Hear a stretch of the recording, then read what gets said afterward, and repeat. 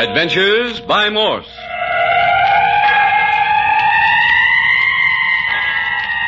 Carlton E. Morse presents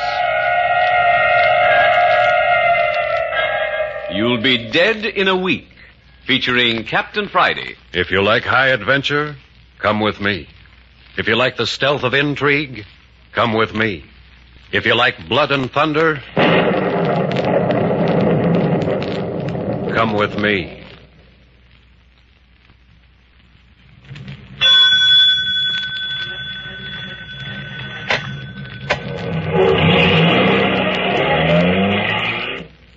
Nine o'clock in the evening, somewhere out on the Strip to the west of Hollywood. In case you don't know, the Strip is a portion of Sunset Boulevard, which runs through and adjacent to some of the more exclusive residential districts between Hollywood and the Pacific Ocean. In the Strip are some of the more expensive shops, salons, and eating and drinking places. The Strip is not a portion of Los Angeles Captain Friday and his operative Skip Turner would be apt to patronize. Certainly not the flossy drinking establishments with soft lights, boudoir furnishings, and intimate music. And yet, here they are, Captain Friday and Skip Turner, uncomfortably seated on two small chairs before a too small table in a half-lighted corner of Maggie's intimate drinking salon. Hey, Captain. Huh? You sure enough trying to bore me to death. You aren't any more bored than I am. Well, then what are we sticking here for? All this plush and soft lights and elegance. Business. We gonna do business in Maggie's intimate drinking saloon? Not saloon. S-A-L-O-N? Salon. Well, pardon me while I arch my pinky. Hmm. I asked you a question, Captain. Did you? Yeah. What kind of business we got here in Maggie's place? By the way, where is Maggie? I don't know. Well, it says Maggie's saloon. Salon. Yeah. All the folks I've seen is a hat-check girl out yonder, the one waiter, and the bartender in the next room. And you know, that ain't very many people. Not a very large establishment. Yeah. Seat about 20 or 30 at the most. That's what it means by Maggie's intimate drinking salon. Small, quiet, and exclusive. Yeah, darned exclusive, if you ask me. We're all the guests they got. Isn't there anyone in the other room? Nope, I didn't see in there. Nobody but the bartender and the piano player. That makes 4 of them and only 2 of us. Piano player, bartender, waiter, and hat-check girl. Now, look at Cap, about this hat-check girl. Skip, right at the moment, we're not interested in hat-check girls. Who ain't interested in a hat-check girl? Oh, you mean the business we got here? Right. Oh. Okay, spill it. Just a minute. Waiter's coming over. Why? We don't want no more of this stuff. Order anyway. Will there be something more, gentlemen? I guess so. Same as before. And you, sir? Yeah, bring me a glass of milk. Milk? That's what I said, milk. I beg your pardon. Go on, get me a glass of milk and quit looking like you never heard of the stuff. I will see what can be done. Hey, and wait a minute. Yes. Why ain't that piano player in there playing? It is a little early in the evening yet. Well, it ain't early if he's got paying customers, is it? I will have to take that up with him. You do that, will you? And tell him to rip off the last roundup of the Darktown Strutters Ball, something like that. I will mention your suggestions to him. Darktown Strutters Ball. No, I don't think he cares for me. Can you blame him? When did you take up milk as a beverage? Oh, I'm just ordering milk now on account of it makes our waiter so darn mad. He takes it as a personal insult. Hey, what's that? Letter? Well, yeah, I can see it's a letter. Hey, does it explain the reason for our being here? Yeah. Want to hear it? Why, sure. Kind of fancy paper, ain't it? Ain't that a girl's handwriting? Yes, it's fancy paper and it's a girl's handwriting. Anything else you want to know? Yeah, what's it say? If you'll keep still long enough, I'll read it. Okay, shoot. Letter's signed Eve Carson, girl who wired us in San Francisco. This is what she says. It will be very much to your advantage to meet me in Maggie's intimate drinking salon on the Strip sometime between 8 and 9 this evening. I will come directly to your table and join you as though I were an old friend. Please treat me as such. What I have to say to you will take only a few moments, but will mean a great deal to me as well as to you and your friend. Eve Carson. Is that all? That's all. And that's why we're here, huh? Meet Eve Carson and treat her like an old friend. That's right. Yeah, let me have a look at that letter. Go ahead. Very much to your advantage to meet me. Does she mean by that she's young and good-looking, you suppose? Yeah, give me that letter. Well, I always did say it was to a fellow's advantage to meet a young, good-looking girl. But looky, Cap, she said between 8 and 9, and it's 10 minutes after 9 right now. Yeah, I know. You mean she ain't coming? You know as much as I do. But if she's not coming... Hold it. Waiter's coming back. Mm-hmm. Well, hi, sport. See you found some milk. Quite. Sure, I knew you'd find some if you tried. However, I am to inform you this is positively the last milk I can serve. This is all, huh? Positively. Don't know any accommodating cows personally, I don't suppose. If you please. Okay, let it go. Hey, did you talk to the piano player? I did. Well, why ain't he playing? He is not so disposed. He's what? He is not so disposed. Now, what kind of talk's that? Did you tell him I asked for him to play? I did. What'd he say? I'd rather not say. Oh, he did he? Well, darn, he's ornery hide. Hey, Skip, sit down. But, son... Sit down. Here you are, waiter. Keep the change. Thank you. Okay, beat it. With the greatest pleasure. Captain Friday, we're being insulted by the whole outfit. You started it. Me? You've been riding the waiter ever since we came in. Yeah, but I ain't done nothing to the piano player. I mean, not yet, I ain't. And you're not going to do anything to him either. Just rough him up a little, maybe? No. He a friend of yours? No. Well, then what hurt? We aren't starting anything in this place until we know why we're here. Well, it don't look to me like we're ever gonna know. Her girlfriend Eve Carson said between 8 and 9, and it's 9:15 right now. Wait a minute. Somebody's coming in. Oh, sure enough. More customers. No women, though. You can see out in the hallway? Yeah, 3 men. Giving up their coats to the hat check girl. Funny place for 3 men to come without women. Well, after all, we came without women. For a reason. Besides, we expected to meet a woman here. And here they come. Yeah. Sitting down across the room from us. Queer-looking setup. Skip, Yeah? do you have to stare at him? Huh? Was I? Yeah. Now relax. Hey, do you see what I see? What do you see? Well, 2 of our 3 customers are gorillas. They're toting pistols, and they don't seem to care who knows it. Well, on the flea bit side, don't seem to have much in common with the 3rd member of the party. Yeah, he's a kind of nice-looking fella, ain't he?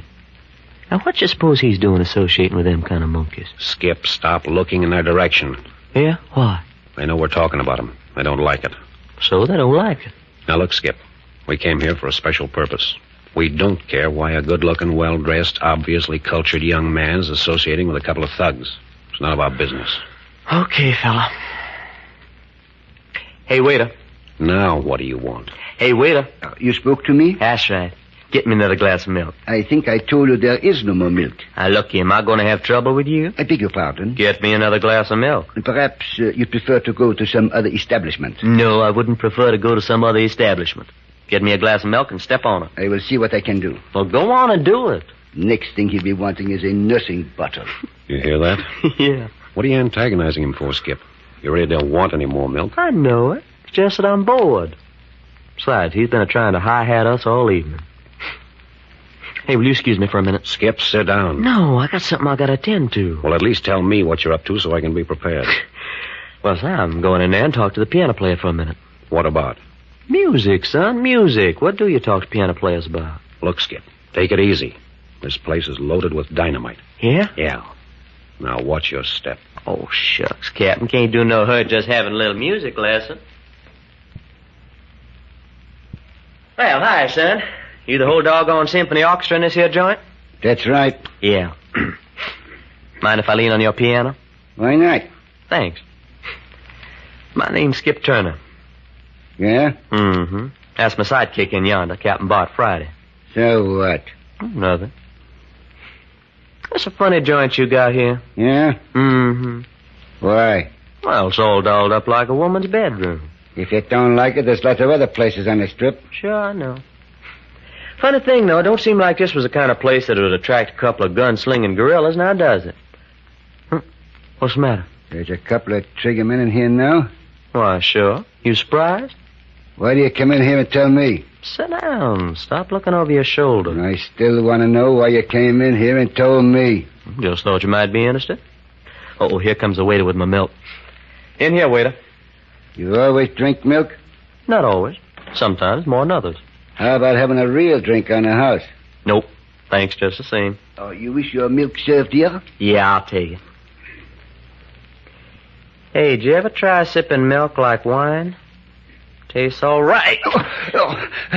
You threw that milk in my face. Yeah, I throw that glass of milk in your face. How dare you? Listen, son, don't never try to serve me no Mickey Finn. Don't never do it. Especially in a glass of milk. You threw that milk in my face. Look at my uniform, ruined. Maybe you want to make something of it?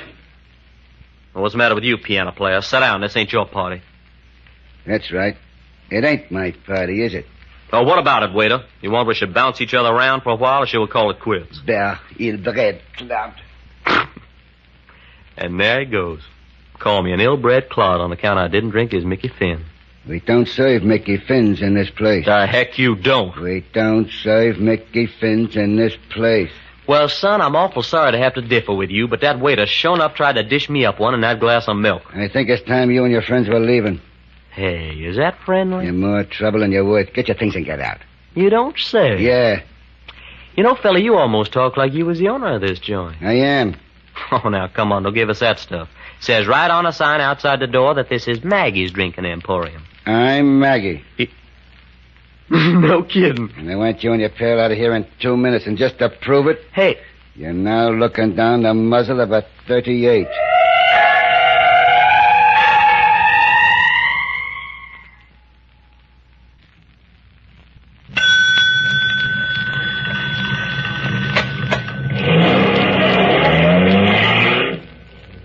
Captain Friday and his right-hand man, Skip Turner, rushed from San Francisco to Hollywood on a strange and mysterious mission. They were directed to Maggie's intimate drinking salon on the Sunset Strip, where they were to meet a certain Eve Carson. So far, all they've discovered is Maggie, and Skip has just found out that Maggie is a pretty tough customer. I'm Maggie. no kidding. I want you and your pal out of here in 2 minutes, and just to prove it, Hey, you're now looking down the muzzle of a .38. well, darned if I ain't. Say, that was a cute trick, flipping a pistol out of your coat that way. Never mind the compliment. Gather up your pal and get going. Can you play that 38 as good as you play the piano? I hope for your sake I don't have to show you. Yeah. Well, I'm mighty glad to see you're standing up. What do you mean? Because I just hate hitting a fellow when he's sitting down. Oh, goodness, son. You sure did go down easier than I expected. Feeling kind of rubbery in the knees. Mm-hmm. Well, it's just like I always said. A fella shouldn't never ought to pull a gun unless he intends to use it. Fella, you're just playing out on your feet. That's it. Sit down. Okay, sprawl on the piano if that's how you feel. I gotta be getting back to Captain Friday. Nice meeting you. Be seeing you later. Hey, Captain, you... Well, I'll be doggone, a little old female girl. Where'd you get her, boss? Don't pay any attention to him. He's only Skip Turner. Hello, honey. Hello, Skip. She's ours all right, ain't she?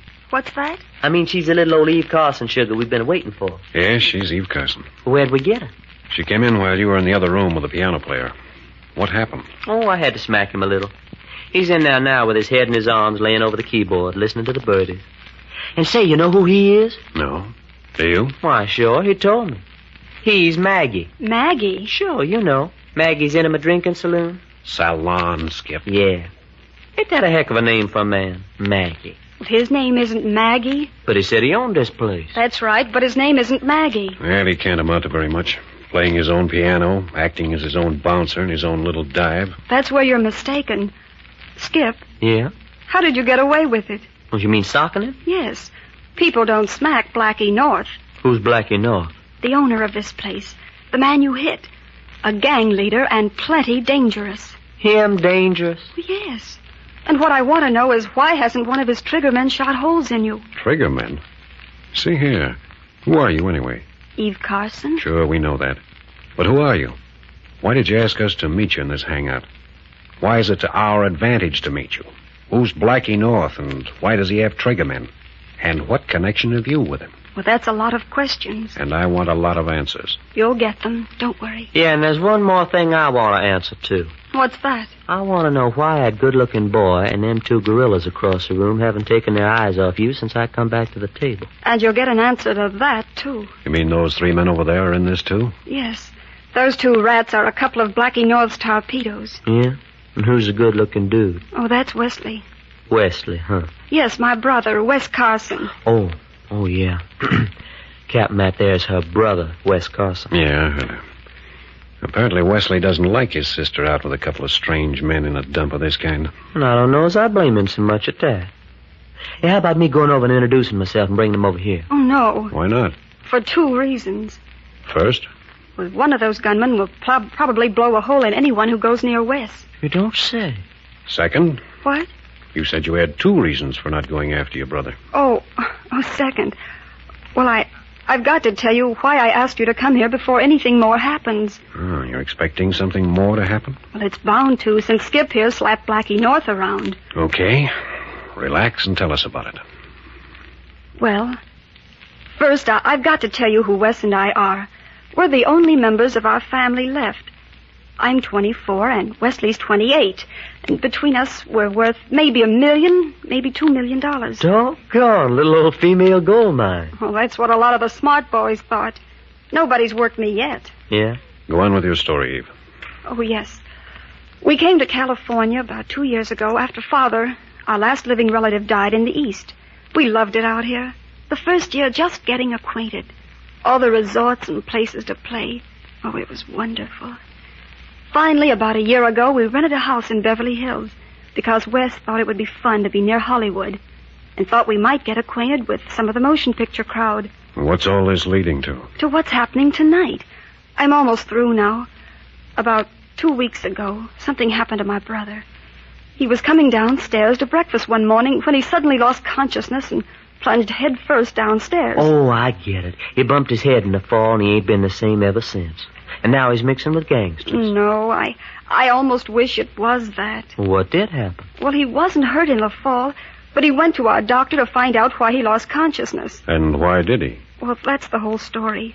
There's something dreadful the matter with him. Something incurable. I don't know much about it. All I know is the doctor told Wes, in a week, you'll be dead. What's that? Hey, he didn't. Yes, he did. In so many words, in a week, you'll be dead. You didn't just take one doctor's word for it. Oh, no. We checked with 3 other specialists. And they all say in a week your brother over yonder will be dead? Yes. Well, where do we come into the picture? Well, I heard about you boys. Read about some of your adventures.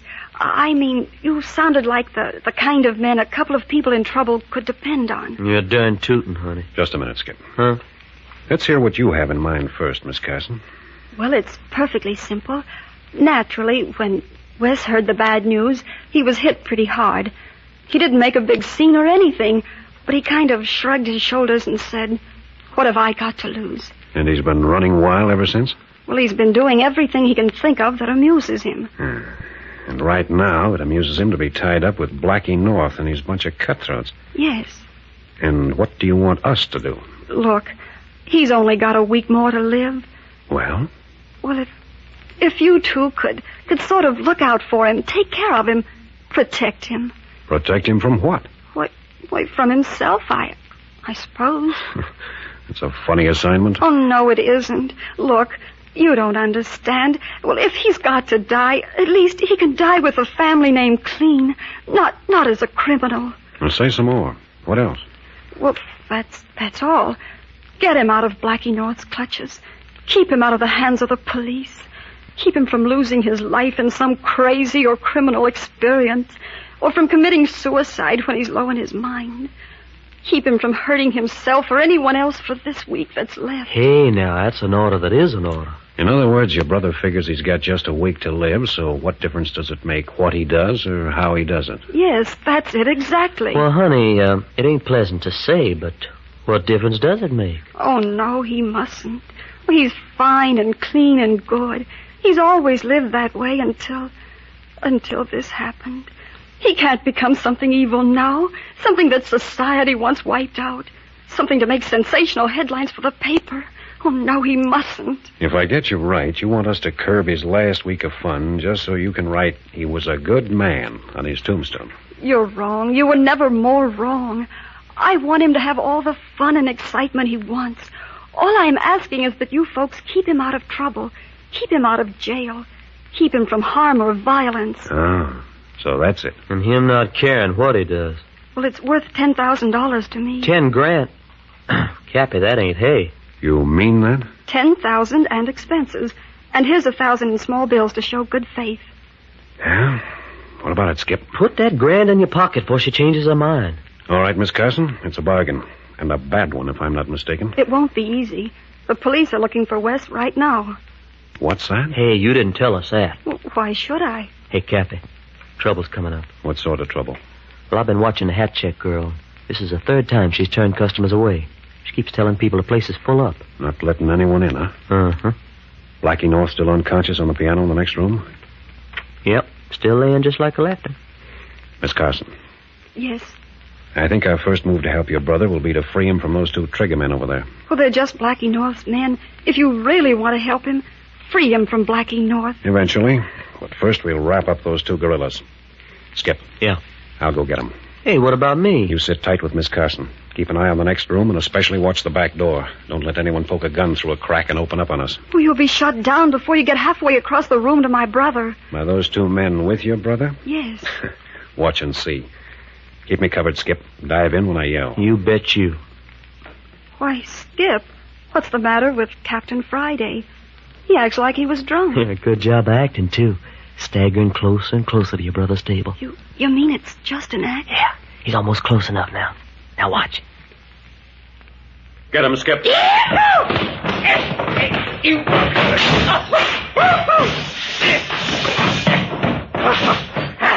Captain, that's both of them. And now, if you'll excuse me, son, I'll tap that waiter on the chin and make it 100%. Hello, Wesley, old kid. Boss wants to talk to you. Say, what's the idea? Who asked you to crash my party? Sorry to butt in like this. Well, I was sitting here quietly drinking with a couple of friends. The next thing I know, you 2 have beaten them into unconsciousness. Take it easy, fella. Well, who do you think you are, anyway? How about coming over to our table and talking it over? Why? Because I think that's how your sister would like it. She is your sister, isn't she? Eve? Certainly. Now then, come on. Well, how'd we do, Miss Carson? You boys are rather wonderful, you know that. Oh, how the lady does talk. Sit down, Carson. Hello, Wes. What's the idea, Eve? Are you the cause of all this? The cause of what, Wesley? Well, the whole Blackie North gang lying around like a bunch of stiffs. Even Blackie himself sprawled across his piano in there. Do you really mind? I mean, they're nothing to you, are they? Oh, why should they be anything to me? I just thought they might be amusing. But, Eve, if you think anyone's going to bounce Blackie North and his men around the way they've been bounced around tonight and not pay for Well, how about letting us worry about that, son? Well, who are you? Oh, I'm sorry. This is Skip Turner, and this is Captain Bart Friday. Will somebody tell me what this is all about? Sure. Your sister here has hired us to play bodyguard and fall guy for you during the next week. She told you I'd be dead in a week? That's right. And that during that time I intend doing whatever it suits me to do? Yeah. And you 2 guys are crazy enough to agree to see me through? Why not? Suits me. You asked for it. Hey, you seem doubtful, fella. Well, naturally. Dangerous, huh? Unless you or the police put Blackie North out of the way, he'll get you. As sure as we're sitting here. Yeah, let's not worry about that for now. Your sister said the police wanted you. Eve, you told them... Why not? They're here to protect you from the police as well as everyone else. Is that on the square? Looks like it. We gave our word we'd see you through everything for a week. Well, if you mean it. We do. Now, why did the police want you? They don't know they want me. They just want the guy who stole this handful of diamonds out of a certain movie star's bedroom last night. Holy mackerel, Captain. Look at them diamonds. Anybody else know you stole them? No. Why'd you do it? Just for the thrill, just to see if I could. Mind if I take them? Sure, why not? What do you want them for? You know, just thinking how pleased the police would be to come along and find these diamonds in Blackie North's pocket. What's that? Yeah, and how surprised Blackie'd be. You mean plant them on Blackie? Why not? Didn't you say that unless we finished him off or the police got him, he'd stop at nothing until we were dead? Yes, that's true. Then we're doing 2 good deeds, helping the police capture a criminal and fixing it so we won't be murdered. Skip, go out the bar and get the police on the telephone. Tell them to hurry out to Maggie's intimate drinking saloon. Salon, Skip. Yeah. And what'll I say when they ask me who's talking? Oh, tell them you're a fairy godmother to all good policemen. Man, that's something I always wanted to be. Fairy godmother to a policeman.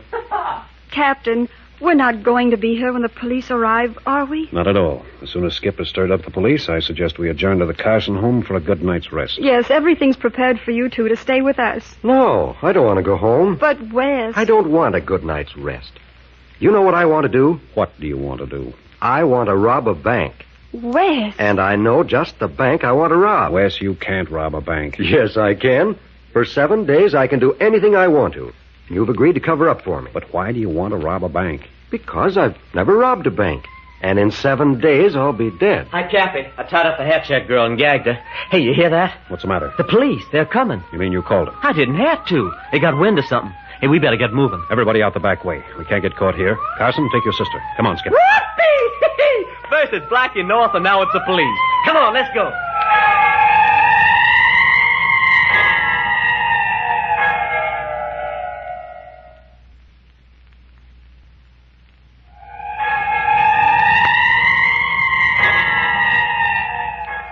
Here is a strange assignment for Captain Friday and Skip Turner.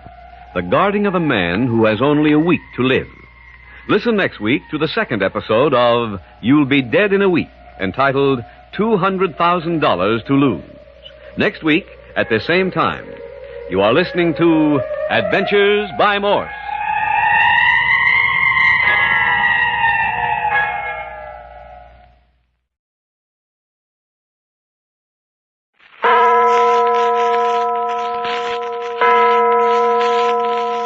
Adventures by Morse. Carlton E. Morse presents You'll Be Dead in a Week, featuring Captain Friday. If you like high adventure, come with me. If you like the stealth of intrigue, come with me. If you like blood and thunder, come with me.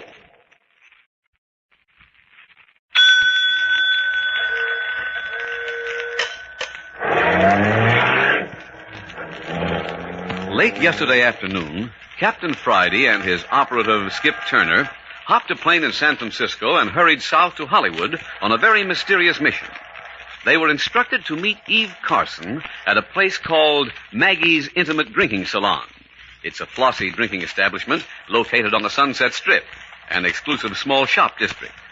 The two boys landed at the municipal airport, hustled off the plane, and grabbed a cab to their destination. They found Maggie's Intimate Drinking Salon an intriguing spot, but they were even more intrigued with the story Eve Carson was telling them. Right from the beginning, Miss Carson.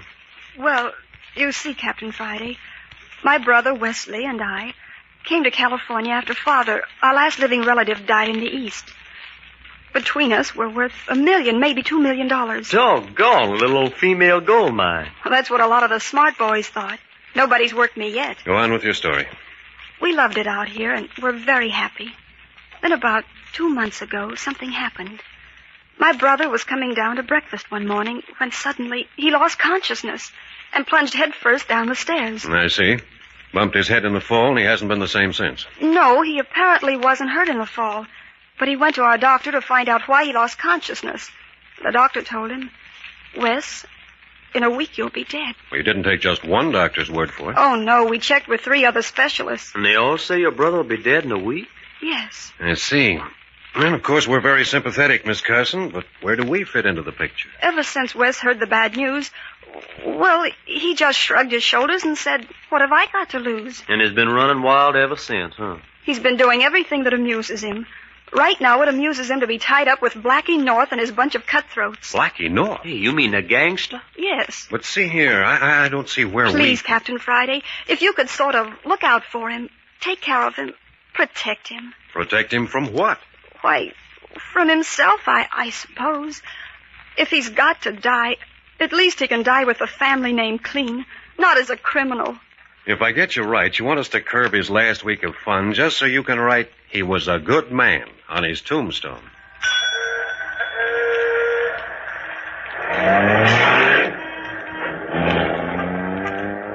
But this little conference wasn't the only thing that took place at Maggie's Intimate Drinking Salon.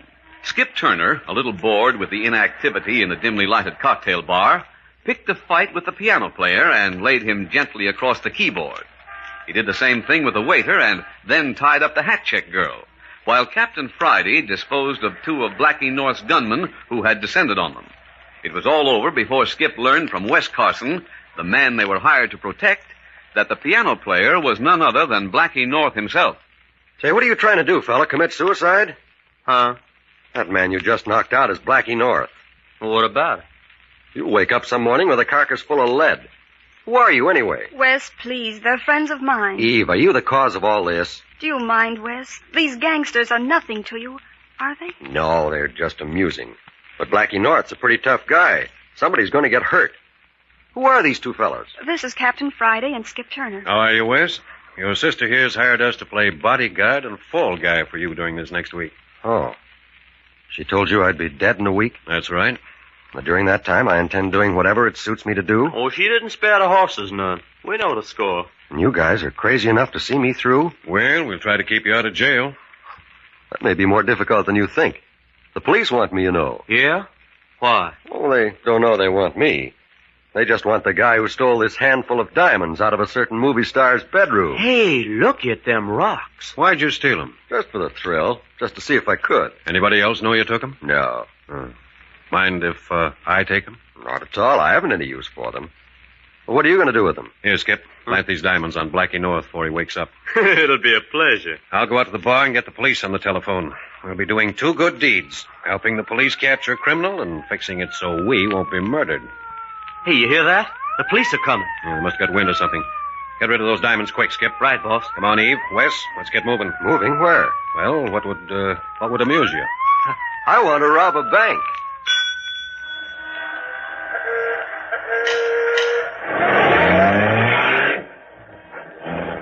And so the little party left Maggie's intimate drinking salon and retired to the Carson home in Beverly Hills to plan a bank robbery. That was last night. This morning, Captain Friday and Skip are seated in the breakfast nook, wondering about their next assignment with Wes Carson. Hey, with all this leather upholstery on the window seat and a glass top on the table, this looks more like a cocktail bar than a breakfast nook. I can see you don't get around much in Beverly Hills, Skip. No, and I ain't used to going without breakfast neither. What gives? Miss Carson's preparing it, I believe. It's the maid's day off.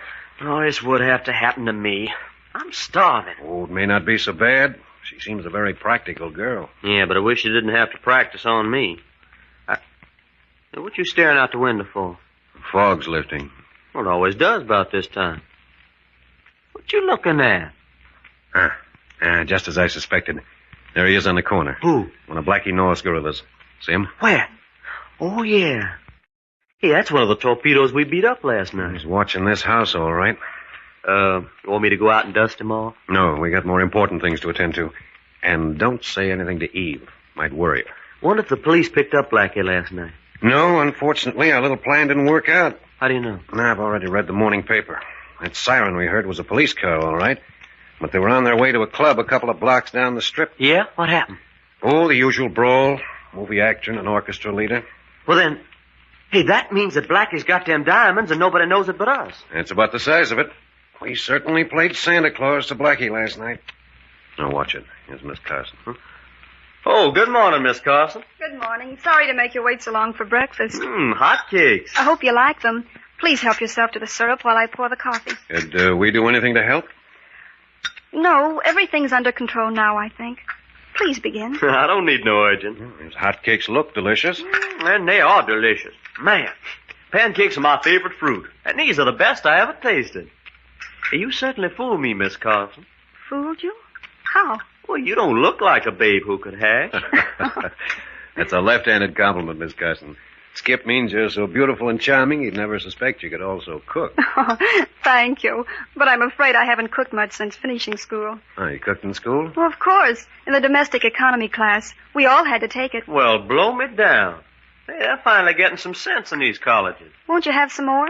No, thanks. Better save the rest of that batter for Wes. He'll be hungry when he wakes up. You're sure he's all right, Captain Friday? Oh, yes. I only put one sleeping tablet in his drink last night. They're harmless. I do wish you weren't so set on robbing a bank. So do I. And if it wasn't for you and your pancakes, Miss Carson, I'd be tempted to take it on the lamb right now. But he is set on it. That's why I gave him the pill last night, so I could make a few phone calls. Do you think he can manage it? Safely, I mean. Well, Mr. Jordan's on his way here right now. Mr. Jordan? He's the manager of the city bank. Your bank, I believe. Oh, yes, of course. You say he's coming here? I'm afraid we'll have to take him into our confidence. Oh, Captain Friday, I love my brother. He's such a good, clean boy. Don't let anything happen to him. Please. We'll do our best, Miss Carson, but robbing a bank is dangerous business. I know. And sometimes I think I shouldn't. But I do want him to be happy for this last week. Probably Jordan now. He said he'd be right over. Where would you like to talk to him? Right here will do. I'll bring him right in. Hey, you know this fella Jordan, boss? Not very well. I've met him. Well, what if he won't go for the deal? I think we can handle him. Mr. Jordan says he knows you, Captain Friday. How are you, Jordan? Well, Captain, it's good to see you again. This is my right-hand man, Skip Turner. Well, glad to know you, Mr. Jordan. Thank you. Well, Captain, I brought along Miss Carson's bank statement, but I must confess I'm a little puzzled by the mystery. I think I can clear it up for you. May I see the statement, please, Mr. Jordan? If it's agreeable to Miss Carson. Quite.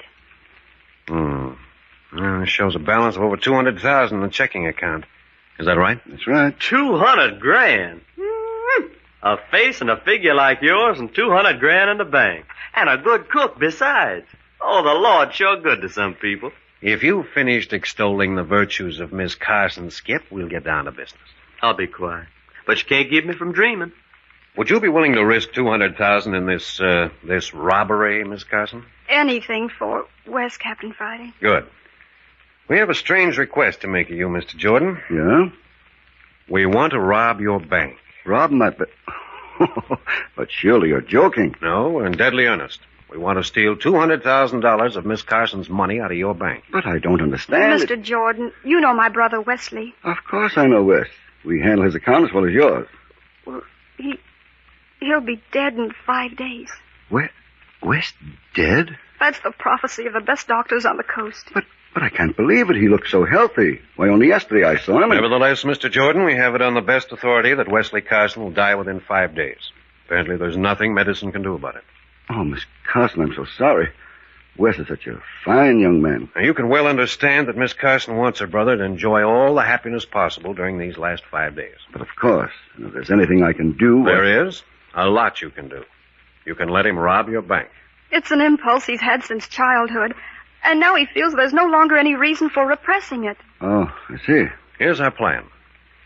Miss Carson will give you a check for $200,000. You distribute this money among your tellers. We'll stage the robbery, enter the bank, and steal Miss Carson's money. Will you cooperate? Well, of course I'd like to help, but robbing a bank, there are difficulties I'm sure you haven't thought of. Difficulties? What are they? Well, in the first place, we're insured against robbery. You'd have to have an understanding with the insurance company. I talked to the president of the insurance company last night. He's agreed to delay the investigation for 6 days, after which time all the stolen money will be found in an ash can at the rear of the bank. Then you can tear up Miss Carson's check. Well, if the insurance company's agreeable, but what if something goes wrong? Well, you're protected. You have Miss Carson's check. You owe her nothing. You're out nothing. Have you fixed it with the police? No, I don't think they'd approve. And secondly, I'm afraid Wes might suspect. Yeah, and as long as we're in this, we might as well enjoy it. I'm afraid I don't share the same craving for excitement. When would this hold-up take place? This afternoon. Skip, Wes, and I'll enter the bank about 10 minutes to 3, just before closing time. Oh, good heavens. You mean you want to stage this robbery in broad daylight? Why not? But Wes is well known at the bank, and a lot of people know you. You'd be recognized immediately. You leave that to us. I can assure you none of us will be recognized. You mean you'll wear masks? Oh, something like that. But I have a gun in my desk. I'd be forced to use it. I know. Top drawer, left side. Just leave it in the same drawer, and you won't have a chance to use it. But the more I think of this, the more ridiculous it seems. Robbing a bank in broad daylight. You can't get away with it. Well, it has been done. I know, but they were professionals. And besides, they're usually caught sooner or later. And another thing, there's an electric button under every teller's window. The moment one of them got suspicious, a light touch on one of these buttons would bring the police. Well, the tellers won't touch any buttons. Not if we have them covered. Those tellers are mostly girls. I'd never forgive myself if anything happened to one of them. Nothing worse than a fainting spell, I assure you. Well, I'll take care of the ladies. That's my department, Mr. Jordan. And they'll have something to talk about for the rest of their lives. You're forgetting about our guard. He also carries a gun. Oh, Hennessy? I'll take care of him, too. I don't know. He's a good man, Hennessy. Well, good men are my specialty. And it's settled? Will you write out a check for $200,000, Miss Carson? Not so fast, Captain. I haven't agreed to anything. Mr. Jordan, put yourself in the place of Wes Carson. Please, Mr. Jordan. He only has 5 days. I know, Miss Carson, but robbing a bank... You've nothing to lose, Jordan. To all outward appearances, this will be an ordinary holdup as far as you're concerned. If we're caught, we'll take the rap. Why, I could lose my position or land in jail. Not at all. You're not to implicate yourself in any way. Well, then... Is the check ready, Miss Carson? Here it is. $200,000 drawn on Mr. Jordan's bank. Well, I'll try. Oh, that's the way to talk, fella. We'll have a lot of preparations to make, Mr. Jordan, so you'll excuse us if we rush you off. We'll see you later in the day. Good heavens, you really mean you're going to do it today? At 10 minutes to 3. Oh, dear. Well, all right. But I warn you, I'll have to do my best to stop you. Of course. That's the way we want it. We'll take our chances. Well, goodbye, good luck. I certainly hope everything goes off smoothly. You don't know how grateful I am, Mr. Jordan. I'll see you to the door. Oh, dear, 10 minutes to 3. Come on, Skip. We've got to wake Wes and then do some shopping. And then rob a bank in broad daylight. Man alive, this is right down my alley.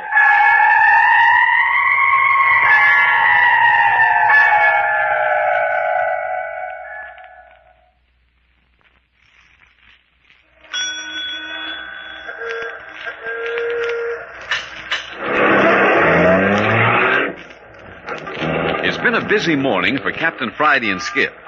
After waking Wes Carson and finding him none the worse for having taken a sleeping pill the night before, they left him eating a hearty breakfast while they departed on a shopping tour. The tour included a Hollywood studio arsenal, where they procured several rounds of blank cartridges, and a Hollywood costumers, where Captain Friday selected a number of articles of clothing and makeup items. They're now in an upstairs bedroom of the Carson home, getting ready for the big adventure, the robbing of a bank in broad daylight. Well, how do I look, Cap? Like a real ranch hand? I'd say a cross between a ranch hand and a member of a hillbilly band. These blue jeans are a little tight. Well, that's in character. All cowboys wear 'em tight. I gotta get used to these high-heel boots, too. Feel like I'm falling down all the time. You better get over that feeling quick. The slightest mistake this afternoon, we'll all be falling through a hangman's trap. Hey, you think we can depend on Carson keeping his head? I can't tell what he'll do in the excitement. We'll have to watch him close. Have you put the blanks in his gun? Not so loud, Skip. Carson's in the next room. Yes, all the guns are carrying blanks. Oh, don't trust me either, huh? Of course I trust you. But I know there's nothing like the sound of a gun going off to let people know you mean business. Hey, you mean we may have to let somebody know we mean business? I don't think so, but we're ready if we have to. I'll get it, boss. Well, howdy, partner. Just drove 100 hay to candle down from the Bar X. They're mighty thirsty, and so am I. How about a water in my stock while I wet my whistle? Good boy, Wes. You're a born rancher. Think I'll do? Sure you will. Oh, come in, Miss Carson. Isn't Wes wonderful? With that blonde beard, I'd never know him in 1,000 years. Yeah, and that 10-gallon hat makes him 6 inches taller. Yeah, let's see, Wes. Let me look at you. Blue serge suit, cuffs tucked into high-heel boots, stiff collar, bowstring tie. Yep, you'll do. You're a wealthy cattleman if I ever saw one. Gee, this is exciting, isn't it? I never had so much fun in my life. I had an awful time getting him away from the mirror. You should have been an actor, Wes. Well, how you like me, Miss Carson? Of course, I ain't a wealthy cattleman like Wes and Captain Friday here. Me, I'm just a poor ranch hand that drives that big car and does all the dirty work. I love your long sideburns. And that false nose makes you look positively beautiful. Yeah, but the thing is, if you saw me on the street, would you know me? Well, if I did, I don't think I'd admit it. But seriously, boys, the disguises are wonderful. Even though Mr. Jordan knows you, I don't think he'll recognize you in those outfits. I hope you're right. Our lives may depend on it. Now, let's go over our plan again. I'll get in character by rolling a cigarette. Get this now, both of you. We'll drive Miss Carson's sedan up to the curb in front of the bank. There'll be a piece of blanket hanging from the trunk in the rear. The end of the blanket will cover the license plate. That sounds all right. Naturally, I don't want Eve implicated in any way. Now we're at the bank. We go in together. Skip a little respectfully behind Wes and me. We go straight to Jordan's office behind the little wooden railing, Wes. What do you do, Skip? Oh, I look for Hennessy. He'll probably be around the counter in the middle of the floor. Hennessy? Oh, yes, that's the guard. He ought to be easy to spot in his uniform. Oh, I'll find him. And then I ask him to show me to the washroom. It's in the rear of the building. Hennessy prides himself on being a gentleman, so I think he'll escort you back there. Well, if he don't, I'll have a gun in his ribs. He'll be polite, all right. When you get to the washroom, you tie him up and gag him. You got your materials? Right here. Lariat and yellow scarf. Good. Then you get back and cover the entrance.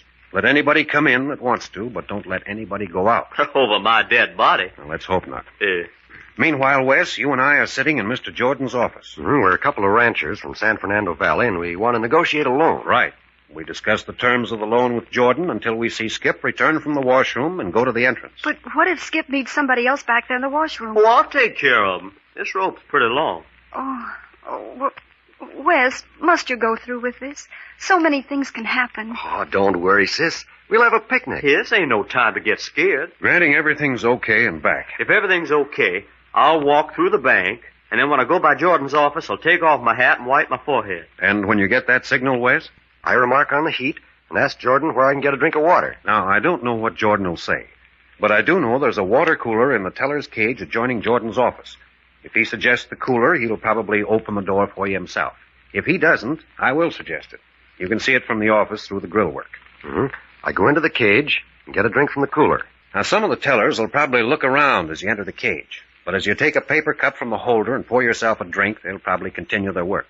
I finish my drink and whip my gun out of my coat pocket and order all tellers to step back 2 feet from their windows. By this time, I'll have taken Jordan's gun from his desk drawer. With the gun in Jordan's back, we'll both go into the cage. I'll have the tellers covered, all 5 of them. I take this sack from under my hat like this, and then I go to work in the number 1 teller. Right. You order him to empty his drawer into the sack. Then you go on to the next teller. If all goes well, it shouldn't take more than 30 seconds to empty all 5 drawers into the sack. Then we back out the same door we came in and break for the entrance. Not break exactly. Walk. Don't run. A lot of people in the bank won't even know what's going on. The less commotion we make, the better. Yeah, and don't forget your sack, Wes. Oh, no. It's full of money, and I've got it under my arm. I walk outside and get in the back seat of the car. I get in the front seat and start the motor. But what if you're jammed in? You know, a car in front and a car in back. In Beverly Hills, cars park facing the curb. Nothing can get in front or back of us without blocking the street. Oh, of course, I know that. I guess I'm so nervous I can't think. Now, I back out into the street facing south. Skip? I keep the entrance covered until I see you're ready. Then I run and jump into the front seat beside you. And we're off. Once we get into the canyons and the hills, we'll change our clothes and get rid of our disguises. We stuff the blanket into the trunk so our license plate shows. We drive calmly back here and park the car in the garage. Once we get that sack of money in the house, we're safe. Sounds great.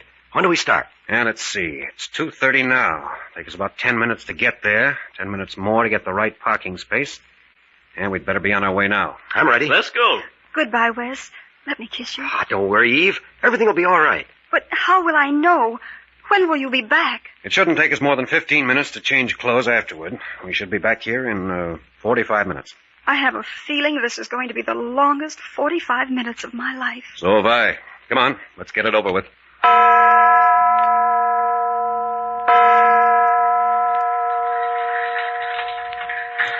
You see, gentlemen, the appraisal of the property... Mr. Jordan, may I see you for a moment? Yes, of course, Mr. Littell. Would you excuse me for a second? Yes, certainly, Mr. Jordan. Only take a second. I'll be right back. Watch it now, Wes. Skip has taken Hennessy into the back room. He should be back by now. And we can't make a move till Skip's at the front door. What if he doesn't show up? Don't worry about Skip. He'll hold up his end. And we just stall along with Jordan? That's the idea. Watch it. Here he comes back. As I was saying, gentlemen, you must understand that I couldn't make a loan until I'd had your property appraised. That may take several days. I'm afraid we can't wait that long. See, we need the money now. We got a bargain in some beeves up north, Mr. Jordan. And what time is it? Yeah, almost 3 o'clock. Why? Oh, I don't know. Just wondering. Yeah, I guess ain't time to visit no other banks today. They all close before sundown, don't they, Mr. Jordan? Yes, I'm afraid nearly all banks close at 3 o'clock, including our own, gentlemen. Well, we don't seem to be doing no good here. See anything of Bill? Oh, don't worry none about Bill. You take care of yourself. Bill's one of our ranch hands, Mr. Jordan. He don't get a chance to come to town very often. Why don't you gentlemen come in early tomorrow? We'll have more time to talk over your loan. I'm sure we can work it out some way. Early? Say about cockcrow? Cockcrow? Ha ha. Yeah, I always forget you city fellers don't know how to talk time. Cockcrow's 5 o'clock. Oh, I see. Well, I'm afraid that's a bit early. You see, we don't open our doors to the public until... There's Bill. Where? Yep, I see him. I told you didn't have to worry none about him. He must be pretty warm. Bill's taking off his hat and wiping his head. Yeah, it is pretty warm in the city, especially when you're dressed up in your Sunday clothes. Have a drink of water handy, Mr. Jordan? Water? No, I'm afraid we don't. Ain't that one of them newfangled water coolers in that there cage? Oh, yes, but we don't usually... Go on in, help yourself. Mr. Jordan won't care, will you? Oh, no, of course not. But I'll have to unlock the door to the cage. Sorry to be so much bother. When you're so dry, you're chewing on cactus. There you are. Cooler's over there. Hey, what are you doing that door? Button your lip, Jordan. Now ahead of me. Into the cage. It's you. Why, I didn't recognize... Pipe down and do as you're told. Yes, sir.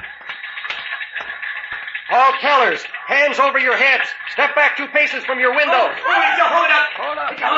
You there, Blondie. Back 2 paces. They're all back. Get going with the sack. Now, you. Dump your drawer into this sack. Keep your hands up and your heads down. All right. Number 2. Into the sack. You'd better do as he says. Yes. Number 3 window. Empty your drawer into the sack. And don't spill any. Now, number 4. Thank you, miss. One more. Thank you very much, ladies and gentlemen. And I'd advise you to stay away from those buttons. The first person who touches one gets a bullet. That's Bill out there in the doorway. He can hit a dime at 100 yards. Come on, bring the sack. Backing out. Keep 'em covered.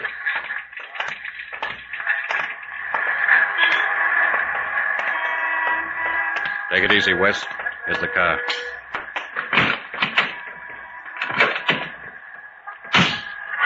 I don't see Skip yet. Keep your eye peeled. Ready to go. Here he comes. Come in. We made it. There's a soldier signaling. Oh, no time for hitchhikers now. He's an MP. Look at his armband. Yeah, waving us down. I'll slow down. Hey, look, there's somebody coming from the other side. They're jumping on the running board. All right, get him up and into the back seat. We're covered from both sides. Quiet, punk. Keep him covered, Porgy. Blackie North, in a soldier's uniform. That's a federal offense, fella. You know that? Look who's talking. I got him now. Take the wheel, Porgy.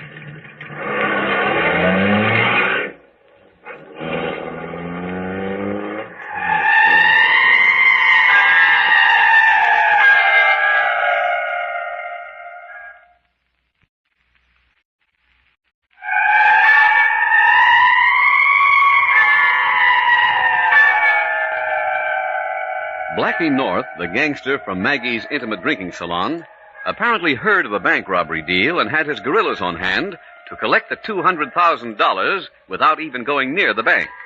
On top of that, he still has the diamonds that Captain Friday and Skip Turner planted on him in the hope the police would find them. A pretty good day's work for Blackie North. Listen next week for the third and last episode of You'll Be Dead in a Week. You are listening to Adventures by Morse.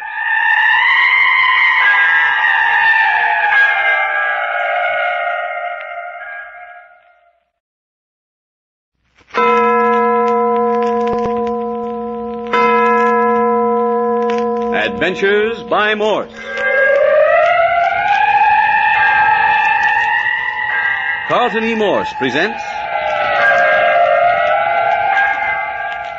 You'll Be Dead in a Week, featuring Captain Friday. If you like high adventure, come with me. If you like the stealth of intrigue, come with me. If you like blood and thunder, come with me.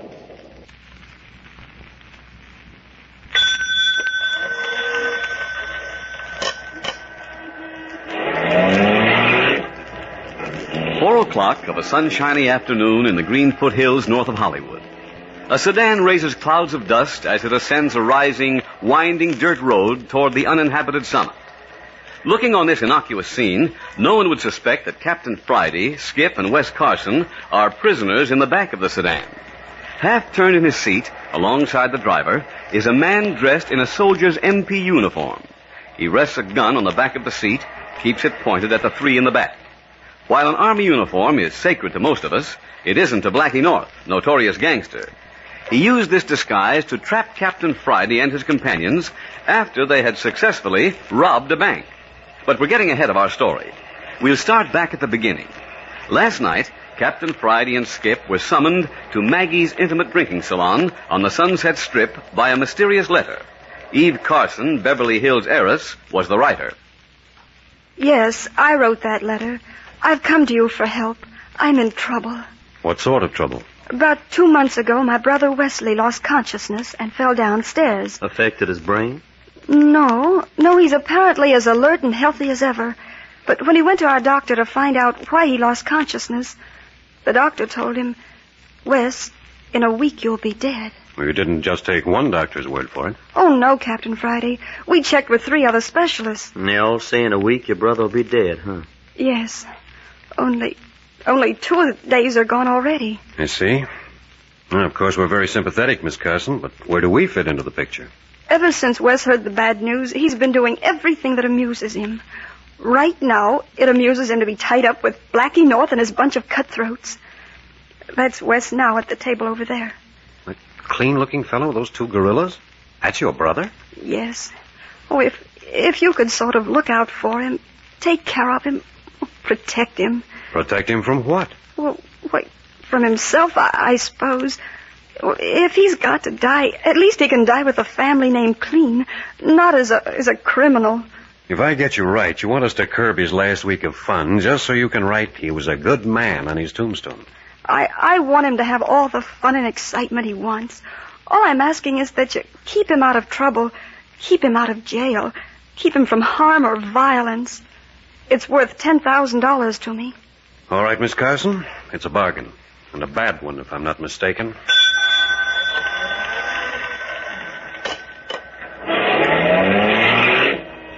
Yes, Captain Friday took the job of watching over Eve's brother, Wes Carson, during his last 5 days. But, as he put it was a bad bargain.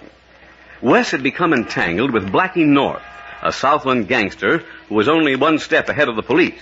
To further complicate matters, Wes, just for the thrill, had stolen a handful of diamonds from the home of a movie star. Captain Friday solved this problem by planting the gems on Blackie North, then called the police, hoping they would search him, find the gems, and stow him away safely behind bars. Before they were able to accomplish this, however, Wes Carson came up with a startling announcement. He wanted to rob a bank. But here's Captain Friday to tell you about that. Yes, Wes wanted to rob a bank, and there was nothing to do but humor him. We arranged for him to rob his own bank by having his sister deposit $200,000 with the cashier before the robbery took place. Wes, of course, didn't know about this, and everything went off as we planned it. Wes picked up all the money in the teller's cages. We backed out of the bank and ran for the car parked at the curb. Skip Turner covered our getaway. I'm in. We made it. Look, there's a soldier motioning us to stop. Hey, no time for hitchhikers now. He's an MP. Look at his armband. We can't turn the corner without running over him. I guess we better stop and see what he wants. Hey, there's somebody coming at us from the other side. They're jumping on the running board. All right, get him up and into the back seat. Into the back seat before I drill you. Blackie North in a soldier's uniform. That's a federal offense. Look who's talking. Take the wheel, Porgy. I'll take their gats. And I don't want to hear a peep out of anybody for 10 minutes. You get it?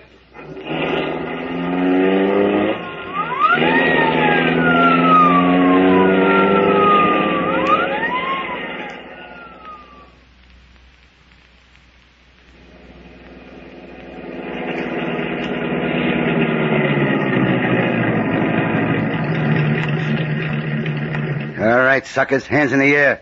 And get out one at a time. You first, Friday. I got him covered, Blackie. You next, Carson. And no funny stuff or I'll dry gulch every one of you. Well, you certainly turned the tables on us, Blackie. Now you, wise guy. Just call me Skip. And keep them hands up. Porgy's a little nervous with his trigger finger. You said it, Chief. It is kind of itchy. Now get moving, single file, towards those trees. Bring the rope, Porgy. Coming, Chief. If you want to play soldier, why aren't you in the Army, Blackie? Because the Army's full of dopes like you guys. I'm smart.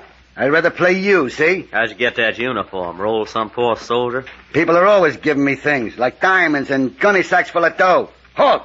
Well, I must say I approve your taste in nature, Blackie. This is a beautiful spot you picked. You won't think it's no picnic before I get through with you, Carson. What are you going to do, burn us at the stake? You pray for burning before long. Lay down, you two. Heads facing that tree. You on one side, Friday, you on the other, wise guy. You mean lie down on the ground? Afraid of soiling your pretty panties? Get down there quick before I bust your skull open. Okay. No need to get rough, Blackie. No? What about that pink tea you gave at my place last night? Yeah, what about it? I got a memory like an elephant. You got a nose like one, too. Yeah, I got it last night. And I ain't forgetting that neither. Shut up, Skip. You're only antagonizing him. All right, you guys. Shove your heads against the tree. Yeah. Like this? Okay. Now put your arms around the trunk. Now flat on your back. Anything you say, Blackie. All right. Go to work with that rope, Porgy. Yeah. Get their arms around the tree and tie their wrists. I got it. Hey, I feel neglected. Don't I deserve some attention? We got something special in mind for you, Wes. How'd you know we were going to rob a bank today, Blackie? You small-time operators. You thought I was out cold last night. You mean you were playing possum? You'd take a better man than that wise guy you got with you to knock me out. Let that be a lesson to you, Skip. Always be thorough. Fine time to be giving out with lectures. There, I guess they won't slip out of them knots. Let me see 'em. Yeah, they're good nights. Yeah. But slip 'em a little tighter. Danny? These guys got too much circulation already. Okay, they see. There. How do you like that? fits me just like a tourniquet. Now get their feet, Porgy. Yeah. The same kind of knots. Same kind. And you, Carson, keep those hands up. How about putting him behind my back or something? I've been holding him up a long time. You keep them up there, I'll saw your fingers off one by one. Yes, sir. Hey, listen, what's that? What, Chief? I thought I heard a car. Wouldn't be no cars up here. Probably the police after the bank robbers. I didn't hear nothing, Chief. Well, hurry up with that rope. Okay. Since you overheard everything last night, Blackie, then I guess it was your man you had staked outside the Carson home this morning. Sure. We've been tailing you all day. Congratulations. I only saw him once, through the window. You hear that, Porgy? That'll cost you. The frog went up like a scared window shade, Chief. It never did that before. Don't let him jip you out of your share, Porgy. Shut up, you. How are them ropes, Porgy? Well, they're all tied up like fish in the net, Chief. Yeah, good and tight. Good job, Porgy. Yeah. Maybe I won't find you for that lousy tailing job this time. Thanks, Chief. Say, I can't stand this much longer. Can't I rest my hands and my head? I'm giving the orders, and I said keep 'em up. I'll get around to you just as soon as I tend to a little unfinished business. And now you, wise guy, you beat me up last night, didn't you? Well, I didn't even hurt you. You said so yourself. But you meant to, and now it's my time. How do you like this, wise guy? Oh, look here now. You can't kick a man when he's down. Oh, can I? Just watch. Oh, you dirty You Look that flying tackle. Attaboy, West, get him. Hoggy, hit him on the head. Don't shoot, hit him. Get his head out in the open, Chief. That's it. I guess that'll stop our little football player. Hit him right back of the ear with a butt, Chief. Good aim. You've killed him, Blackie. Nah, he'll be all right in a couple of If years. he dies, you'll go to the chair. You know that. Who'll tell on me? You guys are gonna lay here till you rot. Won't do you no good to yell, neither. Nobody can hear you up here. Listen, Blackie, I don't care about myself, but you'd better take Carson to a hospital. He's bleeding around the ear. He asked for it, didn't he? So long, you guys. Hope you enjoy the wine. Come on, Porgy. How are you, Skip? Okay. Hurt much? Oh, just a couple of busted ribs. Is Wes breathing? Can you see? Yeah, I think he's breathing all right. He's in a bad way. We've got to get him to a hospital. Yeah. Any ideas how we're going to do it? Well, there go our friends. Yeah, I'm glad to see him go, if you ask me. But Porgy must have spent some time at sea. The more I work my wrists, the tighter these knots get. Yeah, same here. Yeah, we're in a pretty pickle, all right. Hey, I wonder if it'd do us any good to yell. No, nobody'd come up here, even on a hike. Yeah. Makes you feel kind of alone. Yeah. Skip, Yeah? I've got a hunch. What? I think Blackie made one big mistake. What? Tying us both to the same tree. I don't get it. Look, if you slide around a little, your wrists would be directly in front of my face. Try squirming around. Okay.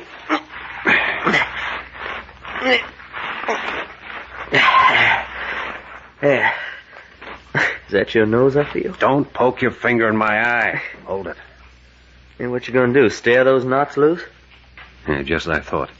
This isn't rope at all. It's sash cord. Well, same thing, ain't it? But it isn't nearly as thick. Hold still. And what you doing?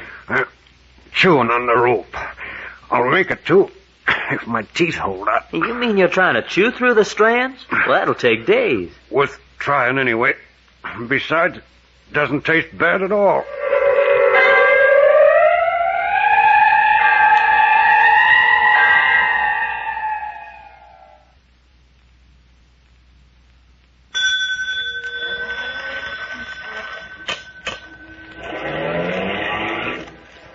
Blackie North and his torpedo Porgy overheard the planning of the fake bank robbery and devised a means of cutting themselves in on the $200,000 taken from the bank.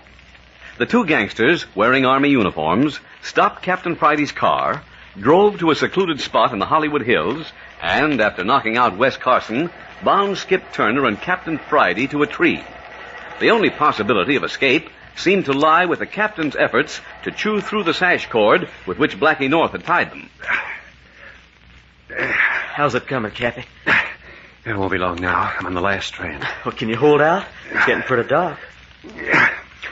Jaws are tired and my mouth's full of rope.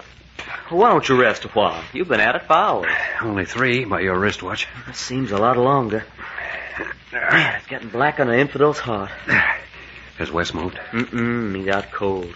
That's an awful gash he's got behind his ear where Blackie hit I him. hope he isn't dead.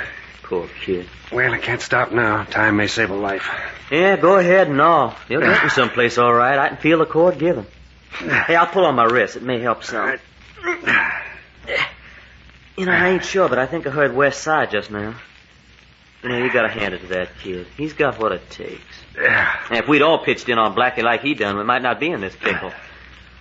But then on the other hand, we might all be laying flat like West. Yeah, I guess we had a better chance this way. Keep going, Captain. I'm helping all I can. Hey, I'm loose. You did it, Captain. Thanks to a good dentist. Now, wait till I get this rope off my wrist and find my knife. That's another mistake Blackie made, not frisking. Yeah, well, how was he to know you had a row of razor blades in your mouth, Captain? Well, I'm through using my knives for a while. How about yours? I got it. Boy, my hands are so numb I can't hardly feel it. Now, rub your hands together. Oh, they'll be all right. Here we go. Ooh, like needles, the blood running back into your fingers. Yeah, it only hurts for a minute, though. Mine are practically all right by now. Here, I'll cut your feet loose. Now, how about your own? After you. It'll only take a second. There, that's it. Now, give me the knife. I'll get yours. I reckon I would have to be a sort of an acrobat to do it myself. Porgy was right about this being a fishnet. I guess that does it. Woo-wee. Wonder if I can stand up. Yeah, my feet are not so bad. Good thing they left our boots on. Yeah, my feet are a lot better than my hands. Now, let's take a look at Wes. Yeah, here he is over here. Wait a minute, I'll strike a match. Yeah, poor kid, he's bled quite a bit. His pulse is beating. Good, maybe he's got a chance. If we can get him to a doctor.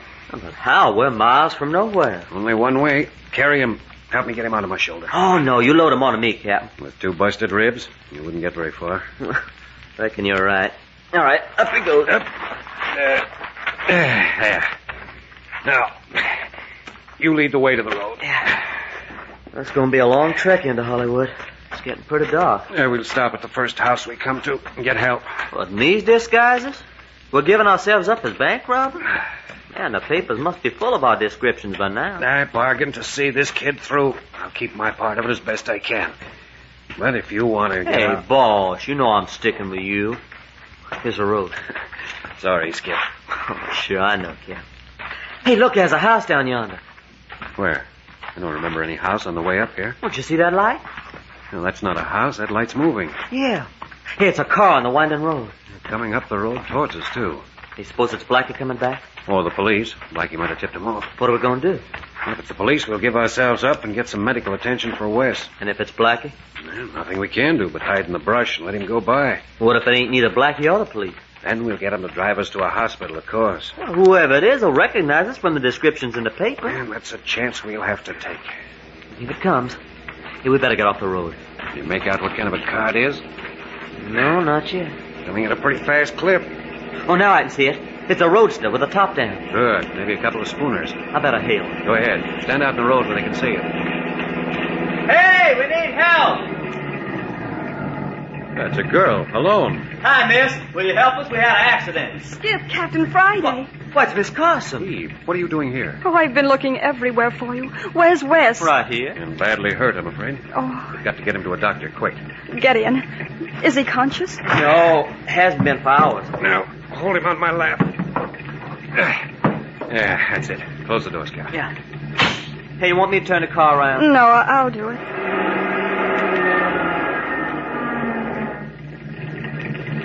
Good girl.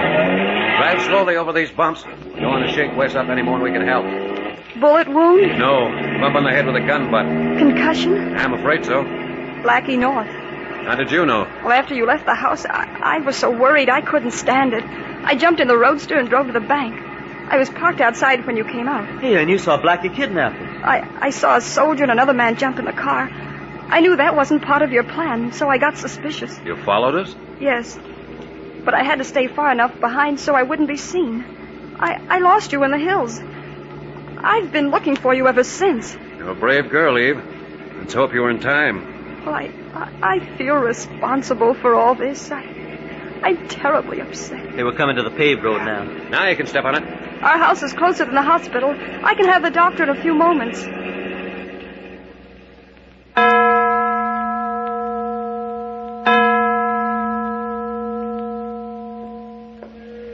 Oh, I felt kind of bad walking out on Miss Carson. Nothing we could do.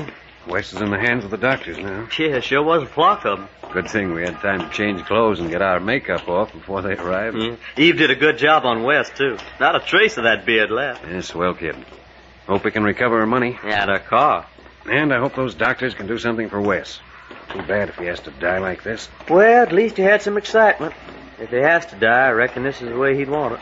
Yeah, I'd hoped to keep him alive for 5 more days, till his time was up. Well, it's out of our hands now.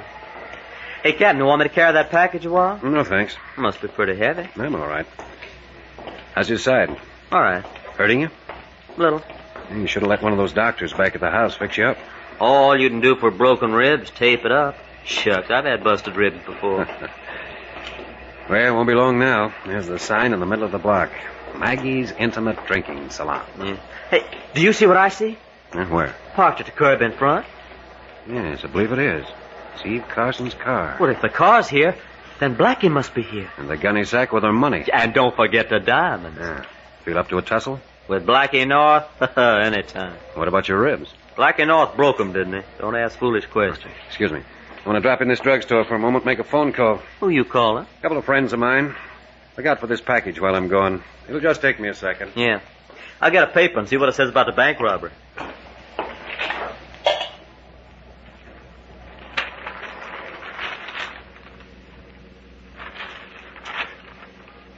Looks like we got headlines. Let's see,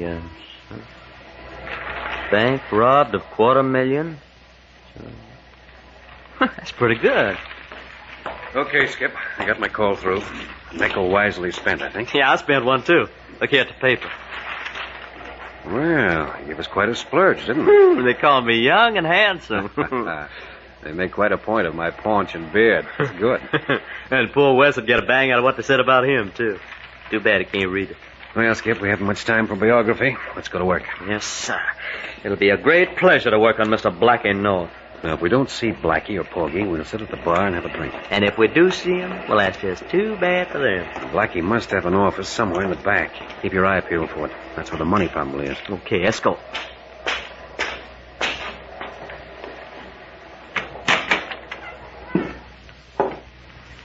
See anybody? Not even the hat checker. Not a customer in the house. Or the bartender either. I'll look behind the bar. You look in the kitchen. Yeah. Nobody in the kitchen. I left my package back here. May come in handy later. See any more doors? Not a one. There must be an office here somewhere. Why, sure. Else where is everybody? Beats me. Man, this place is like a deserted village. Yeah, there's something screwy here. Yeah. Silent like a haunted house. Hold it. What's that? Sounded like a sliding door. Someone's coming. Sit at the bar, quick. Yeah. Oh, good evening, gentlemen. I did not realize there was anyone at the bar. Kinda deserted tonight. We cater mostly to the after-theater crowd. What will be your pleasure, gentlemen? A glass of milk. A glass of... You? You are here last night. Well, how sweet of you to remember. But Blackie said... Sheep! At him, Skip. Yeah, come on. Yeah, that's enough. He's out. Anybody hear us? Apparently not. Wonder where he came from. Sounded like a sliding door. Obviously, one of those panels slides back. Hey, maybe he was fetching a drink for somebody. If it was, they'll be after him in a minute. Here, help me prop him up against the bar. Prop him up? What? If anyone comes after him, give us a little more time. Oh, I get it. There. Hey, looks like a wax dummy. Pretty lifelike, all right. Hey, here comes somebody. Grab a stool. Get going, Gene. The chief wants a drink. Oui.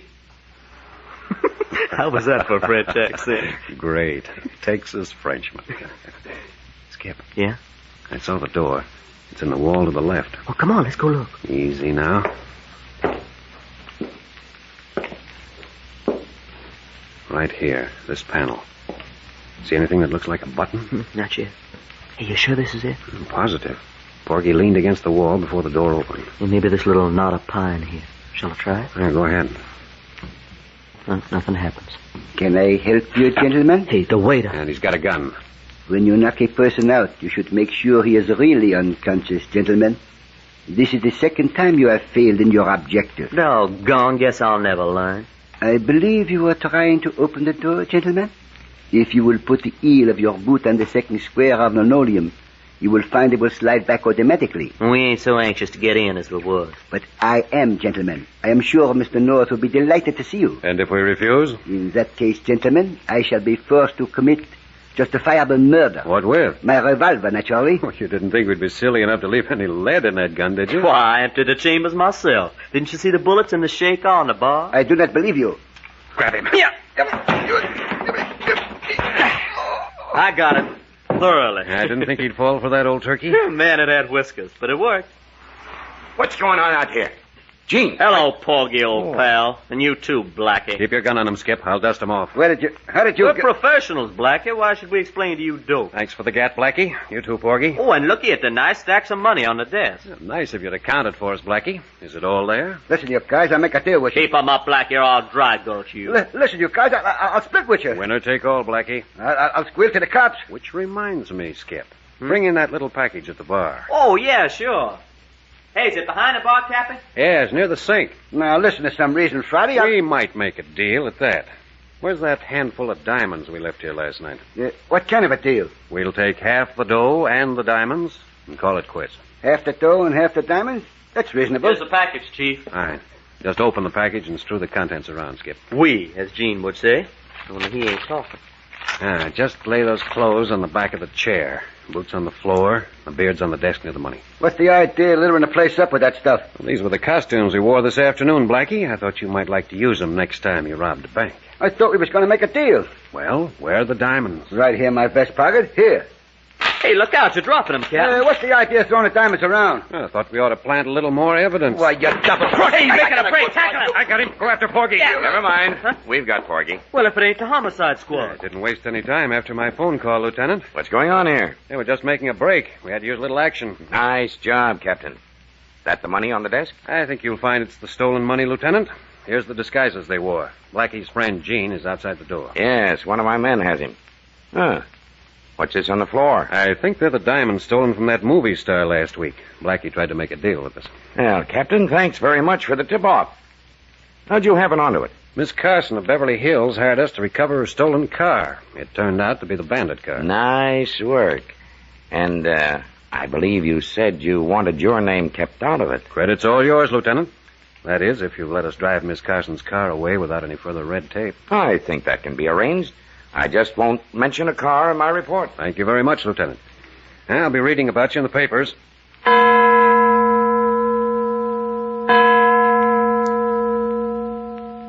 We have some wonderful news, Miss Carson. All your money has been recovered. Yeah, and your car's in the driveway. That is wonderful news, but I have better. Your brother? The doctors performed an operation. The blow on his head released a nerve that was strangling his spine. Oh, he's going to live. Well, that is wonderful news.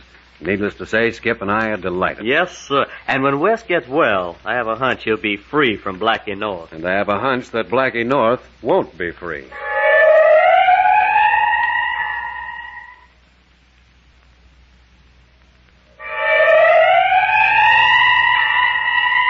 You'll Be Dead in a Week, written and produced by Carlton E. Morse, has been another in the series Adventures by Morse, a regular feature over this station.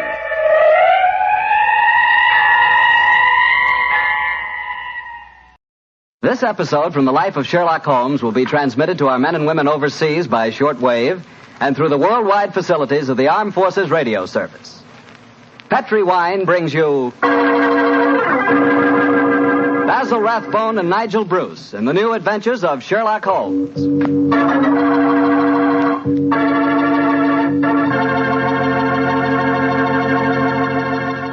The Petri family, the family that took time to bring you good wine, invite you to listen to Dr. Watson tell us another exciting adventure he shared with his old friend, that master detective, Sherlock Holmes. And while you're settling back comfortably in your chair, mind if I tell you about something I'd like you to share with me? It's a glass of Petri California Sherry. Of course, most people think of Petri California Sherry as the one wine that's really swell any time, but personally, I like a glass of that Petri Sherry just before dinner. You know, that's the time you're a little on edge. You've just finished your day's work, and you're waiting for your dinner, and, well, that's when you want to lean back and take it easy. And, boy, that's the time a glass of Petri Sherry tastes like something just too good to be true. Try it. Petri Sherry's the perfect before-dinner wine. And, incidentally, if you like your sherry dry, you know, not sweet, then you'll find that Petri Pale Dry Sherry is just made for you. The important thing is the Petri label. Because when it says Petri, it always means good wine.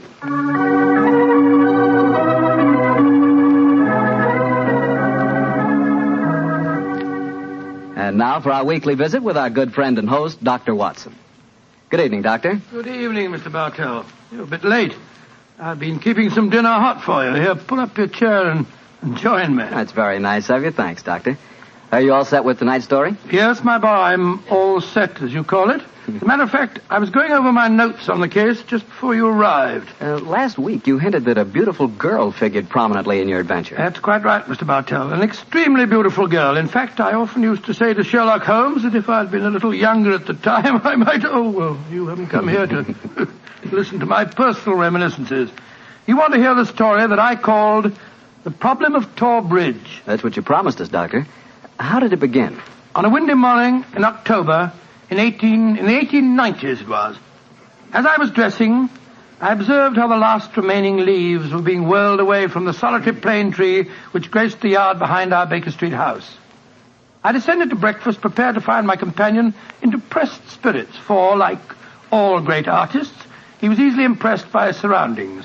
But, to my surprise, he was in an unusually gay mood. As I entered the room, he looked up at me and, with a smile, my dear fellow. Hope you slept well. Splendidly, thank you, sir. I'm so glad. Well, you're very solicitous this morning. I think you must have got a new case. Am I right? The faculty of deduction is certainly contagious. Yes, I have a new case. After a month of trivialities and stagnation, the wheels revolve once more. Good. Tell me all about it. Well, as yet, there isn't much to tell. Have you ever heard of Neil Gibson? Neil Gibson? Oh, yes, there's something to do with gold mining, isn't he? A great deal to do with it, my dear fellow. In fact, he's considered the greatest mining magnate in the world. About 5 years ago, he bought a large estate in Hampshire. Perhaps you've read of the tragic death of his wife. Oh, yes, of course, I remember the case now. She was murdered by a jealous governess who was in her employ, wasn't she? That point will be decided when the lady in question, Grace Dunbar, I believe her name is, comes up for trial at the forthcoming Winchester Assizes. In any case, it's hard for me to see what I can do for my client at this late date. Your client? Oh, yes, I forgot I hadn't told you. I'm getting into your involved habit of telling a story backwards. Better read this letter. Came this morning. Oh, let's have a look. Dear Mr. Sherlock Holmes, Miss Dunbar is innocent. I can't see the finest woman in the world go to her death without doing everything possible to save her. I shall call on you at 10:30 tomorrow morning to discuss the matter. Yours faithfully, Neil Gibson. Good gracious me. There you have it, Watson. That is the gentleman I await. Do you know anything about his dead wife? Only what I've been reading in the papers. Apparently she was past her prime, which was the more unfortunate as this Miss Dunbar, who superintended the education of the two young children, is reputed to be a very attractive young lady. The eternal triangle, eh? Well, where did the murder take place? On Gibson's estate in Hampshire. His wife was found in the grounds nearly half a mile from the manor house, late at night, clad in her dinner dress, with a shawl over her shoulders, and a revolver bullet through her brain. Any weapon found near her? No, there were no clues found at the scene of the crime. What made them suspect the governess? Well, in the first place, there was some very incriminating evidence. A revolver with one discharged chamber, the caliber corresponding with a bullet in the dead woman's head, was found on the floor in Miss Dunbar's wardrobe. Oh, was it? Pretty damaging evidence, Holmes. So the coroner thought. And to make the case even blacker against Miss Dunbar, the dead woman had a note on her making an appointment at that very spot. And the note was signed by the governess. It seems obvious that the girl's guilty, and the motive's clear. Mr. Gibson would be a great catch for a young girl. Love, fortune, power, all dependent on one life. Possibly, Watson, but circumstantial evidence can be very misleading at times. There's the gentleman in question, unless I'm very much mistaken, considerably before his time. I can see him from the window here. Formidable-looking fellow. Must be well over 6 foot tall. Judging by the way he's wrenching at that doorbell, he's a man with a violent temper. Mrs. Hudson's opening the door to him now. Meet him on the stairs, will you, old chap? It'll save Mrs. Hudson a journey. Sure. Up here, sir. Thank you, Mr. Hudson. All right. Are you Mr. Sherlock Holmes? No, indeed. I'm his colleague, Dr. Watson. Come along in, won't you? Mr. Neil Gibson, I presume? That's right. So you're the great Sherlock Holmes, huh? The adjective is your own, Mr. Gibson. Sit down, won't you? By the way, you may speak quite freely in front of Dr. Watson. Well, I may as well begin by telling you that money means nothing to me in this case. You can burn it if it's any use to you in lighting the truth. Miss Dunbar is innocent, and it's up to you to prove it. Just name your fee. Mr. Gibson, my professional charges are on a fixed scale. I don't vary them except when I omit them altogether. Very well. I imagine that you've read the newspaper reports of the coroner's inquest? Yes, very thoroughly. I don't see that I can add anything that'll help you. But if there are any questions you'd like to ask, I'll answer them. Thank you. First, what were the exact relations between you and Miss Dunbar? I suppose you're within your rights in asking such a question, Mr. Holmes? We will agree to suppose so, shall we? Then I can assure you that my relations with Miss Dunbar were always those of an employer towards a young lady with whom he never conversed or even saw, except in the company of his children. Oh. Rather a busy man, Mr. Gibson, and I've no time or taste for aimless conversation. I wish you good morning. What the devil do you mean by this, Mr. Holmes? My dear sir, the case is difficult enough without your giving me false information. Meaning that I lie, sir? I was trying to express it as delicately as possible, but if you insist on the word, I won't contradict you. Why, you confounded... Don't be noisy, Mr. Gibson. Please don't be noisy. I find that after breakfast, even the smallest argument is unsettling. I suggest that a stroll in the morning air and a little quiet thought will be greatly to your advantage. I suppose I can't make you take the case, but you've done yourself no good this morning, Mr. Holmes. I've broken stronger men than you. No man ever crossed me and was the better for it. Good morning, Mr. Gibson. You've a great deal yet to learn. On my soul, Holmes, you run usually severe with him. I dislike liars, Watson, and I cannot tolerate arrogance, particularly when it's coupled with great wealth. Well, how did you know about his relations with the governor? I didn't. It was pure bluff. Bluff? It certainly worked. Think he'll come back? Oh, of course he will. He needs my help too badly. He'll probably change his mind before he's halfway down the stairs. Come in. Mr. Gibson. Just saying to Dr. Watson that I was certain you'd be back. I've been thinking it over, Mr. Holmes, and I feel that perhaps I was hasty in taking your remarks amiss. Just the same, I can assure you that the relations between Miss Dunbar and me really don't affect this case. Surely that is for me to decide, Mr. Gibson. You see, Mr. Gibson, my friend is like a doctor. He wants every symptom before he can give his diagnosis. Fire away, Mr. Holmes. What is it you want to know? The truth. I can give it to you in very few words. To begin with, I met my wife when I was gold mining in Brazil. Your wife was Brazilian by birth, wasn't she, sir? Yes, doctor, and very beautiful. Well, to make a long story short, I fell in love and married her and brought her to England. After a few years, I realized that we had nothing, absolutely nothing in common. And then I suppose this young governess, Miss Dunbar, arrived on the scene. That's right, Mr. Holmes. Well, the story should be obvious to you from there. You, fell in love with this girl, I suppose, sir? Who could help it? Did you suggest marriage to her? Yes. Though I knew that my wife would never divorce me. I see. Then you made an utterly insincere proposition to her. Now, look here, Mr. Holmes. I came to you on a question of evidence, not of morals. I'm not asking for your criticism. It's only the young lady's sake that forces me to touch your case at all. Now, tell me, sir, what is your own opinion as to Miss Dunbar's guilt? It's very black against her. I can't deny that. One explanation of the tragedy did come into my head, Mr. Holmes. I give it to you for what it's worth. Pray continue, Mr. Gibson. My wife was bitterly jealous. She was half crazy with hatred. She might have planned to murder Miss Dunbar, or we'll say to threaten the girl with a revolver and so frighten her into leaving us. There might have been a struggle in which the gun exploded and gone off and shot my wife, who was holding it. Well, that possibility has already occurred to me. It's the only obvious alternative to deliberate murder. The revolver, Holmes, was found on the floor of the governess's wardrobe. Now, Mr. Gibson, I should like to examine your house and the scene of the murder as soon as possible. Certainly, Mr. Holmes. Sergeant Coventry of the local police is still down there. He'll give you any help you may need. Excellent. Watson, old fellow, mark with the timetable. We're catching the next fast train to Winchester.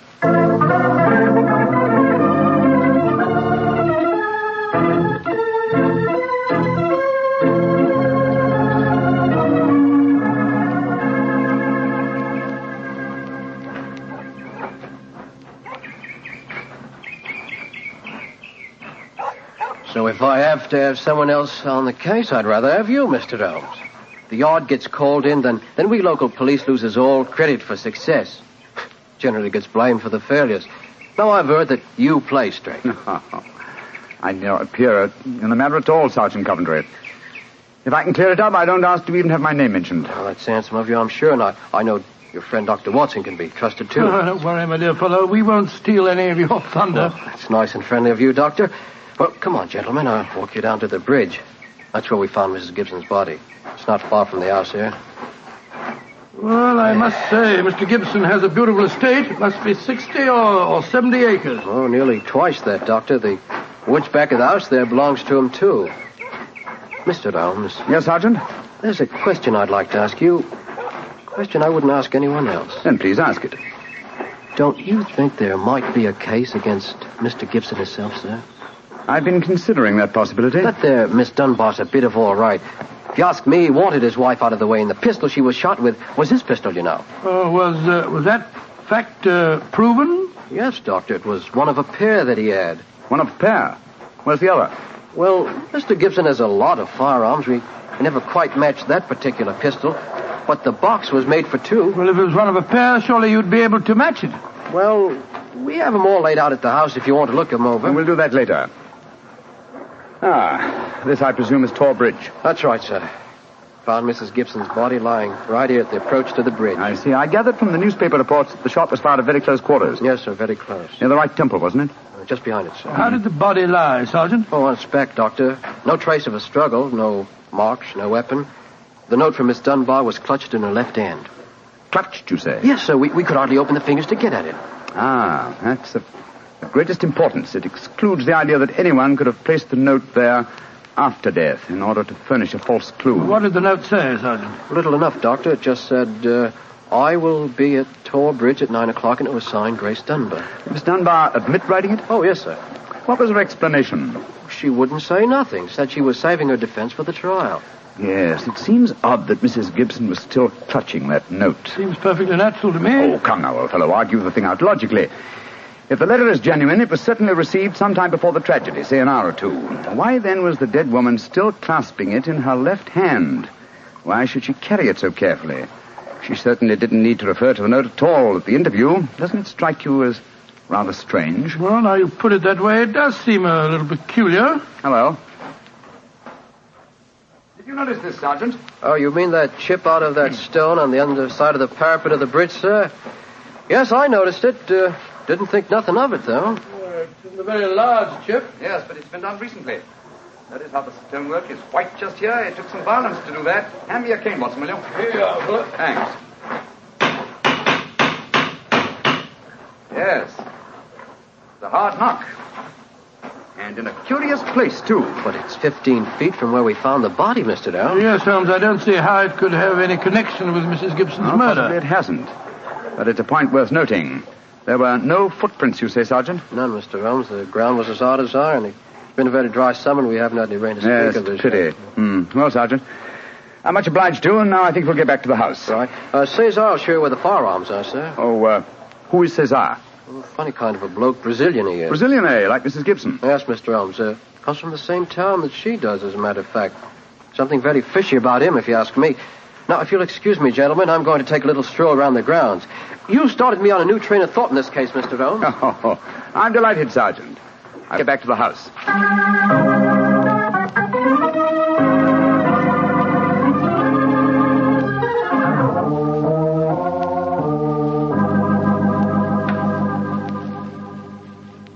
I see.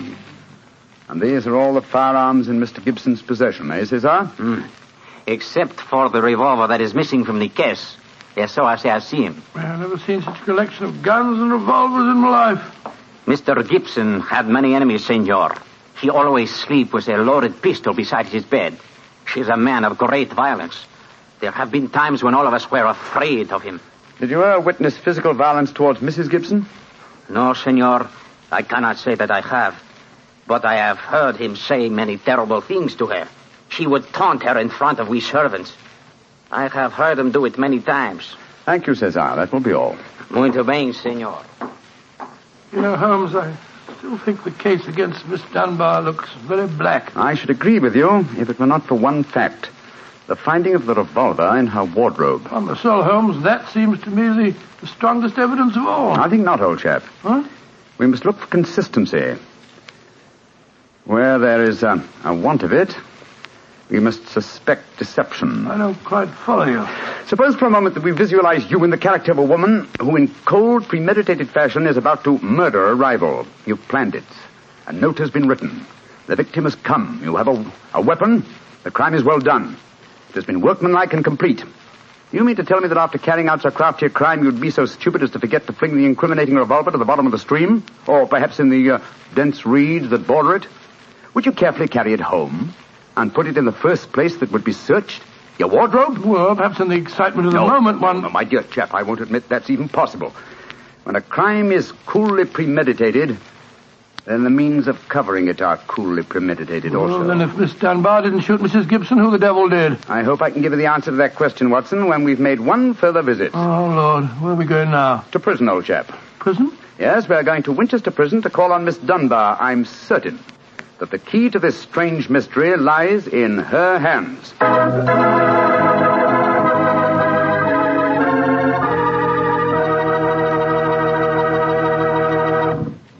You'll hear the rest of Dr. Watson's story in just a few seconds. Just time enough for me to remind you that the easiest way to make good food taste better is to serve that good food with a good Petri wine. If you like a red wine, well, you want a Petri California Burgundy. If you'd rather have a white wine, then you want a Petri California Sauterne. But red or white, Petri Burgundy or Petri Sauterne, you're choosing a dinner wine that's sure to turn a simple meal into a feast. Your whole family and all your friends will love Petri, the wine that makes good food taste better.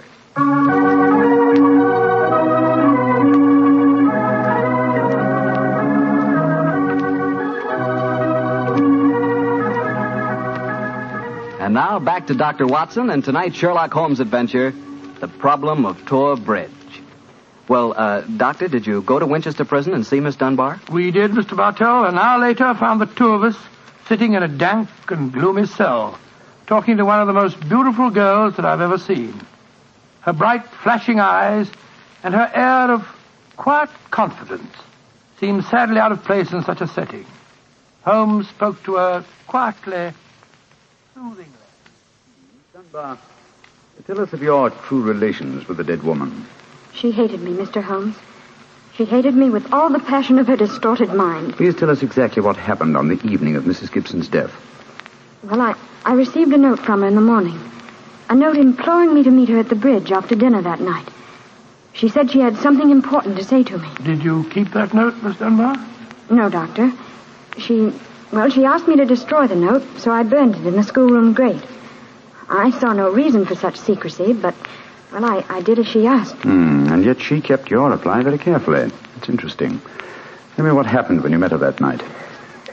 When I reached the bridge, she was waiting for me. I won't tell you what she said, but she poured out her whole wild fury in burning, horrible words. I didn't answer. I couldn't. It was dreadful even to look at her. She was like an insane woman, standing there screaming disgusting insults at me. I put my hands to my ears and rushed away. Where was she standing when you left her? Within a few yards of the spot where her body was found later. And yet, presuming she met her death shortly after you left her, you heard no shot. No, I heard nothing. But I was so upset, Mr. Holmes, that I rushed straight back to my room. Did you leave it again that night? Yes. When the alarm came that Mrs. Gibson was dead, I ran out with the others. Did you see Mr. Gibson? Yes, Doctor. He had just returned from the bridge when I saw him. He had sent for the doctor and the police. This pistol that you found in your room, have you ever seen it before? Never, Mr. Holmes, I swear it. When was it found, Miss Dunbar? Next morning, when the police made their search. It was on the floor of my wardrobe where I keep my shoes. You had no idea how long it had been there? Well, it hadn't been there the morning before.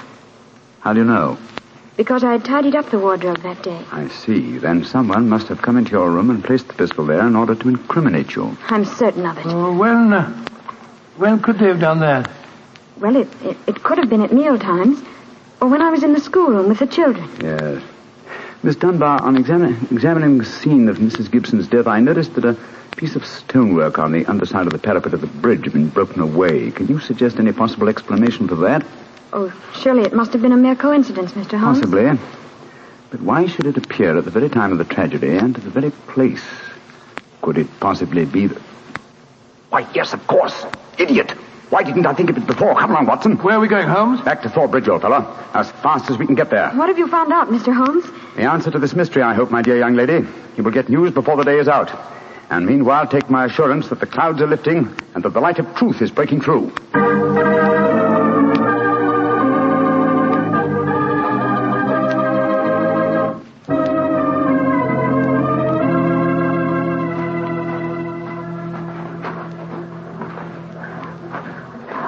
Well, Mr. Holmes, you're soon back here. What have you found out? In a few moments. You got my message? Oh, yes, sir. Here you are. Ball of twine. What you wanted for, I can't imagine. You'll soon see, Sergeant. Watson, I have some recollection that you usually go armed on these excursions of ours. Yes, I'm carrying my revolver. Why? Give it to me, old chap, will you? Oh. Thanks. You? I believe your revolver may have a very intimate connection with the mystery we're investigating. You're joking. Now, Watson, I'm very serious. What? We have a test to make. If the test is successful, Miss Dunbar will be free before nightfall, and the test will depend on the conduct of this revolver of yours.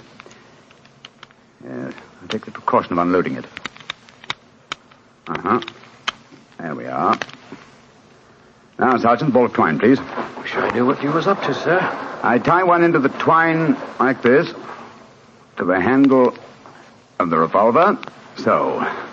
Sergeant, see if you can find me a heavy stone, will you? Oh, right, you are, sir. Holmes, what are you doing? Trying to reconstruct the killing of Mrs. Gibson. But you've seen me miss the mark before, Watson. I have an instinct for such things, and yet it has sometimes played me false. It seemed a certainty when it first flashed across my mind in Miss Dunbar's cell. But one drawback of an active mind is that one can always conceive alternative explanations which would make our scent a false one. And yet, oh well, we can but try. Here's a nice stone, Mr. Holmes. Thank you, Sergeant. Yes, now, sir. I tie the other end of the twine to the stone. Wait a minute. Like that. Splendid. Sergeant, will you please take this stone and stretch the twine across the parapet of the bridge there, so that the stone will swing just clear of the water on the other side of the bridge? Right, you are, sir. I'll stand on the spot where Mrs. Gibson's body was found. That's it, Sergeant. Over the parapet. How's that, Mr. Holmes? The stone swinging about 8 feet above the water. Splendid. Now, Watson, watch closely. I raise the revolver to my head. Careful, Holmes, careful. Don't worry, old chap's not loaded. Now, let us imagine I am the late Mrs. Gibson. I raise the revolver to my head and fire it. Instantly, my fingers release their grip and... There's your answer, Watson. Great. Scott, the revolver flashed back out of your hand, struck the parapet of the bridge, and then the weight of the stone flipped it over into the water. Was there ever a more exact demonstration? Come on, old fellow. You're a bloomin' magician, Mr. Holmes. That's what you are. A bloomin' magician. Look at that. Observe the second chip on the stonework, the parapet here. Same size as the first. And the murder of Mrs. Gibson... Wasn't murder at all. It was suicide. What? We can follow the various steps quite clearly. A note was extracted very cleverly from Miss Dunbar, a note which made it appear that she had chosen the scene of the crime. Mrs. Gibson, in her anxiety that the note should be discovered, somewhat overdid it by holding it in her hand to the last. That alone should have excited my suspicions earlier than it did. So she stole one of her husband's revolvers and planted the other one in Miss Dunbar's wardrobe. Exactly.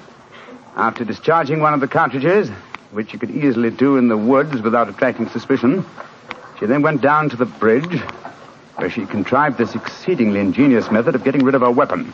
When Miss Dunbar appeared, she used her last breath in pouring out her hatred, and then, when the girl had left, carried out her terrible purpose. Then the missing revolver... You'll find it with the aid of a grappling hook at the bottom of the stream, and also the stone and the string, with which this vindictive woman attempted to disguise her own crime and fasten a charge of murder on an innocent victim. Yes, Sergeant, and don't forget while you're at it that my revolver's down there, too. No, don't worry, Doctor. I'll get some grappling hooks right away. I must say, Holmes, you solved this case brilliantly.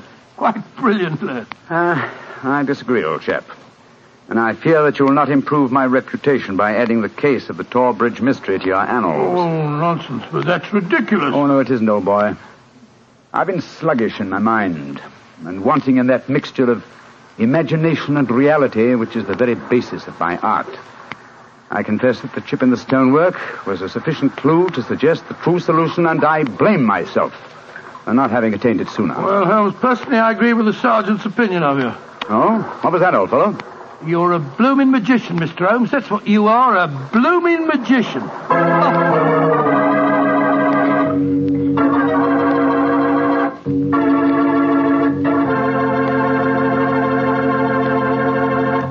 Well, Doctor, Holmes really was a magician. That is, if you did find Mrs. Gibson's revolver and your own in the string. Oh, we found them all right.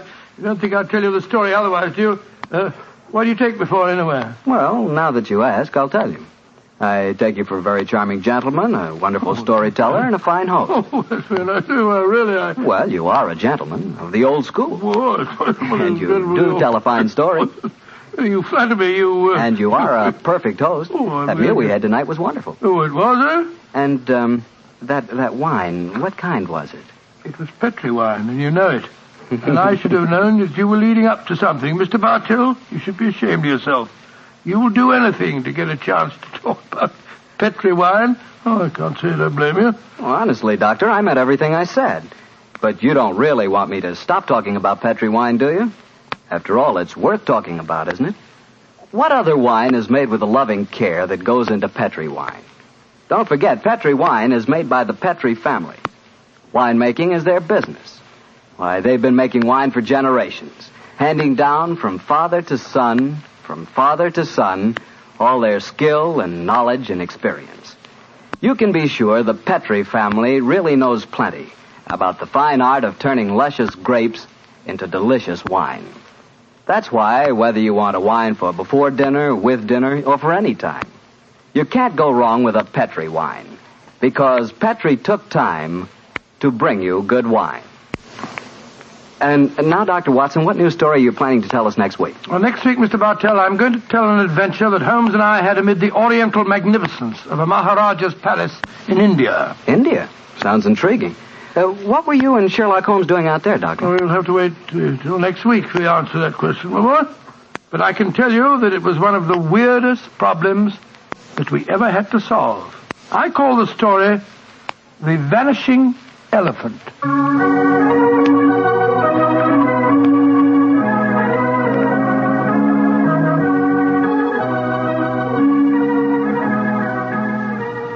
Tonight's Sherlock Holmes adventure is written by Dennis Green and Anthony Boucher and is adapted from the Sir Arthur Conan Doyle story, The Problem of Tor Bridge.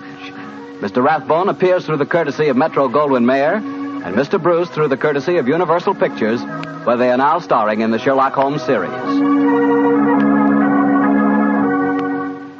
The Petri Wine Company of San Francisco, California, invites you to tune in again next week, same time, same station. Oh, the Petri family took the time to bring you such good wine. So when you eat and when you cook, remember Petri wine. To make good food taste better, remember... Petri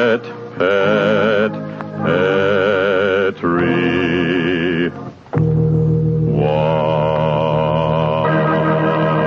This is Harry Bartell saying goodnight for the Petri family. Sherlock Holmes comes to you from our Hollywood studios. This is the Mutual Broadcasting System.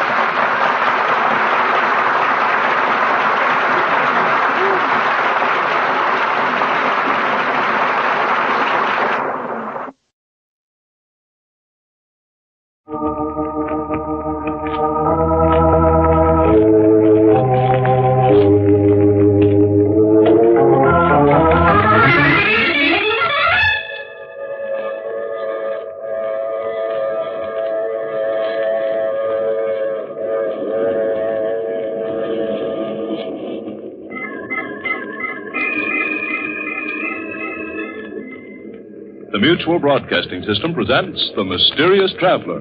Written, produced, and directed by Robert A. Arthur and David Kogan, starring tonight two of radio's foremost personalities, Carl Weber and Inga Adams, in an original radio drama titled Queen of the Cats.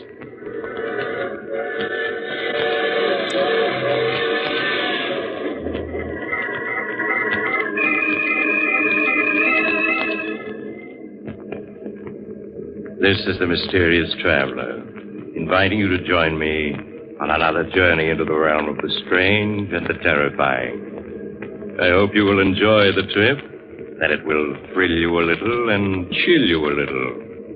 So settle back, get a good grip on your nerves, and be comfortable, if you can, as we prepare to meet the Queen of the Cats.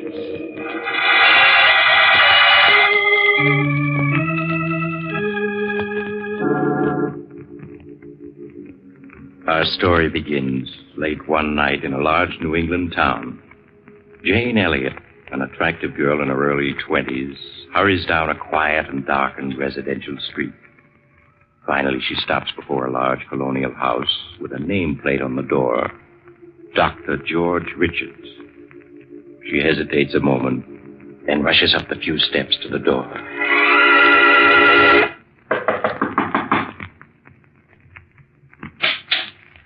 Yes? Dr. Richards, my name is Jane Elliott. I'm sorry to wake you up at such a late hour, but I'm desperate. That's quite all right, Miss Elliott. Please come in. Thank you.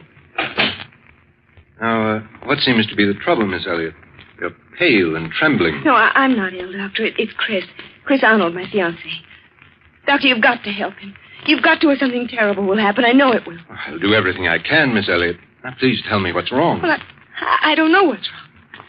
All I know is that Chris is frightened. He's in deadly fear of something. I see. Where is your fiancé now? At his home, Brookfield Manor. Doctor, I know it's late, but won't you come with me and see Chris? He needs help desperately. Please, Miss Elliot, you mustn't cry. Of course I'll come with you, and I'll do what I can.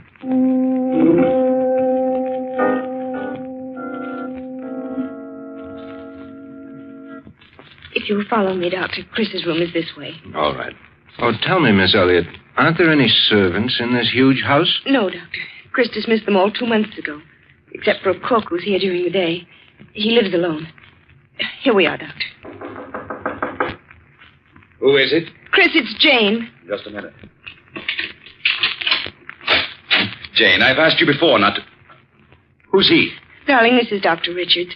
Doctor, this is my fiancé, Chris Arnold. How do you do, Mr. Arnold? Why the devil did you bring him? I don't need a doctor. Please, darling, I couldn't stand to see you. Forgive me, Mr. Arnold, but it's obvious to the most untrained eye you do need a doctor. Chris, please tell the doctor what you're afraid of. I'm not afraid of anything. I'm afraid that's not true. Your eyes are twitching, and you keep glancing around the room nervously. Mind your own business. People who are ill are my business. I want to help you, but I can't unless you tell me what you're afraid of. Darling, please tell him. Please, you can't go on this way. Yes. You're right. I can't go on this way. Believe me, Mr. Arnold, you'll feel much better once you've talked your fears out. Now, suppose you start from the beginning and tell me everything. All right, Doctor. I suppose it all began 2 years ago at a party Jane and I were invited. Oh, Chris, isn't this a wonderful party? The only thing wonderful about it is you. Oh, Chris, don't. People are watching. A fine thing when a man can't kiss his best girl in public. At Miss Tyndall's school, we were taught a young lady never kisses a man in public. Miss Tyndall is setting romance back 50 years. Who are you looking for? Rana Farouk, my roommate at Miss Tyndall's. Oh, she's the Egyptian girl you were telling me about. Yes, I want you to meet her. Only, you better not fall in love with her, as every other man does. Sounds as though she's a second Cleopatra. Oh, there she is, Chris. Come on. So that's Rana. No wonder men can't resist her. Chris, your mouth is open. Rana! Hello, Jane. I've missed you. Rana, this is Chris Arnold. Chris, Rana Farouk. Hello, Chris. I would have recognized you any place from the picture Jane had of you on her dresser at Miss Tyndall's. Hello, Rana. Oh, look, there's Miss Tyndall waving at me. Excuse me, won't you? Of course, Jane. I'll be back in a minute. You know, Chris, at Miss Tyndall's, the first thing I would see in the morning when I got up, and the last thing before I went to bed, was your picture. And I always knew that someday we should meet. And now we have. Why are you staring at me like that? Aren't you going to say anything? I prefer just to look.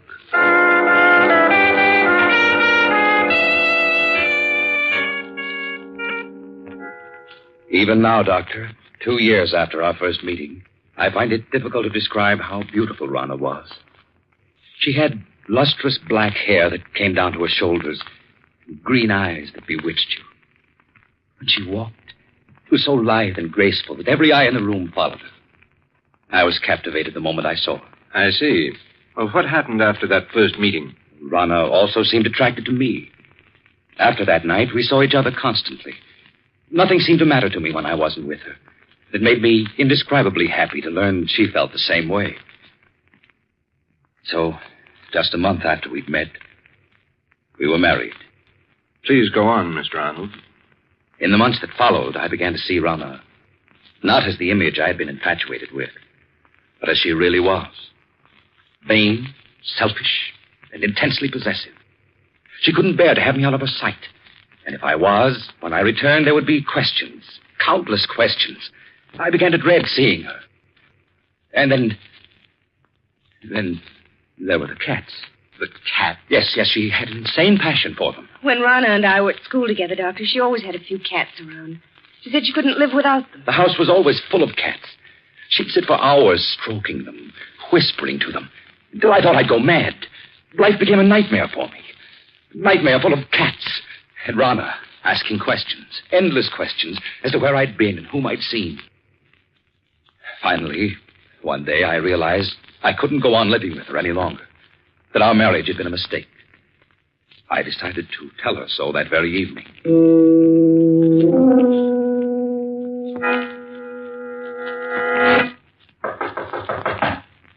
May I come in, Rana? Of course, dear. Good evening, Chris. Darling, why didn't you tell me that you'd had lunch with Mary Walker when I called you at the office this afternoon? How did you know I had lunch with her? A friend told me. Friend? Who was it? Oh, what is it, Beauty? What are you trying to say? Rana, put that cat down and answer me. Who was the friend that told you I had lunch with Mary Walker? You've never met her, darling. How is it that you always seem to know what I've been doing, who I've been seeing? It's as though you have people spying on me. Chris, what a thing to say. Now, please hurry and change, or we'll be late for the Hopkins party. There's something strange about the way you always know what I've been doing. Sometimes I suspect... Chris, look out! You stepped on Sabina's tail. I'm sorry, but I didn't see her. I've asked you before to be more careful. Oh, poor Sabina. Are you all right now, my beauty? If there weren't so many cats underfoot, I wouldn't have stepped on her. Why must you keep them around? Because I love cats. They're beautiful, sacred. Thousands of years ago, my ancestors worshipped cats. When you speak like that, you almost look like a cat. And why not? Is there anything in the world more beautiful than a cat? You see? They agree. Ron, I can't go on like this anymore. Why, darling, what do you mean? Our marriage was a mistake. I want a divorce. Chris, you can't be serious. Oh, I am, Rana. Dead serious. I love you, Chris. And I won't give you up. You're mine, darling, and you'll always be. Nothing shall ever separate us.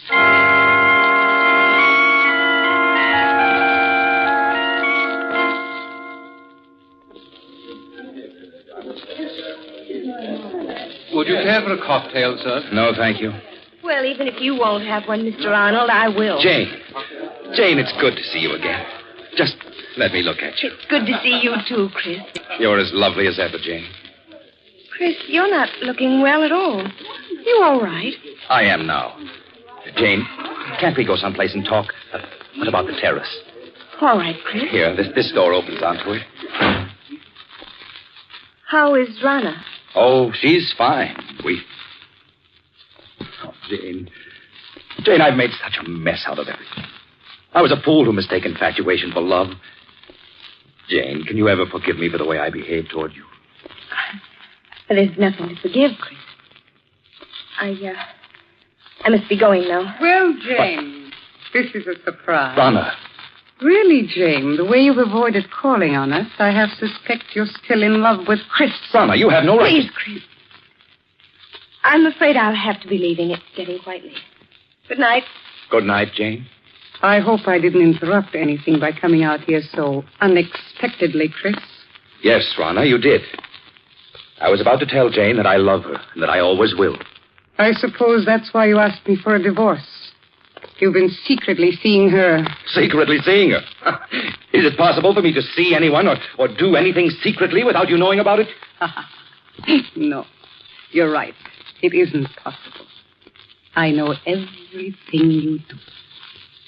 So I would forget Jane if I were you. Rhonda, how could you possibly want me, knowing how I feel about Jane? You've got to give me a divorce. I'll never give you a divorce. Never, do you hear? You're mine, and you always will be.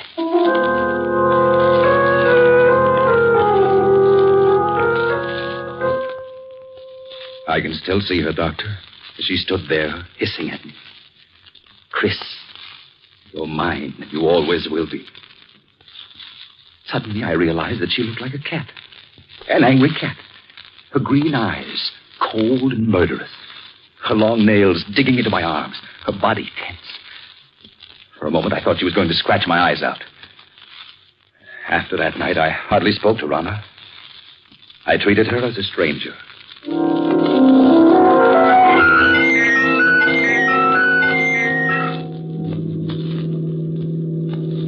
Darling, you're behaving very childishly, refusing to talk to me. It's been a month now.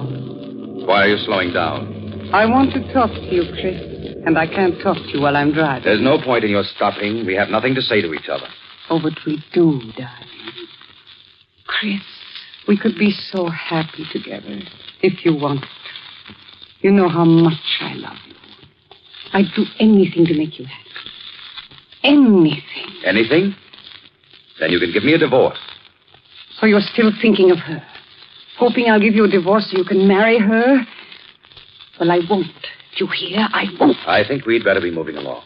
Chris, you haven't any right to treat me like this. I'm your wife. Only in the eyes of the law, not in my eyes. I hate you. I hate you. You cat! You almost took out my eyes with those claws of yours. I'll scratch your eyes out before I let any other woman have you. This will bring you to your senses. Now, slide over. I'll drive. Very well, Chris.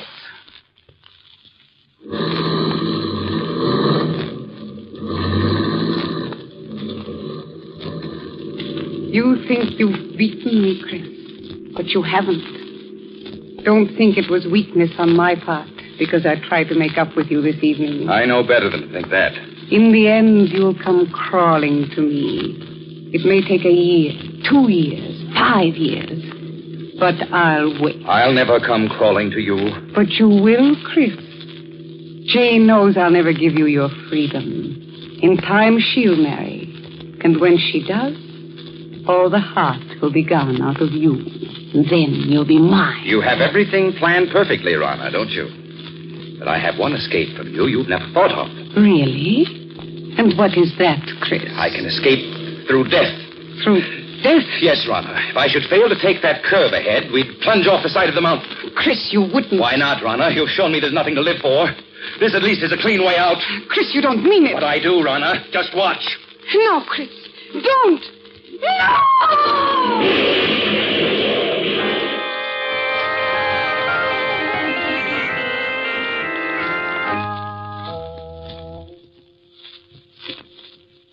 'When I drove the car over the side of the mountain, Doctor, I thought Rana and I were going to our deaths. But fate decreed otherwise.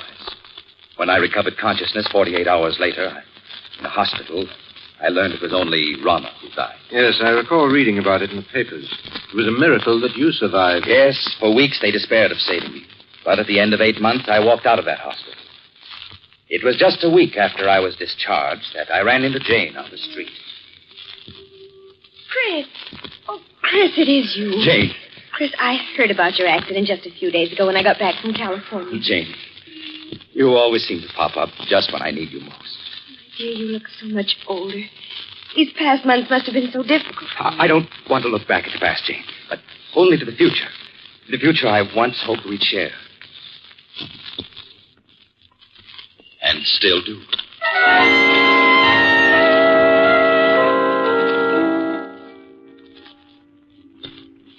2 months ago, Doctor, Jane and I became engaged. It was just about that time that I first began to notice that everywhere I went, there always seemed to be a cat following me. So that's why you were always looking around so nervously all the time. Tell me, Miss Elliot, did you ever notice that the two of you were being followed by a cat? Well, I have seen a few cats around, but they didn't mean anything to me. Oh, but they did to me, Doctor. Was it always the same cat that followed you? Oh, no. One day it'd be one cat and another day a different one. Doctor, I know you must think I'm insane. At the time, I felt I was going mad. That is, until that night. What night, Mr. Arnold? The night I saw her. It happened in this very room 6 weeks ago. I had great difficulty in falling asleep. And when I did, I had a nightmare. A nightmare in which I was being followed by hundreds of silent cats. Then the silence was broken by the faint crying of one cat. The crying grew louder and louder. Suddenly, I awoke. But with my awakening, the cry didn't cease. I lay in the darkness listening, realizing that the cat I'd heard wasn't a part of my nightmare. It was real. Yes, real, living. And in my room. I could feel my heart pounding as I sat up in bed. I looked about my darkened room. Then, suddenly, I saw her. 2 burning green eyes in the darkness. There was no mistaking those eyes. Rana. It is you, Rana. Isn't it? Yes, I'd recognize those green eyes anywhere. So you've come back. Just as I've always thought of you. As a cat. I know why you've come back. Because of Jane. You always said that if you couldn't have me, no one else would. That I was yours and always would be. Well, you're wrong, do you hear? Jane and I are going to be married. Trying to scratch my eyes out. You always said you would before you'd let any other woman have me. Well, we'll see about that. There. Perhaps that'll hold you. Nothing you can do will stop me from marrying her. I know that the cats that were following me, spying on me, were doing so under your orders. You're the queen of the cats. Yes, I should have known. Even when you were in human form, you looked and acted like a cat. You think you're clever, but even if you are the queen of cats, you can't prevent me from marrying Jane. So you think you can? Well, perhaps a bullet between those green eyes of yours is what's needed.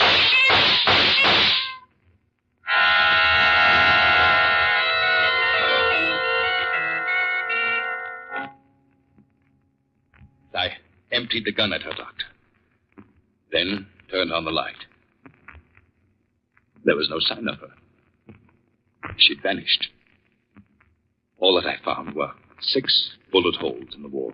Now, Mr. Arnold, isn't it possible that you only dreamed all that actually you fired your gun in your sleep and the shots themselves awakened you? I tried to tell myself that, Doctor.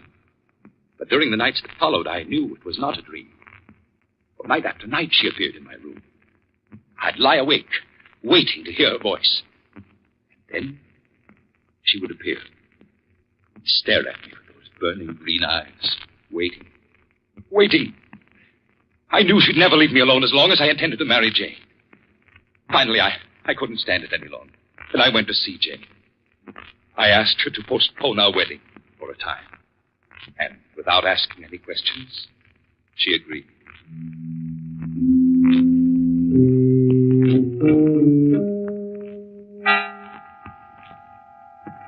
Doctor, the night I put off my marriage with Jane was the first night that Rana didn't appear. And the first night in a week that I was able to sleep. Chris, why didn't you tell me that night what was troubling you? I was afraid you wouldn't understand, Jane, that you might think I was mad. Do you think, Mr. Arnold, that she didn't appear again because you had postponed your marriage to Jane? I know it. Weeks went by.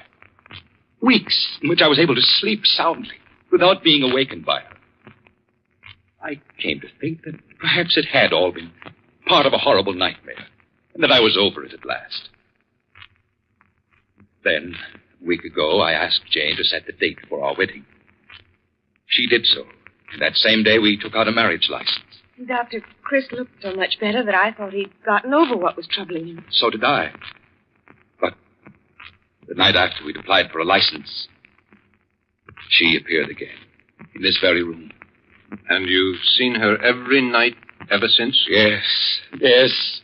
She just keeps staring at me with those green eyes. Waiting. And Doctor, I have a feeling something horrible will happen if I attempt to marry Jane. You still have the marriage license? Why? Yes. Why do you ask? Mr. Arnold, you've reached a crisis in your life.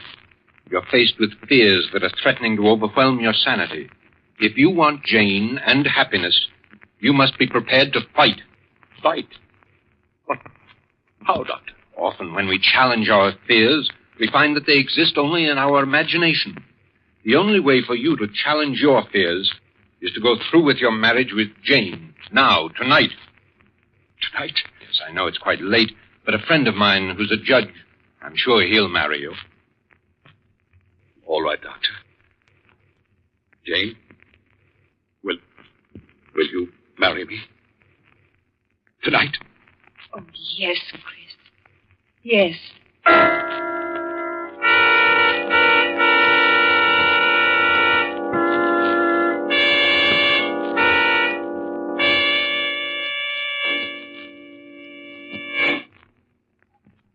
Sorry to get you up in the middle of the night, Judge, but for reasons I can't explain, it's important that these two be married tonight. That's quite all right, Doc.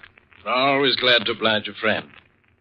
Have you got the license and the ring, young man? Oh, yes, sir. Here's the license. And here's the... What was that? It's only my cat, Lucifer. Never saw a fellow so nervous. Scat, Lucifer, scat! There, he won't bother us anymore. Chris, he's all right, darling. He's gone. What's the matter, son? Don't you like cats? No, he doesn't. Judge, would you mind getting on with the ceremony? All right, Doc. Never saw so many nervous people.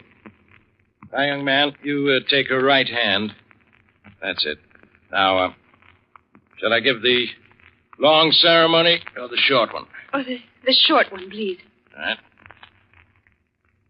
You, Christopher Arnold, take this woman to be your lawful wedded wife, to love, honor, and cherish, as long as you both shall live.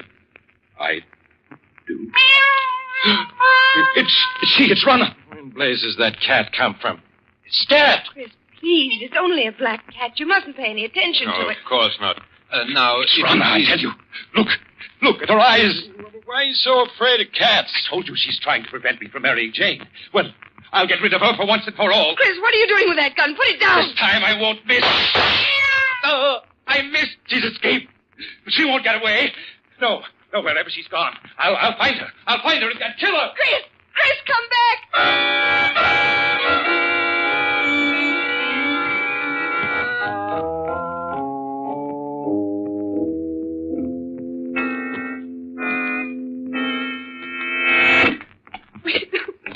We've got to stop. I'm out of breath. Doctor, where can he be? No, Miss Elliott. He can't be far off. We'll find him. There isn't a soul in sight. Doc, you sure he isn't crazy? Please, Judge. Well, he sure acted like he was. Pulling out that gun. Listen. Doctor, that must be Chris firing that gun. Yes. Come on. Those shots came from close by. But, Doc, there's no one inside. I think those shots came from that driveway just ahead. Hurry, please. Hurry. We've got to take it easy now, Doc. This driveway's in complete darkness. Yes, you're right. Can't see a thing. It's so dark. Have you got any matches, Doc? Yes. Wait a minute. I'll strike one. Afraid it isn't much of a help. Doc, look. Dead cat. What? Yes. It was shot to death. Look. Here's another one that's been shot to death. Oh, but neither of them is the black cat. No. Match is out. Wait a minute. I'll light another one. Come on. Doc, isn't that somebody lying over there? Chris! No, Miss Elliott. You stay with the judge while I look. All right, Doctor. This would never have happened if I hadn't agreed to marry. He was afraid. So afraid. Doc, is it Arnold? Yes, it's him. Dead, isn't he? You can see it in your face. Yes, Miss Elliott. He's dead. Doc, I don't understand. What happened to him? He's been clawed to bits, as if by hundreds of cats. His face has been torn to shreds, and his eyes...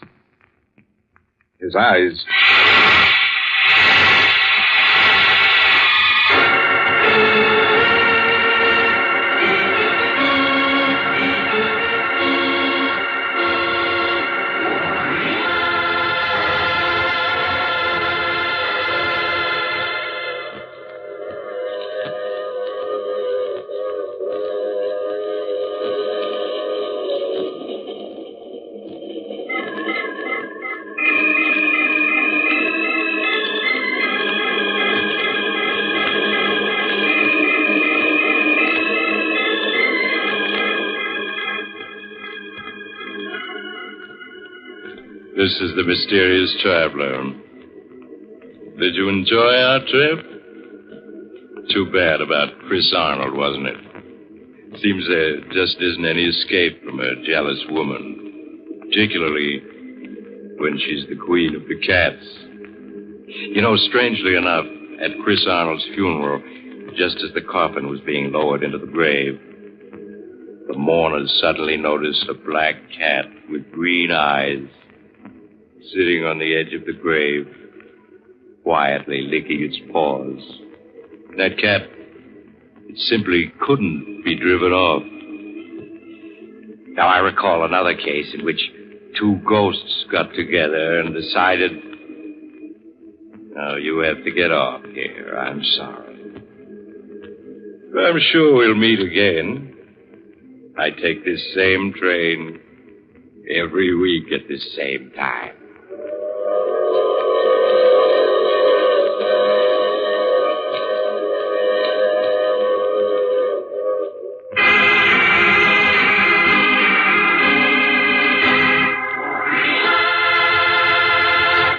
You have just heard The Mysterious Traveler, a series of dramas of the strange and terrifying. All characters in tonight's story were fictitious, and any resemblance to the names of actual persons was purely coincidental. In tonight's cast were Maurice Tarplin, Carl Weber, Inga Adams, Mitzi Gould, John Seymour, and Brad Barker. Original music was played by Paul Taubman. The Mysterious Traveler is written, produced, and directed by Robert Andrew Arthur and David Kogan. Listen next week to a tale titled 0 Hour. Another strange and suspenseful tale of the mysterious traveler. This program came to you from New York. Another program of tense and dramatic action will follow in just a minute. Stay tuned to the station for Official Detective. Carl Caruso speaking. This is the Mutual Broadcasting System.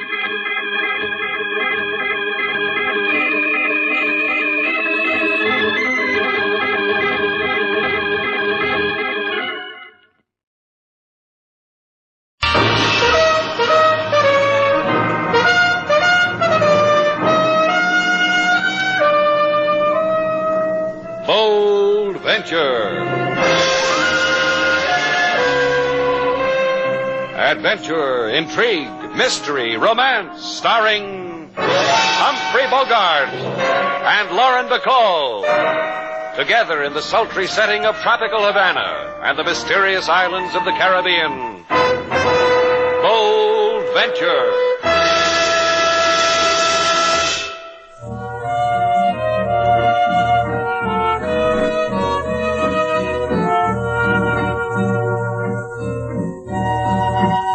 Once again, the magic names of Humphrey Bogart and Lauren Bacall bring you Bold Venture and a tale of mystery and intrigue.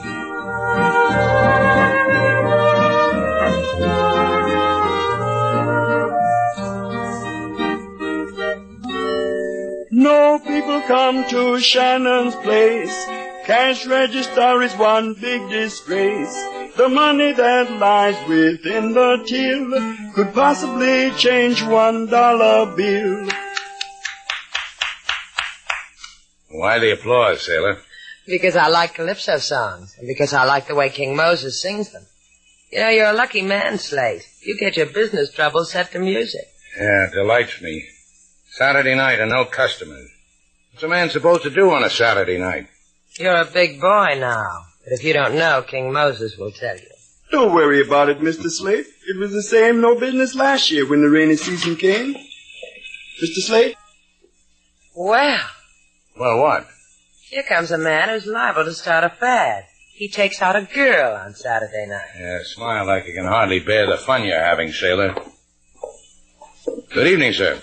Table for two in the corner, mister. Hold the menu till I whistle. Lady's not hungry. Are you, baby? No. Not thirsty either, are you, baby? No. See what I tell you, mister? Don't bother, I'll find myself a place. Yeah, don't forget to whistle. Everything all right, baby? You happy? If I were dead, I'd be happy. Oh, baby, Dolores, baby. Oh, no. Come on, sit down.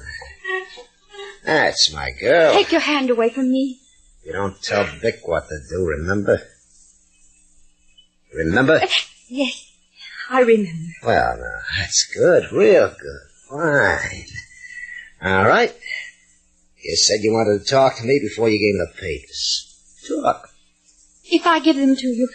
You're starting off all wrong. There's no if. Just give me the papers and you can talk your head off. I'll listen and smile and nod. Anything you want to say. How do I know? If I give them to you, how do I know everything will be all right then? Baby. How do I know?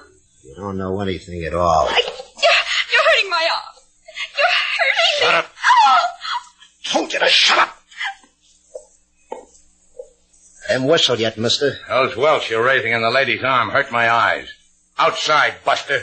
By yourself. Out. You want to play? You want to play, huh? Real good. Fine.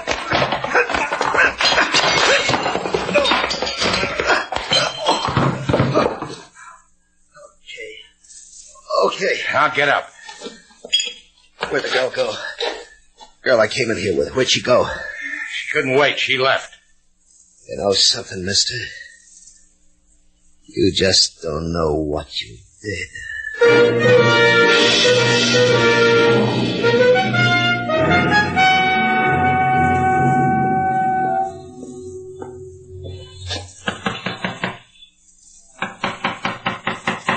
wants me?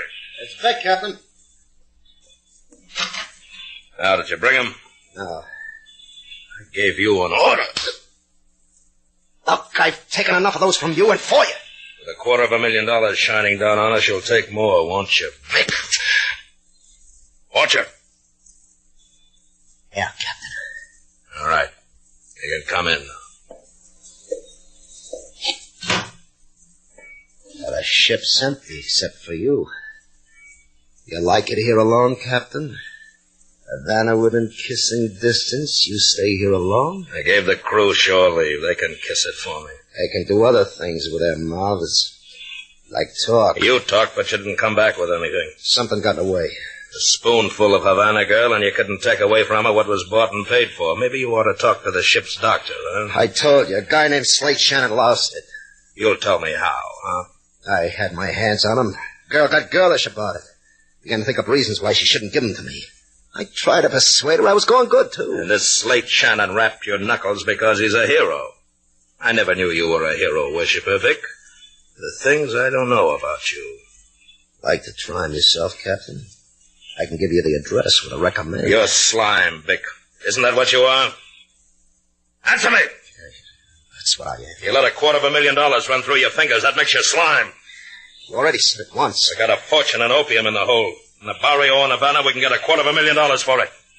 You know how it is with all that money? Yeah, I heard. I get hungry for nice things, expensive things, things I haven't had for a long time. I want those things, Vic. That's why we brought this tub all the way from Macau. I explained it to you. Shannon, stop me. We can't unload all that stuff because I haven't got a bill of lading, because you didn't get it for me. Just a bill of lading that says I'm carrying canned apple juice. That's too much to ask, Vic. I'll get it. Sure you will. Vic! Sure you will.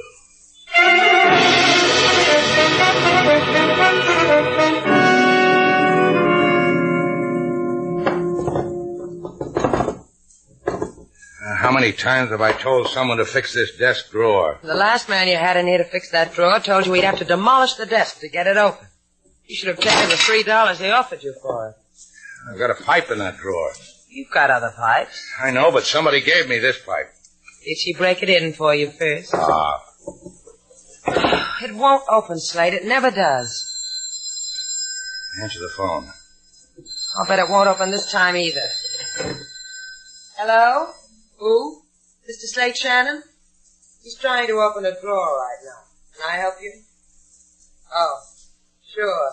Yes, he's here. Slate. Who is it? The girl with the welts. You'd better talk to her. Yeah. Slate Shannon speaking. Please bring the envelope to me. What? The envelope I gave you. I must have it. What are you talking about? What envelope? When we were fighting, I put an envelope in your pocket. Huh? What'd you do that for? There's no time. Please, you have the envelope. The envelope with the papers in it. Now, wait a minute, I'll see. I'm sorry, no envelope. I put it there, in your coat pocket. Please, it must be there. Oh, why didn't you say coat? Sailor, my coat hanging on the chair over there. Take her. She sounds that excited, and all she wants from you is your dry cleaning. Here, there's an envelope in one of the pockets. All right.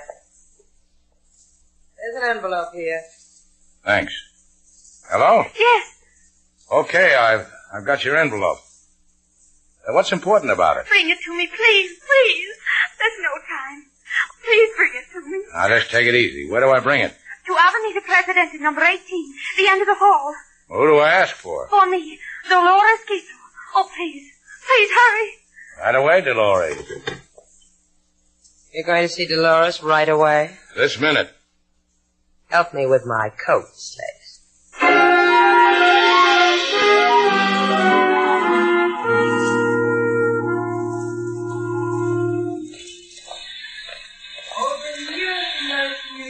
You careful guided tour through many charming places in Havana? I am charming guide. No thanks, Chico. You have convinced me. Instead of $5, I will take you to such places for only $3. Senorita, talk it over with your man, please. He does not know bargains. You're so right. Here, Chico, here's a bill. Pretend we've been to all those charming places. Gracias, gracias. Golly, say a buck. Thanks, doll. So long, suckers. Why, you? Come back here, you phony. How long have you been in Havana, sailor? Maybe too long. Why do you stay here, Slate? A man like you could have the world on a string with pretty things dangling from us. I've had it. I don't like it. But this you like. The phonies, the beggars, the two-bit tourists that hire out your boat, your hotel, you, errand boy to a beaten-up girl. That's what fascinates you about Havana? You want to know, huh? No. And I'll tell you. Sometimes I get hungry for something. I don't always know what it is. But Havana comes up with it every time. Now you know. That's what I thought. That's why I didn't want you to tell me. Here you're on number 18, end of the hall. After you, sailor. Thanks. Slate. Let's go. They killed him. They killed him. Killed who? My husband, Senor Quito. He opened the door of our house to them. They shot him down. Like a street dog, he lies there. Who did it? I do not know. I did not see them. They ran away through that door in the back. They ran away. They did not show me their faces. Dolores Quito. She lives here? Is my daughter. Where is she? In the barrio. She told me, do not be afraid, Mamacita. I go to the barrio to hide there, she said to me. She should be with me, with her father, not in the barrio. Here, Senora, let me help. When you're through helping her, sailor, take this envelope home. Put it in the desk. You can help, too. I am. I'm going to find Dolores for her. In the barrio.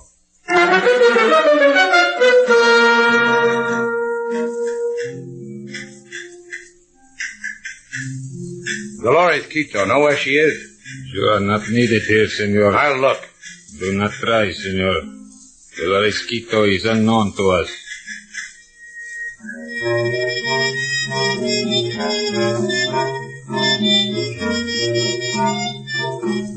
You look for something maybe, eh, senor? Dolores Quito. I am Alicia. You tell me where she is? I am Alicia. But come inside. I will show you there is no one here but Alicia.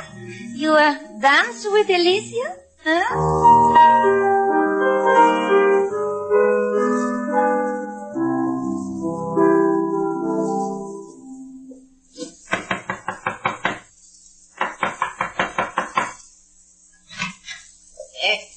Dolores Quito, they told me maybe... No sabe nada.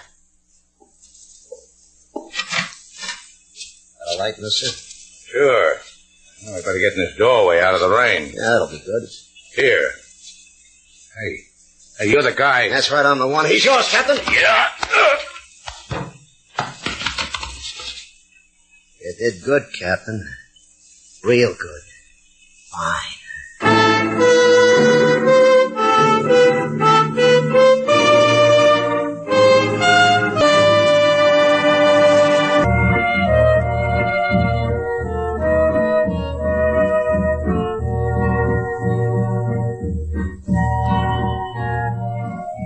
Now, back to Bold Venture and our stars, Humphrey Bogart and Lauren Bacall, and the second act of our story.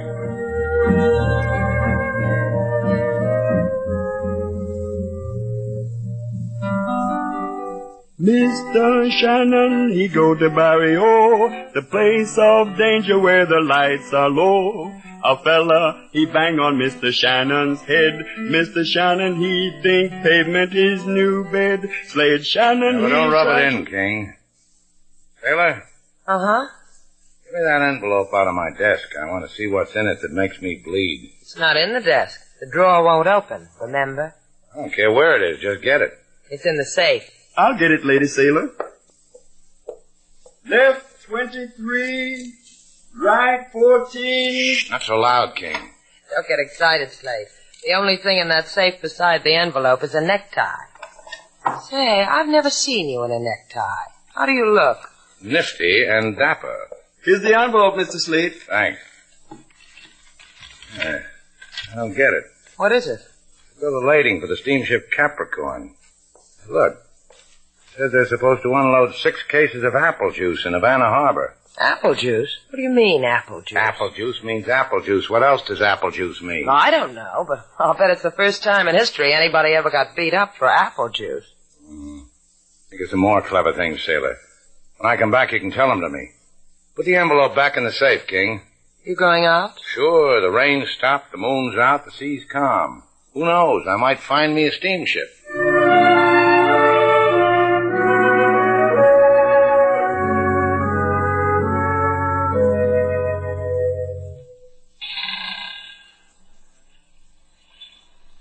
You're a pretty girl, Dolores.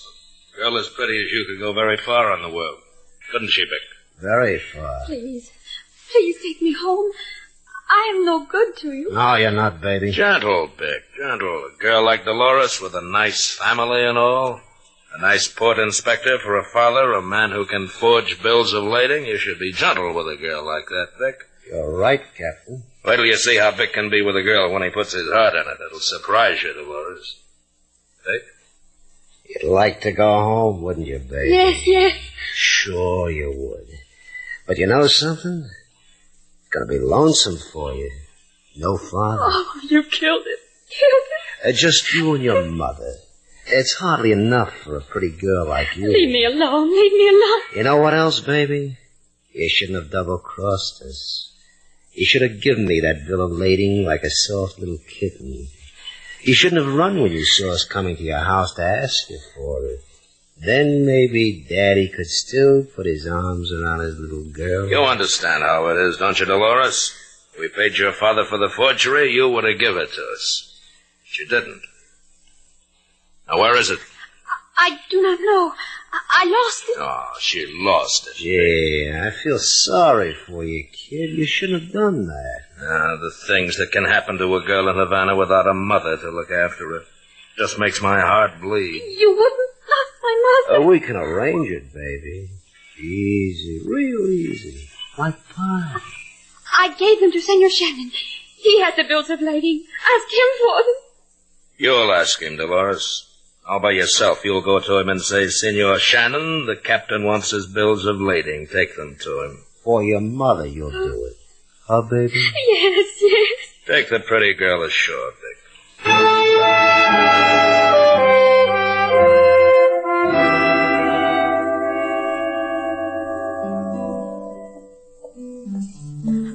I beg your pardon.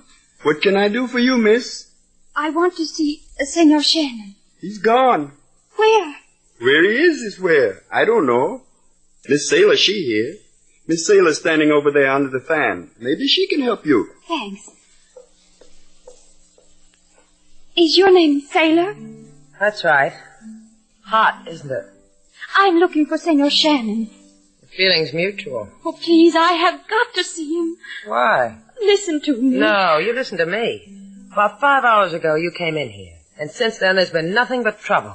Slate gets beaten up. A man gets shot to death. My father.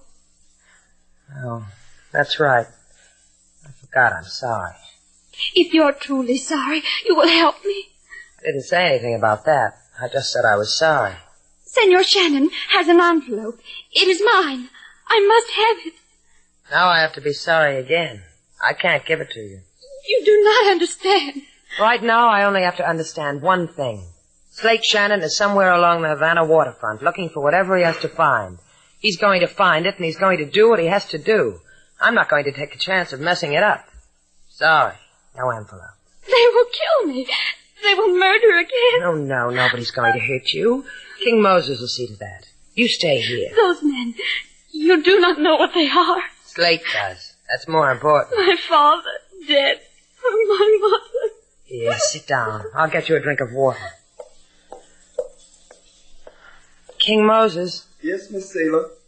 Did you ever see a Saturday night like this?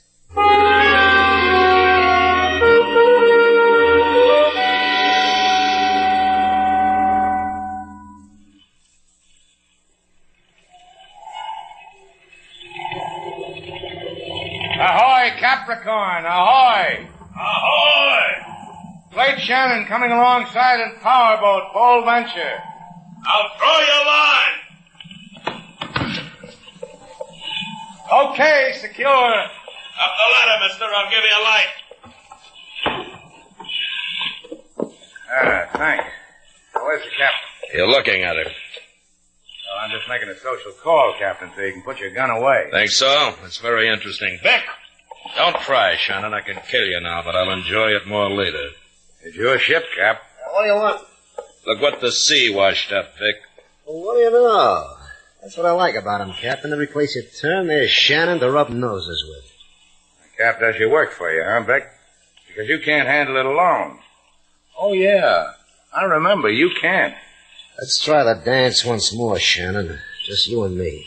With the Cap holding a gun on me, I'm ashamed of you, Vic. You think I'm crazy or something? Maybe you can dance later, boys. All I need now are the bills of lading. Dolores told you to bring them, and you brought them, huh, Shannon? Dolores? It was my own idea. Fast thinker, huh, Captain? My heart goes out to fast thinkers like him. So it was your own idea, huh? We admire you for it. Now hand them over. Well, I'd sure like to oblige you fellas. You admiring me and all, but I can't. You don't say. Like I said, I'd like to help you out, but I got to thinking. I thought to myself, now what is there about 6 crates of apple juice that's worth a man's life? That's not counting the pistol whipping you gave me, Cap. Then I thought, now this must be a kind of apple juice a man could grow real fond of. The fast thinker wants a cut, Captain. Yeah, how'd you guess? How much?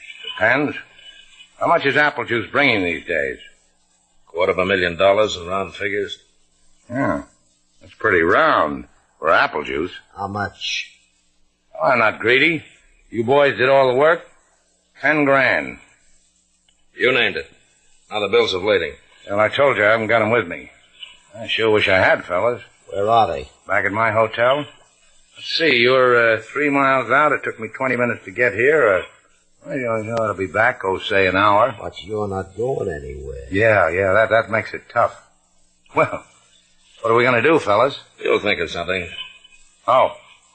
Say, you got a ship-to-shore phone. Mm-hmm. Sometimes we like to say hello to the folks back home. Well, then it's easy. You'll tell us. All I got to do is send a message to the Port Authority to Sailor. That's Miss Duval. You saw her at my place, remember, Vic? I'll never forget her. Yeah.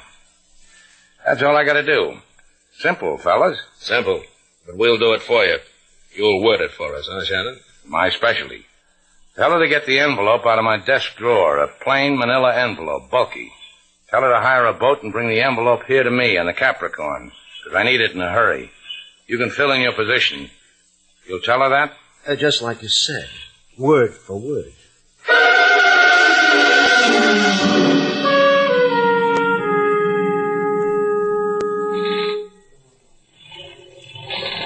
It sounds like your girl got here fast, Shannon. Good for our side, huh?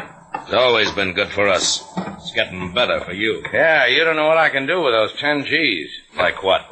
Oh, I'm going to put in a parquet floor so you can come and dance on it. You really think you're going to see that crummy hotel of yours? You changing your mind about something, Captain? I thought we were buddies. So we're buddies. Then I'll see my hotel again. We'll float you past it. You'll be face down. There she is, Captain. Leave her here. Get back on deck, Vic. Hi, fellas. You bring the envelope, sailor? Well, that's what you told me to do, wasn't it? I like a girl who does what she's told. Now, let's have the envelope. You asked me, Slate. Give it to him. Thanks, Shannon. Put it on the table, young lady. All right. Now, both of you get over there against the bulkhead. Slate. The etiquette when a man with a gun says stand over against the wall is to stand over against the wall. All right, now put your hands behind your neck. Like this or like this? It'll come to you. Not buddies anymore, huh? I'll grieve for you. You'll grieve long enough to tell me why you had to kill that old man. Why? All right, I'll tell you. I paid him some money to forge a bill of lading for me so I could get this stuff into port.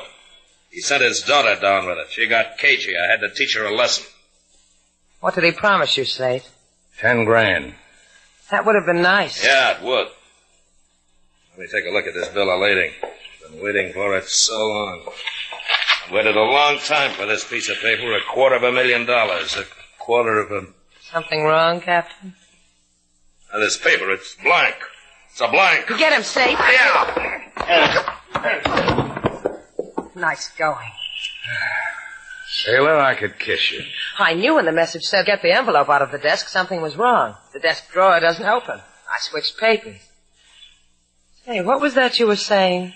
You could kiss me. Hey, Captain, what you... You're all by yourself again, Buster. Come here. That's enough, Slate. What was that you were saying?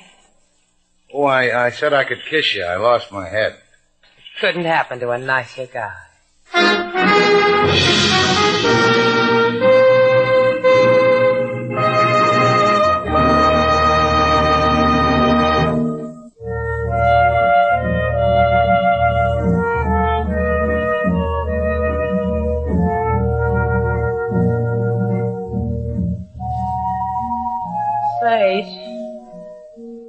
Slate. Uh-huh. It's raining again. Yeah. No customers. Uh-huh. For 2 bits, I'd close up the place and take the boat out to the point. I like to see the surf pounding in.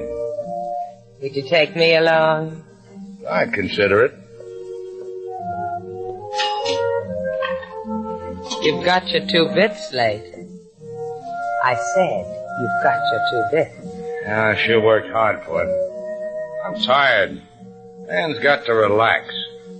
Let's go, sailor.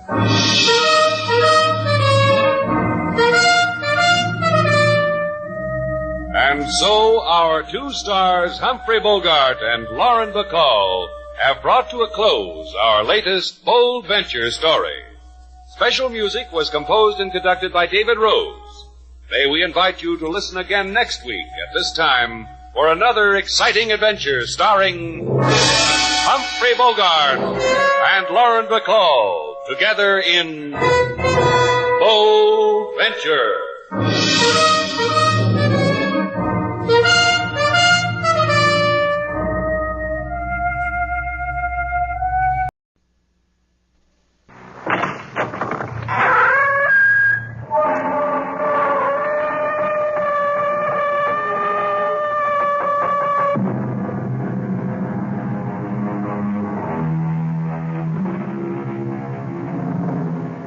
Come in. Welcome. I am E.G. Marshall. Welcome to the sound of suspense, to the fear you can hear. What do you think about witches? Not the bony hags and atrocious crones of Shakespeare and legend, or the poor unfortunates of Salem, but witches who are young, witches who are beautiful, witches who even fall in love. Excuse me. Who let you in here? Well, I hope I'm not disturbing you. I'm only trying to make a deadline. Well, if you're in the news business, I've got something for you. It better be good. I'm going to have to kill my wife. That won't be news till you do it. I know. I want you to know why. Okay. Why? Because she's a witch.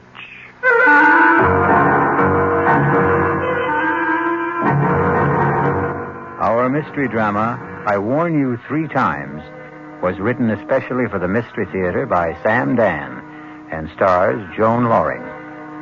It is sponsored in part by Anheuser-Busch Incorporated, brewers of Budweiser. I'll be back shortly with Act 1.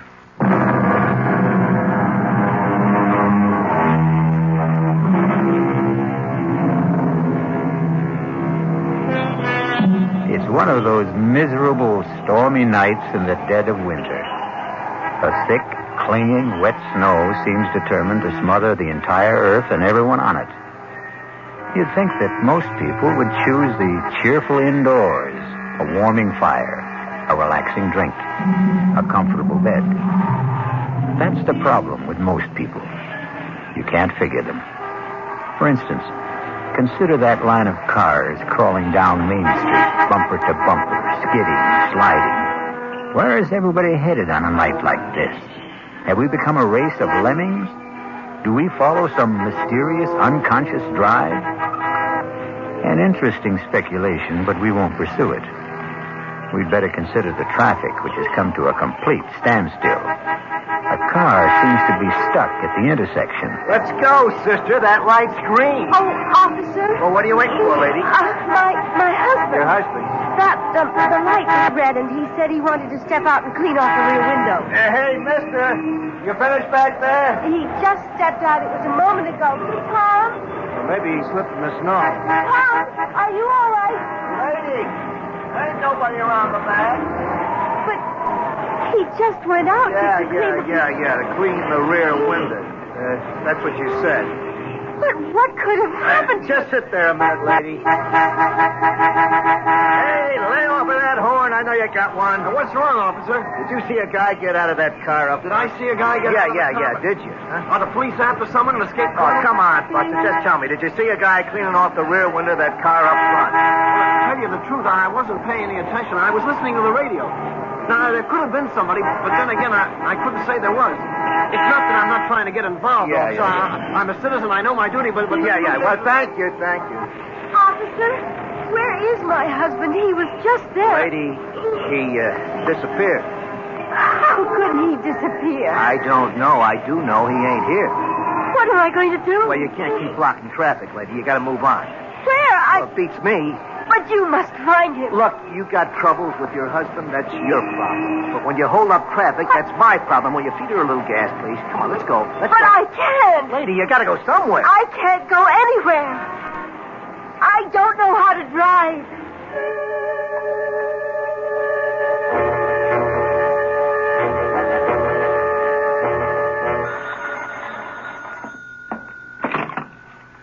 Desk, Lieutenant Carroll. Yeah. Nobody wants this guy, you say? Well, technically, that isn't true. His wife wants him. Okay. Well, look who's here. Lieutenant? You won't win any Pulitzer Prizes around this joint tonight, Peterson. I was hoping you might have a little bone to throw me. Page 1. I'll settle for 2 inches on the bottom of page 38. If you promise to remember 2 R's and 1 L. First name Irvin, not Irving. Lieutenant Irvin Carroll. We may have something shaping up. Ah. I don't know where it can go. Everywhere or nowhere. What have I got to lose? Sitting over there on the first bench. Ooh, that's nice. And married. Well, you win, you lose. A very, very weird story. Tell me about it. No. Let her tell you about it. Why don't you ask her? Excuse me. My name is Fred Peterson. I'm a reporter for the Union Messenger. Oh, no, I don't want to talk to a reporter. Why not? Because Because you're afraid? Why? Could you put Tom's picture in the paper? Well, that depends. Has Tom done anything? He's disappeared. Well, we'd need the how, the when, the where. The when? About an hour ago. Where? On Route 986 at Main Street. How? I don't know. You see, we were driving south. It was snowing hard, and he said, I can't see out the rear window. The light was red. He stepped outside to wipe it off. He didn't come back. Where did he go? I don't know. Well, where could he go? I don't know. In that snow. And there's nothing around there? Could you give me a why? I can't imagine. I don't know what to do. I sit here waiting. Look, my name is Hetty Parsons. Tom and I, we've been married 5 years. We don't have any problems. I mean, we're very happy. If you print his picture in the story, maybe someone will see it who can help us. Excuse me a minute. Well? Yeah, I think I'll run with it. I don't blame you. I was always partial to girls with honey-colored hair and baby blue eyes. Ah, so you noticed, too. Have you run a check on her husband, Tom Parsons? Well, he's not one of the known bad boys. No record at all. And what did she say he did? He's an accountant. He has his own business in the Barstow building. You looked him up in the phone book? Checks out. They were headed south, huh? That's what she says. If it was a trip, there should have been bags. There were. His and hers? His and hers. How does it look? What do you want from me? I don't solve crimes. I sit here behind the desk. Come on, Lieutenant. Now, this is one for you, Fred. How could a guy disappear just like that? And in that storm. There's no place to go. He could have had a car following in back of them. A friend was driving it, maybe? Well, he had to go somewhere. But why? Right now, we're treating it as missing persons. It's all we can do. He's not wanted for anything. He's a legitimate citizen, as far as we know. He hasn't even done anything to her. At worst, he left her in a car. He hasn't even deserted her. Yet. Who was driving? He was. She can't. Well, that's abandoning her, isn't it? No. At best, we'd have him for abandoning the car. Yeah, excuse me a minute. Listen, Mrs. Parsons. Yes? Why don't you go home? I've got my car outside. Oh, no. I want to be here in case they find Tom. They'll let you know if they find him. No, I don't want to be home alone tonight. I just want to stay here. But it may be hours. It may be even days. Don't say that. I'm sorry. I'm just so jumpy and so nervous. I can't believe what's happened to me. Well, if you're going to sit here, you should have some coffee and a sandwich. Oh, I couldn't think of food. I'll be right back.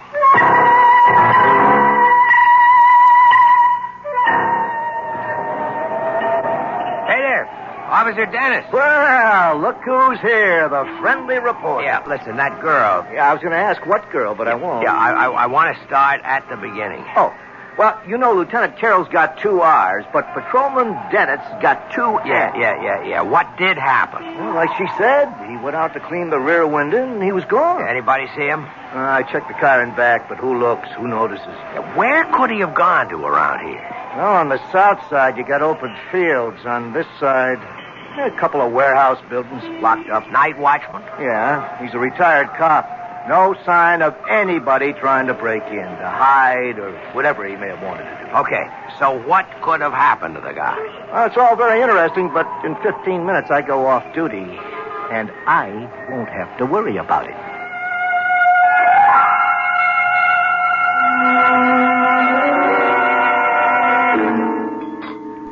Oh, thanks. I didn't think I could touch a thing, but I must have been starving. Has there been any word? Yeah, you'll hear the minute they know. Now listen, Hetty, I can help you, but you have to help me. I'll do whatever I can. We have 2 basic roads to explore.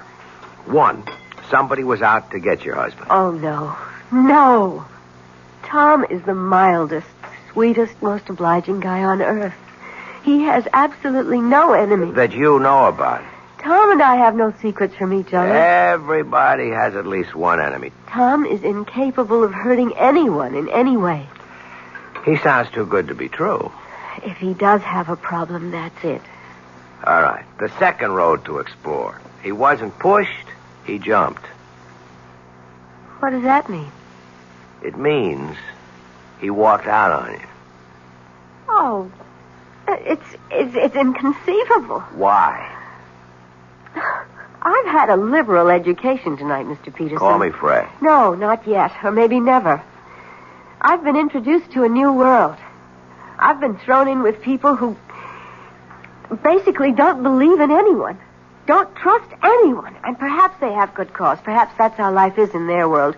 Perhaps their world is the real world, but it isn't my world. May I ask, do you come from another world? It's entirely possible.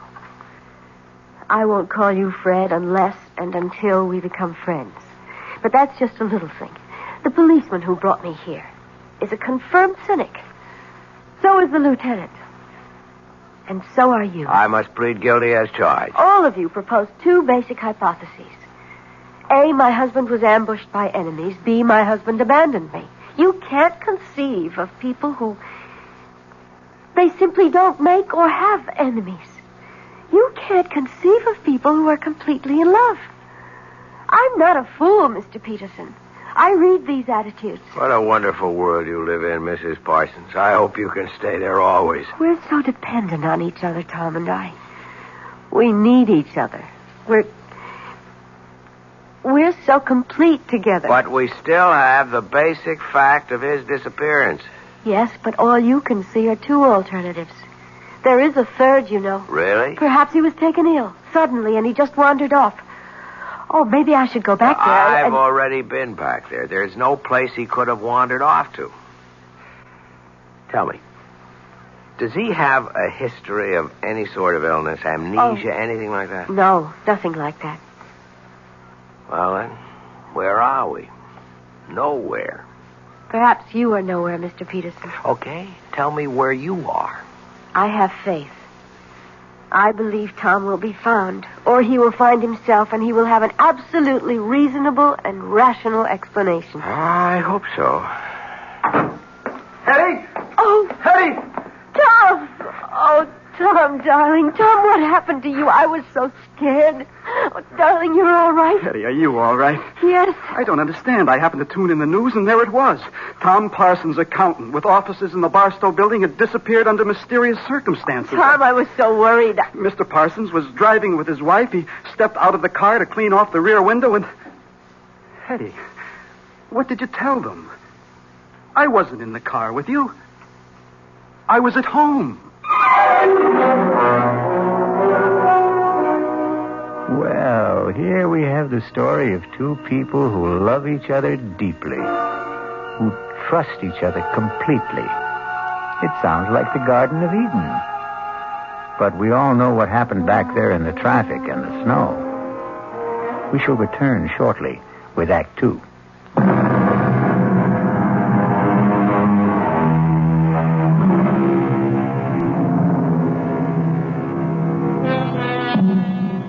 You've seen these couples, or rather heard of them. They dwell in a sea of perfect harmony, never a ripple of discord. But when they do have a disagreement, well, it's a beaut. Here we have Fred Peterson listening to Hetty and Tom Parsons having a fantastic difference of opinion. Tom, how can you say that? Hetty, darling, I was not in the car with you. I was home. Home. You said, let's get out of this miserable cold and snow. Let's head south for a couple of weeks. Hetty, when did I say that? How could I say that? You know I'm swamped with work at the office. You came home this afternoon, Tom. You said, how would you like to leave for Florida tonight? And I said, give me an hour to pack. Excuse me. Who's he? Oh, he's just... I'm just Fred Peterson of the Union Messenger. A reporter? Oh, please, don't be alarmed. I assure you it's a thoroughly respectable profession. Well, I see no point in emblazoning this all over the newspapers. Is there anything to emblazon, as you put it? This is a private affair. Tom, tell me what happened. What happened to you after you left me? Hetty, I told you I never left. Tom. How could I have left you? I wasn't with you. Oh, no, Tom. This time I have witnesses. The police officer, he knows you went out to clear the rear window. How does he know? Because you told him. Mr. Parsons, now, obviously your wife seems distraught. I would suggest... Keep your suggestions to yourself, Mr. Peterson. Don't you dare imply that I'm overwrought or nervous or hysterical. I am completely calm, extremely rational, and absolutely in command of myself. I know what happened this evening. Mr. Peterson, this is obviously a private matter between my wife and me, and nobody's business but ours. What did you mean, Mrs. Parsons, when you said that this time you had witnesses? Have there been other times when... Hetty, it doesn't do us any good to air this in public. All right, Tom. Take me home. Let me talk to that officer at the desk there. Find out if there's anything we have to do. Well?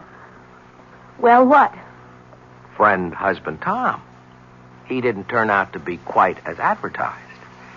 And what is that supposed to mean? He isn't quite the sweetest, mildest, most obliging guy on earth, is he?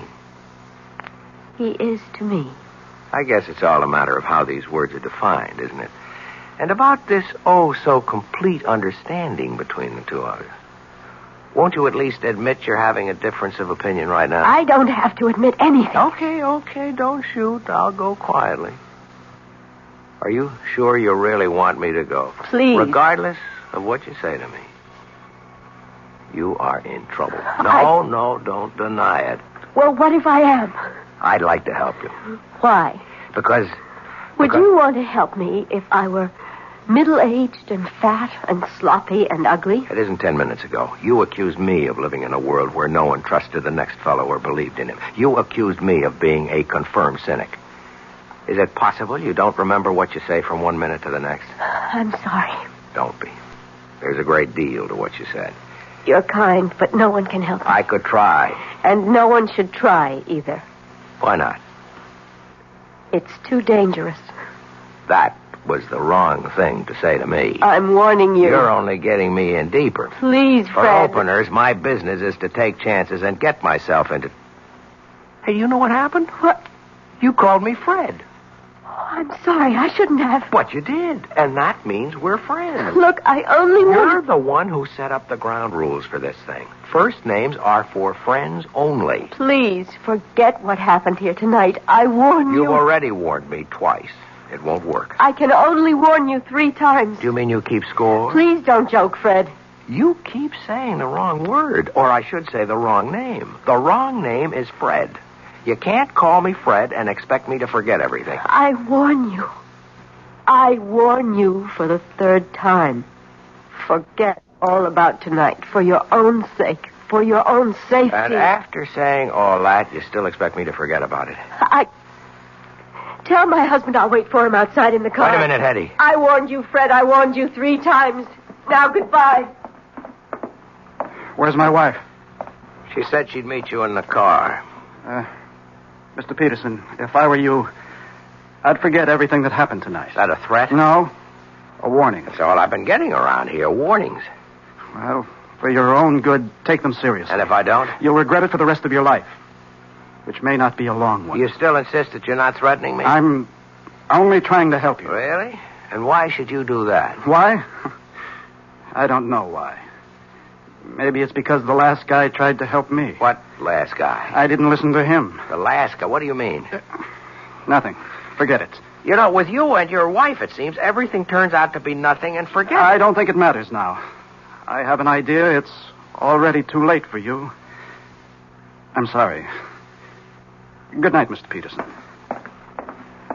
Hey, Fred. Fred? Yeah, Lieutenant, I'm coming. Well? Well, what? There's nothing there for us boys in blue. What's in it for the 4th Estate? Looks like he's trying to drive her nuts. It could also be the other way around. I don't think so. Because of that honey-colored blonde hair? Lieutenant, you always know where the exposed nerve is. Just stop and figure it. Couldn't this also be her way of trying to drive him nuts? As a reporter, I would have to say yes.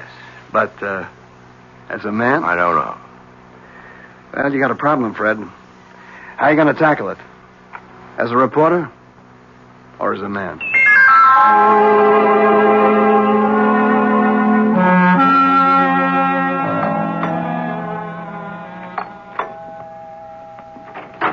Good morning. Oh, Fred, what are you doing here?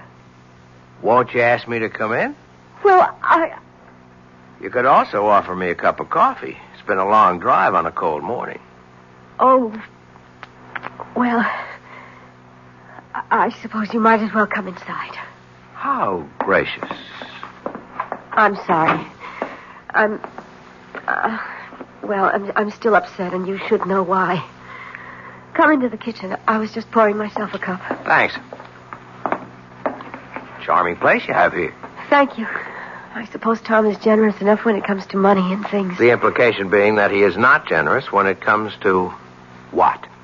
Fred, if you insist on talking about Tom, I'll have to ask you to leave. Okay, let's talk about you.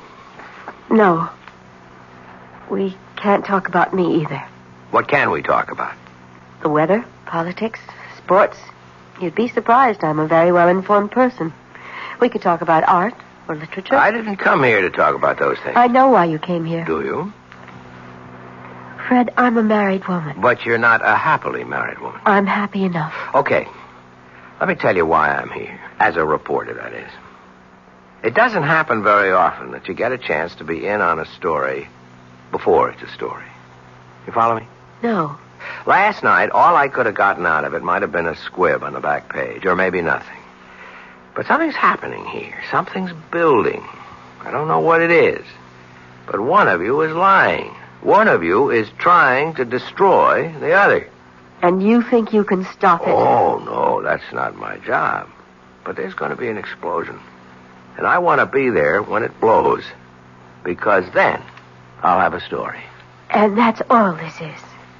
That's all I am to you. A story. I was talking as a reporter. But as a man... Yes? As a man, I'd like to help you, Hetty. Even if it meant losing your story? Yes.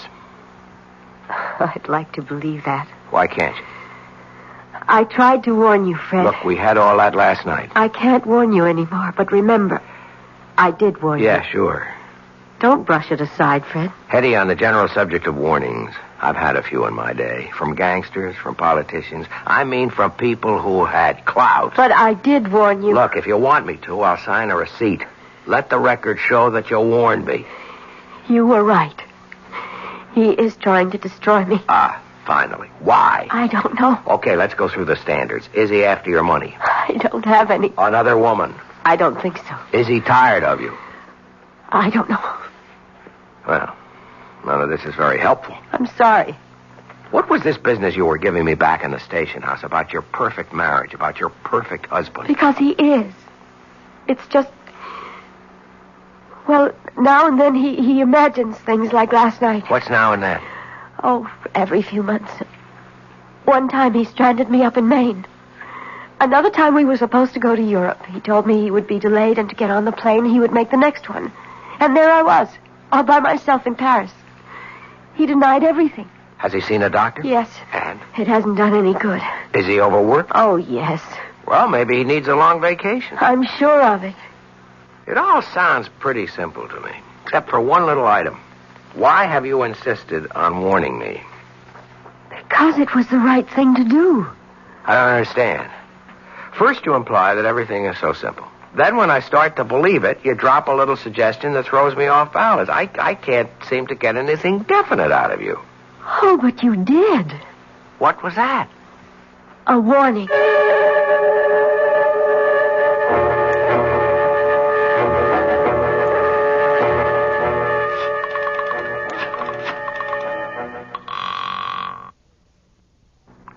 Lieutenant Carroll. Hey, Lieutenant. Hey, how goes the Parson case? How did you know I was going to ask you about the That part? honey blonde hair. Does it really show that much? Pal, you are hooked. You know something? That's true. And she may even be playing me like a fish. So what can I do for you? Well, no crime has been committed yet, but you can bet there's one on the way. Well, till then, we're handcuffed around here. Sure, but you got all the facts. What fact? I mean, you can get at them in a routine way. Work up both of them, some past histories. That's spending the taxpayers' money. You spend the taxpayers' money every day. Something's ready to blow up there. Just be ready for it. That's all I'm asking. Actually, Fred, if you want the truth, we've already started. And? Keep in touch. Yeah? They said you're in this office. Well, look who's here. Tom, the piper's son. Come on in, son. Mr. Peterson, I've decided to tell you everything. Because I know you're in love with my wife. Oh, wait a minute. Now, there are all kinds of meaningless expressions. Wait a minute, see here, hold on, or a few. Let's dispense with them. You can't accuse me. I don't accuse you. I state a fact. Well, then let's be fair. I only met your wife last night. I admit she's attractive. I don't even know her. That's what I told him. That's what you told who? The last guy. The last guy she was married to. I wish I knew how to start this. Well, start at the beginning. Okay. I'm an accountant. You're a reporter. Both of us are men of the world. I mean this world. You live on facts. I live on figures. So how can I tell you? How can I expect you to believe me when I say that Hetty isn't a human being at all? She isn't? No. She's a witch.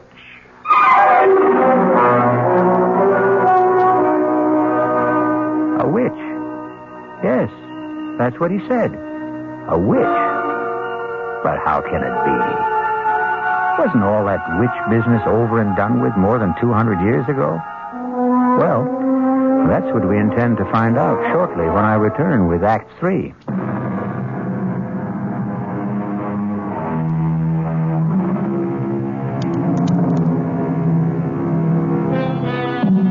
Tom Parsons and Fred Peterson sit in a newspaper office. Both are young, alert, stylishly dressed, every bit the modern, sophisticated men of today. And yet, the subject, the very serious subject under discussion is witchcraft, of all things. Well, it isn't every day a man accuses his wife of being a witch. It isn't every day a man finds out he's married to one. I can only say it's incredible. I know. That's what I said when he told me. When who told you? The last guy. Tell me about the last guy. I met Hetty on a cruise ship about 5 years ago. She said her husband had just somehow disappeared. She was distraught. You know, she does the distraught bit to perfection. I know nothing of the kind. What happened? Had he fallen overboard? Well, that's what she made everybody think. Till we got a radiogram from shore. He claimed he knew nothing about the trip. Well, either he had boarded the boat or he hadn't. Okay, let's get all of that cleared away. There was a ticket in his name. There were some people who claimed they had seen him. The trouble is, there was a pretty drunk bon voyage party. Most everyone was in no shape to remember anything. Oh, yes, the steward did claim to have seen him aboard, but I'm convinced the steward was bribed. So I bought her story. I fell in love with her. Just as you did. And I helped her kill him. Just as you're going to help her kill me. You know what I think? I know what you think. You think I'm a nut. You could look it up. 5 years ago, Stacy's Mountainville Lodge in the Adirondacks. She called me. She was desperate. Come up here. He's going to kill me. I flew up. I found them. They were near a cliff. She was screaming for help.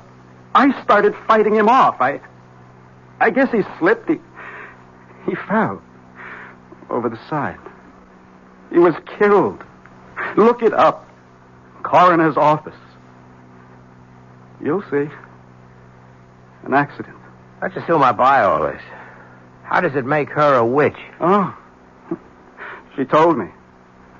She'll tell you afterwards. She's a witch. She falls in love with men, gets tired of them, and destroys them. I think you must be... I know. I'm here to warn you. But I'm going to kill her first. Let me get you a cup of coffee. You're a fool. I'm here to save your life. Sure. Okay. Look her up. I mean that. See if you can find a trace of her. See if you can find out where or when she was born, who her parents were. She has absolutely no background, I tell you. Don't get excited. Lord, this is all so familiar. All of this is what he said to me. And what I said to him. Back there, before I killed him. Now, nobody's going to kill anybody. I don't know you. But you look like a nice guy. Take my advice. Save yourself. Save yourself.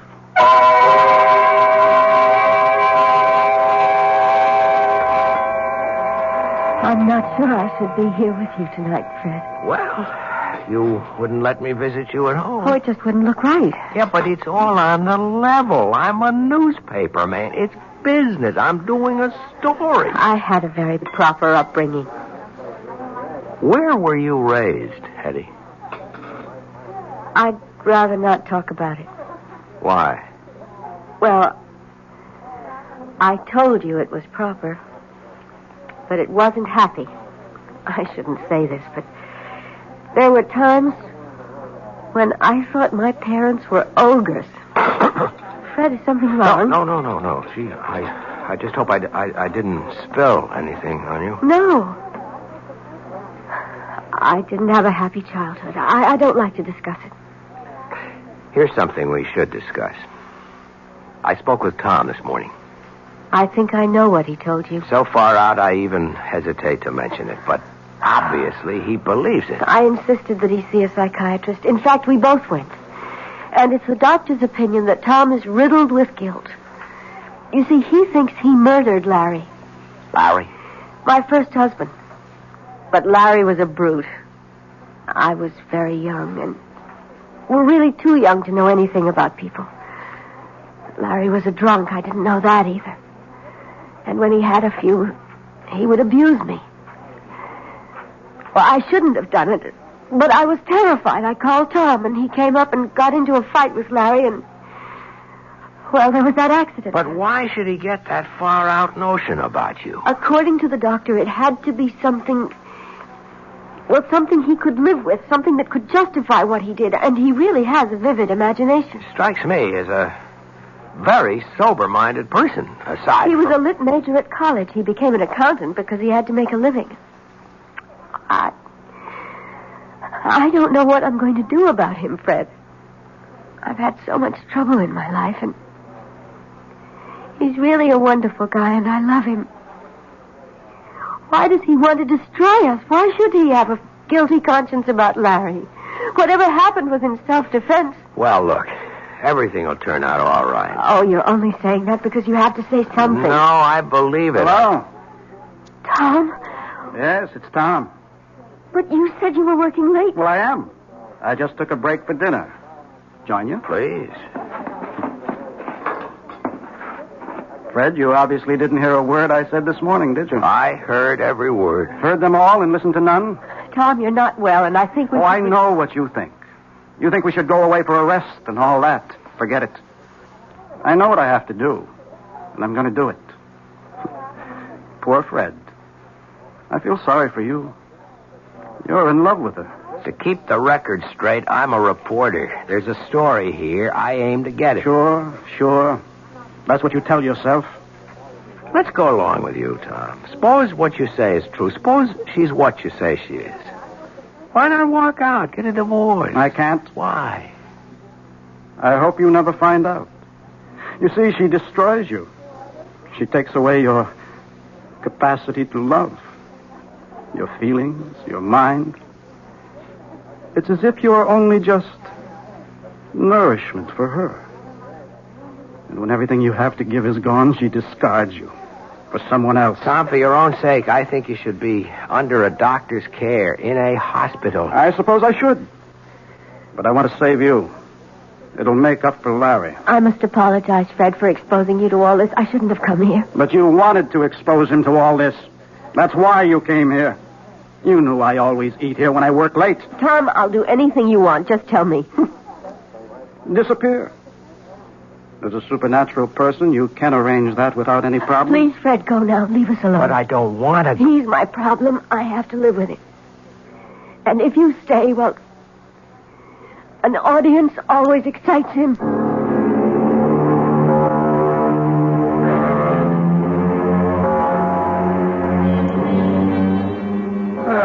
Now, look who finally showed up. What happened to that Nobel Prize for Journalism you were working on? Lieutenant, there is no Nobel Prize for journalism. Oh, well, what happened anyhow? I got off it all. Couldn't make heads or tails. Well, we're still on it. As a matter of fact, information keeps pouring in all the time. On her? On him. Funny duck. He was always interested in spirits, that kind of thing. He wrote his master's thesis on something called demonology. Well, there's nothing there for me. As a man or a reporter? Both. You know, I've been married 10 years, and I've never been tempted. But if I could be, she could do it. Oh, that dame is something. I'm surprised at you, Lieutenant. But there's hope for you. If what you say about the husband is true, he winds up in the loony bin, and after a respectable interval, she could be yours. That's what's in your mind, right? You are the most cynical person I know. Come off it. We're two of a kind. I'd even wait for her myself. Lieutenant Carroll. Is Fred Peterson there, please? Hold on, I'll see. It's, the girl you love. Cut it out. Okay, the girl we love. You hear? Yeah, I guess I'm here. Take it. Hello? Fred, I'm scared. What's the matter, Hetty? Don't ask any questions. Just come to my place. Quickly.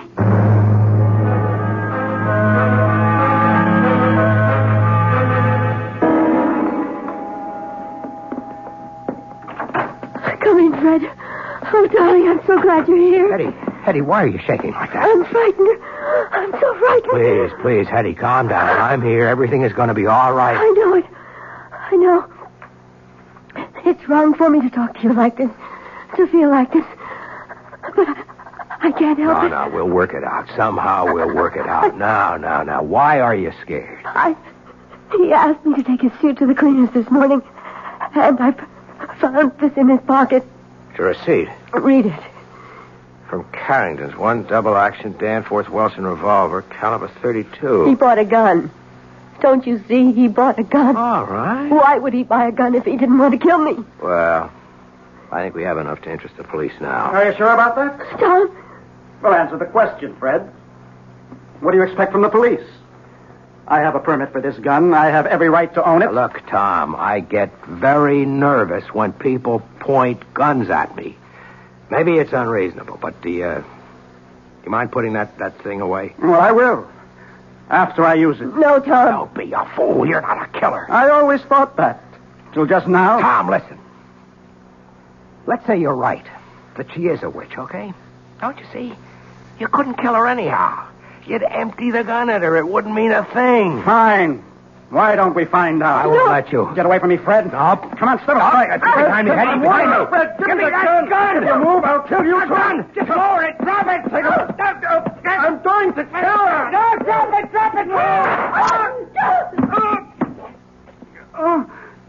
Tom! You did it.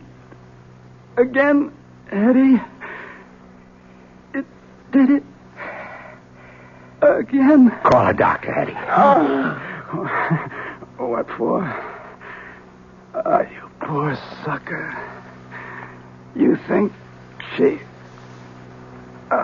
not worth it. You think she's paradise? She is. She is. But it doesn't last. It doesn't last. And then she'll kill you. She'll kill you, too. Tom. He's dead. Tom. You saw there was nothing I could do. I know. Better call the police.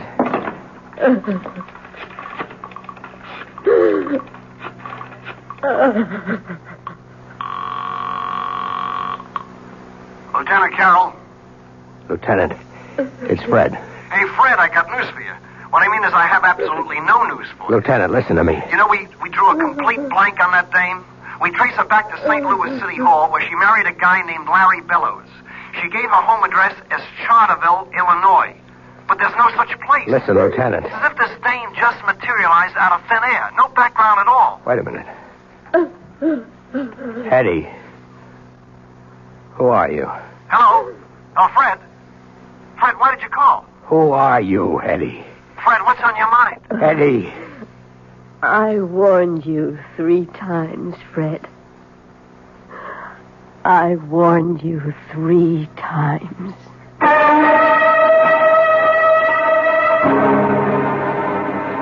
And how many warnings would you have needed? Or heeded? That's the trouble. When they have honey blonde hair, it's so hard to take them seriously. A mistake. You should always take every woman seriously. We'll be back shortly.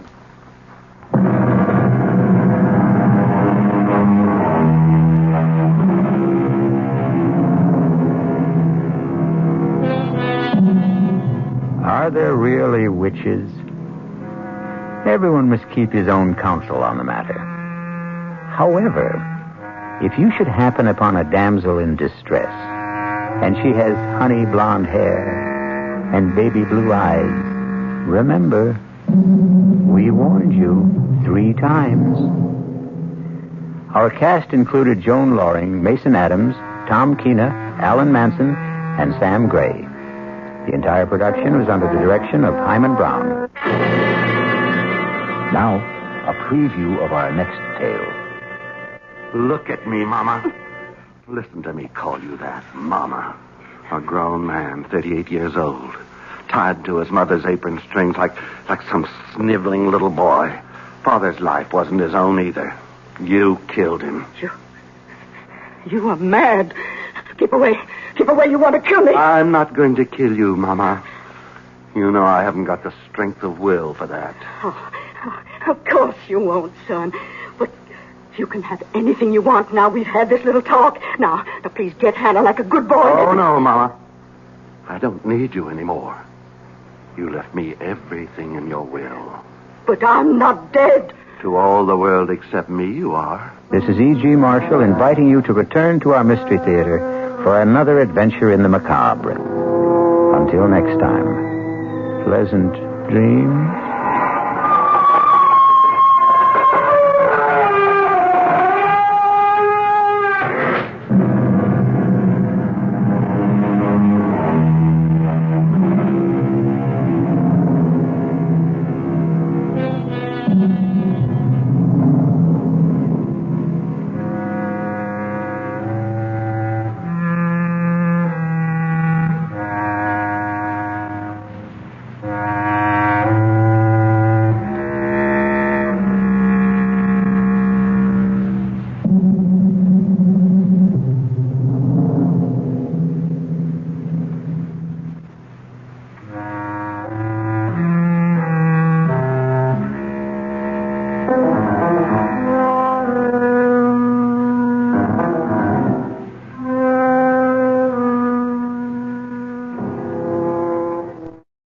The preceding Mystery Theater program was furnished by the CBS Radio Network.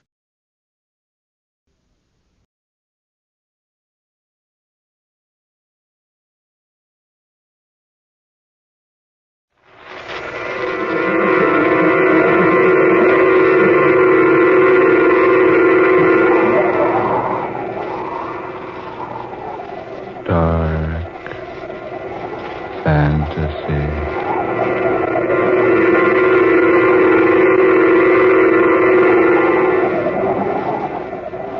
I am your brother.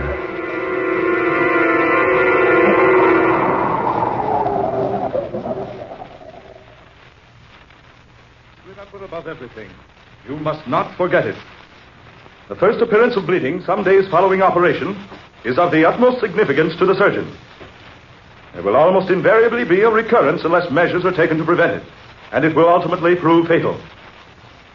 The vessels most commonly affected are the lingual, the facial, and the internal maxillary arteries. Unless this offending vessel can be isolated... Mr. Briggs, it behooves me to pause in the middle of this lecture to remind you of one important thing. Apparently not important to you, but extremely important to me. I have been paid as high as $1,500 an hour for lecturing on the after-treatment of surgical patients. I lecture here for the college medical class free of charge. I at least expect the courtesy of attention. I do not expect my students to tabulate their meager bank accounts while I am making every effort to instill some portion of physical knowledge into their thick-covered craniums. I was making notes, Professor. Apparently. Mentally, you were tabulating your money in the bank. Gentlemen, I regret that the lecture this morning will not be continued. Dismissed.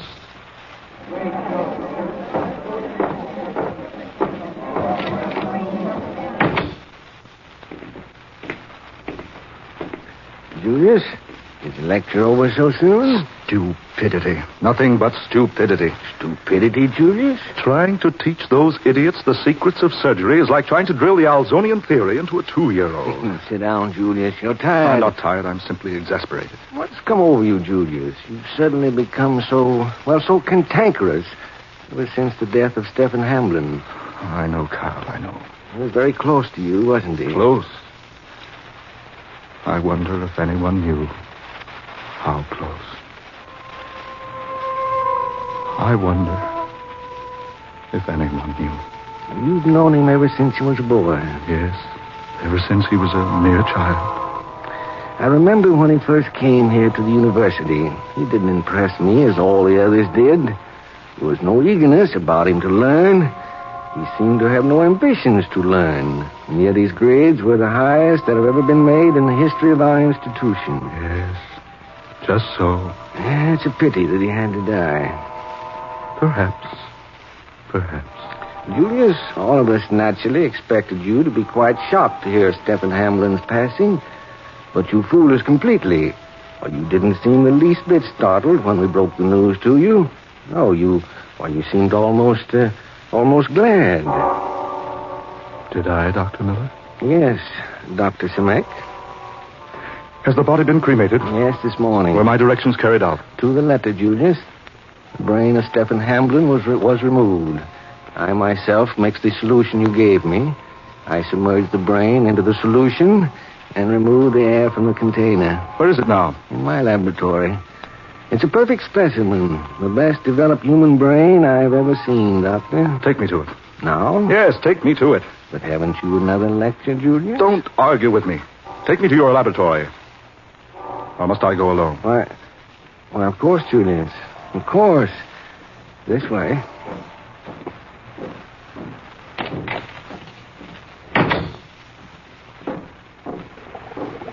I have the second solution at the boiling point for you. Just as you ordered, Dr. Simek. Good, excellent. Here, the brain. Yes, just so. Most excellent work, Carl. Most excellent. I'm glad you're satisfied. Do you wish to add the solution now? It should be done, I believe. Stephen Hamlin's brain must be preserved.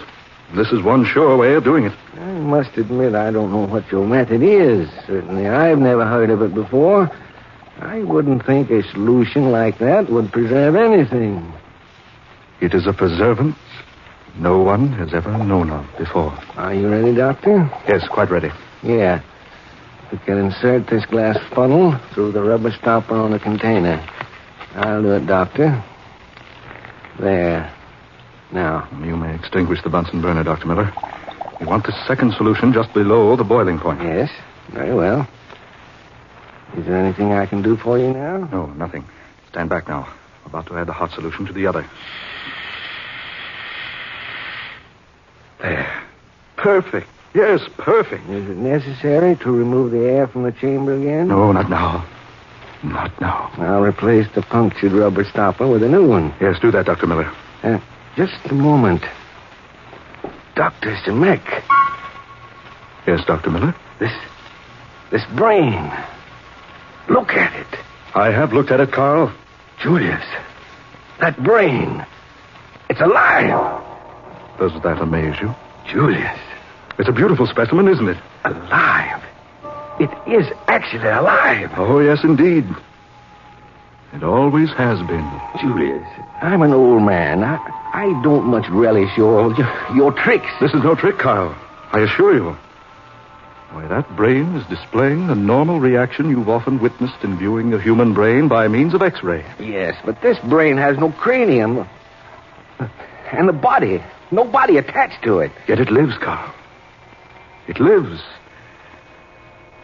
Only Stephen Hamblin's brain could do that. Live after his death. Oh, it's a trick. The solution. It must be the solution. No, Carl. It is not the solution that causes the brain to live. I admit it could not live without the solution. Mere pickling would have destroyed it. But the solution will preserve the life, Carl. The life that has never left it. Impossible. Utterly fantastic. No, my dear Dr. Miller, not at all. Not at all fantastic, nor impossible. But the brain cannot live outside the body. The human brain, no. But Stephen Hamblin's brain can. But, Doctor, Stephen was human. Was he? Wasn't he? No one knew Stephen Hamlin as well as I did, Carl. No one. Not even his parents. Oh, they knew he was different, yes. They knew he wasn't just an ordinary person. But they had no idea how truly extraordinary he actually was. I can't believe a human brain existing after the body has been cremated. Perhaps, my good friend, if I were to tell you his story, you would see the reason why such a thing could happen. Yes, perhaps. Sit down, Carl, sit down. Look deeply into the mystery you see there before you. The living brain of dead and cremated Stephen Hamlin. It was a most extraordinary brain, Carl. Yes, most. To know the mystery behind it was to know Stephen Hamlin.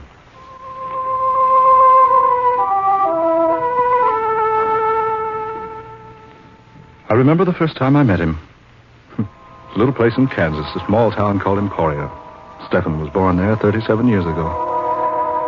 I was 10 years old when I met him. He was 9. And yet he was crawling about from place to place on all fours, like a mere infant. He'd been examined by the best doctors in America, taken to New York, to the West Coast, everywhere for observation. And each examination brought the same verdict. Perfectly capable of walking, but apparently unable to do so. Probably because of some mental handicap. A good enough excuse. A good enough diagnosis. For the stupid. It may have been a mental handicap, yes. But if it's so, it was of Stephen Hamlin's own making. He had never spoken a word, uttered a single guttural sound in all those 9 years. He'd never smiled, never frowned, never cried. 9 long years crawling on hands and knees, never uttering a sound. And yet, his vocal cords were pronounced perfectly normal, completely developed. And yet he had never spoken. Never.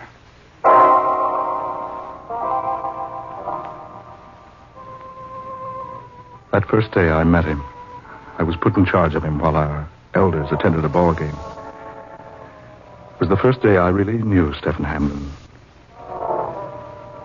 It was the first day anyone ever knew him. When we had been left alone, I went off to a corner of the room by myself.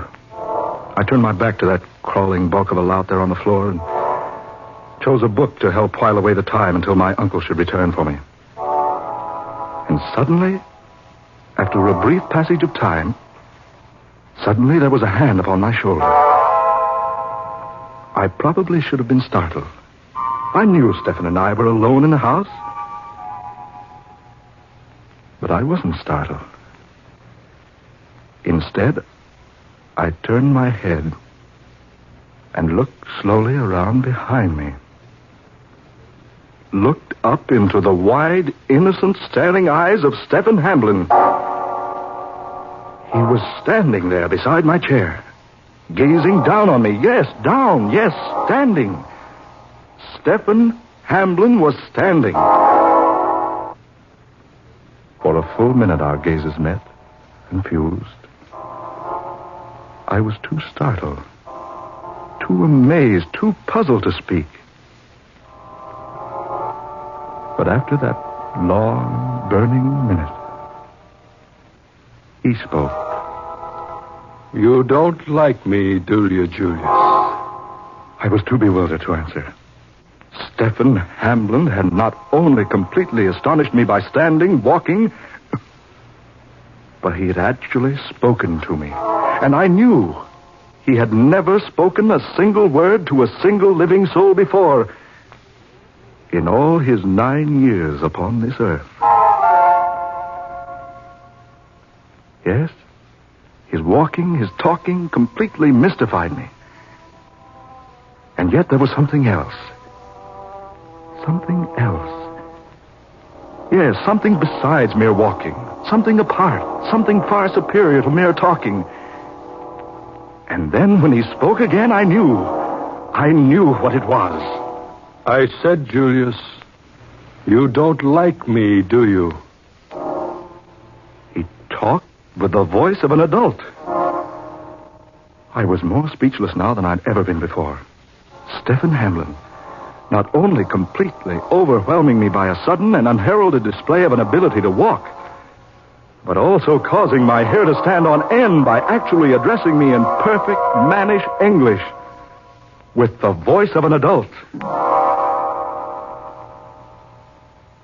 After what seemed a compilation of eon upon eon, I found my voice. I've never had occasion to like you, I said.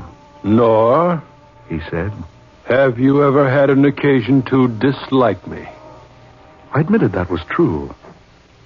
And then I said, why is it you never walked until now? Never talked? To which he replied, I had no occasion to walk because there was no place interesting to which my walking could take me. And as for talking, so far I've never found anything interesting to talk about, or anyone of enough interest to talk to. How long, I asked, have you been able to do both? I have had the ability to walk and to talk, he said, ever since the day I was born.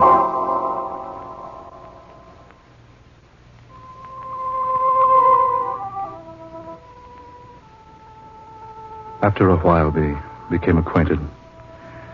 Long before the elders had returned joyously from watching their favorite ball club whitewash the visiting team, Stephen Hamlin and I were bosom pals. It was a friendship that was to exist until death did us part. After that, Stephen Hamlin stood upright on both legs, spoke like any other human. Did I say human? Forgive me. The only difference was that his was a fully developed mind, a fully developed voice, but a highly underdeveloped anatomy. I remember one day when Stephen and I were playing together on the school ground. I remember I was practicing high jumping at the time. Stephen was watching me. And all of a sudden, he jumped to his feet from where he had been sitting and stood staring wide-eyed. Then quickly he raised both hands before his face as though to shut out an evil, horrible sight. Suddenly there was a noise in the air. The noise of wheels upon rails of steel, spinning, speeding, racing wheels. Clickety-clack, clickety-clack, clickety-clack, screaming as they went. And at that very instant, Stephen covered his eyes with his hands as though to blot out some unspeakable terror.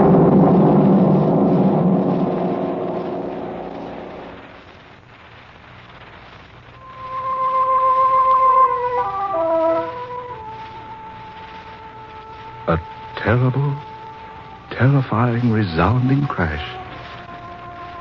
As though a million planetoids had collided in the stratosphere and come crashing down around us like pellets of falling hailstones. When I looked at Stephen, he had slumped to the ground. I rushed to him. My heart leaped within me. I raised Stephen into my arms as I threw myself down beside him. When he opened his eyes, he asked quietly, Was anyone saved? Anyone? Saved? I frowned. Tell me, Stephen, what in the name of heaven happened?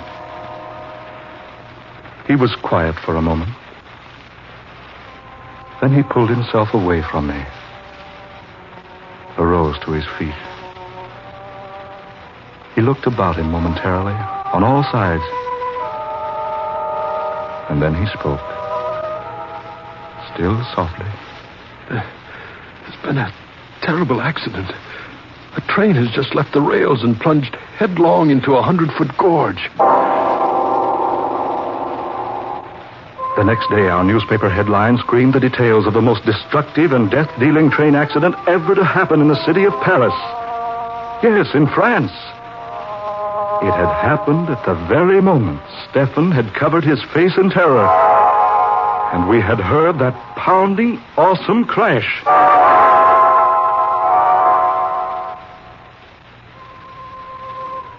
It was not until several years later, when we both entered Oxford College, that I saw Stephen Hamlin again. At first he avoided me, tried to pretend he didn't know me. But when I finally managed to get in a word with him and remind him of our first meeting, he told me he was glad to see me again. But he was extremely cold, almost insultingly reserved. And the very few times I saw him after that first day for the next year was between classes. He never partook in student activities. He never strolled the campus or climbed the cliffs or swam in the lake or enjoyed soccer or cricket with the rest of us. He was never seen with the rest of us. There were constant whispers about him and his strange, weird actions. Many whispers, most of them ugly and vicious and vile.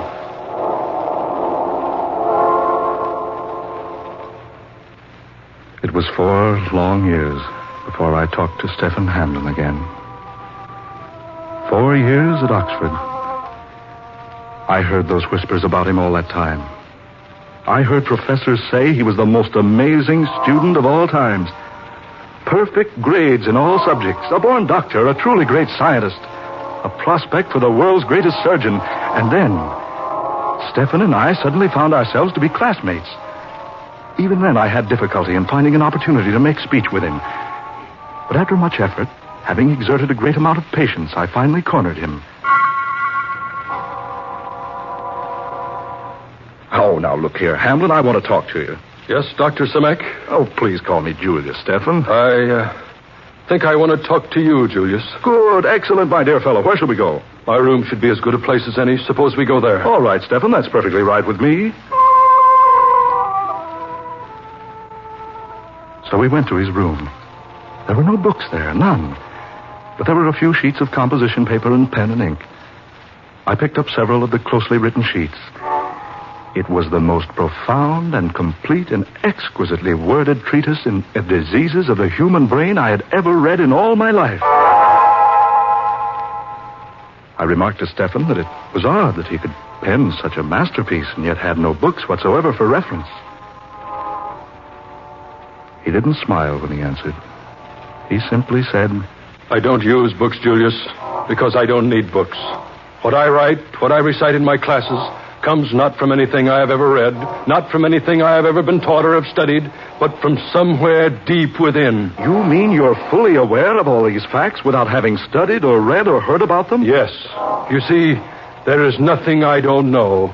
To me, the theories of the scientists and the theologians and the professors and the doctors are merely nothing more than the alphabet is to you. I have no interest in them whatsoever, save that they are convenient at times to know. And most of those profound theories, profound to you, understand, most of them are so terribly false, so astonishingly wrong and untrue and unsound, that they fail to interest me in the least. Yes? Stephen Hamlin was the fount of all the world's most intellectual knowledge.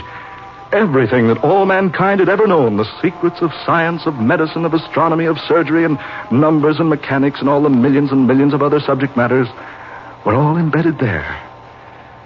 There, deep in that superhuman, unbelievable brain of his. After our graduation from Oxford, after we came here to medical college to study surgery, Stephen and I grew closer and closer together.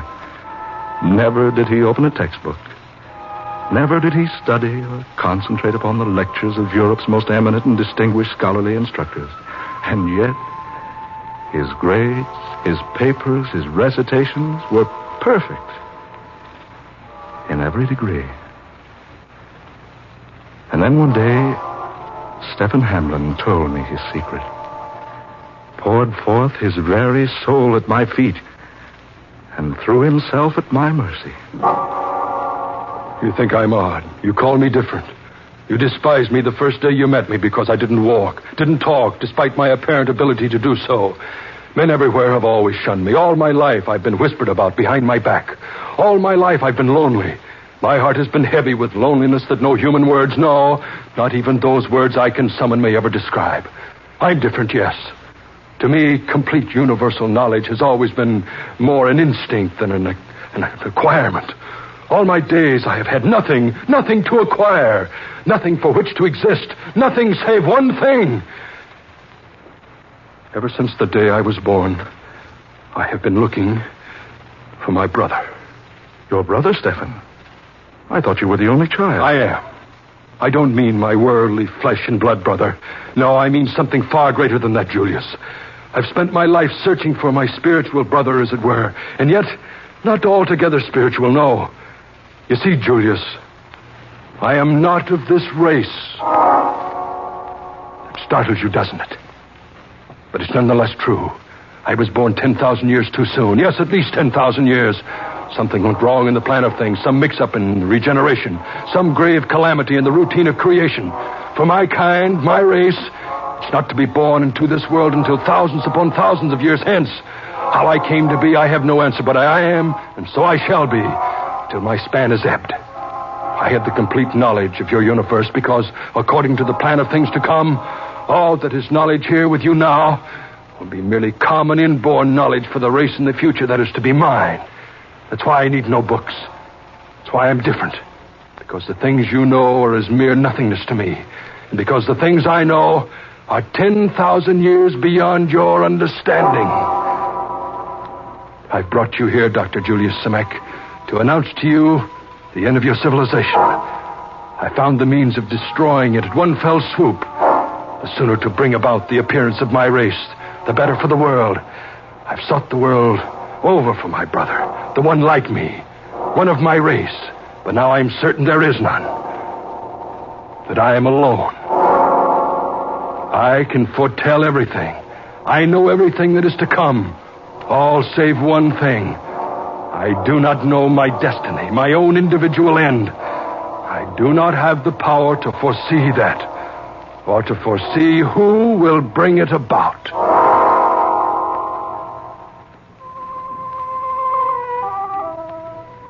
And then he outlined to me the most devastating, the most terrible, the most death-rendering plan of all history for the dispellation of the present race from the face of the earth. Bitterly he outlined it, poison dripping viciously from his every word. It was so simply done, so quickly, so painlessly, that its very program rendered unto me a nausea that I found almost impossible to overcome. I argued with him, pleaded, begged, I reasoned, bullied, threatened. All to no avail. He had made his plans. He was determined that they should be carried out. If he were to be destroyed too, he did not know. He could not foresee his destruction, nor his destroyer. His destroyer. No, he didn't know what his own end upon earth was to be. He could foresee all future things, save his own destruction, save his own destroyer. His destroyer. Someone had to destroy him. Someone had to. Someone. He was still babbling about that wicked, wretched plan of his, outlining it like a madman. I looked about me, cautiously at first. Then, desperately, when I realized he had forgotten my existence, I groped for a solution to this terrible, impending calamity. And just then, Stefan opened a desk drawer, withdrew a small compass. I caught a glimpse of a small gun in that drawer. I could see, even at that distance, that the gun was loaded. He was still talking about his plan, still bewailing the fact that he alone on this earth had the power possessed within him, still decrying the fact that he had searched the world over for his brother. Not his flesh and blood brother, but a brother of his kind, his race. He knew that were there another soul of his kind alive on earth, that soul could foretell the end, the destruction of Stefan Hamlin. Suddenly he arose from his chair. He ordered me to come with him. He was about to work his havoc upon an unsuspecting world. And then desperately I acted. Quickly I yanked open the drawer of his study desk, took out the gun. I leveled it at his head. He stood terrified a moment. And then there was a pleading in his eyes. A pleading. Not for his life, but a pleading to spare him the damage a ripping bullet would do to his masterly brain. And in that instant, in that final desperate second before he lunged at me in an effort to save his life, there was recognition. The flash of an age-old suspicion at last fulfilled. And as I lowered my gun to a level with his heart, I knew that the pain within my heart at that moment would never be removed. Like lightning, he made for me, speeding across the room, charging at me. I tried to stop him, tried to warn him, shouted at him. Keep back! No, keep back, Stephen! Keep back!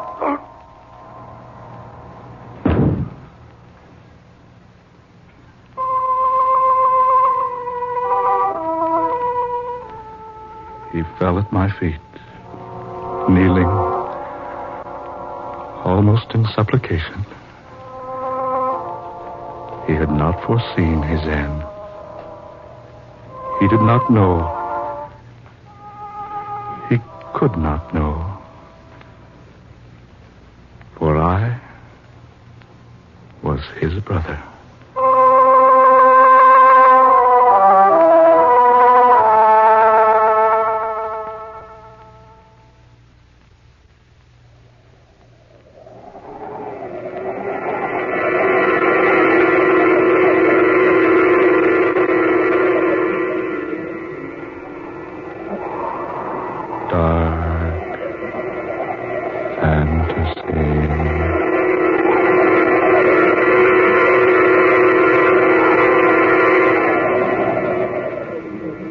Tonight's original tale of dark fantasy, I Am Your Brother, written and directed by Scott Bishop and originating in the studios of WKY. Ben Morris was heard as Dr. Julius Semek, Blois Wright was Stephen Hamblin, and Muir Height played Dr. Carl Miller. Next Friday at this same time, the 30th original dark fantasy adventure, The Sleeping Death, created for you by Scott Bishop. Tom Paxton speaking. Dark Fantasy comes to you each Friday night from Oklahoma City. This is the National Broadcasting Company. The MGM Theater of the Air, starring this week Melvin Douglas with Arlene Francis.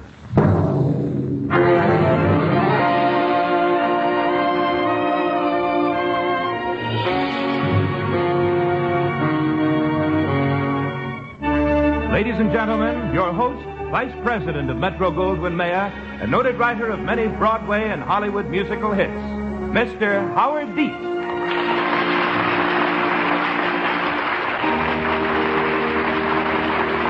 Thank you.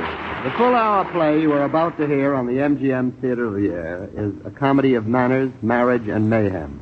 All three can go together. It is entitled Third Finger, Left Hand, and many of you may have seen it as a Metro-Goldwyn-Mayer motion picture some years back.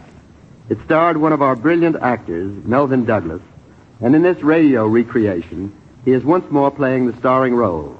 In just a moment, we will hear Third Finger, Left Hand, starring Melvin Douglas in person on the MGM Theater of the Air.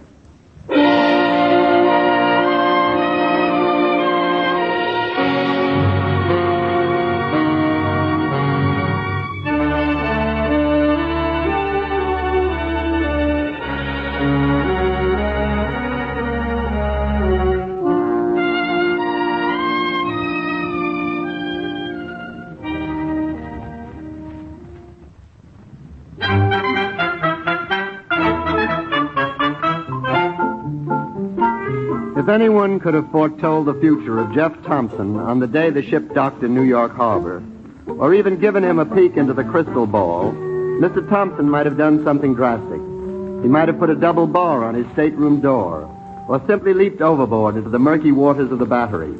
But as he knew no evil, heard no evil, saw no evil, as he couldn't fathom the future, fate lured its unsuspecting victim on board the great ship right into its dock, and the surface of life appeared as smooth as a mountain lake without a ripple. Such a long line. I despise lines. All this rigmarole with the customs. See here, Steward. Can't you hurry this? I've an appointment ashore. Steward! Have your cards ready, please. Have your cards ready.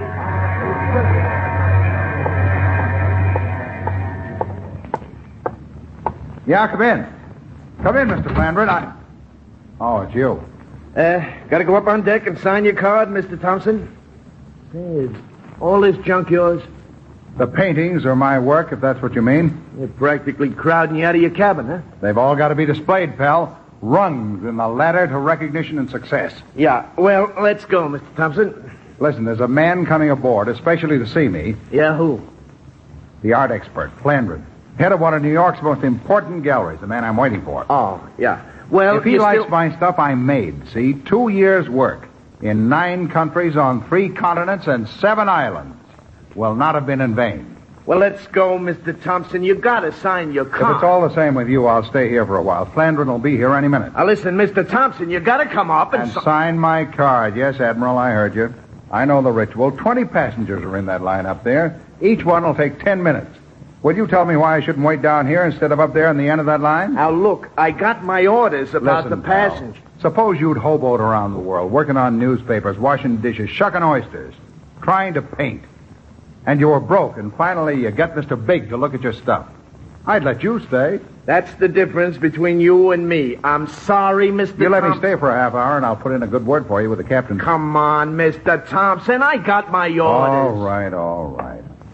It's only fair to tell you, though, that your sleep will be uneasy. Destiny resents interference. If Mr. Flandrin comes in here while I'm up there on deck... Oh, I'm sorry. Oh, dear. Forgive me. You all right, Margot? Yes, August, of course. That was clumsy of me. I guess neither of us was watching where we were going. You certainly weren't. Hey, Admiral, I'll leave it to you. Was she or was she not traveling in the southbound lane? Was she or was she not watching where she... Come on, August. Yes, Bob. Wait a minute. We gotta get your card signed, Mr. Thompson. Yeah, so we do. Let's get it over with so I can get back and meet Flandrin. Clumsy clown. What's that stateroom number again? 4C, Margot. This is C, and this is 4. Lorna, it's Margot. I do not like the light down here. For photographing, it is not good. It'll be better in the cabin. Lorna! About the woman, I do not worry, but her paintings you wish photographed for the next issue. August Winkle must have perfect lighting to photograph paintings. Lorna! At the studio, the lighting is perfect. It's more dramatic coming directly on board this way, August. Lord! Oh! The door was unlocked. And your old friend is not here. Her paintings are, though. Look at them, Gussie. She must be up on deck. We'll wait for her. Many paintings. Last year, she designed costume jewelry. The year before, it was ceramics. And now, this. Some of them are quite good. She has a, how shall I say it, a masculine vigor to her brushwork. This Lorna, does she know, Margot? Give me a cigarette, Gussie, please. You do not answer. Therefore, she does not know. No one knows. Only Margot and her friend August Winkle. Me. Cheer up, Gussie. I do not like it, Margot. I do. I'm on top of the world. I worry. Because I invented an imaginary husband to keep this wonderful job? Now, Gussie. No good will come of it, Margot. Lots of good already has. This little emblem on the third finger left hand is my security, my job insurance. I know. How long has any unmarried woman lasted as editor on one of the Russell magazines, 2 months? 3? And why? Because Mr. Russell has a jealous wife. Remember that caper you sent me in Rio when I was appointed editor? You signed it regret. You thought Mrs. Russell would knife me fast. I didn't expect you to come back from Rio with this story. Well, it's been a good story, Gussie. I explained to people that my husband is away, traveling. Meanwhile, the Mrs. in front of my name is Wolf Insurance. The boss lets me alone. The boss's wife is my pal. And your father, if he should find out. He wouldn't believe it, you know, Dad. Mrs. Merrick. Mrs. Tony Merrick. With no Mr. Merrick. No marriage in Rio. But with a good job. A job Mrs. Merrick means to keep. If she has to make up a dozen white lies to do it. All right, Margot, all right. What? Your friend Lorna has strange tastes. She smokes a pipe. A pipe? See here, the bowl is still warm. But that's ridiculous. Lorna smoke a pipe. Oh, here she is now. Darling. I beg your pardon, madame? I'm sorry. I was expecting... Well, you're Flandrin. That is correct. The famous art dealer. Madame, I have come to look at some paintings. But of course. How wonderful for Lorna, Gussie. Yes. Such exquisite paintings, Mr. Flandrin. You can discuss terms with me. I handle such matters for my friend. You don't mind? No, I'm sure you don't. Well, do come in.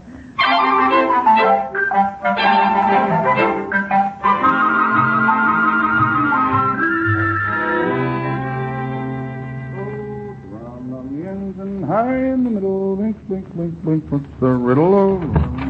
Up to you, madame. Good day. Hey, what? Mr. Flandrin, hey. Step aside. If you please get out of my way. Now, listen, I'm Jeff Thompson, Mr. Flandrin. Ah, you. Yeah, you came out of my cabin just now. You've seen my work? I have seen your work. And will you handle it? It's being handled already by the lady friend in your cabin. Well, I haven't got any lady friend. She shooed me out. Me, Flandrin. Very well, let her handle it then. Let her handle it. No, wait, Mr. Flandrin.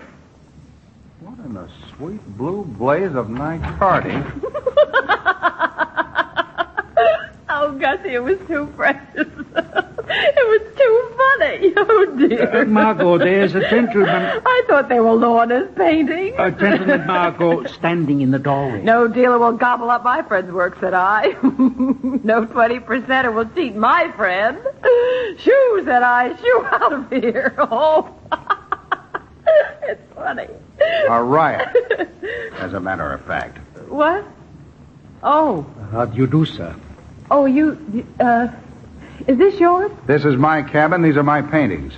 No, it's too funny, really. If I may explain, Mr. If you can persuade this lady to stop her idiotic giggling, I'd like to know what you're doing here. What you did to Mr. Flandrin. It was a misunderstanding, so you see... Just a minute, August. The lady has stopped her idiotic giggling. Good. I believe I do owe you an explanation. I believe you do. We simply got into the wrong cabin. 4CC instead of 4C. Well, Lorna paints, too. That is, she does this year. Last season it was costume jewelry, and, well, the year before, Did you shoo Flandrin out of here? August told you it was a misunderstanding, and his attitude was insufferable. So superior. It's taken me 2 years to get Flandrin to look at my work. And you shoo him out. Well, I'm terribly sorry. I'm sorry, I shouldn't laugh, but it was so amusing. If you could have seen his face. I saw it. Well, I said I'm frightfully sorry. I'm sure it isn't important. Come on, August, we'll try to find... Just a minute. What? You like riding on a bus? Well, not particularly. Well, you're riding on a bus now, see?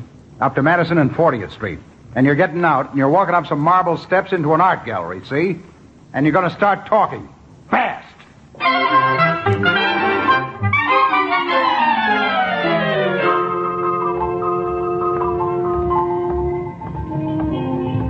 Here's a handy place right next to the gallery.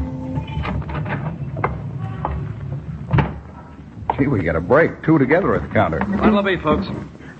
Chocolate malted milk Make it tea. 2. 2 chocolate melts. With whipped cream. Without whipped cream. Got it. Coming up. Yeah, they don't know how to make a chocolate malt in New York. Take it from me, I'm an expert. Chocolate malts were my specialty when I worked in my dad's pharmacy. That was back in Ohio. Wapakoneta, Ohio. Hey, look, I've been apologizing to you ever since we left Flandrin's office, every way I know how. I said I'm sorry I blew my top this morning. Never mind. But I do mind. Really, it's not important. Oh, it is important. You've got to accept my thanks for the way you fixed things up with Flandrin. You were swell. Here you are, 2 malts, one with, one without. I want you to know I appreciate it, see? I was glad to do it, seeing as I had no alternative. I was mad. I'm sorry. And I didn't do anything really, just explained a perfectly natural mistake. Cut my lunch hour down to 10 minutes to do it, but I was happy to help. Delighted. Okay, no truce. Have it your way. What was the name of that town? What? Where you worked in a drugstore? Oh, Wapakoneta, Wapakoneta. Ohio. And it's a pharmacy. It's not a drugstore. My father's finicky about that. Well, is that where you're bound for? Wapakoneta. I sure am, as fast as I can get out of this town. Say, is this a truce? I guess so. Oh, good. You know, what you did in Flandrin's office, the way you cleared things up, it set me up in fine shape. I'm glad. I had you figured all wrong. I took you for one of those society playgirls with nothing to do. I don't like them. Oh, no, I think every woman should have a career. I don't. Oh? Well, just how do you like your women, Mr. Thompson, Jeff Thompson. I like my women unsophisticated, and believe me, they're hard to find. They shouldn't be. Back in Wapakoneta. Hey, you make it sound like a smudge on a road map. I don't mean to. Oh, wait. Well, Mr. Thompson, it's been an exciting morning. Oh, wait a minute. You don't have to go. Oh, but I do. And so do you, remember? Back to dear old Wapakoneta. No, not till tomorrow morning. Have dinner with me tonight. I'm sorry. Oh, it's my only night in town. Break your date if you got one. I couldn't possibly.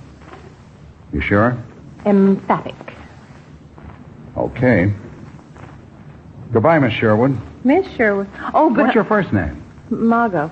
But you don't understand. You know what I'll be doing tonight, Margot? What? Celebrating. Oh? I'm getting 2 tickets for a Broadway show and a table for 2 at the best nightclub in town and dinner for 2 with champagne. How nice for you. And the seat at the theater, the table at the club, and the champagne will be for you.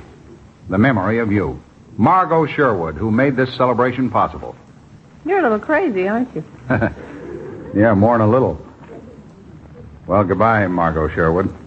Oh, wait. Yeah?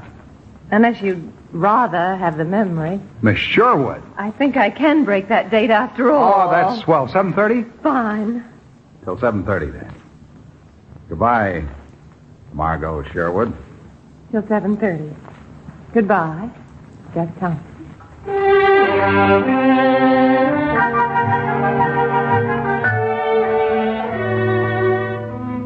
Look, Jeeves, you tell her Wapakoneta's calling. She'll talk to me. Wapakoneta, that's right. She's round on the ends and high in the middle. Blink, blink, blink, blink, what the riddle round on the... Oh, Margot? Good morning. Yeah, from information, naturally. Oh, sure, the Sherwoods of Fort Chester are well known to the Bell system. Yeah. Yeah, quite an evening. For a girl who'd never seen a Midway carnival, you did okay. Hey, look, I'll postpone leaving till tomorrow if you'll have dinner with me again tonight. Oh, well, break it, Margot. It's my last night. Ah, swell. Same time, same place, same man. See ya.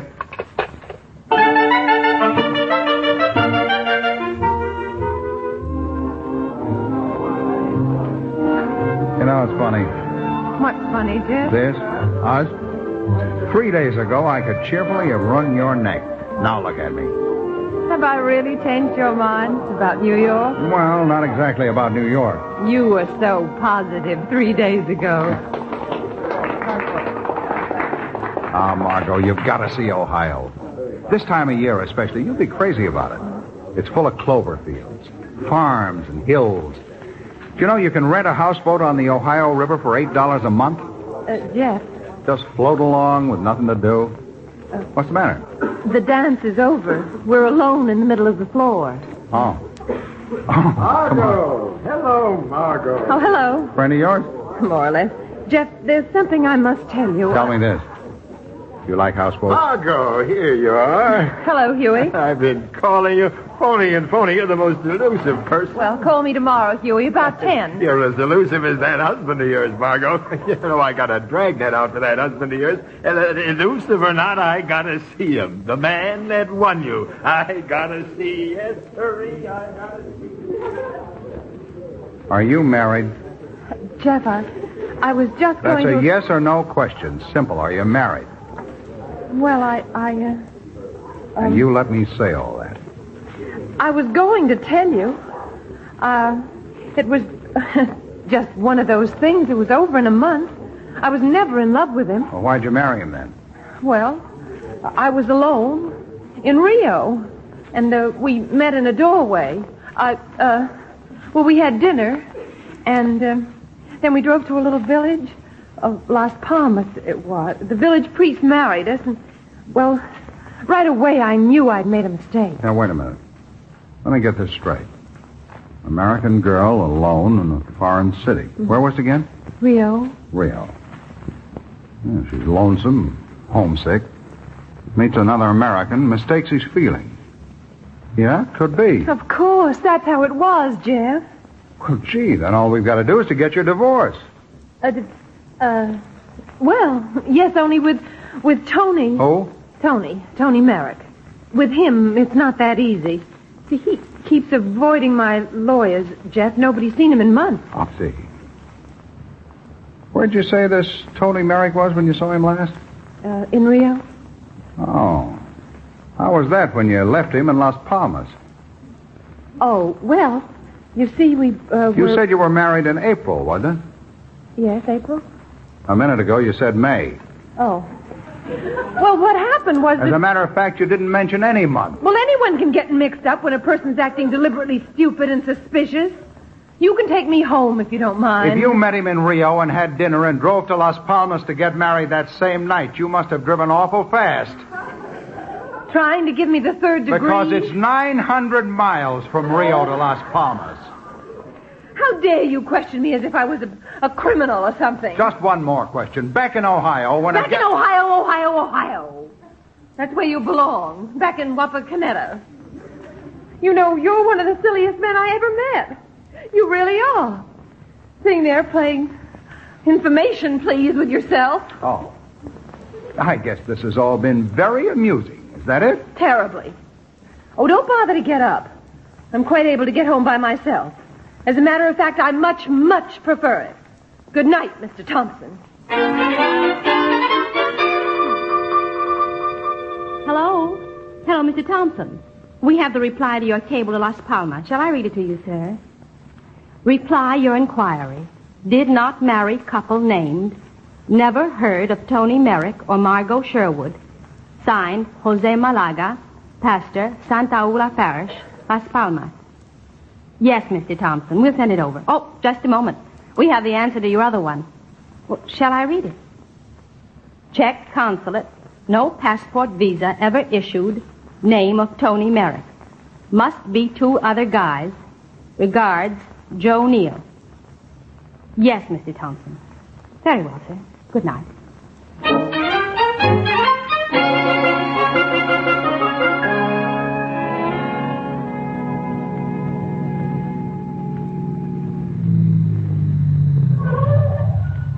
Yes, round and high in the middle. Think, what's the riddle? Higher and around in the middle, it's so high, oh. Yes, sir. Is this the Sherwood residence? Yes. Whom did you wish to see? Mrs. Merrick. Mrs. Tony Merrick. I'm sorry, sir. She's not at home. May I ask who is calling? Mr. Merrick. Mr. Tony Merrick. Beg pardon, sir. Mr. Merrick, her husband? That's right. Won't you come in, sir? Mrs. Merrick will be so surprised. She will indeed, friend. She will indeed.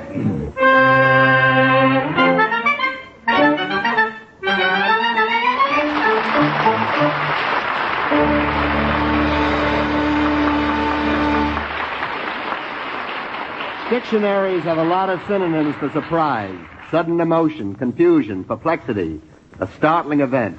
When we resume, we'll see Margot writing a definition of her own.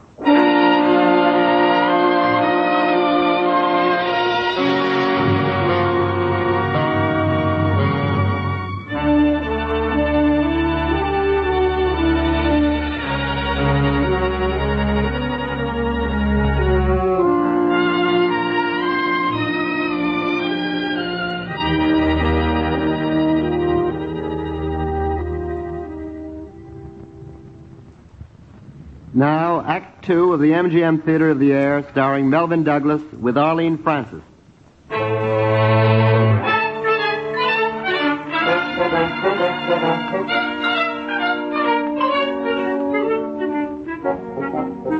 Lovely Margot, or rather Mrs. Merrick, is a bit vulnerable in the situation. For one thing, that Mrs. in front of her name is a fake. The marriage she talks about never took place. The husband she mentions is a figment of the imagination. This is quite an arsenal in the hands of an angry man. And Jeff Thompson is an angry man. Also, he is impulsive. His campaign: 1, present himself at the home of Margot's father. 2, announce himself as Tony Merrick, the long-lost husband. 3, wait while the message is relayed to the master of the mansion, none other than Mr. Sherwood of the Sherwood Big Dough. Go away, I'm not here. I'm busy, I'm out. Go away. Beg pardon, Mr. Sherwood. What do you want? You know perfectly well I'm not to be disturbed when I've said I'm not to be disturbed. What do you want? There's a gentleman, sir. Tell him to call me back. No, I'll call him. That is, tell him if he'll phone me tomorrow. Not the telephone, Mr. Sherwood. A caller in person. Mr. Maddox here, Mr. Tony Maddox. I don't know why it is. When I ask not to be disturbed... Maddox? You mean Margot's husband? Yes, sir. The scoundrel. Have him come in, of course. Of course. Yes, sir, at once, Mr. Sherwood. Mr. Merrick's here. Huh. As if it were an everyday occurrence for that wandering troubadour to... Well, sir. How do you do, sir? How do you do? I've been wanting to meet you, Mr. Merrick. You've caused me and my daughter a great deal of worry. I suppose I have. That being the case, have you come here to cause her more upset or to arrange a divorce? Well, I guess Margot didn't tell you about us then. Tell me? Tell me what? We talked things over long distance. You did? Yeah, we decided we were kind of hasty in breaking up, so... Well, we're going to start over. You are? Yes, Dad. Huh? Everything's patched up. Oh, it is. It is. Well, that's different. That's wonderful. My boy, I'm delighted. Well, I don't mind telling you it's made a new man out of me, Dad. Sit down, son. Sit down. Well, this is news. Does Margot know you're here yet? She's due home any minute, you know. She wasn't expecting me until the end of the week, Dad. The little vixen. Keeping this a secret from me. We won't say a word, eh? Just let her walk in and find you, eh? Let's really surprise her. Yeah, let's. Merrick, I'm tickled to death. I don't mind telling you. Tickled to death. Are you in the library? Here she is now. Yes, my dear, the library. Come in. I have a little surprise for you. No, I'm tired and I don't like surprises. Oh, you like this one. Tony's here. Tony? Surprise! Hello, darling. Oh! My little wife. Dad!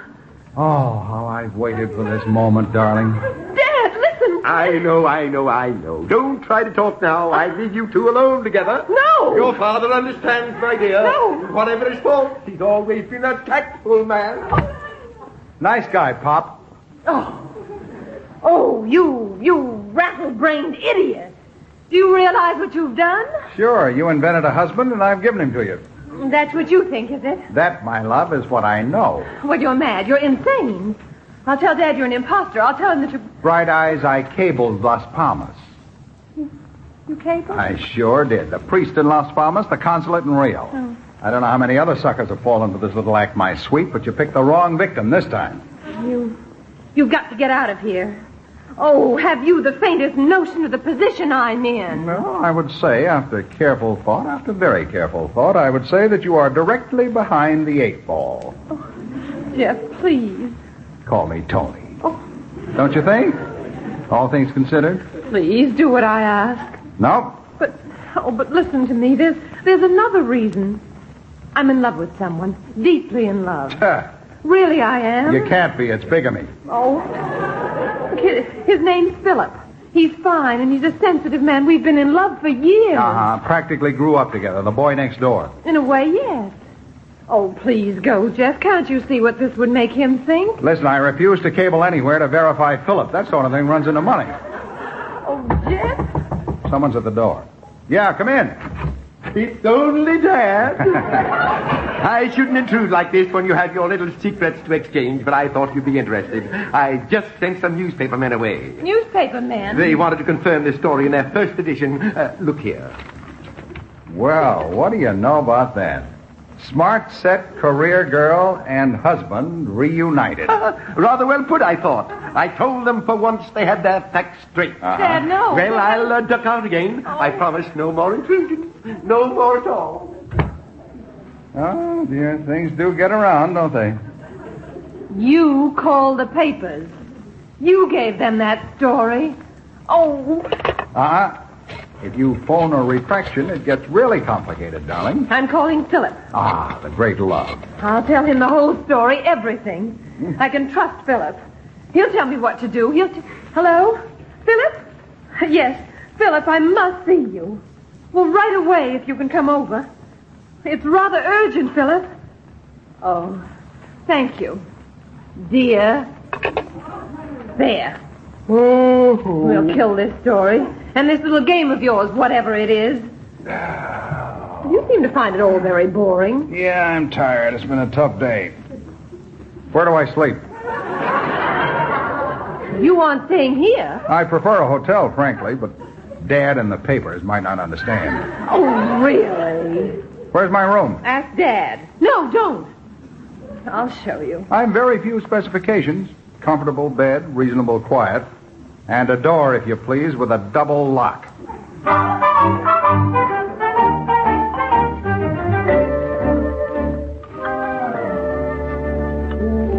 on the ends and high in the middle. Think, what's the riddle? Jeff, my dear fellow, do have some coffee. Oh, thanks, I will. Especially the house, you know. Guests always start the new day fresh with Sherwood coffee. Oh, is that so? Sugar, please. Of course, dear boy. Cream. Right here, yes. Do you enjoy talking to yourself? Oh, good morning. Pour me some of that, will you? I've just been reading the morning papers. Frightful experience sometimes. Career girl and reunited husband spend second honeymoon in the country. That's how one columnist put it. Cream, sure. Black. Just give it to me. Oh, I haven't closed my eyes. Slept like a top myself. A clear conscience will do that for you. Jeff, we've got to get out of this some way. We? All right. I'm sorry. You've had your revenge. Now, we've got to think of something to do about it. Oh, I had an idea. Friend Philip came galloping to the rescue last night. You mean he's stumped, too? Philip said we should announce a divorce. There you are. Perfectly simple. I told him we can't do that. The papers would check up and find out it wasn't so. You know, sometimes you almost make a noise like you were thinking. Stop it, will you? And listen to me. We can't fake a divorce, therefore we won't. We'll get a divorce. Nuh-uh. That's against the law. Unless they've changed it since I looked it up last night. You can't make a mockery out of marriage and get away with it, Mrs. Merrick. All we have to do is file a suit. You can't file a suit unless you're married. All right. That's the law, cutie pie. I didn't write it. All right. So? All right. So? What? We won't break the law. There's only one way to do it. There's only one way to do it. Hey, wait a minute. Now, let's see. We'll have to go to some out-of-the-way place.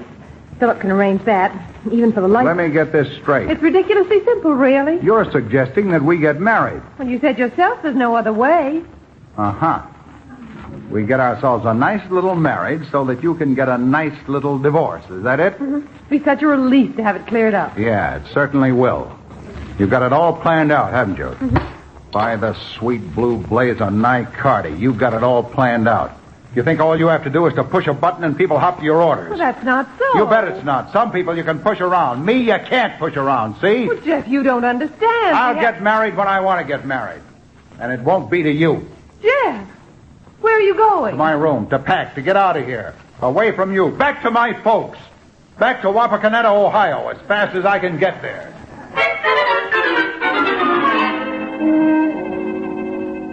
Oh, he meant it, Gussie. You don't know him. Very stubborn man, Mr. Thompson. The world's worst. What seems like stubbornness is sometimes the hurt pride of a man in love, Margot. The only person Jeff Thompson could ever be in love with is Jeff Thompson. Well, then it is just as well he frowns on this idea to marry. Well, I wouldn't marry him if he was... Oh, well. I've got to, Gussie. Oh, it is very complicated. Where is he now? At his hotel. I'm dodging father, so I won't get tangled up in a lot of stupid explanations. He'd never understand. For that, you cannot blame him. And Philip's there, too. Philip Booth, the faithful slave. Philip is sweet and good and patient. Everything Jeff Thompson is not. So what does Philip Booth do at the hotel with him, with Jeff? He went there because I asked him to... Yes? Well, to persuade Jeff. Persuade? You mean Philip, who wants to marry you, has gone to ask Jeff to marry you? So I can get a divorce and be free to marry Philip if I decide to. Yes, what's so strange about that? It's perfectly simple. I do not like it, Margot. I'm confused, mixed up, but I do not like it. I'm worried about one thing. Only one? Philip has such a terrible temper. Suppose Jeff makes him angry. Gussie, wouldn't it be awful? If they should be, well, fighting over me this very minute.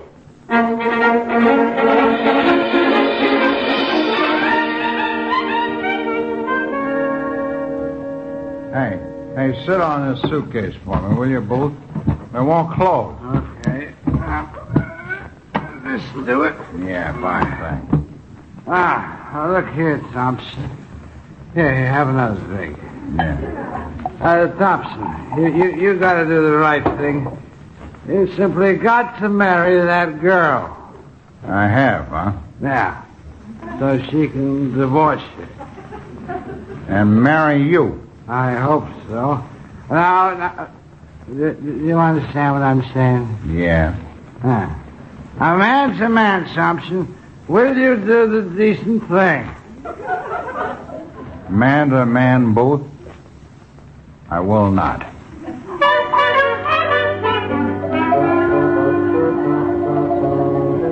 Hey, where? Two more of the same way. I'll get around to ordering some dinner later. Booth, it's no use. You're wasting your time. It's the only honorable thing to do, Thompson. Under the circumstances, it's the only chivalrous thing to do. I was always considered a very chivalrous fellow in Wapakoneta. Well, there you are. The test is, will I, or will I not, marry the woman you love? That's the test, old man. Will you? You're wasting your time, old man. I will not. Waiter. Two more of the same.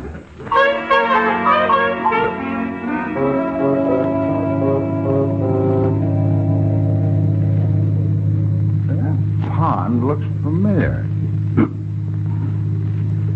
We've been around here before, haven't we? Well, I told the driver to go around the park till I said stop.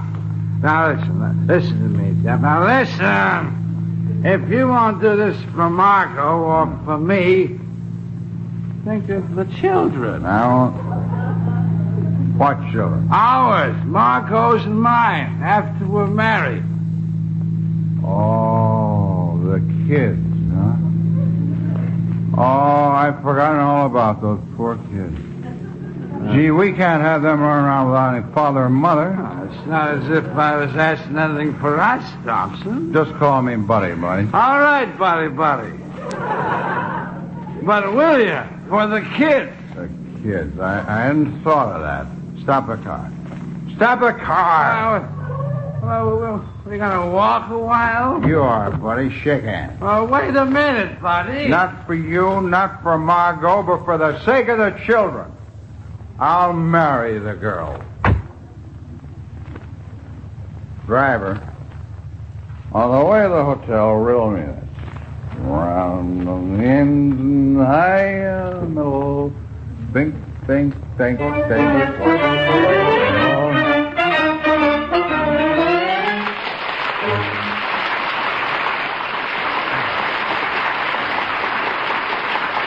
Our hero, it would appear, is committed, but to what exactly? A tactical wedlock or something more?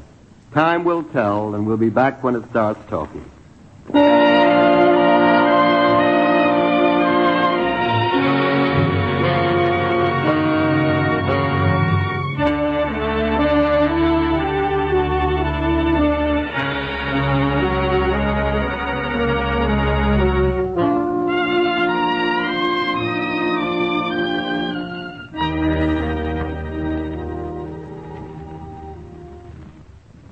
Now, Act 3 of Third Finger Left Hand, the MGM Theater of the Air presentation starring Melvin Douglas with Arlene Francis.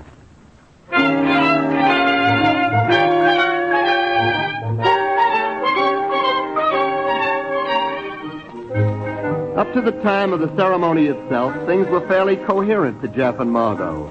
A marriage of convenience by mutual consent, perhaps followed by a divorce of convenience. But a wedding has an overtone all by itself.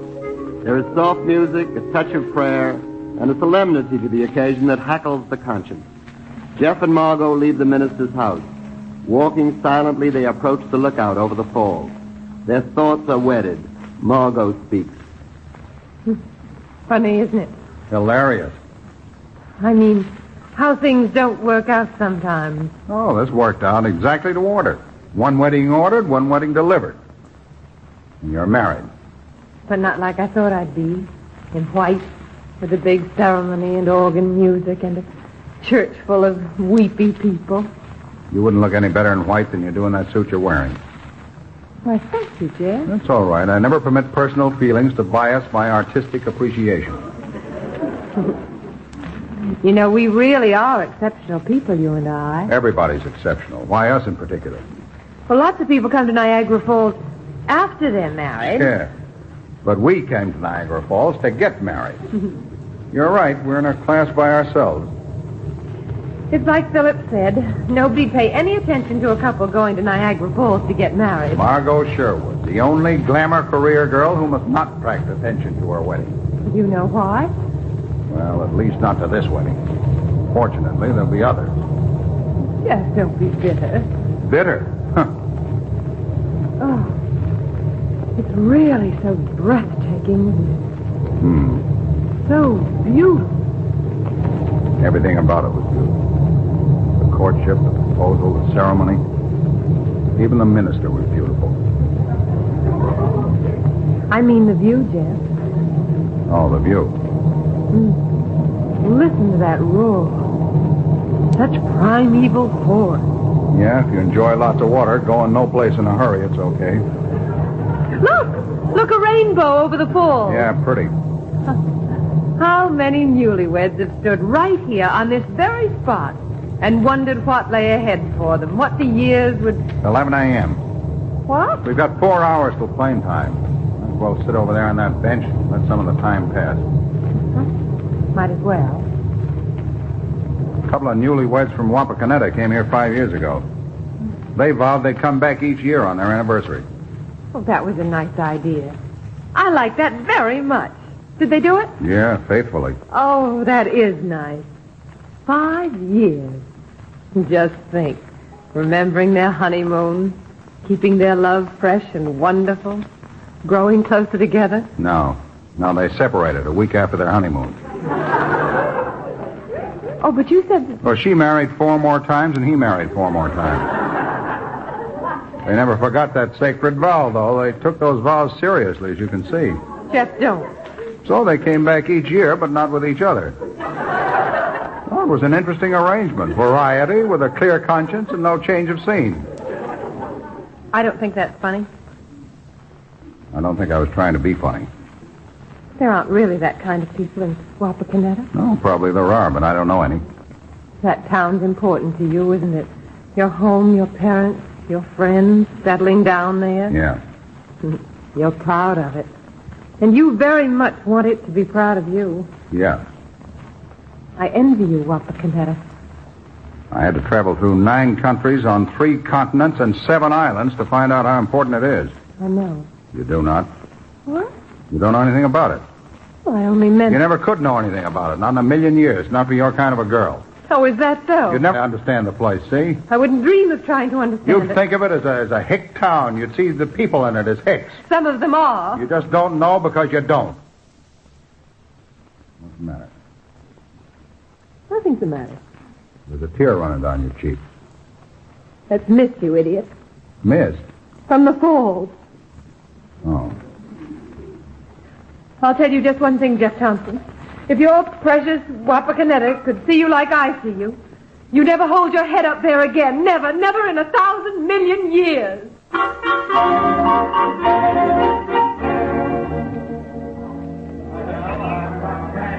CLA plane for Chicago, St. Louis. I asked you to wait for me at the information desk. I can watch the planes better from there.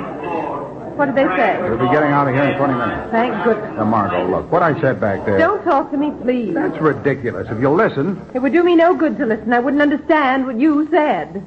I wouldn't understand anything about anyone from the state of Ohio. I didn't mean to blow up. It was just that going through the ceremony and all, it got under my skin. I beg your pardon. What? Have you a match? Oh, yeah, sure. I hope it's an Ohio match. No other kind accepted. Ohio? I thought that'd get you. Jeff, how are you? Well, hello. well, Mr. Kellen, Judge Sure. Kellen, boy. Mother, Elvira, look who's here. Well, for land's sake, it's Jeff Thompson. Oh, not Jeff Thompson.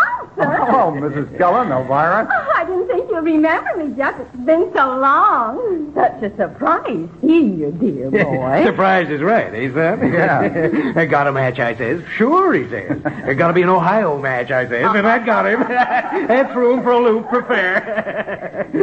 We read about your exhibit in New York, Jeff. Yeah. Oh, well, I've got all kinds of clippings about you, Jeff. And we all follow your career with the greatest interest, dear boy.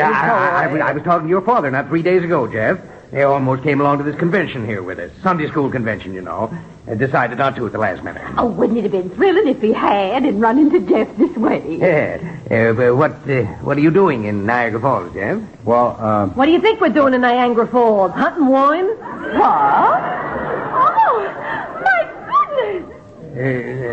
Jeff, you don't mean you've gone and gotten yourself Married, yeah, today. Say, I'll tell you what. Margot. I'll tell you what. If you folks ain't occupied, why don't we all lift a snifter together? You know, wedding party. Oh, you should have got here sooner. Oh, we had champagne. Margot. But it's all gone. Jeff, where's your manners?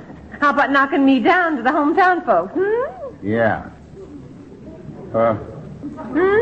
This is Judge Kellen. Kellen? Kellen, huh? Hiya. Oh, I know some Kellens run a butcher shop in Brooklyn. We ain't gonna live in Brooklyn, you understand? Jeff don't want me to work no more. I says okay to that. Isn't I good looking? Congratulations. Mama, wasn't that our plane call? Hush, dear. Well, Jeff, this is such a surprise. Surprise! Oh, sister, you don't know the half of it. When Butch here says to me, let's get married, I thought he was kidding. Judge, when you saw Dad, how was he? Listen, what are we standing here gassing for? I say, let's go and... Oh! I've got to. Take your hands off me. I nearly... What's the big idea, huh? I don't like twerps grabbing my arm, see? You stumbled. I assure you, Oh, you misunderstood, Okay, I accept the apology. I do burn easy. But a girl can't be too careful of her reputation, especially when she's married. Yes. Well, that's practically axiomatic. Well, we really must be going. Yes, we must. Goodbye, Jeff. So nice to see you and your bride. Elvira, wait, dear. Wait for Mother. Goodbye, Mrs. Thompson. So long. Jeff, I suppose we should be seeing you in Wapakoneta soon. Yeah, I'm afraid. I suppose you will, Judge. Well, till then, happy journey, happy living. That was a nice thing to do. I can't understand them. Why should they understand me? I have to go back and live among those people. Do you know what they'll think? Do you realize the position you put me in? I would say, after careful thought, I would say you are directly behind the 8 ball. I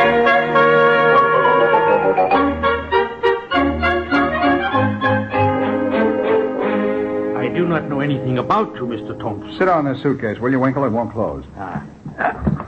So? Yeah, fine, thanks. I know very little about you, Mr. Thompson. All you need to know is that I'm checking out of this hotel in 3 minutes flat. You and Margot are a bride and groom. Back in New York one day.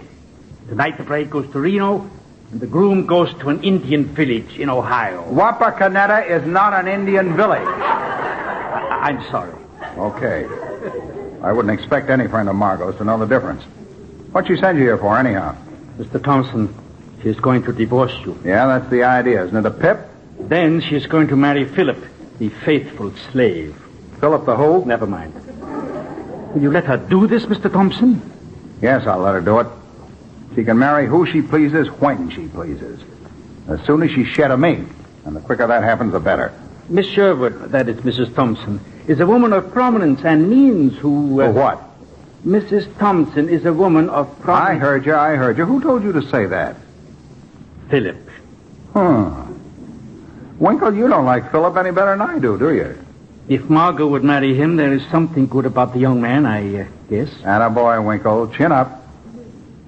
Okay, Mrs. Thompson's a woman of prominence and means. A claim might be entered against her at some future time. A claim? By an irresponsible party who has the right, the legal right, that is, to enter such a claim.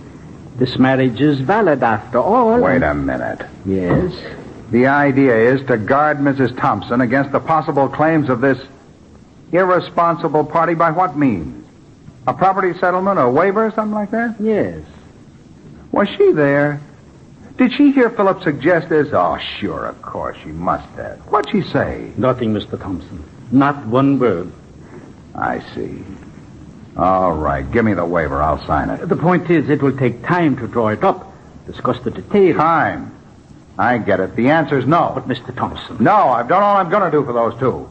I wouldn't stay in this cockeyed town one more hour for all the tea in China. You might settle the whole thing on the train. On the train? You are going to Ohio. Margot is going to Reno. Both paths lead west. Whose idea was this, settling it on the train? Mine. It solves the time problem, you see. Yeah. And perhaps others as well.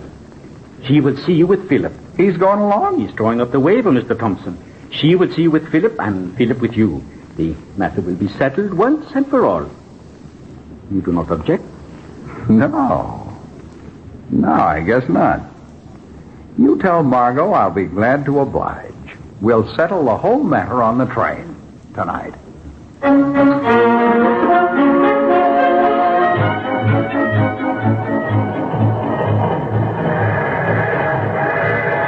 I must say you've been mighty cooperative about this, Thompson. That's okay. We do appreciate it, too. Okay, everything's in order now, is it? 100%. Mm-hmm. Party of the first part, protected against party of the second part, and all that, huh? Completely. Yeah, well, then I can go to bed.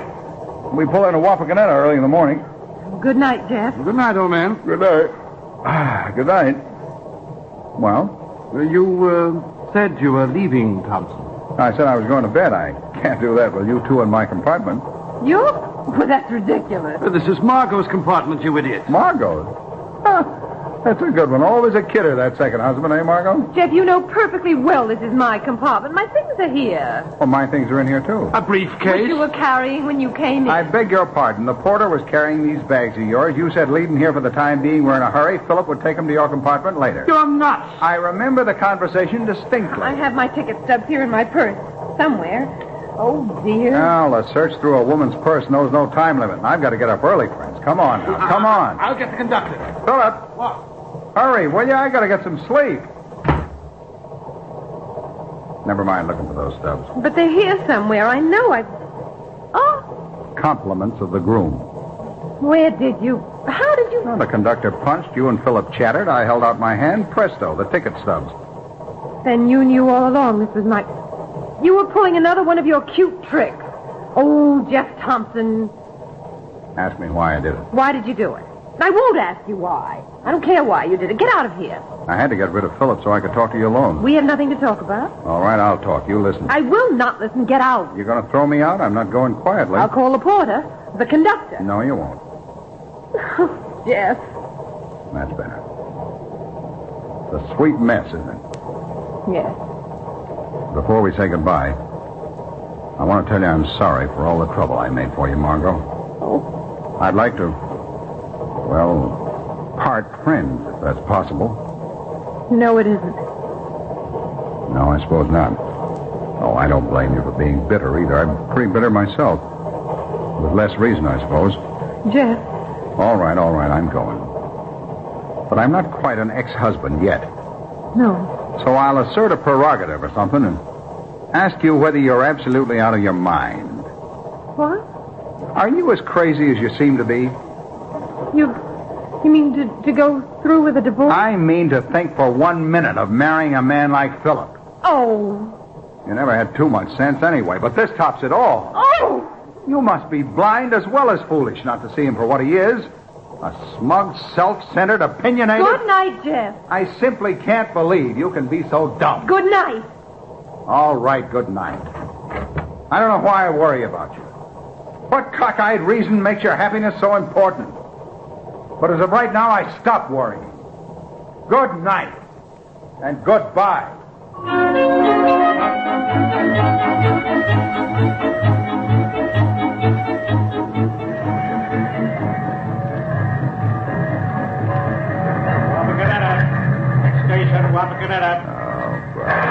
Station Wapakoneta. Found on the engine high. Nuts. Well, they're coming in now.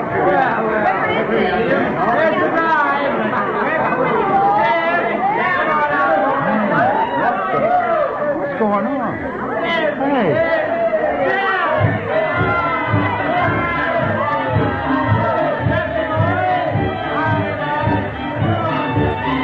Wait a minute, I don't get this. Wait a minute. Jeff, my boy. Hey, Judge, this town's gone crazy. Well, if it has, everybody's in the same boat, son. The whole town's turned out. But why? Oh, there's your mother and dad waiting, boy. Near the bank. Judge, listen. It was a little late when we got your wire, Jeff. Wire? What wire? But we did our best on such short notice. For you and the bride. Bride? Hey, look, I didn't send any wire. I did, dear.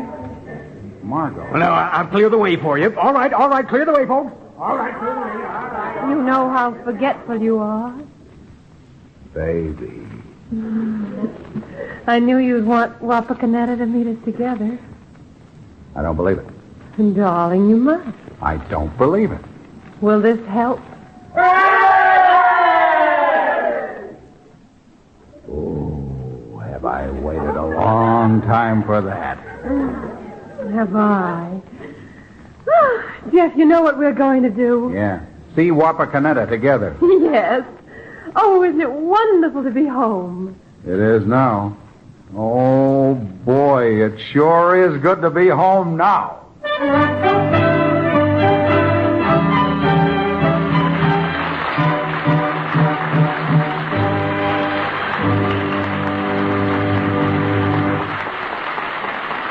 Melvin Douglas will be back with you in just a moment.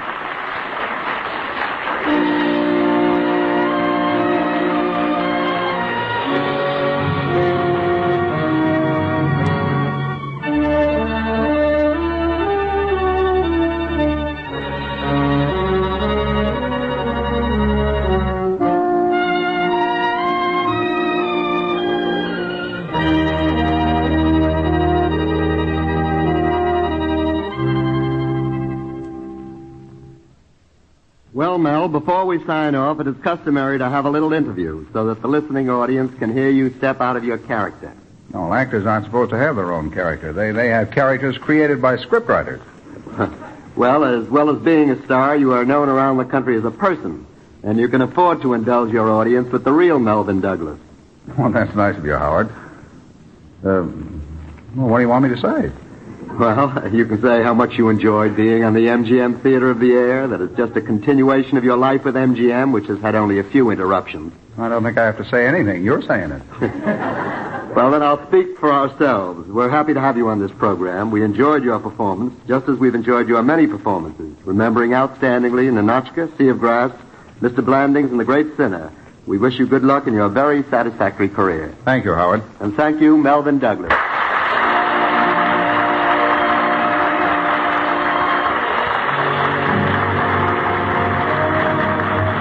You have been listening to Third Finger, Left Hand, starring Melvin Douglas with Arlene Francis, adapted for radio by William Kendall Clark. Original music composed and conducted by Joel Herron. The program was directed by Marks B. Loeb and produced by Raymond Katz. The supporting cast included Edwin Jerome. Ed Stokes speaking.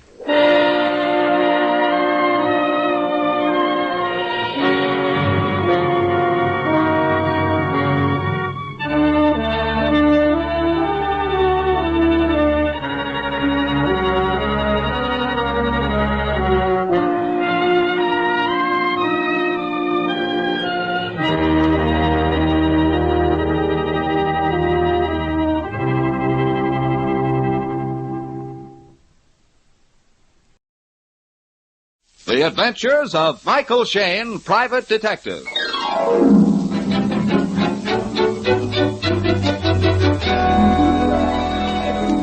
The people who make 76 gasoline and Triton Motor Oil, Union Oil Company, present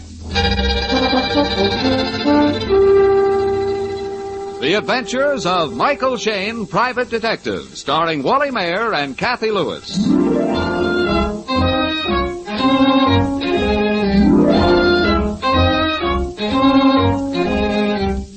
When Mike Shayne isn't burning the midnight oil over some unsolved crime, he's generally doing the next most interesting thing, talking about one. Right now, he's leaning back in his easy chair doing a powerful lot of talking to his old friend, Inspector Faraday. It's a stag session, for Mike's assistant, Phyllis Knight, has gone home early this evening.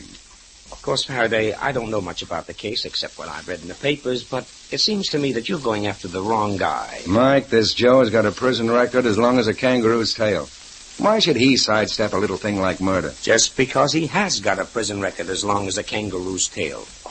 Look, I remember a case back in New York that's almost a carbon copy of this. I've got some newspaper clippings on it in the files here. I'll read them to you just a second. You don't get the point, Mike. This killing is gruesome, horrible. It would take a hardened criminal to carry it through. Doggone it, they're here in the files somewhere. Now, Phil could turn right to it. Yeah, she went home kind of early this evening, didn't she? Yeah, she's got a girlfriend staying up at the apartment with her. Went home to help her pack up. Friend from out of town? Uh-huh.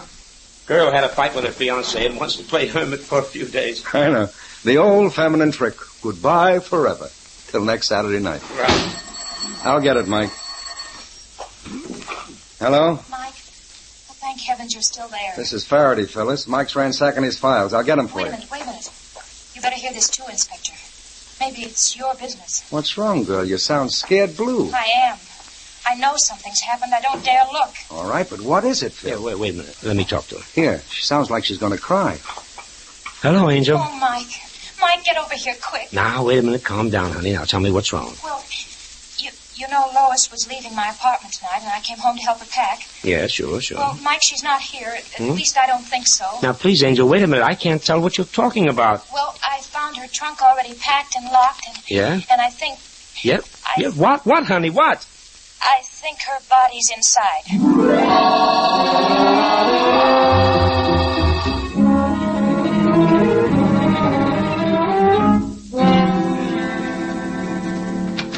Well, at last. I thought you'd never get here. Honey, we came as fast as we could. Yeah. Where's the trunk? In the bedroom. All right, now tell me what happened. Well, I found the hall door off the lock, so I expected she'd be right back. I kept waiting, and then I started to worry. She had that row with Nelson. He threatened her. You see what I mean, Faraday? A woman's intuition. Well, the baggage man came. He started to take the trunk, but then I heard it. Heard what? Something slumped inside, and the trunk seemed so heavy. I told the man to leave it. We weren't going to send it after all. Oh, great. I looked at it real close, and when I saw the padlock... that's when I phoned you, Mike. Mm-hmm. Well, I see it. A smear of blood on the lock. But that's not unusual, honey. Maybe she cut her hand when she closed the trunk. Oh, for heaven's sakes, I'm no child. Look here in this closet. There. There are all Lois's dresses, still on the hangers. They weren't packed in the trunk. It just means that she hasn't finished packing. I thought of that, too, Mike. I started to push the trunk back against the wall, but it wouldn't budge. There's something inside of it, and it isn't clothing. Well, let's see. I'll say. It's loaded with something. There. There, you hear that? Something slumped inside. Just as you tipped the trunk, Faraday. Okay, I guess the only way we can satisfy you is to open it, if we can find the key. Oh, here, I've got it. It's here in her purse. That's another thing that scared me, Mike. Lois's handbag. Just laying here on the dressing table. Let's have it, Phil. Honey, wasn't that the hall door? Of course, there's your girl now. Oh, well, it's about time that she... No, it's Nelson. Let's see. Yeah. You looking for somebody, partner?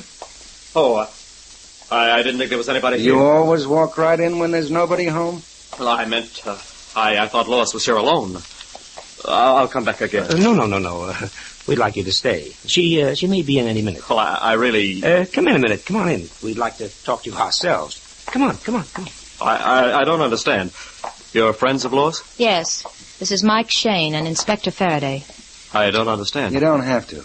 Okay, Phil, let's have that key. Here. Thanks.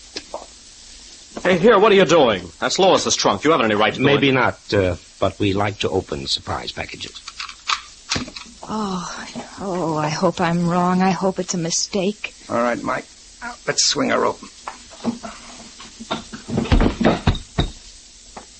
Honey. Yeah? What's inside? No, don't look. I'm afraid you were right.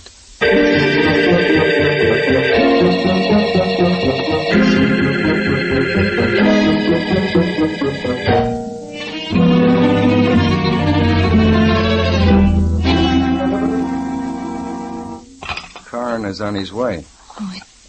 It doesn't seem real. Just a few hours ago, I was talking to her, and now... I know, honey, I know. It's hard to take. You, young fella, what's your name? Huh? Nelson Carter. Supposed to be the girl's fiancé, huh? You don't seem to be particularly upset. I'm stunned. What brought you here? I came to see Lois. I was here this afternoon and we had another fight. I came back to apologize. That's something new. First time you ever apologized for anything.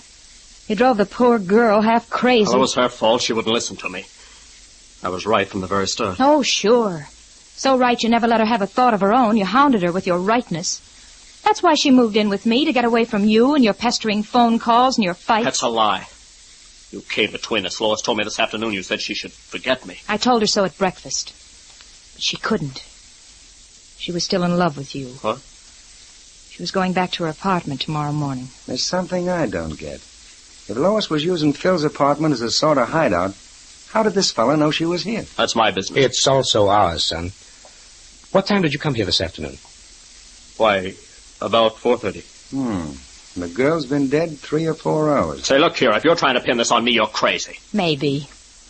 Lois told me about your insane temper. You threatened to kill her. I did not. Oh, you're a pack of fools.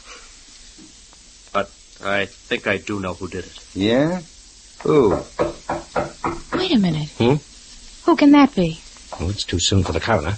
I'll answer it. Good evening. Good evening. Well, sorry to bother you at this hour, but we had some trouble about a pickup at this address. Oh, what kind of a pickup? Why, a trunk. I'm the traffic investigator for the transfer company. We gave one of our drivers a pickup order at this apartment, but he didn't bring it in. In fact, he's disappeared. Oh, wait a minute. I can explain part of it. I told your driver I'd changed my mind. I didn't want the trunk sent. Oh, I see. You're Miss Phyllis Knight. That's right. Haven't I met you somewhere before? Your voice sounds familiar. It ought to, Mr. Shayne. You used to hear it every day. Going up, sir? Floors, please? An elevator operator. In the Rust Building. Well, I'm sorry I disturbed you, but we're just trying to locate our driver. Good night. Yeah. Good night. That's funny. Why should a baggage company driver disappear? Right after he came for this trunk. I wonder... All right, kids, let's get back to business. Now, Mr. Carter, you start to say you knew the killer. Yeah, Lois's old boss, Joseph Spiegel. He's head of the Spiegel Chemical Laboratories. She told me this afternoon he was coming to see her. Yeah, but he doesn't know she was here. Lois quit her job with him last week. Assume he did know. Why should our next boss want to kill the girl? Because he's a crook. I used to work in Spiegel's laboratory, and I discovered he was stealing formulas from other companies. So I quit. But not Lois. Oh, no. Now, she was his private secretary, and her boss was just a soul of honor. That's what started our fighting. Yes, but when she learned you were right, she did quit. 3 days ago. All right. But it sounds like a pretty flimsy reason to kill a girl. Not if Lois had the goods on him. He wanted to stop her tongue. You weren't fighting about that this afternoon? No. No, she told me she was going to go to work for another chemical company. I told her when I married I didn't want my wife working.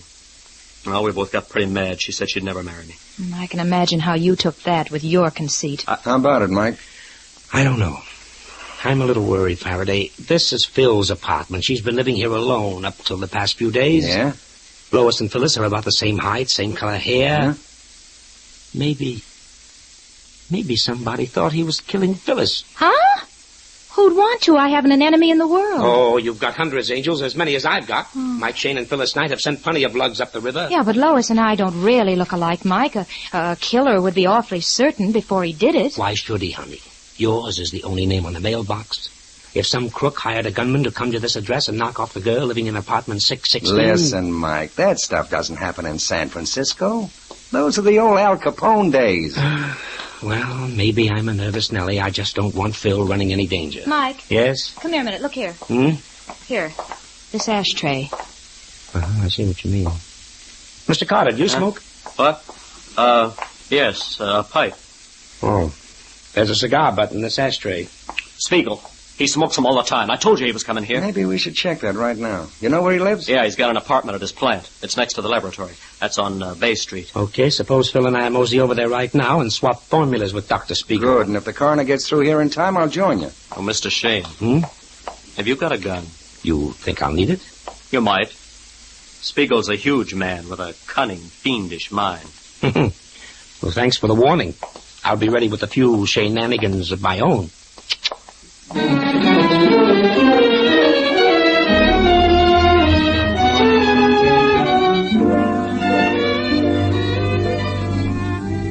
In just a moment, we'll rejoin Mike and Phyllis in their adventures.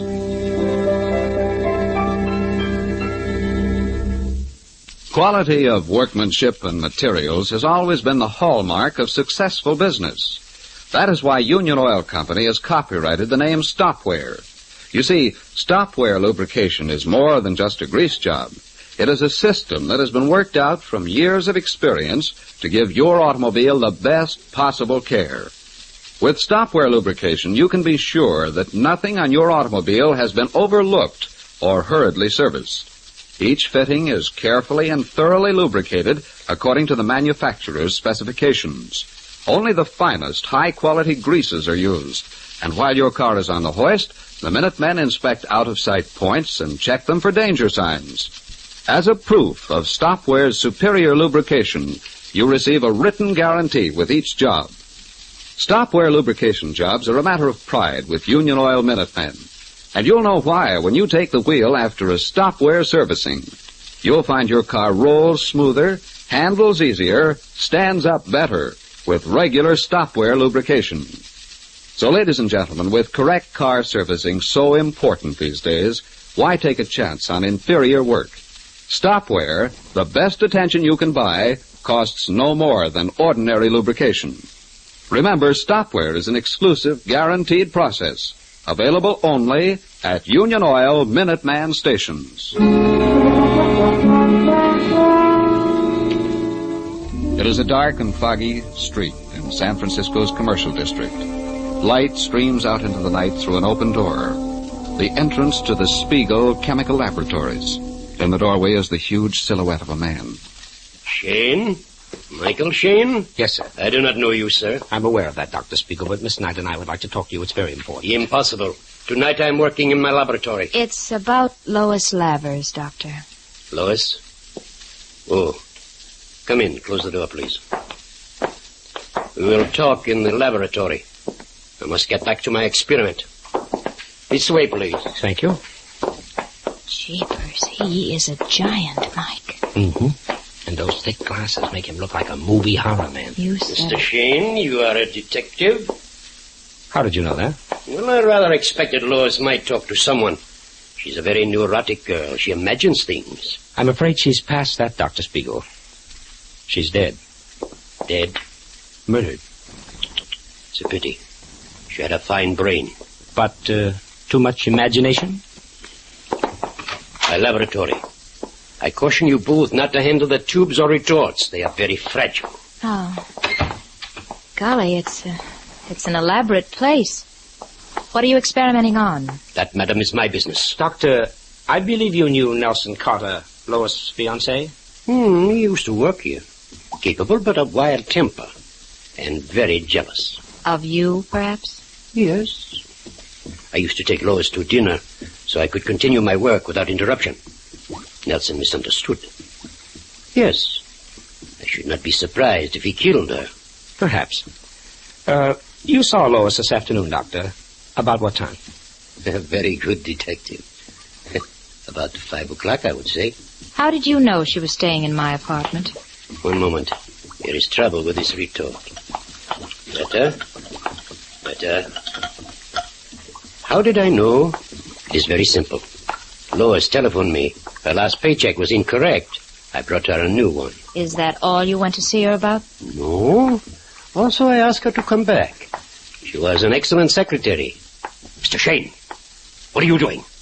Just admiring your laundry in the sink. Laundry? Does your experiment include bleaching of blood-soaked handkerchiefs, Doctor? Good heavens. Yes, they are my handkerchiefs, yes. But the blood is not from Lois's veins. Ooh. She was strangled, then stabbed to death by a sharp instrument, Doctor. Like this surgical knife here. Perhaps I show you how I use that knife. In this cage... Ooh. Rats. Hundreds of them. 100, madam. Disease, very sick rats. When my experiments are concluded, they go in here. Into this bin. Oh, no. Ooh. Very dramatic, Doctor. But it doesn't fool us. Sure, you wanted Lois to come back to work, but she told you she was going to another chemical company. That scared you, Doctor. If she told about your stolen formulas and your other crookery... So she did talk. I thought this was a trick. Don't you reach for your gun, Mr. Shayne. My hand is already in my pocket. You killed her. You lie. She's not dead. It is a trick to get something on me. Get out. Get out of here, both of you.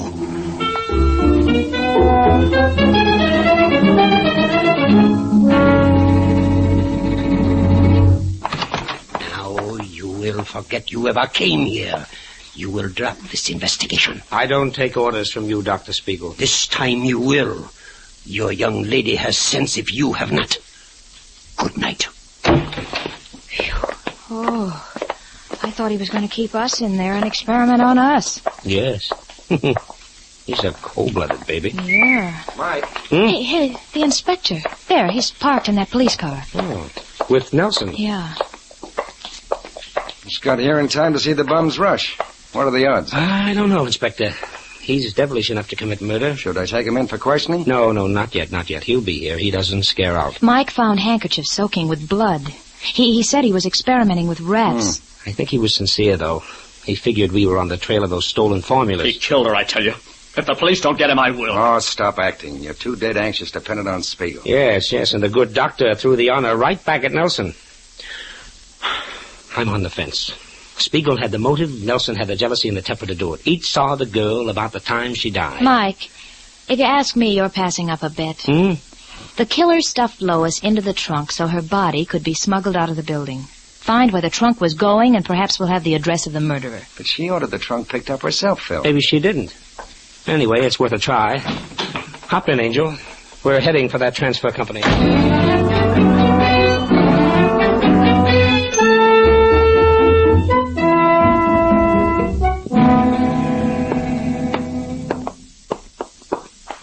We appreciate it, sir. You're coming down and opening the office at this time of the night. Well, lucky my wife saw you were a policeman, or she'd never have let me out of the house. This is our dispatch office. Oh, by the way, have you located your missing driver? Missing driver? I don't understand. Why, your traffic investigator came to the apartment. The driver that was to pick up the trunk had disappeared. He was checking up. Well, that's impossible. All of our men checked into that. And we don't have what did you call him, a traffic investigator? Mike, he was a fake. It's not so good. Probably never ran an elevator in the Rust building either. This thing is getting screwier by the minute. Oh, here we are. Here's the pickup order on the trunk. It's under the name, Phyllis Knight. Not under Lois Lavers. Well, let's see. It was a phone order. Received 5:25 p.m. Yeah. Trunk to be sent to 9053 Jennifer Street. Seems to me I've heard that address before. 9053 Jennifer. 9053 Jennifer. Yeah, there's something about it. I should hope so. It's the address of Michael Shayne.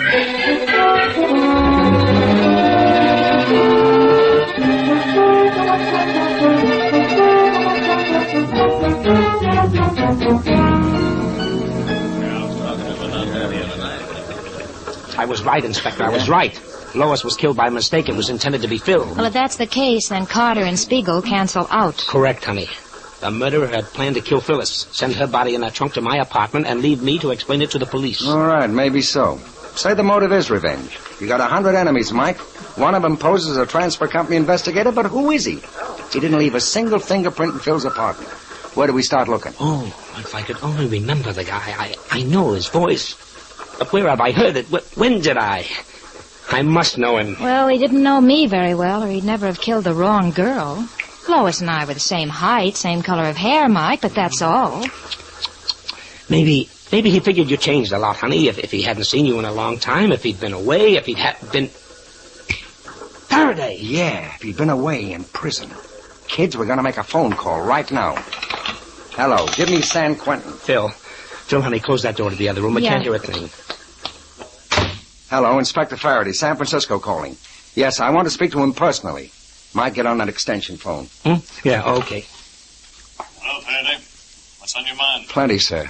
We need a list of all prisoners you've released from your little sanatorium in the past 2 weeks. Past 2 weeks, huh? Yeah. I'm afraid it'll hardly make a list, Faraday. Only one man. What's his name? Now, let me see. Well, it was Ford. Harold Ford. That mean anything to you, Mike? Well, never heard of him. Oh, who's that on the phone? Mike Shayne? Well, you got sharp ears, sir. We figured maybe you had released a prisoner who had a grudge against me. Some old enemy of Mike's who might try his hand at revenge. No, that's the only release we've had lately. In fact, Mike, you can subtract one enemy from your book. Died here last week. Al Smock. Holy jumping. Now I remember. It's Al Smock's brother, Jack Smock. That's right. He had a brother. Came up here and claimed the body. Does that mean anything to you? Ha-ha! Does it? Set an extra plate in your dining room, Chief. We're sending you a new boarder. Goodbye, sir, and thanks a million for your help. Jack Smock.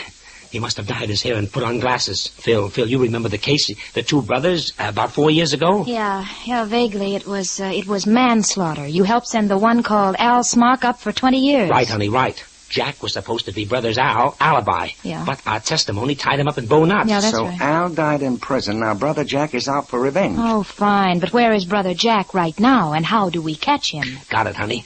Jack claimed the body, so he must have buried him. Now we gotta find that body.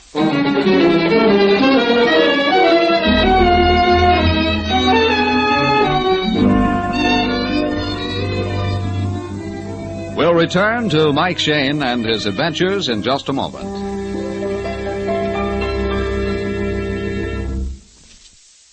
Due to their position, the front wheel bearings of your automobile are subject to damage from dirt, water, grit, and brake dust. Because of their more exposed position, and because they are so important to safe, easy driving, front wheel bearings need the best possible lubrication. Failure to keep these bearings well greased can mean wheel shimmy, hard steering, and weakening of the whole front assembly. For these reasons, your neighborhood Union Oil Minuteman uses extra care when he lubricates your front wheel bearings. First, he washes out all the old grease and dirt with solvents. Then the bearings and races are individually cleaned until they are dry and shiny. Finally, the clean, polished bearings are carefully assembled in the races and greased with special equipment. With each bearing snugly sealed in a smooth, sturdy coating of Union Oil ball roll grease, your front wheels are all set for months of well-lubricated, easy rolling. The cost for the entire service is nominal, so for safer, easier driving, just stop in wherever you see the sign of the big orange and blue 76 and ask for Union Oil front wheel bearing service. Thank you.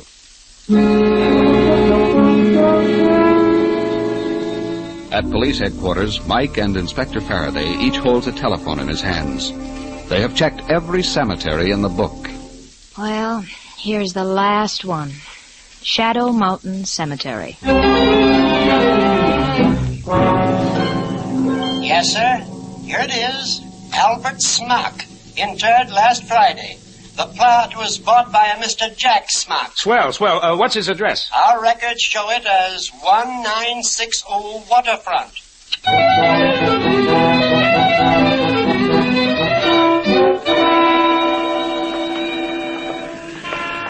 This is it, kids. Looks like a busted-down rooming house. And somebody's head sticking out of every window. Yeah, there's the sergeant at the entrance.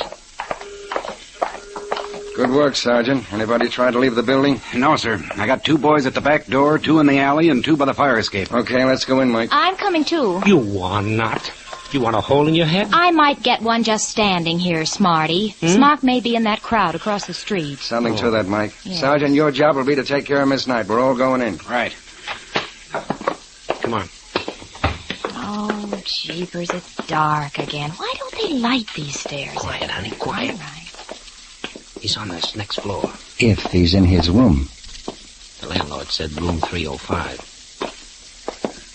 Now, let me see. That'd be here to the left. Keep close to the wall. There it is. That door there. There's no light shining under it. Maybe he's playing possum. Sergeant, you and Phil stay here, flatten out against the wall. Yes, sir. Now, you ready, Faraday? Ready. He's playing coy. Open up, Smock. You're completely surrounded. Okay, so you won't open up. All right, Faraday? Yeah. So that's his answer. Okay, Mike, let's go. Down there!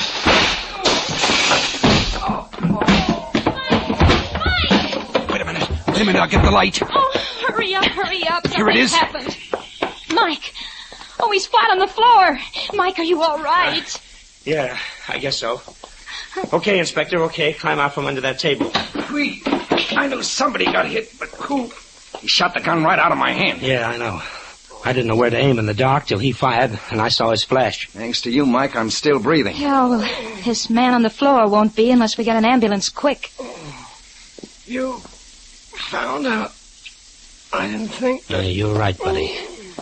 You didn't think, period. Revenge doesn't take much in the way of brains. Just an awful lot of lives.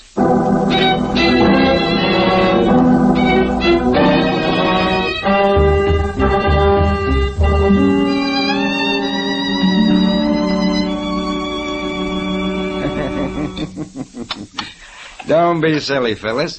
Mrs. Faraday will be glad to put you up for a couple of nights. Here, drink this down. He's right, honey.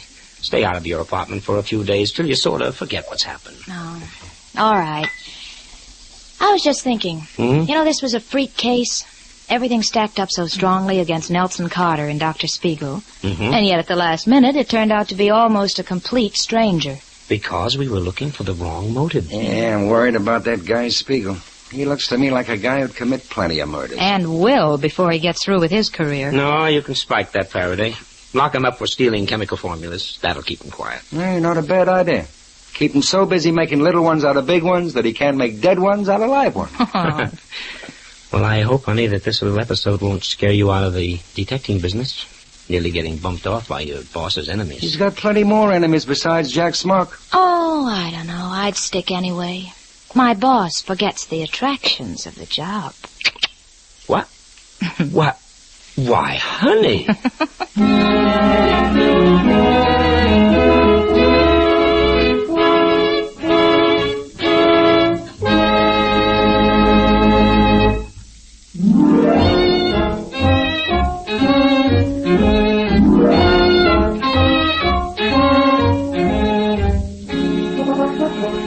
Tune in again next week at 8:30 for another adventure with Michael Shayne, Private Detective, starring Wally Mayer and Kathy Lewis, and Joe Forte as Inspector Faraday. Tonight's story was written by Richard DeGraff and based on the character created by Brett Halliday. Music was composed and directed by Bernard Katz. This is John Lang saying goodnight for the people who make 76 gasoline and Triton Motor Oil. Union Oil Company.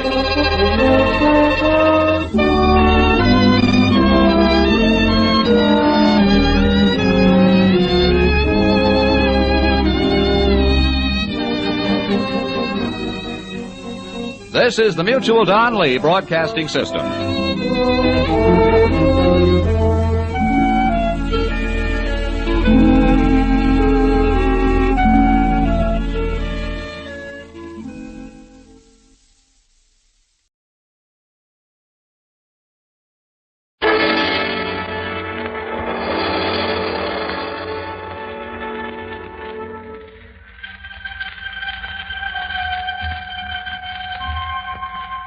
Two pairs of footsteps echoed down the dark alley.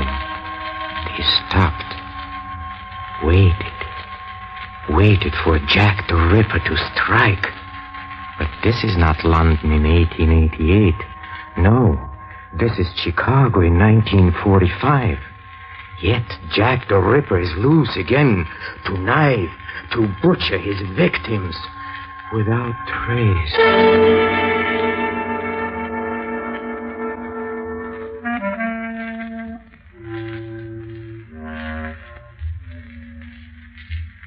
Hello, creeps. This is Peter Lorre, opening the doors of the Mystery Playhouse. If you recall, some 60 years ago, London was terrorized by a one-man crime wave, by a murderer who was never captured and never seen. And tonight, we follow the investigations of Sir Guy Hollis, who firmly believes that Jack the Ripper is still alive. That it is he who is the fiend that once again slashes and kills. There is the element of the supernatural in this story that will amaze you. For it seems that the spirit world has given the black heart of Jack the Ripper the power of everlasting life.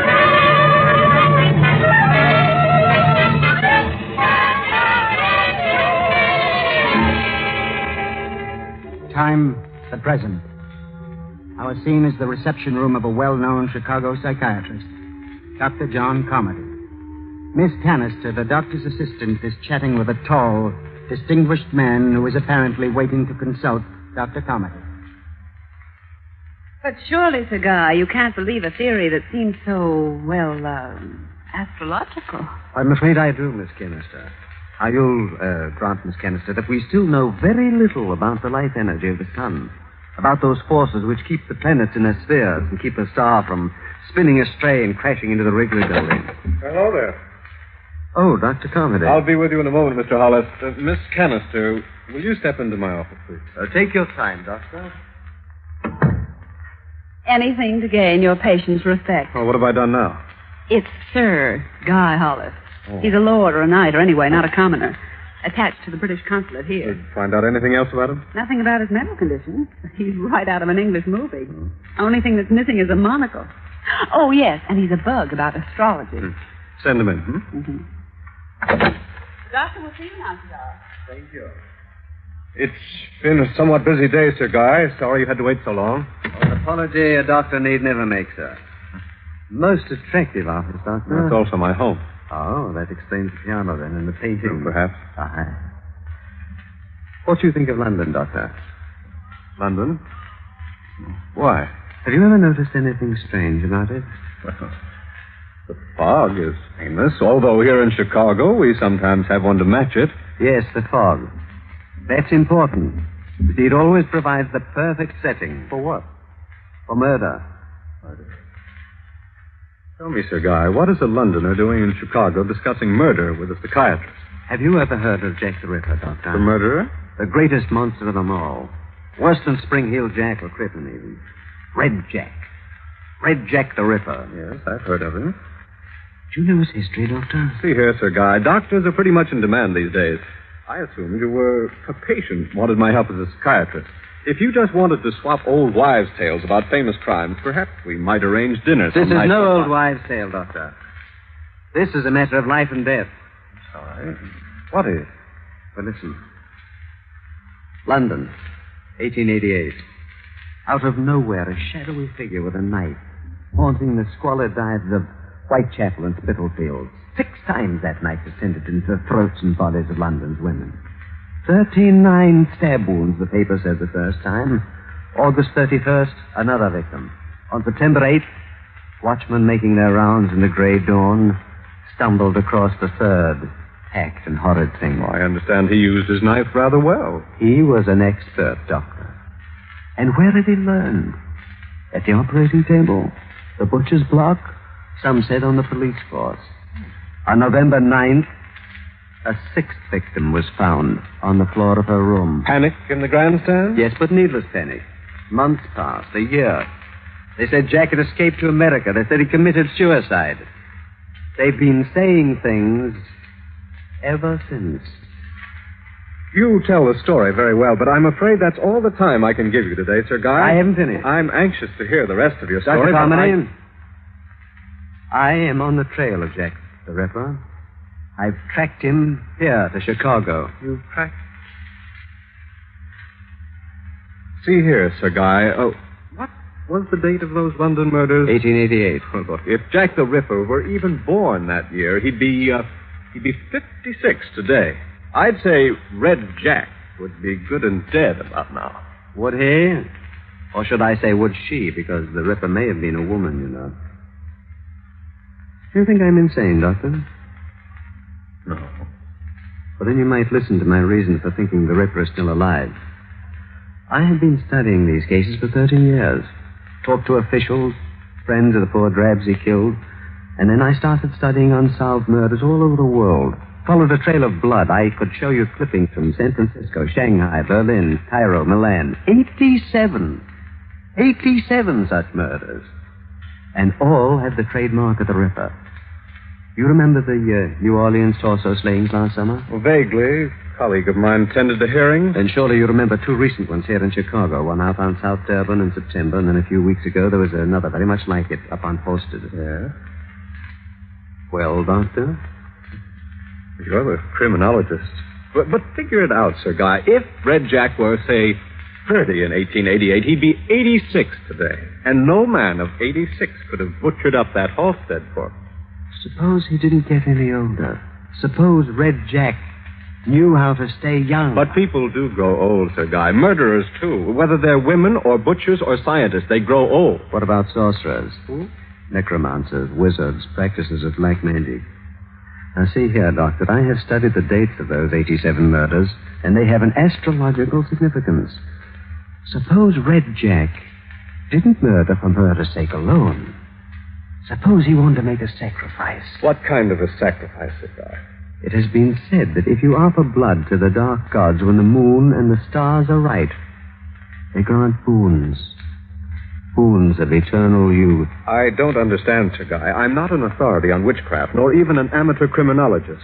Why have you come to me? Because Jack the Ripper is here in Chicago, and through you, I am going to capture him.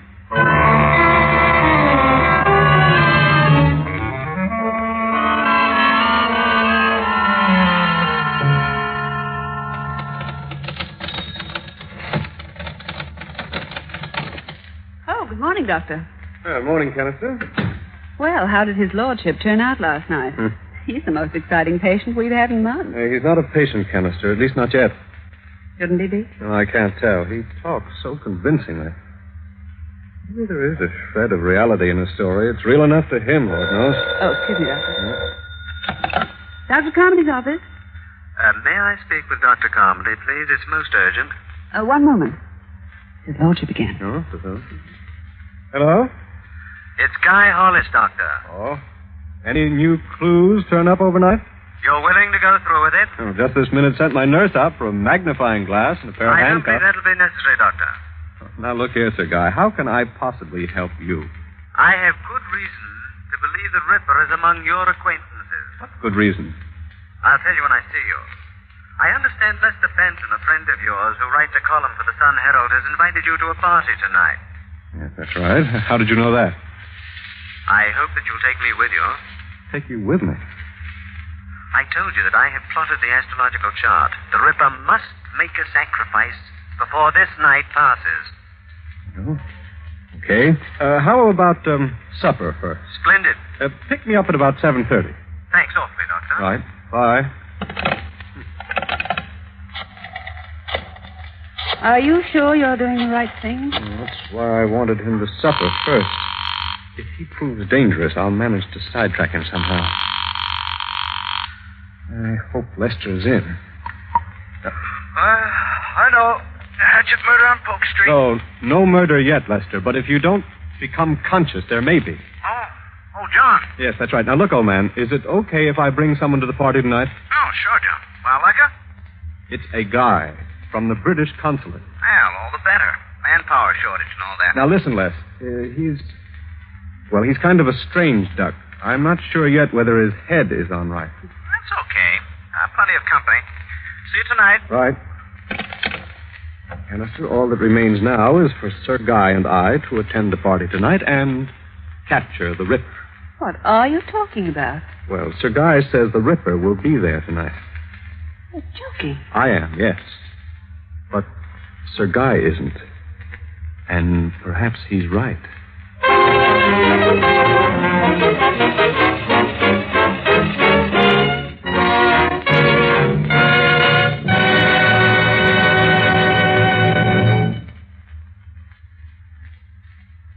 But I still don't know who you're hoping to find at Lester's party tonight, Sir Guy. A few writers, a painter, singer, all fairly normal. How about so is the Ripper? Perfectly normal. Except on certain nights. Mm-hmm. Then he becomes an ageless, pathological monster crouching to kill. On evenings like tonight, when the stars are arranged in blazing patterns of death. But why among my friends? Because they are the kind of people the Ripper seeks out. But I warn you, Sir Guy, once these people find out what you're up to, you'd better be prepared for just about anything. I'll be ready. Look, what's that you got there? See here, Sir Guy, you can't go around among my friends with a gun in your pocket. Oh. Then you keep it for me. Yeah. But be prepared to use it. Sure. Well, come on. The party should be in full swing by now.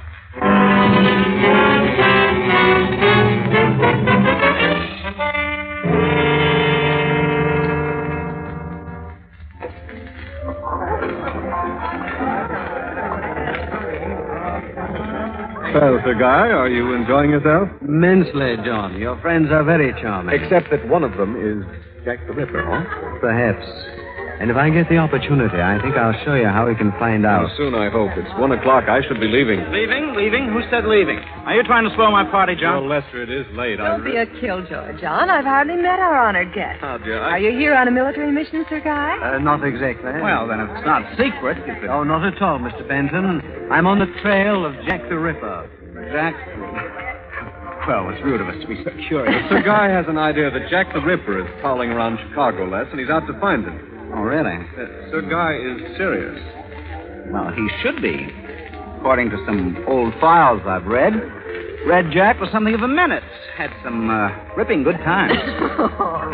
Les, your puns get worse daily. Oh, they're not Sir bad. Guy is sure that the Ripper is responsible for the South Dearborn murder. And the one up on Halstead a few weeks ago. You've covered them, Les. What's your idea? Could be. Very neat carving on both of them. But the victims were men. I thought the Ripper was only interested in women. Oh, not at all. It's probably occurred to you that the women we know the Ripper sought were fairly vivid symbols. A kind of living comment on the society which he detested. Oh, yes. And then just as our laws change and our society changes, so then must his victims change. Cut out the music. With each new age, the Ripper discovers a new symbol of protest. But tell us, Sir Guy, which do you hope to find here?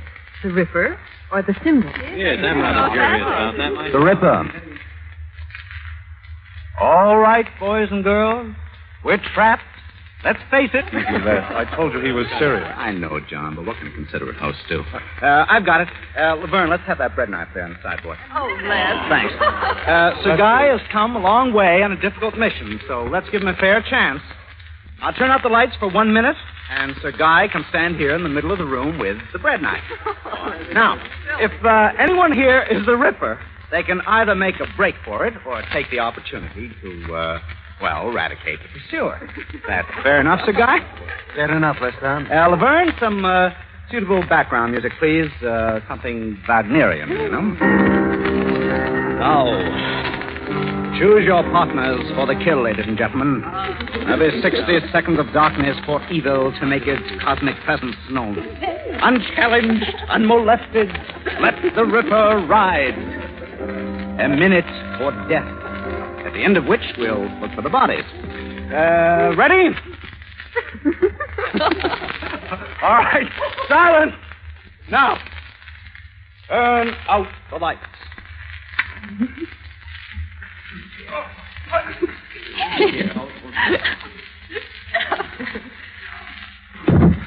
Don't anyone move. Let the affirmative forces return. Let there be light. Look there on the floor. It's Sir Guy. My Lord, he's been stabbed. Here, let's pick up the body No, and get it off. look, Well, I guess nobody had better touch the body. Look. What is it? I mean, well, doesn't Hollywood recommend the police in moments like this? For heaven's sakes, Les. I swear, Les, I didn't want to bring him, but he insisted. He said he'd plotted the chart. Said he was certain the Ripper would use his knife before the night was out. I don't suppose we ought to move him, do you? What? Well, I'll call the police. For heaven's sakes, Now, lad. look, if you have any ideas what we should do, Nadja, now shoot. Whoever goes to get the police could just as easily make a neat getaway. Lord, Les, if he was right about the Ripper... But I wasn't, John. Hey, wait a minute. Look at that. Now, wait, I really don't think that's quite the kind of a joke we should have had. Please, forgive me, Nadja, for frightening you so. When you were all so innocent. What is it, guy? What do you mean? Hold it, everybody! Are you sure about our innocence, Sir Guy? Oh, yes. You see, if the Ripper were here, he would have betrayed himself when he saw me lying there. Not a very gentle spoof, I'm afraid. Oh, sure it was. Gentle like a ton of bricks. Yeah, come on, let's get a drink. Let's get away.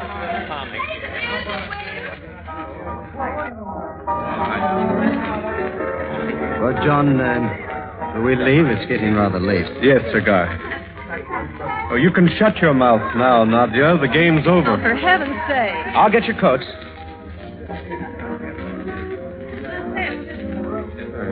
Thanks. Well, goodbye, everyone, and forgive me if I gave you an unnecessary scare. Oh, they've forgotten about it already, Sir Guy. Good night, Les. Thanks. Don't mention it, John.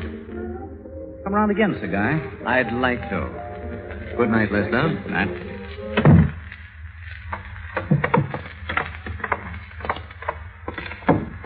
I suppose you're thinking that I'm guilty of the same sort of sensational tricks as our friend the Ripper, but I want only to rid the world of a devilish fiend who lives by the blood of others. As Les said, they've all forgotten it by now. Well, I guess I was wrong to seek him out at a party. You know, we're far more likely to find him out here in the darkness and the fog, perhaps along a lonely, shadowed street such as this, or perhaps in a neglected dead end, like this one here. Now, Sir Guy. Please, do me one more favor. It's only a hunch, but let's turn up this alley, see what it has to offer. Remember, the Ripper must make a sacrifice tonight. Well, as long as I've gone this far. Thanks, old boy. Yes, this is what the Ripper likes. Small, gaping alleyway. Hardly noticeable to the rest of the city. It'll be in a hidden corner like this where I'll capture him. And I'll turn the bloody swine over to the police. He's a mad beast, John. An ageless monster let loose on the world.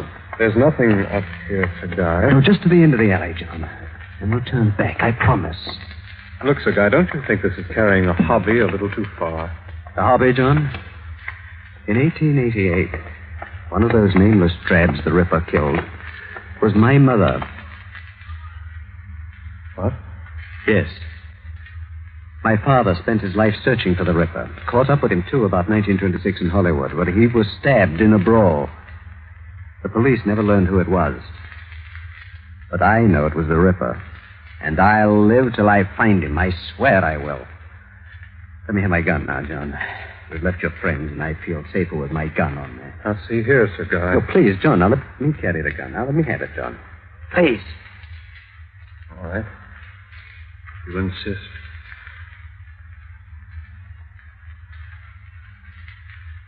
John, it's not a gun, it's a knife. I know. John, what are you doing? Never mind the John. Only Jack. No.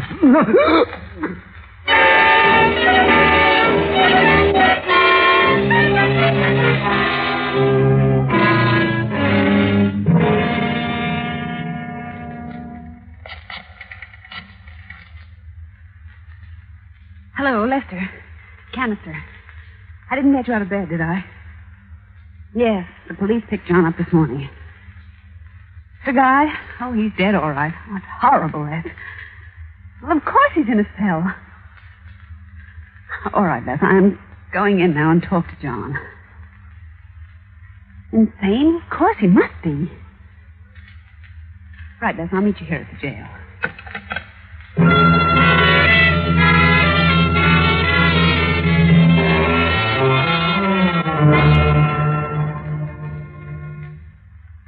Night. Time's up now, John. I'd better be going. Just one more thing, Canister. For some reason, I want you to understand. You see, Sir Guy was right. I did have to make an offering before the night was over. I didn't want for it to be him, Canister. But up there in that alley, I realized he was as determined as I. You know, Canister, I still wonder who at that party was astute enough to send the police after me so quickly. Lester, perhaps. Huh? Police won't tell me, but I'll find out, Canister. And if it was Lester, he'll know I found out. But what difference can it make now? Oh, police haven't won yet, Canister. The gods won't let me down. They never have. Sir Guy was right about that, too. I am eternal. I have no age, you know. I never shall. Well, I'll be going. I'll miss you. Bye, John. Bye, Canister.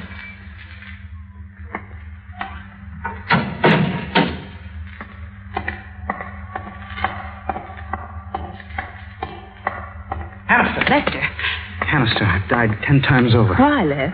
He's safe today. The charge, you know. I still died 10 times over. He suspects it was you who called the police. As long as he doesn't suspect you put me wise. Now, will you tell me how you found out about it? I was emptying the wastebasket after Comedy left last night for the party. Mm-hmm. I discovered a lot of astrological plotting in his handwriting. And that Englishman's words. Couldn't forget them. Comedy just told me the gods won't permit him to be executed. He thinks he really is Jack the Ripper. He's insane, Les. Oh, I was afraid you'd say that. Well, what do you mean? Any doctor will tell you he is insane. I know they will. They'll also tell the jury. So? So, the law doesn't execute the insane. It allows them to live. You mean? Who knows, Canister? Who knows?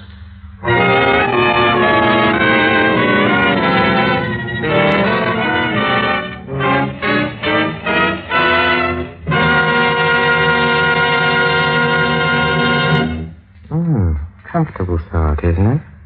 Dr. Carmody may die for his crimes, but Jack the Ripper will live on. Oh, well, spirits are hard to kill, unless they come in a bottle. Now for our next production, we have something much less exciting.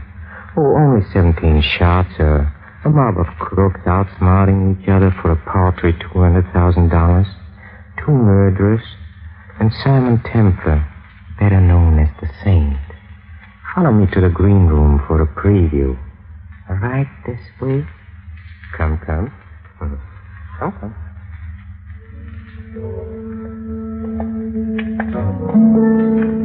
You know, Horace, you really should have told me sooner. Told you what? That police headquarters have been moved to a Long Island mansion like this. It's quite a shock to a hard-working taxpayer like me. You better start getting used to shocks, bub. Oh, Mr. Natson, the judge is expecting you. Go on in.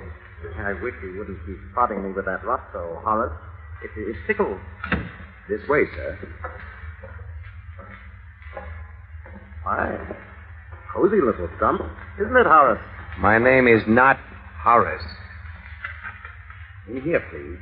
Judge Stryker, Mr. Natson is back, sir. Ah, yes. Come in. You might as well lock the door, Natson. Right, sir. Sit down, Mr. Templar. So you are the famous gentleman known as the Saint, are you? Sometimes my friends call me that.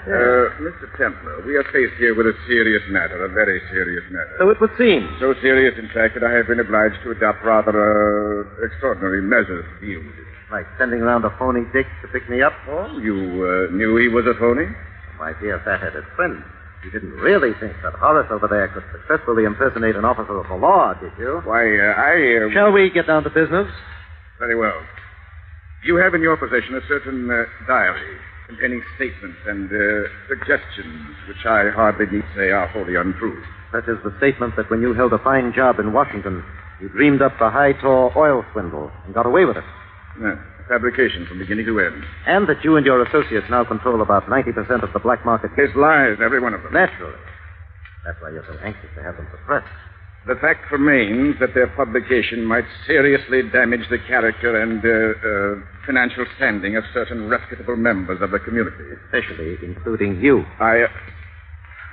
It's for that reason and that reason alone that I am prepared to ascertain what value you place on this volume. What's your offer? Shall we say $10,000? May I ask you what you find so funny about $10,000? Oh, nothing under ordinary circumstances. But you must admit that in this case it is a little ridiculous. And what would you suggest? $200,000, Judge Stryker. What did you say? You heard me. I said $200,000. You're insane. Oh, no, I'm not. I'll tell you what I'm going to do, Judge. I'm going to set up a foundation, the Simon Templar Foundation for the Rehabilitation of Wounded War Veterans. It will have a capital of $1 million. Your share will be exactly 1/5. Do I make myself clear? Why haven't you changed your tune before you ever get out of this house? Don't try to get your gun, Horace. You see, I always carry a spare, and I'm an excellent shot. If you resist me, you should have remembered that I always have something up my sleeve. Now, take your gun out, very slowly, by the muzzle. Drop it. Thank you. Now, keep it toward me. That's right. And now, if you'll be good enough to unlock the door. Go on. Open it. That's a good little boy. You'll hear from me again, Templar. Oh, I'm quite certain of it. In fact, I shall expect to have your check by Saturday morning. Good night, Judge.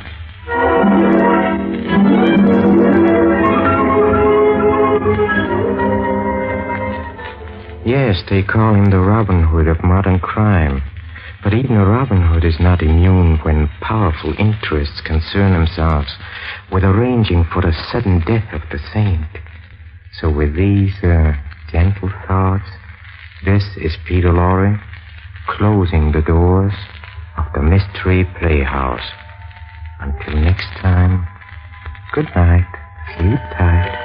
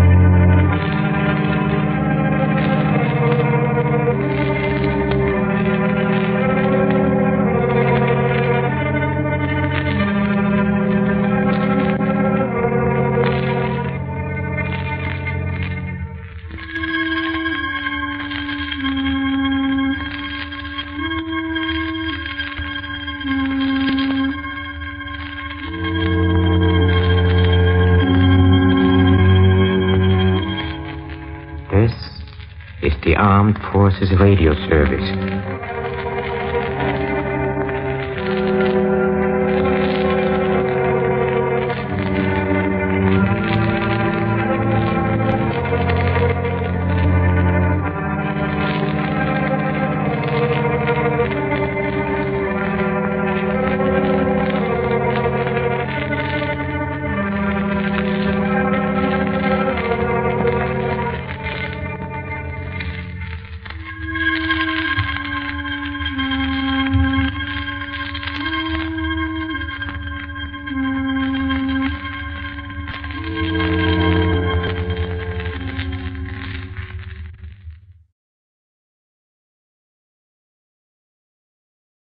All right, you little busybody. Get on your feet. Me? Yes, you. Stand up and be quick about it, or I'll kill you. Mr. and Mrs. North, starring Barbara Britton and Richard Denning. Listen as Pam and Jerry solve the mystery, Death Comes in Cans.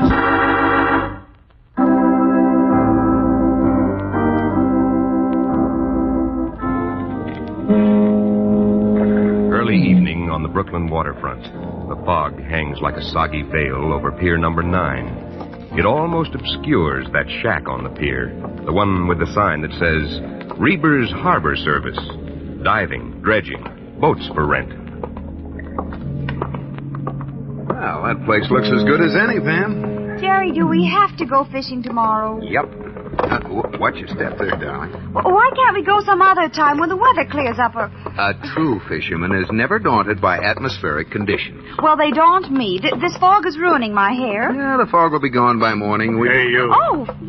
Where you going? Do you have to scare us to death popping out of the fog like... I said, where you going? Just a minute. We're going over there to rent a boat. Is that all right with you? No more boats tonight.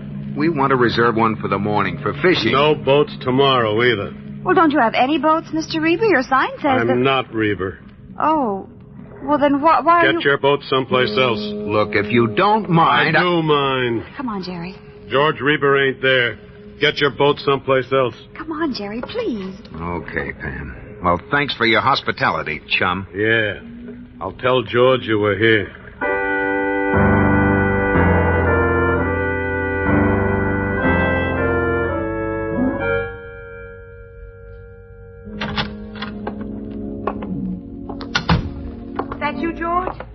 Yeah. Oh, where you been, honey? It's late. I've been waiting. The fog, it slowed up the whole harbor. Here, give me the coat. It's wet, I'll do it. I don't mind, honey. I'll hang it up for you. Here, let me help you. I'll do it. Gee, something the matter, honey? I saw Mixer outside, Claire. Oh. On the pier. Well, I was going to tell you, George. He wanted to see you. On the deal he telephoned about? Yeah. What'd you tell him? Answer me. George, let go. What'd you tell him? Let go of me. Okay. Now, what did you tell Mixer? What do you think I told him? I told him you'd take his deal. You? George, let's wait to hear what he wants. I don't care what he wants. Didn't I tell you I wasn't having any part of Mixer or his deals? Yeah, but wait till you Then why'd you tell him I would? Why? Why? Because I don't feel like rotting away in this crummy shack all my life. That's why. I told him you were doing it for me. For me, George, honey. For you? Yeah. You're not on parole. I am. I'm trying to stay clean, stay straight. George, listen. I'm trying to get us back on our feet again. Listen, George, listen. He's got 2 cases of dope on the bottom of the harbor. He needs you to get him out of the water. Ah, forget it. Where are you going? To find Mixer. Oh, no, you're not.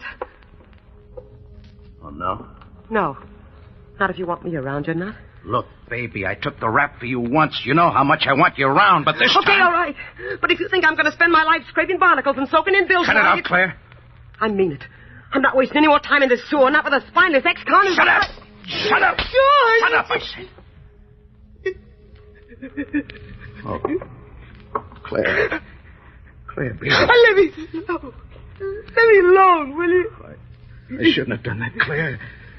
I just lost my head. I'm sorry, baby. Claire. Go away.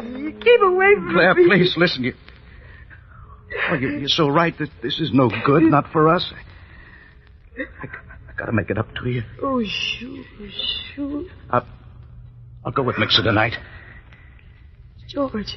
Yeah, I'll go. Sure, we can use the money. We'll save the dough he pays us. Oh, there's more dough in it than that, honey. There's a lot more dough in it than that. Let's keep the deal straight. Just payment for service. We don't want the stuff. We can't afford to fool around with dope. Please, honey. I want to stay out of trouble. For your sake, Claire. Okay? Sure. Sure, George. That's okay.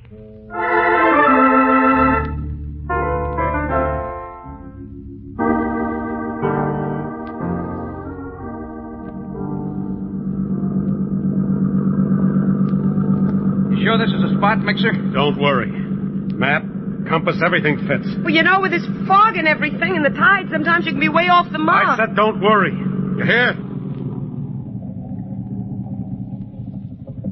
Toss the anchor over, Mixer. Okay. Here, help me with these straps, will you? Okay, honey.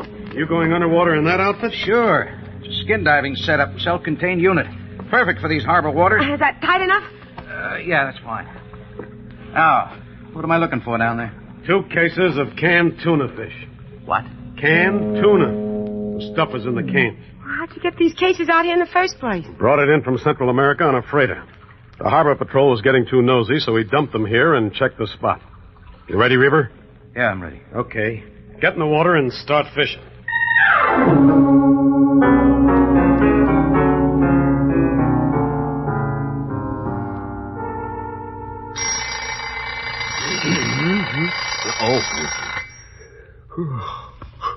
Oh, go on, Pam. Time to get up. Come on, darling. Can't keep the fish waiting. Oh, yes, I can. What time is it? 3:30. 3:30, Jerry.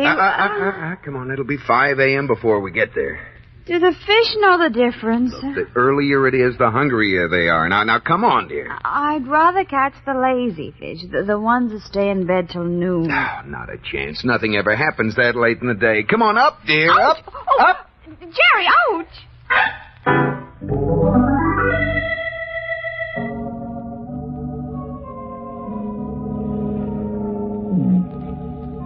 There's George.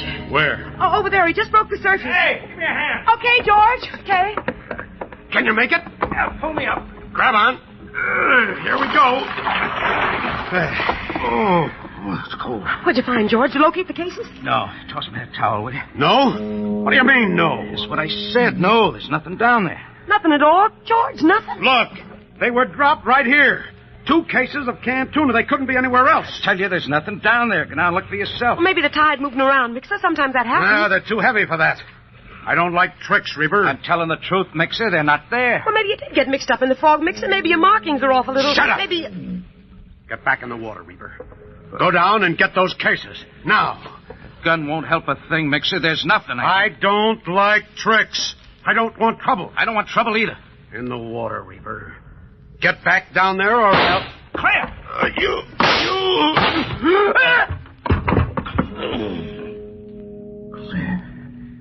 Claire, you stupid... Oh, you were great. George, you were wonderful. You almost had me believing it, honey. You were great. You killed him. Now all the stuff is ours, honey. 2 big fat cases. Go on, George. Go on down and get them. You murdered Mixer Go on, for that? George. Go on. Claire, I was telling the truth. There's nothing down there. Nothing? Nothing. You killed Mixer for nothing.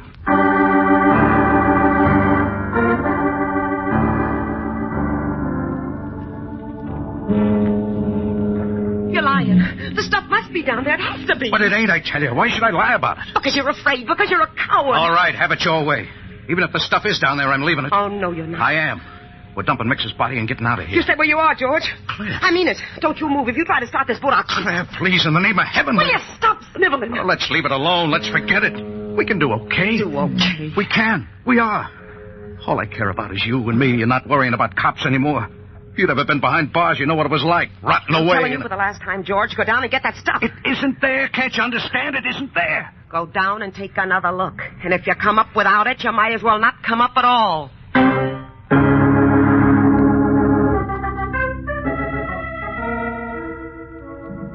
Oh, a life on the sea, singing joyous and free.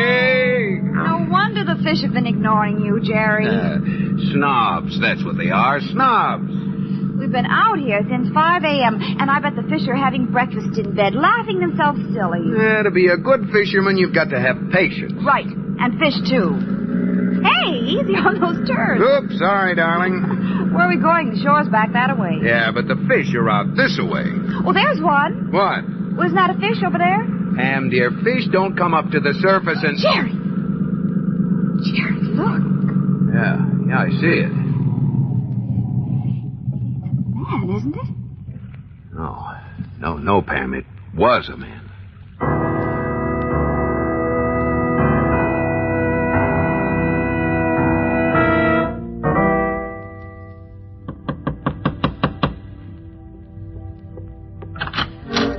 Mrs. Reaver? Yeah? Who are you? Lieutenant Wigan, homicide. Homicide? What? May we come in? Well, sure. Sure, I guess so. Come on. Thank you. This is Mrs. North and Mr. North. How you doing? How do you do? They were out fishing in South Bay this morning and found the body of a man in the water. Really? Somebody drowned? He'd been shot, Mrs. Reaver. Well, what's that got to do with me? Mr. and Mrs. North were down this way early last night to rent a boat from your husband.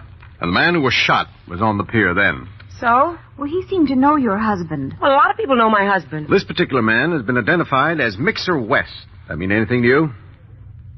Where's your husband now? Well, he's out on a job. Has he been gone long? Yeah, since 3 a.m. He left at 3 sharp, diving job. Does he always work such odd hours? He likes to start while the harbor's quiet, not so much boat traffic. Listen, Lieutenant, you don't think George killed this man, do you? I don't know. You say he's still at work, but his boat is tied up at this pier. How come? Well, how do you know it's his boat? Well, the man in the bait shop at the end of the pier told us. Wasn't your husband in prison for a while, Mrs. Reber? Well, sure for fortune check. He was broke. He needed money bad. He needed it for me. He did that for me. Does that make a guy a murderer? Does it, Lieutenant? I don't know, but I intend to find out.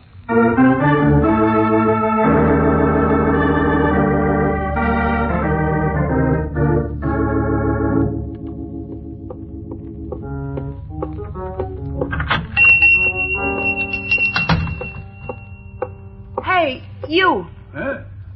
Oh, howdy, Mrs. Reber. What's the idea of getting my husband in trouble with the cops? George? George in trouble? Well, you told the cops that was his boat out there, didn't you? Oh, I see. Well, you want him to think George is a murderer? George, a murderer? Well, that's what they're thinking. I told him George was still working in the harbor, but you told him about the boat. George Reber, a murderer? Nah. Still, peculiar things are going on around here. Highly peculiar. Too much fog, too much tide, and yesterday, that fisherman catching a net full of tuna. Tuna? Yes, sir, tuna. Imagine catching tuna in these waters. Who caught the tuna? Oh, one of them fishermen hauled in 2 cases of canned tuna. Best catch round here in years. Who was he? Who found that tuna, huh? Who? Well, I don't know exactly. One of them fishermen. Well, who was he? Which one? What's he look like? Like a fisherman. They all look alike to me. Well, he had a boat, didn't he? They all got boats. Which boat is his? Which one, huh? Oh, it's a foreign name, like that song. Yeah, that's it, La Paloma. Why are you so worried about a bunch of canned fish, Mr. Hey, Mrs. Peculiar. This waterfront's sure getting peculiar.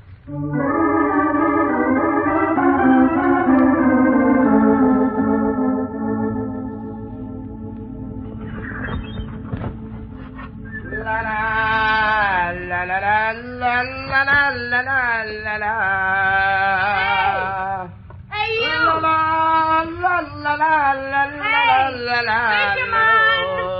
Hey, fisherman! Oh, la bonita señorita. Buenos días, señorita. Oh, you are, eh? I want to talk to you. Bueno, sí. You help Joe fix these nets, see? I'm coming aboard. Bueno. You jump, okay? Okay. Beautiful, pues.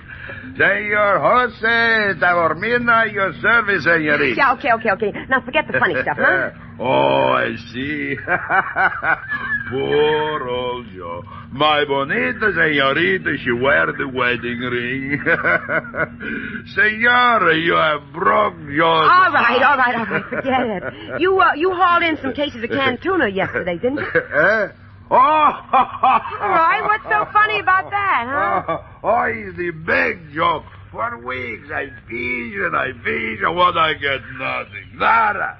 So, yesterday my mates bringing plenty fish, all packing cans. Yeah. The fish in those cans. I came to buy those cans from you. You named the price. You buy my cans of fish? I am a fisherman, not a grocery store. Listen. Will you listen to me? That fish, that canned fish you found, it's no good. It's spoiled. You hear me? It's rotten. It'll poison you if you eat it. Then why you want to buy poison fish? I've got a good personal reason for wanting those cans. Me too. I like tuna fish. Will you shut up and listen to me? Say, okay, baby. Why no? I'll give you anything you want for those cans, Joe. Anything you want, huh? You name the price, Joe. I'll see that you get it. I'm not kidding, Joe. I mean it.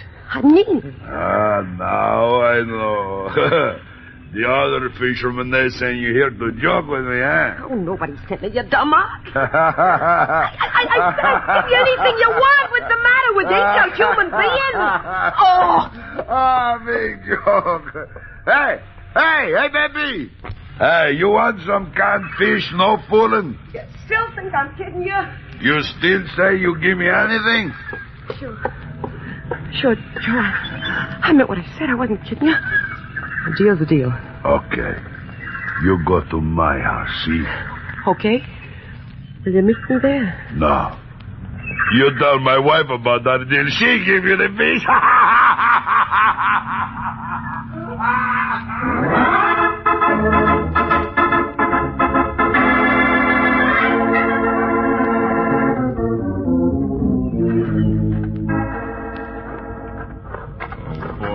place this waterfront is. You ask people about a murder, and they tell you about a fisherman who catches canned fish. Well, that's more than I caught today. And that fisherman probably didn't have to get up so early to do it. Well, I better check in at headquarters. The lab report should be coming through on Mixer's body. What about this man, Reber, Bill? What about him? Well, if you want my opinion, find Reber and you found your murderer. I wonder. What's there to wonder about? Reber knew Mixer West. Reber went out in his boat at 3 this morning. And you think Mixer West went out with him? And Reber, for some reason, came back alone. No, you're probably right, Jerry. Well, can I drive you two back to town? Yeah, thanks, Bill. I've got to return that boat I hired. It's still tied up at Reber's Pier. Oh, dear. It would have been cheaper to buy it. I'll drive it back to where I got it. Okay. Let us know if you learn anything, Bill. We'll be home tonight. Right, I'll phone you. Well, let's get rid of that boat, Pam. I'll walk with you to Reber's Pier. I might as well ride the boat to where I turn it in. Oh, I've had enough boating for one day, Barnacle Bill. You do it. I'll wait for you on the pier. Hey, I don't like you hanging around here alone. Don't be silly. Go on. I'm a big girl now. That's what bothers me.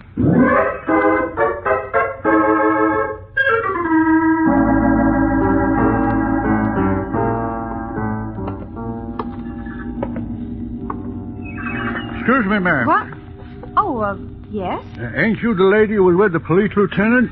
Oh, yes, Oh, you're the man from the bait shop. Yes, ma'am. Mind if I use your ear or mic?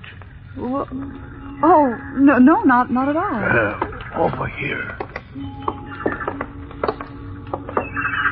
Just assume nobody's seen us talking. Well, what's wrong? It's that Mrs. Reber, ma'am. Now, me, I'm a truthful fella, and I like to see the law get its way. And even though George Reber's a good friend and a bait-buying customer... What are you getting at? I'm getting at the peculiar things happening, ma'am. That Mrs. Reber, for instance... Well, she's peculiar, all right. Yes, ma'am. Like I say, I like to see the law get its way, and I'm here to tell you, ma'am, that she's protecting that husband of hers, protecting him from the law. Protecting him? What do you mean? Well, he's been considered for murder, ain't he?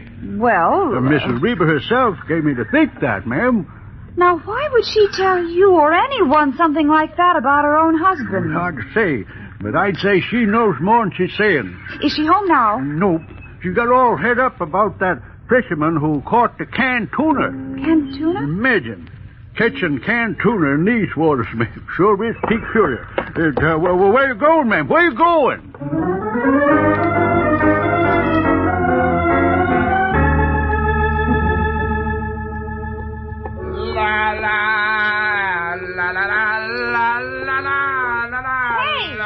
Hey, mister.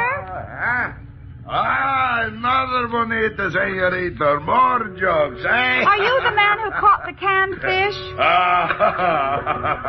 Hey, senorita, I give you canned fish.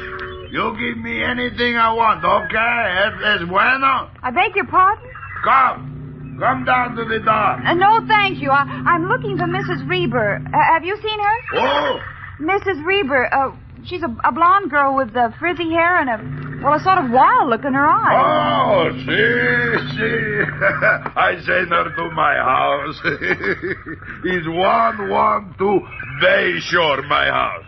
Your house? What for? She wants some tuna fish. She wants some of my tuna fish more than anything in the world. Now, look, stop the joking. Es verdad, baby. And don't call me baby. Okay. Your friend, she go running to my house. She sure must like tuna fish, that senora. Hey, baby, what do you run? You like tuna fish, too?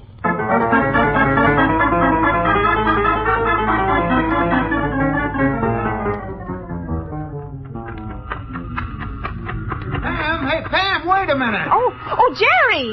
Where the heck have you been? I've been looking everywhere We've got to get to her phone.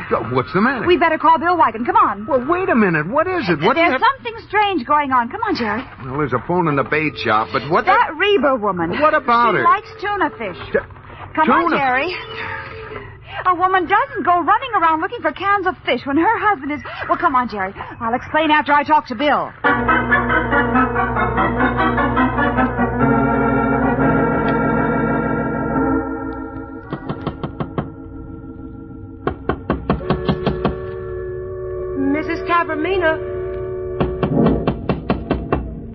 Mrs. Tavermina.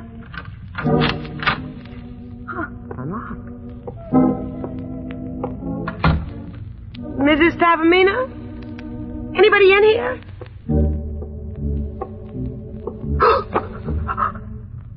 Hi, Claire.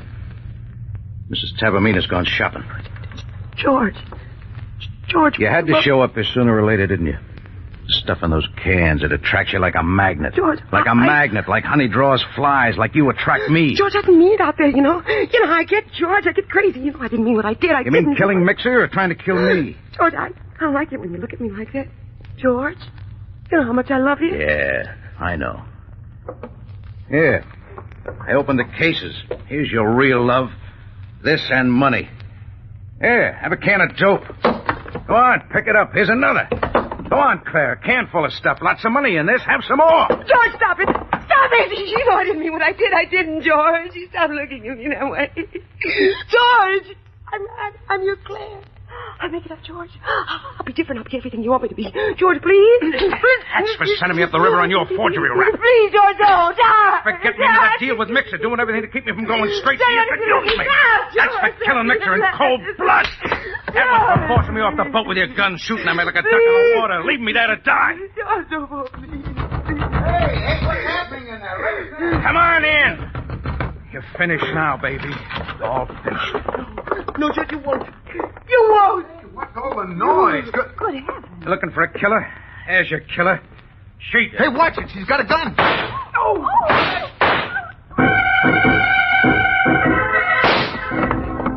Down. Stay down, Pam. Okay, so I'm your killer. So I'll show what kind of a killer I am. You, George, stand up.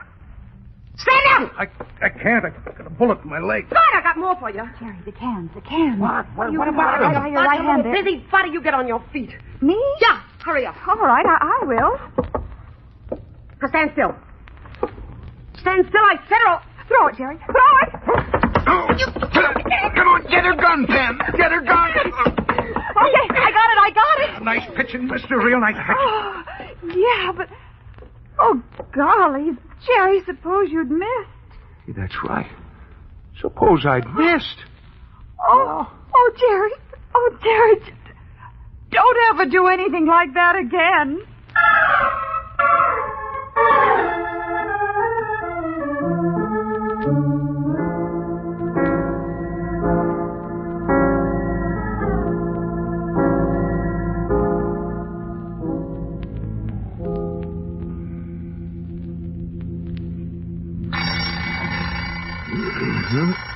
What?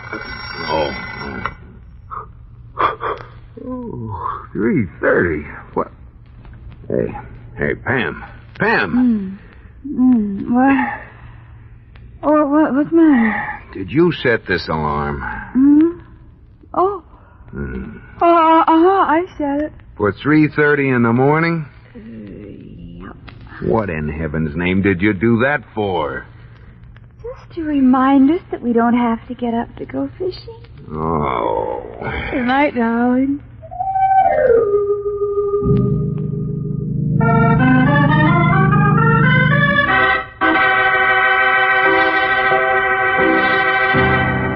Pam and Jerry are sure to have more exciting adventures next week. Listen in, won't you? There's always mystery well sprinkled with humor on Mr. and Mrs. North. This is the United States Armed Forces Radio Service.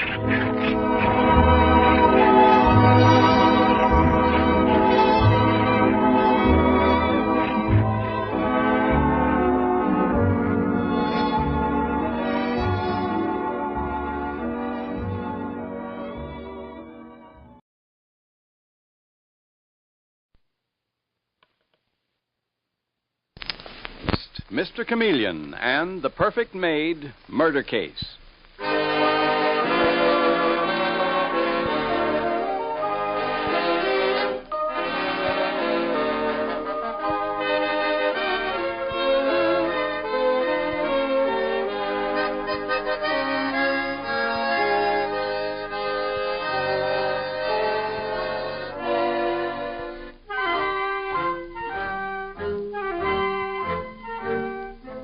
Tonight we again present the famous Mr. Chameleon of Central Police Headquarters in his famous cases of crime and murder.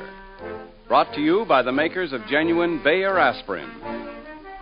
Mr. Chameleon, as you know, is the famous and dreaded detective who frequently uses a disguise to track down a killer. A disguise which at all times is recognized by the audience. Tonight we give you Mr. Chameleon in The Perfect Maid Murder Case.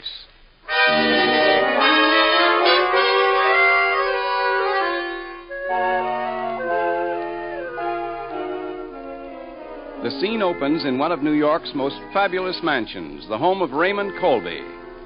And we see a young woman about to leave. Her hand is on the knob of the front door when she is interrupted by a maid whom we hear saying the words that lead to a gruesome, fantastic murder. Excuse me, Miss Laura. Can I see you a moment before you go? I haven't any time now, Fanny. But this is important, Miss Laura. Terrible important. Well, what is it then? I want to give my notice, Mum. Your notice? You mean you're leaving? Well, I thought you were a fixture in this house, Fanny. But that's just it, Mum. I am a fixture here. Then what's this talk about giving notice? What's wrong? If it's more wages... Oh, it's not that, Mum. It's that... Yes?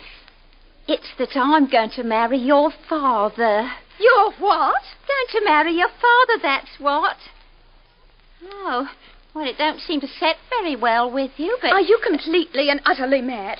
This is the most outrageous thing I've ever heard in my life. Oh, it is it? Well, let me tell you, I'm as good as you are. Pack up your things and get out of this house as fast as you can. I'm not packing, and I'm not leaving. I'm marrying into this house. Just put that in your pipe and smoke it. Get out instantly, I say. I'm not going any further than my own room. You'll find me there if you want to be coming up later and telling me you're sorry. Ta-ta, dearie. John! John, come here! John! Don't shout, Laura. I heard it all. Great heavens, what a mess. We can't let Father do this. He's gone mad. Ooh, that cheap, terrible creature. Tell you, Laura, hysterics won't help. Besides, we don't want to wake the old man up and get him on our necks. We've got to think fast. But what are we going to do? What can we do? Oh, this is too dreadful. Listen, Laura, listen. Yes? You stay right here, Laura, and watch every door. Be as loud as you can if anybody comes. You mean Father or that horrible Fanny? Anybody. I've got the combination to Father's safe. His safe? What are you going to do, John? I know he keeps his will there. That's the first thing to do. He may have changed it in Fanny's favor. If he did, I'll burn it up.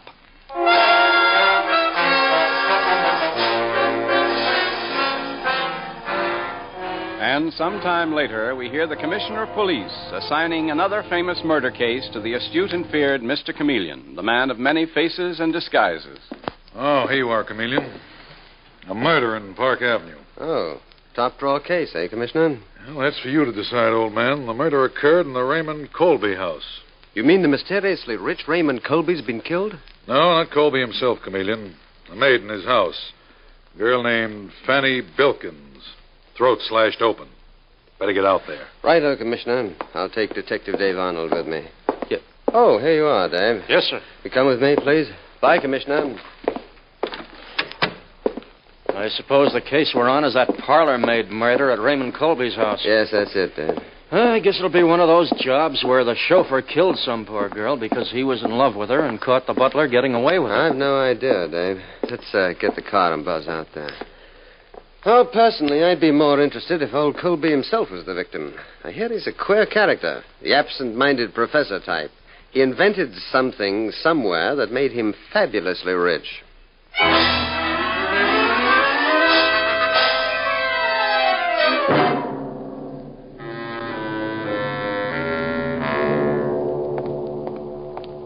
Here's the house, Mr. Chameleon. Yes, with a very pretty girl already holding the door open. Come ahead. Oh, I'm so glad you came. You are from the police, aren't you? Yes, my name is Chameleon. This is Detective Arnold. And you are, I'm Laura Colby. Come in, Mr. Chameleon. Thank you. I'm rather surprised to see you here. Surprised, Miss Laura? Why? We didn't expect to see such a famous detective as you on an unimportant case like this. Murder is always important. Judy O'Grady or the judge's lady? I see. I understand the girl who was murdered was a housemaid in your father's house, Miss Laura. Practically nothing, Mr. Chameleon, except that she was a perfect maid, really marvelous. And that she had perfectly wonderful references when she came. When was that? Oh, I don't really remember. A couple of years ago. You know how those things are. Who found her body? One of the other help in the house, I suppose. No. As a matter of fact, my father did. He and my brother John, that is. Yes? Well, what actually happened was that one of the other servants, our cook, became annoyed when Fanny didn't turn up to serve breakfast this morning. She thought she'd overslept. But when she knocked on Fanny's door and she didn't answer, she became alarmed and called my father. So he and your brother went up there? And when they opened the door, they found her dead. Father was very much upset, and so was my brother. Odd that the cook didn't open the door herself when she got no answer to her knock. Why, I hadn't thought of that. Oh, but I'm sure the cook wouldn't have killed her just because Fanny overslept. No, scarcely, Miss Laura. Dave. Yes, Mr. Chameleon? You go to the kitchen and talk to that cook. Find out what you can. I'm sure Cook can't tell you any more than I have, Mr. Chameleon. One never knows, Miss Laura. She may be concealing something from you. I'll talk to the cook now, Mr. Chameleon. I don't. In the meanwhile, Miss Laura, perhaps your father or your brother will take me up to see the murdered girl's body. John's in the drawing room, Mr. Chameleon. This door here. Oh. Oh, John, this is Mr. Chameleon, the famous detective. Oh, how do you do, Mr. Chameleon? Horrible thing, isn't it? But one never knows what will happen with servants these days, does one? What happened here, however, is a bit out of the usual run. Your sister says that you'll lead me to the murder room. Well, of course, Mr. Chameleon. I don't like the job, but just follow me. Thank you. Here are the servants' stairs. By the way, John, do you know anything about the murdered girl? I mean, do you ever notice anything strange about her? Signs of being afraid of something, upset, anything like that? It's a funny thing, Mr. Chameleon. I never notice any servant particularly. To me, they're just faceless people. All I know is that my sister always said Fanny was the perfect maid. Laura's all in a dither. Says she'll never find another one like her. Oh, but here's her room. Just about the size of a cell. What? Nothing. Poor girl. Horrible sight. Her head is almost severed. If you're finished with me, Mr. Chameleon, I'd like to get out of here. Oh, yes, I understand, John. I'm sorry. I forgot that we policemen are more accustomed to sights like this than people like you. Yes, you go back to the drawing room. I'll see you there presently. Thank you, Mr. Chameleon. Poor Fanny. Poor child. But if the dead can hear, you'll hear me promising to bring your murderer to the execution chamber. Mr. Chameleon? Nothing from the cook except what Laura Colby already told us. But get this. Yes, Dave? Just as I was talking to the cook, the girl's father came in. The murdered girl's father, Dave? Uh-huh. A man named Ed Bilkins. He started accusing everybody of murder. He's pretty wild. I told him to stay put, that you'd talk to him. Oh, poor devil. Wait till you get a load of him, Mr. Chameleon. He looks like a bad customer to me. Not so sorry as he acts. But that don't mean I think he killed the girl. Dave, you call the morgue and have this body picked up. And here is the knife that slashed her throat. You send it in for prints. Okay, Mr. Chameleon. And then hold the murdered girl's father down below. I want to talk to John Colby and his father first.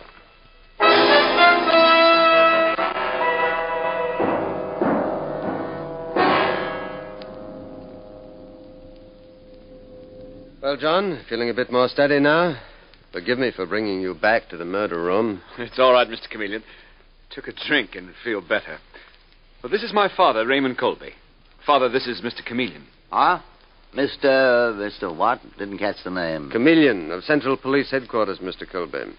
Police headquarters, you say? John, what's a police officer doing here? Investigating the murder of your maid, Fanny Bilkins, Mr. Colby. Oh, to be sure. You know, things slip my memory, sir. And you say your name is, Chameleon, Mr. Colby.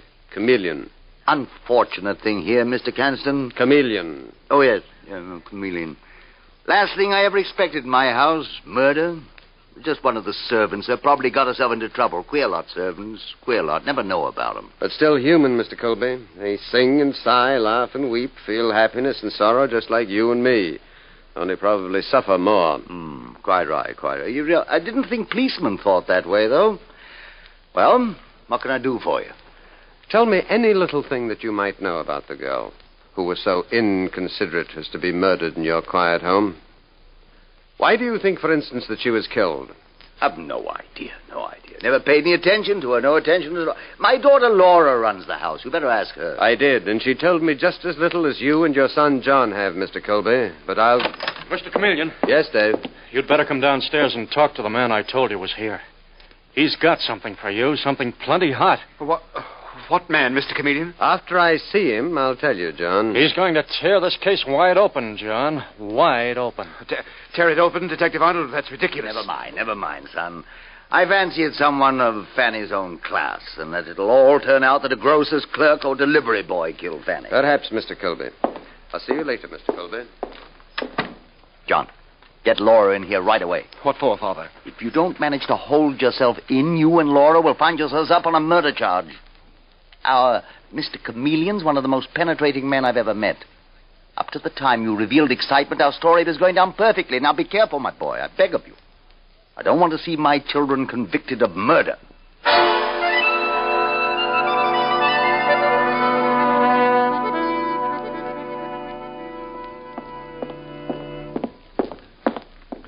What did the murdered girl's father tell you, Dave, to make you think he'd break this case wide open? You better hear it from his own lips, Mr. Chameleon. Oh.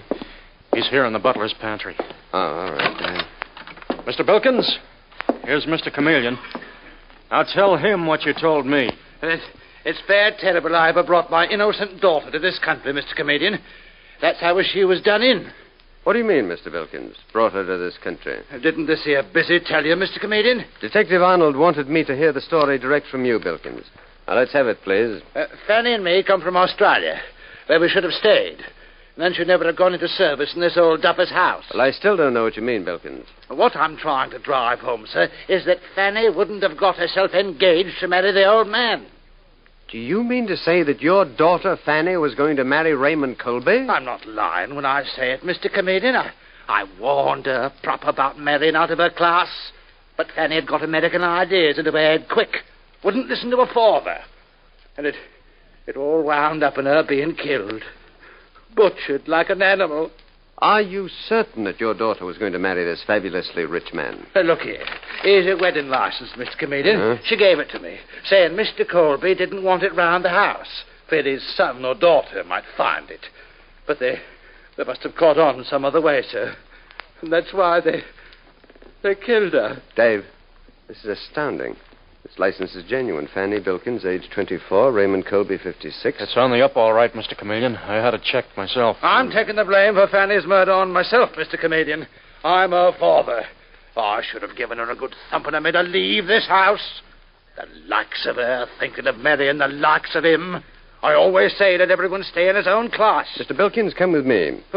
Where to, sir? Upstairs to the drawing room, where I think we'll find Mr. Colby and his son, John. Don't make me face him now, Mr. Chameleon. I can't face my daughter's dirty murderers. I can't do it, sir. I can't. I understand, Bilkins. You wait here, then. Detective Arnold and I will go up alone. You're a real gentleman, sir. Thank you. I'll never forget your kindness, sir. Dave, come along. If ever I saw one for the book, Mr. Chameleon, this is it. If it's true, Dave, if it's true. What? Well, don't you believe it? You saw the marriage license, didn't you? Yes, indeed, Dave. And I also saw the shifty look in the bereaved Mr. Bilkins' eyes. If I were looking for a babysitter, and it wouldn't be Bilkins. Now, here's the drawing room now.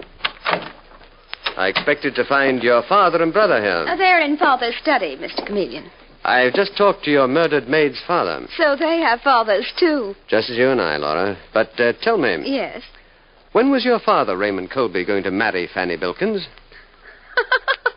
Oh, I didn't realize detectives on duty kidded people, Mr. Chameleon. Then you didn't know? Know what? You know what. Answer the question. If you expect me to answer a ridiculous question like that, Mr. Chameleon... Are you serious? Imagine Father marrying a housemaid. It's too silly. That the door to the study, Laura? Why, yes. I'll tell Father you want to see him. Don't trouble, thank you. I'll go in alone. And you stay here. I hope I'm not interrupting, Mr. Colby. Oh. I see you have your safe open. Something lost? Father has an idea he misplaced his will, Mr. Chameleon. I'm on the forgetful side, Mr. Chameleon. I'll find it later. Why not look in the fireplace, Mr. Colby? Wait a second. In the fireplace, Mr. Chameleon? Yes, John? Yes, here is what is left of your father's will. All but the top burned away, though. Do you mind telling me why you tried to destroy it, John? My son didn't, Mr. Chameleon. Probably did it myself. I do such utterly stupid things without thinking. Like arranging to marry your housemaid, Mr. Colby? What is this, Mr. Chameleon? Father planning to marry That murdered girl, John. Murdered. Oh, Mr. Chameleon, what in heaven's name gives you the idea Father was going to marry her? This marriage license, John. Marriage license? John, I told you before that Mr. Chameleon was a very penetrating man. Trying to deceive him would be unfair to him and us. Then you were going to marry her, Mr. Colby? Oh, no. Not at all, Mr. Chameleon. I really don't know why I took out that marriage license. Well, I'm sure it wasn't done simply to keep a perfect maid. Come, Mr. Colby, don't you think it's time to stop trying to protect your children? Why should he try to protect Laura and me, Mr. Chameleon? We didn't kill that girl. In my entire experience, I've never met with a clearer motive for murder. Never. Dave? Right here, Mr. Chameleon. Oh. What do we do, arrest John and Laura? No, not now, Dave. Bring the murdered girl's father in here immediately, and then we'll... That's what I came up here to tell you, Mr. Chameleon. Bilkins slipped out of the house while I went into the kitchen to get a drink of water. What? I sent out a general alarm for him. Have this house guarded, Dave. And get this straight, Mr. Colby. If either your son or daughter attempts to leave here, they'll be taken in on suspicion of willful murder.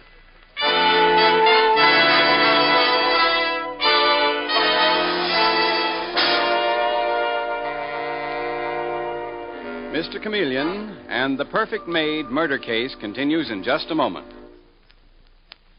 When you have a cold, you need Bayer aspirin. Need it because it's important to you that you get quick relief from the headachy, feverish feeling and the muscular aches and pains that almost always accompany a cold.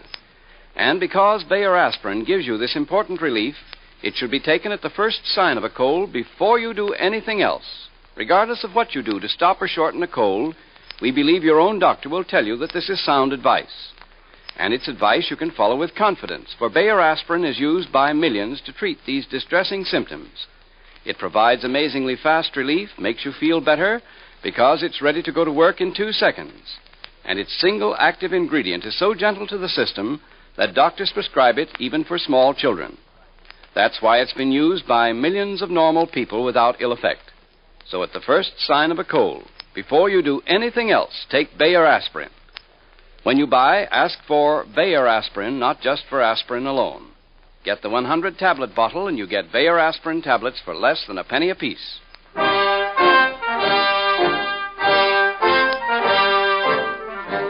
And now back to Mr. Chameleon and the Perfect Maid murder case.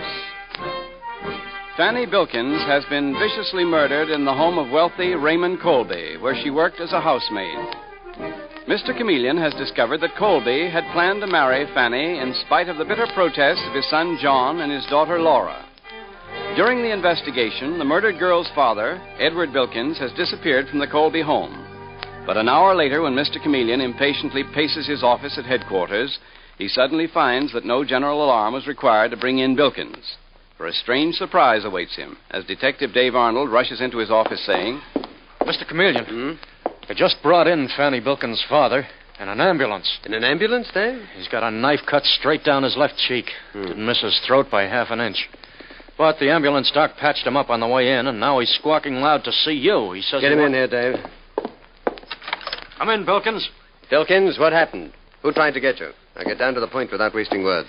Very good, sir. But it was a near one. Not satisfied with cruelly murdering my daughter, Fanny. Who? Raymond Colby. Well, I mean his son, John. But the fact is, I don't know for sure. Where did the attack take place, Bilkins? In the old duffer's study, that's where. What were you doing there? Nothing, sir, nothing. Just nosing around. It won't do, Bilkins. Out with it. Mr. Chameleon, here's a bag the boys took off Bilkins on the way in. Give it to me, Mr. Copper. I never seen it before. Fanny gave it to me. Looks like about $500,000 in jewels, Bilkins. And they look familiar. Very familiar. But I don't know anything about them. Dave, put Bilkins on detention. I got the answer to this case. Look here, Chameleon, I got rights. Those jewels were planted on me. Come along, me. Bilkins. Chose your own daughter, did you? I'll be right back, Mr. Chameleon. Right on. Hello? Mr. Chameleon, this is John Colby. Yes? Most of my dead mother's jewelry has been stolen. Who discovered the loss, John? Our butler did. Caught the robber in the act, but he got away. Can you come out here right away? Not just now, John. You said only part of your mother's jewelry was stolen? The butler came in the room just in time to save the rest. I have got the stolen jewels, John. And the robber, too. You've got the jewels and the robber both? I'm pretty positive I have, John. But I want to make sure before I definitely charge the man that we're holding. Well, what do you mean, Mr. Chameleon? Instead of coming myself, John, I'm going to send one of our expert jewel men out there. And he'll bring the jewels I have here out, too, for identification. I wish you'd come yourself, Mr. Chameleon, instead of... What's that, Father? All right, I'll ask Mr. Chameleon. Sorry, Mr. Chameleon, but Father suggests... Yes? Father's worried about anybody coming but you, Mr. Chameleon. So is my sister, Laura. Can't you come yourself? I'm sorry, I'm not a jewel expert. I'm sending our head man, Pierre-Antoine, out right away. And then I'll follow later. Goodbye, John. What's all that about, Mr. Chameleon? Are you going out to Colby's in disguise? Right you are, Dave. Disguised as Pierre-Antoine, the police department's chief man on jewels. Now, you will come with me. And the instant we get there and you introduce me, arrest John and Laura Colby on my orders. Well, orders are orders, but I don't get you, Mr. Chameleon. Why not pinch them and be done with it? Because I need the evidence I think their father, Raymond Colby, will give me, Dave.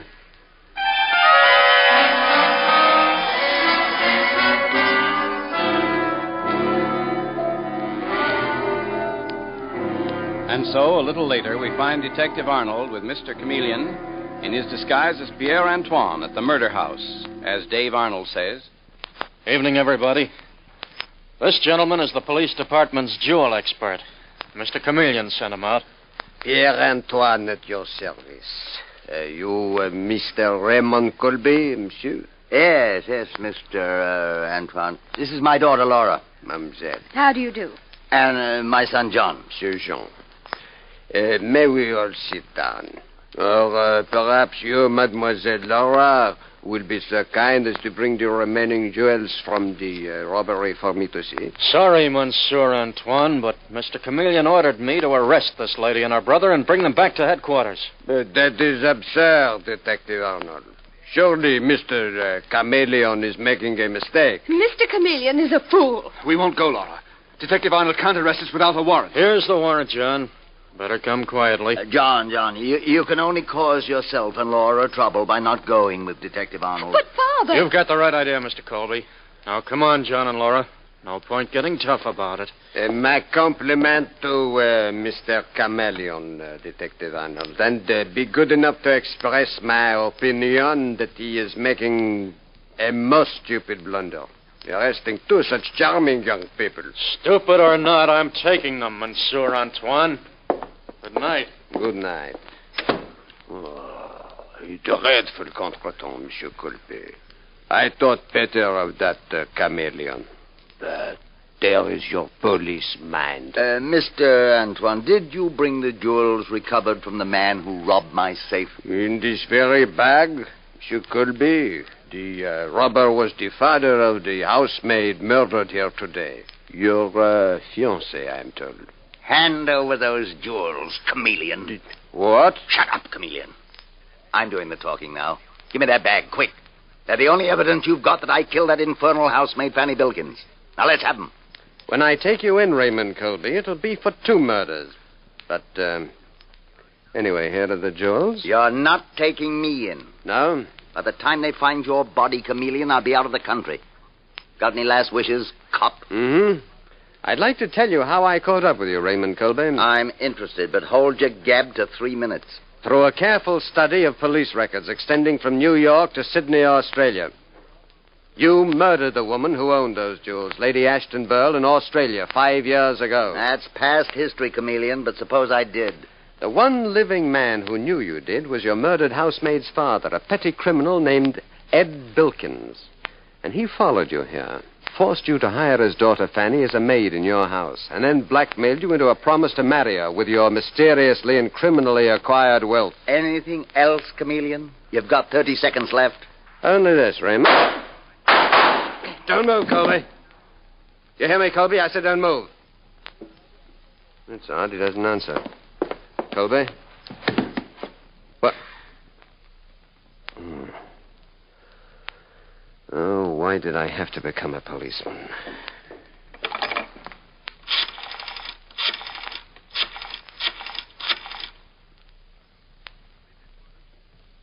Police headquarters? This is Chameleon. Connect me with Detective Arnold, please. Dave? Listen, Dave. Send the dead wagon out, please. Yes, the dead wagon. Well, I'm afraid I killed a man. Yes, the murder of Fanny Bilkins. I hit a fatal spot by mistake. I know, Dave, it's all in the line of duty, but still...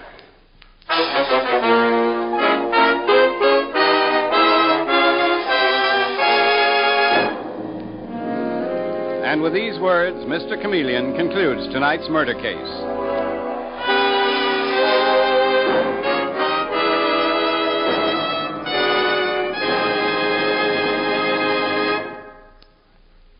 Have you ever tried breaking an aspirin tablet to give your children the dosage your doctor has prescribed? If you have, then you'll appreciate the new children's size Bayer aspirin tablets.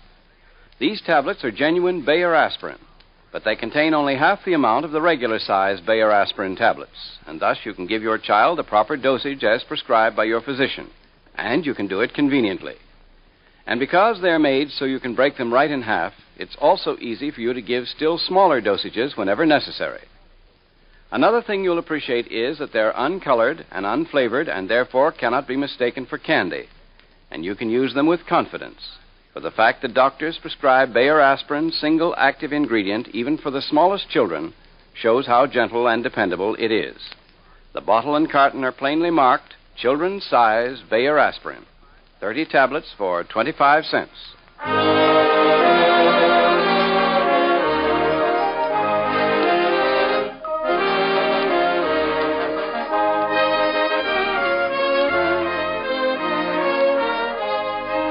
Listen next Wednesday night at this same time for Mr. Chameleon, the man of many faces, in The Greenhouse Murder Case. The part of Mr. Chameleon is played by Carl Swenson, with dialogue by Frank Hummert from the original story by Frank and Ann Hummert. Music directed by Victor Arden. The members of our cast join with our sponsors in wishing all their listeners a Merry Christmas. Your announcer is Howard Claney.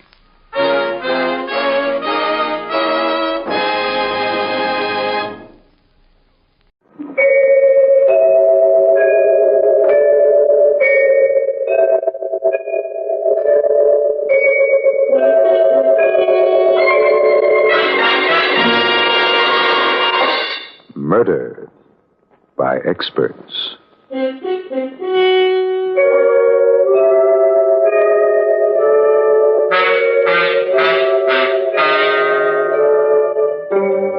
The Mutual Broadcasting System presents Murder by Experts, with your host and narrator, Mr. John Dixon Carr, whose books have been translated into 17 languages and have sold over 10 million copies, and author of the recently published detective novel, Below Suspicion.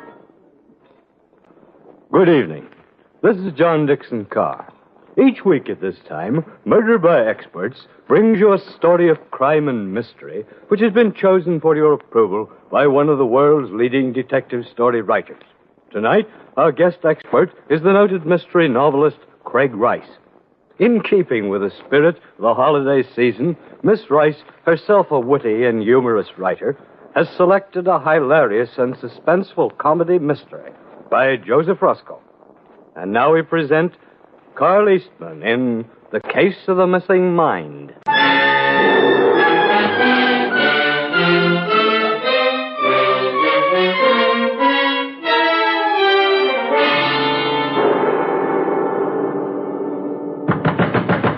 me out!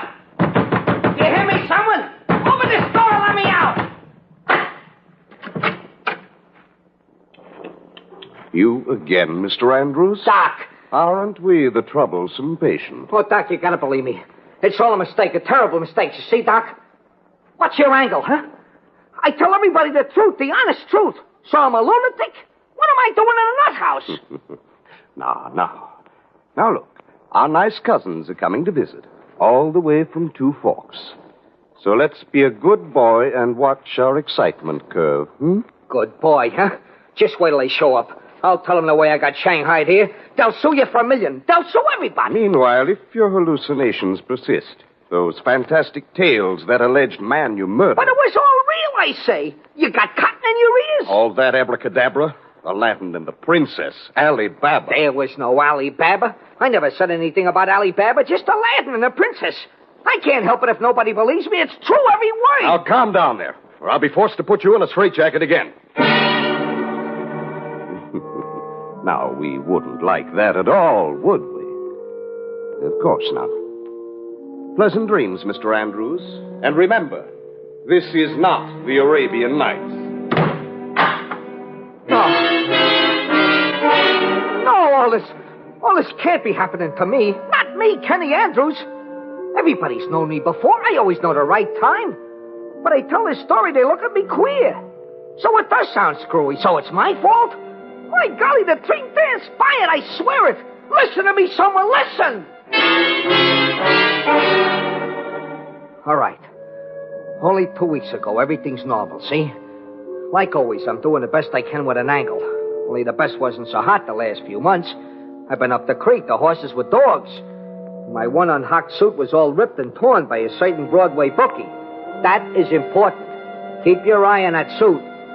I was absolutely from hunger, sitting in the lobby of a cheap hotel in the 40s, when lo, this strange-looking character walks into my life. Good morning, friend. Do you ever dream? Just like that he began, the strange-looking guy with the purple hat. Do you ever dream, my friend? I'd noticed this character before, shadowing me for days. On Times Square, I button my shoe. How do you do? There he is. I lose him in Schubert Alley, and he's the man right behind me when I'm putting a slug in the automat. And now here's Mr. Queer sitting beside me. Do I ever dream, he wants to know. What is it you dream when you dream, my friend? I'm interested in wish fulfillment. Say, listen, pal, are you for real? What's the idea of tailing me anyway? Go take a long drop. I'd like a word with you. You see, Mr. Andrews... How'd you know my name? I am a mystic, sir.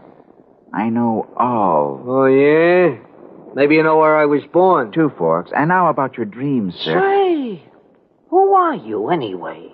Oh, call me Aladdin. Huh? Caught you kidding. Aladdin? Yes. Would you like to try my magic lamp? The guy is strictly from a nightmare, I figure. But let him talk. Look who's selling who to Brooklyn Bridge. Answer, friend. You began to rub my lamp the wrong way. Now look at Mr. Aladdin. Suppose you scram before... Freeze, fellow. Put up your hands. Reach for the moon. Suddenly, the crazy little guy had me covered. With a little green gun. Reach! Hey, what is this? A stick up? You fool!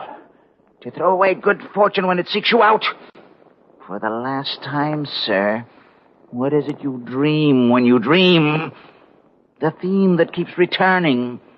Your heart's desire. Like a nightmare. Watch your step, Kenny, I says to myself. You're dealing strictly with a query. Humor him or you're a dead pigeon. Oh, okay, sure, bud, I get you now. I always dreamed that somebody suddenly handed me 50 grand and a beautiful princess. Ashkenazi! My gosh, I hardly get it out of my mouth when it happened. You got to believe me, you got to, I tell you. This weird character in the purple hat, he whips out a huge envelope, he counts out 50 $1,000 bills, he hands them over to me, he shouts, "The princess, my friend, will come later." And he disappears out of the hotel. On my honor, on my mother's grave. That's the way it all started. I warned you my story would sound like a hophead's fantasy. I don't blame anyone looking at me sideways. I even examined my own head listening to me tell it. Such things don't just happen. A strange character in a purple hat, a green gun, and there it is, 50 grand. First, I don't believe my eyes. A guy like me, sharp, knows what time it is. He's strictly from Missouri. Still, them greenbacks look like the real McCoy. I stumbled over to the bank on the corner and up to a bank teller. I had to find out.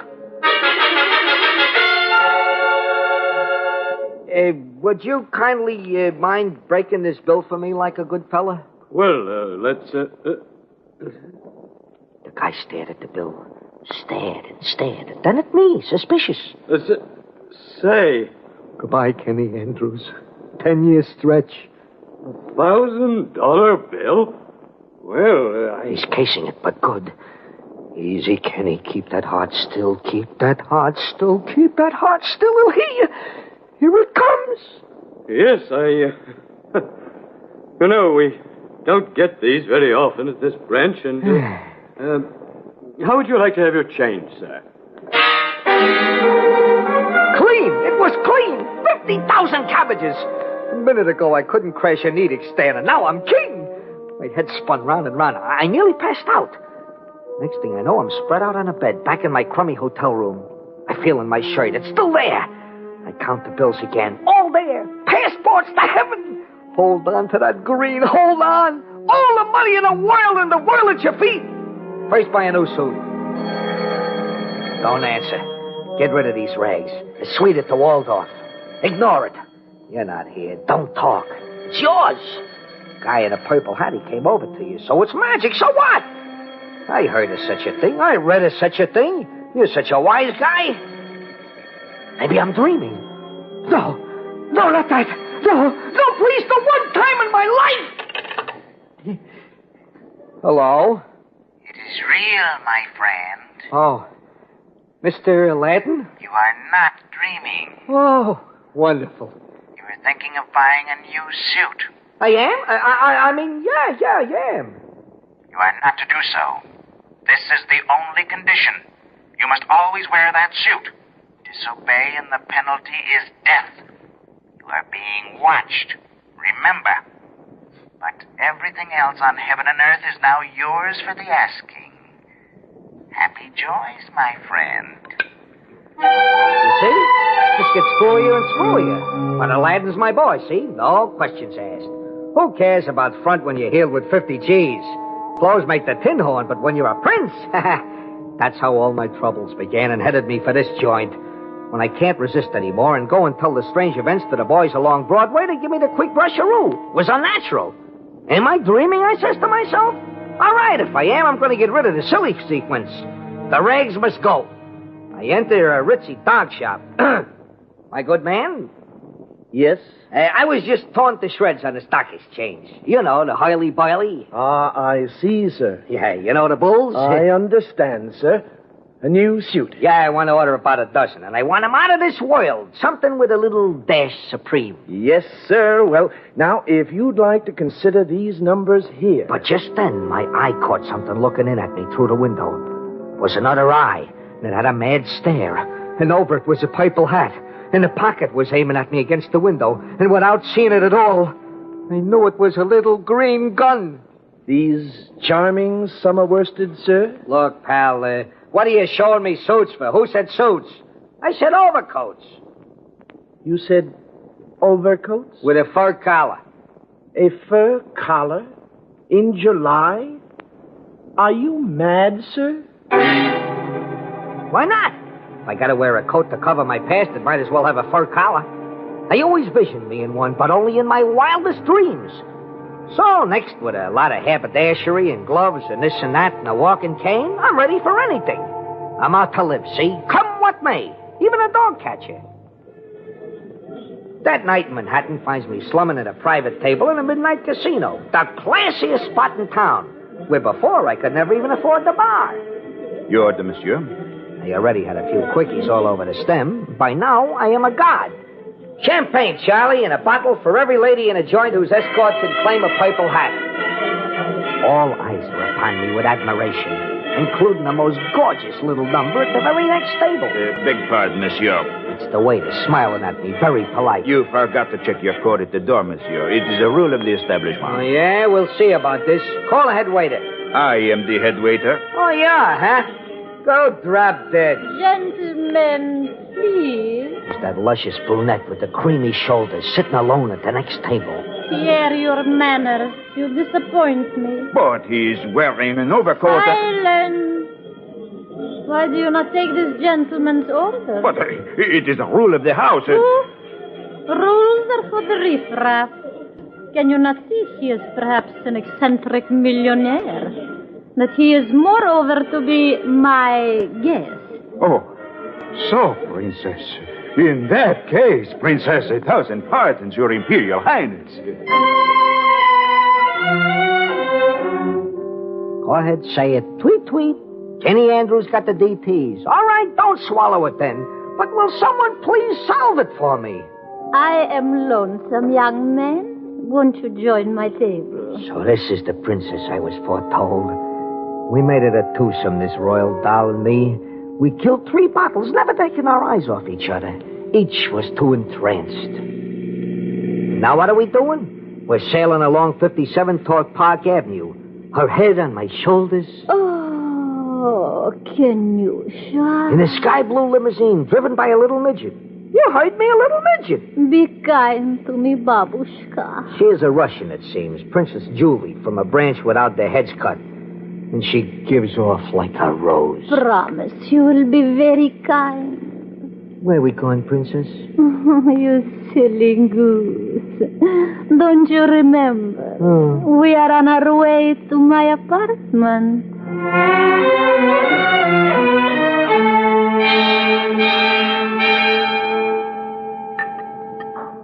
Sit closer. More vodka, my darling. It is the champagne of the Volga. Sure, why not? And what about some delicious joiva? What's that? Oh, joiva is the love candy of the Orient. Open your mouth, my little Kenyusha. Oh, it's wonderful stuff. Oh, this ain't happening. This ain't really happening, is it? Oh, hush, my life. Go on, tell me more of your philosophy. Where was I, Princess Baby? Angles? Oh, yeah. It's all a matter of angles, see? I'm full of them, Your Highness. In this town, if you're sharp, cut your wits, never give a sucker an even break, one can rise to millions. Now, taking 2 forks. 2 forks? Who is 2 forks? In Oklahoma, where I was born. Out there, they don't even know what time it is. If I stood out there, Your Worship, I'd commit suicide. Mm-hmm. I ran away when I was 12. More vodka, Kenyusha. You tell me about it. I must know all about you. Naturally. I live with my Uncle Iggy, see?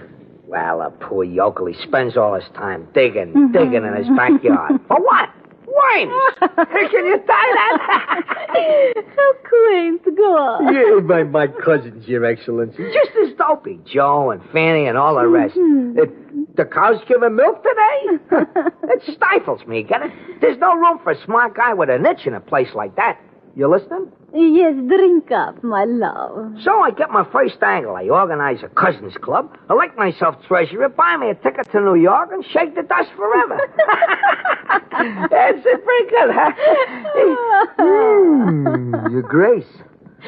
Your Grace, the room's turning sideways. Oh, come closer, my heart. Kiss me again. Kiss me. It's hot in here.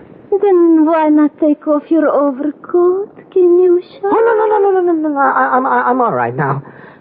Say, Princess. Whose cane is that over there by the piano? It's not mine. No, my sweet. It is my husband. Some music. You what? Oh, don't be alarmed, Kenny. He's out of town. Oh, I hate him. I hate him, the beast. He abuses me so. Oh, he does, huh? Oh, babushka, why am I telling you all this? Because always in my lonely life I am looking for someone. In my dreams I have seen him, and he has caressed my cheek. But the days go by and the years, and he does not come. And yet, always I know that someday, and tonight it happened at the midnight club, one glance. Oh, Your Honor, Do you feel that way, too? Oh, Kenny, you do love me. Oh, do I? Oh, Princess, I'm crazy about you, Your Honor. With all my heart and soul, and it's a great privilege I never visioned. I'd do anything for you. You do anything? Anything, just to have you. Would you commit murder for me? Murder? Would you commit murder for me, Kenny? What's that? Speak low. Speak low. My husband. It's his knock. Your husband? I thought you... Would you kill for me, Kenyusha? He's got his key in the Then door. here's my gun. Take it. When he opens the door, shoot. Yeah, but do you love me, Kenyusha? Do you want me? Oh, my heart, think only that monster stands in the way. The door, it's opening. He's coming in. There he is. What are you waiting for? Shoot. What do you dream when you dream, my friend? You killed him. My golly, it was him, Mr. Aladdin.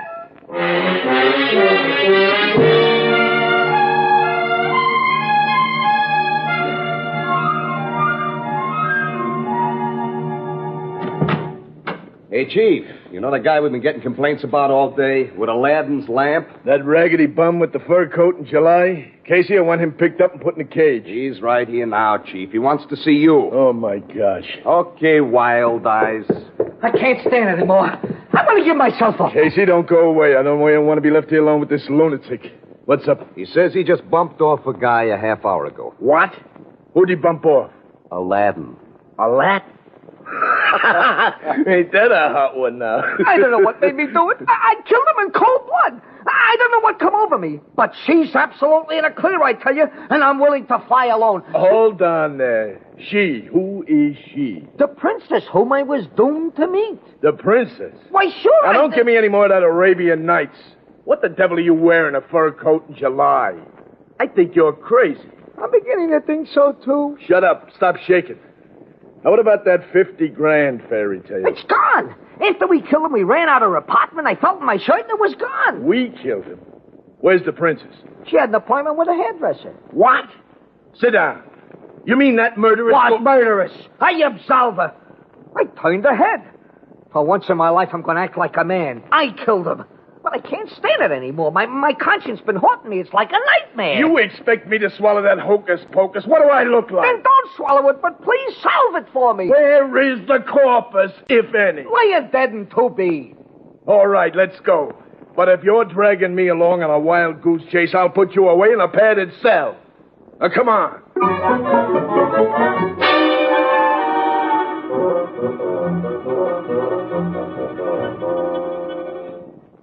Vacant. Bare. No one even lives here. Where do you see a body? Can't understand.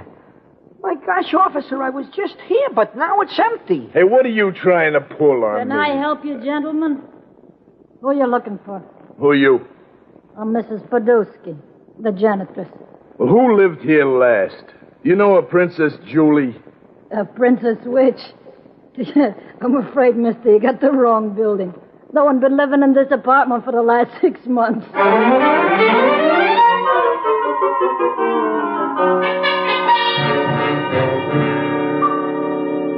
What about it, Pierre? You're the head waiter in this nightclub. Do you ever know or wait on such a dame? Princess Julie. Yeah. But no, Monsieur Inspector. She is utterly unknown in this establishment. That's a lie. You remember darn well just a couple hours ago. My fur coat. She was sitting at the next table and... Yeah, do you know this eccentric jerk here? Take a good look at him. Monsieur, I have never before seen him in my whole life.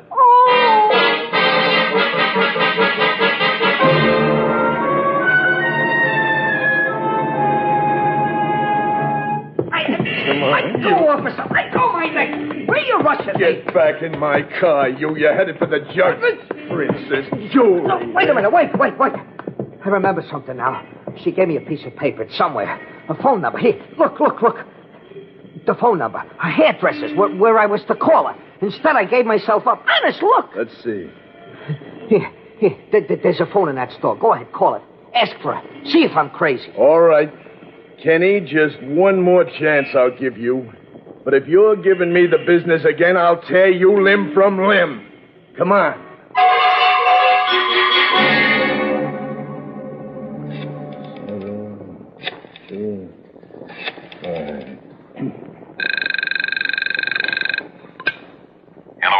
Hello, is this a hairdressing parlor? What's it? What number do you want? Who is this? Describer, a ravishing brunette. Shut up. This is Inspector Ross, Police Department. Is this a hairdresser's? My dear fellow, this is a private sanitarium for the insane. What? Dr. Bennett speaking. Tell him her teeth are like a pearl. Tell him... Shut up, you. Sorry, Doc, I guess this is just a bum steer. You see, I got a prisoner here told me that a Princess Julie... What? What's that? What's your prisoner's name? Kenny Andrews. Kenny Andrews, that's him. Don't let that man away. Get him right back here. He's an escaped lunatic. What? Well, I'll be... Now this makes sense. Look, Doc, give me your address, quick. I'm delivering him myself in person, and it'll be a pleasure. Is the princess there? What do they say, huh? What do they say? Brother, you're going home.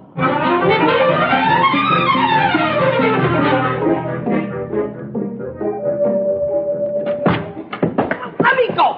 Let me go! Is this your man, Doc? Yes, that's him. He escaped from here 2 days ago. You're a liar! I never seen you before in my life. Attendant, give me a hand, quick. Now, let me alone. What are you doing? I'll bust you one. Hey, please, this is a terrific... Thank you, Inspector. It's lucky for the community you found him. Yeah, and am I glad to unload this baby. What a ride he took me for. What an imagination. He's definitely a schizophrenic, poor lad. Too bad. Well, of course, we'll just keep him here under observation till he's committed elsewhere. You notified his relatives?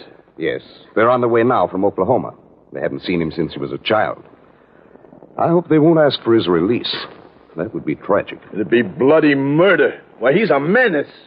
I'm sure glad you're taking him out of circulation.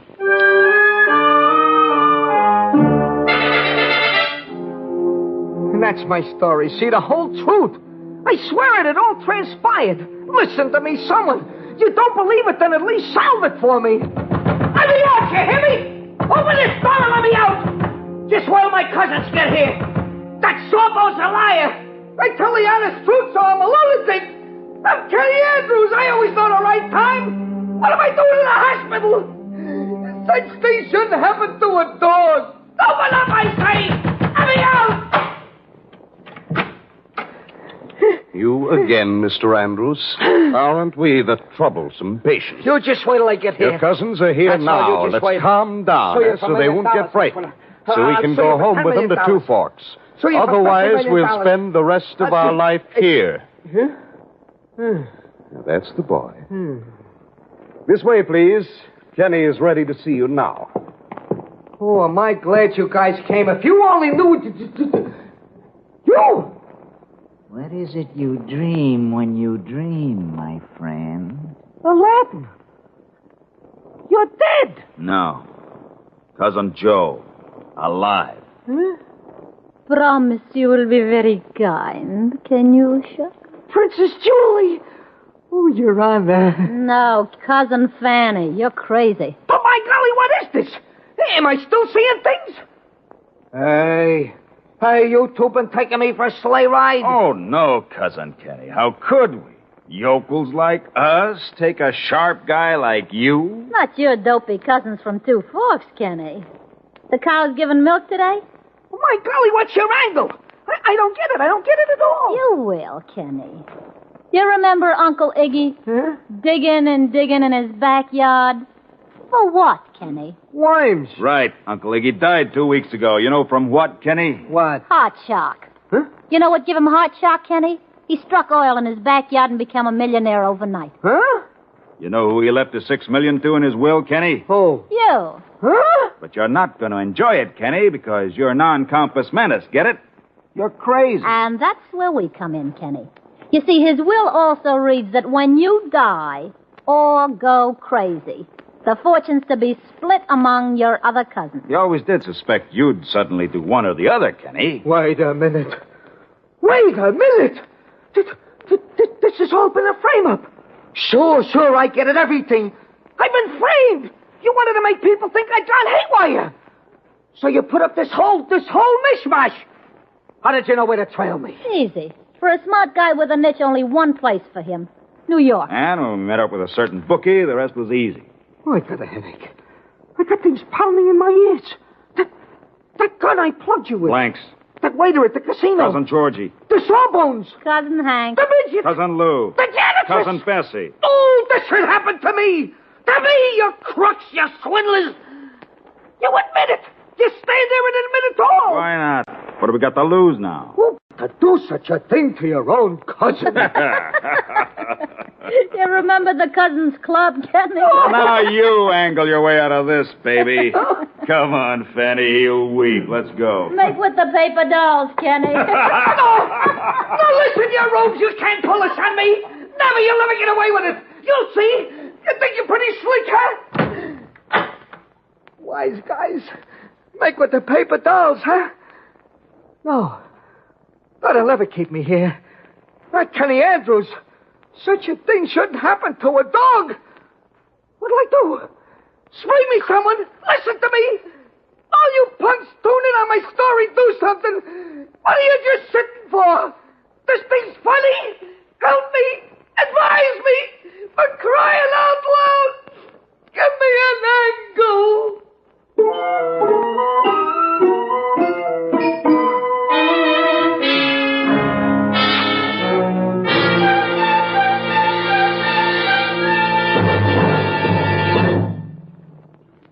And so the curtain falls on the case of the missing mind, which was chosen by guest expert Craig Rice.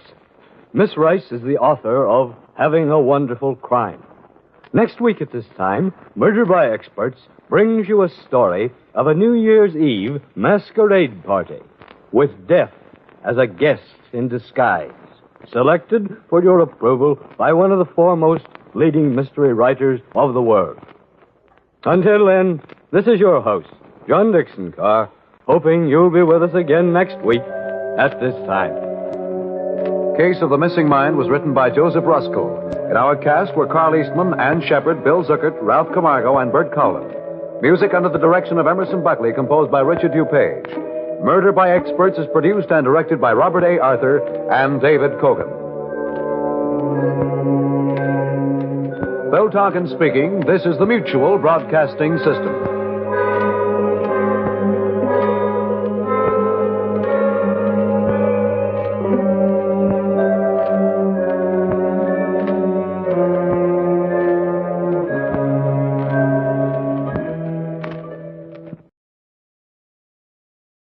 From Hollywood, it's time now for... Johnny Dollar. Don Hancock, Johnny. Surety Mutual. Hi, Don. What's on your mind? Qui bono. Qui who? It's Latin, kiddo. Qui bono. Who benefits? All right, I'll bite. Who does? A little doll named Luann Parker down in Green Pass, Virginia. $100,000 worth, Johnny. Double indemnity. Wow, what did she do? Answer the question? She sure did. With a 38. 2 bullseyes right in her foster papa's heart. Well, then if it's an open and shut case, you don't need... Oh, it's that all right. She's the gal what done it. She admits it. But the coroner is about to call it an unavoidable accident. Seems little old Magnolia Blossom thought Papa was a prowler. And what do you think? Just what I said. Qui bono. So? I think you'd better put yourself on the payroll.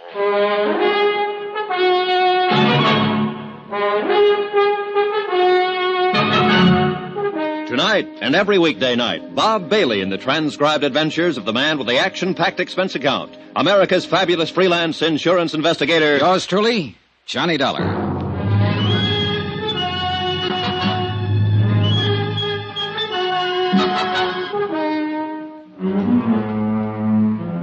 Expense account submitted by Special Investigator Johnny Dollar. To the Home Office, Surety Mutual Insurance Limited, Hartford, Connecticut. The following is an accounting of expenditures during my investigation of the Qui Bono matter.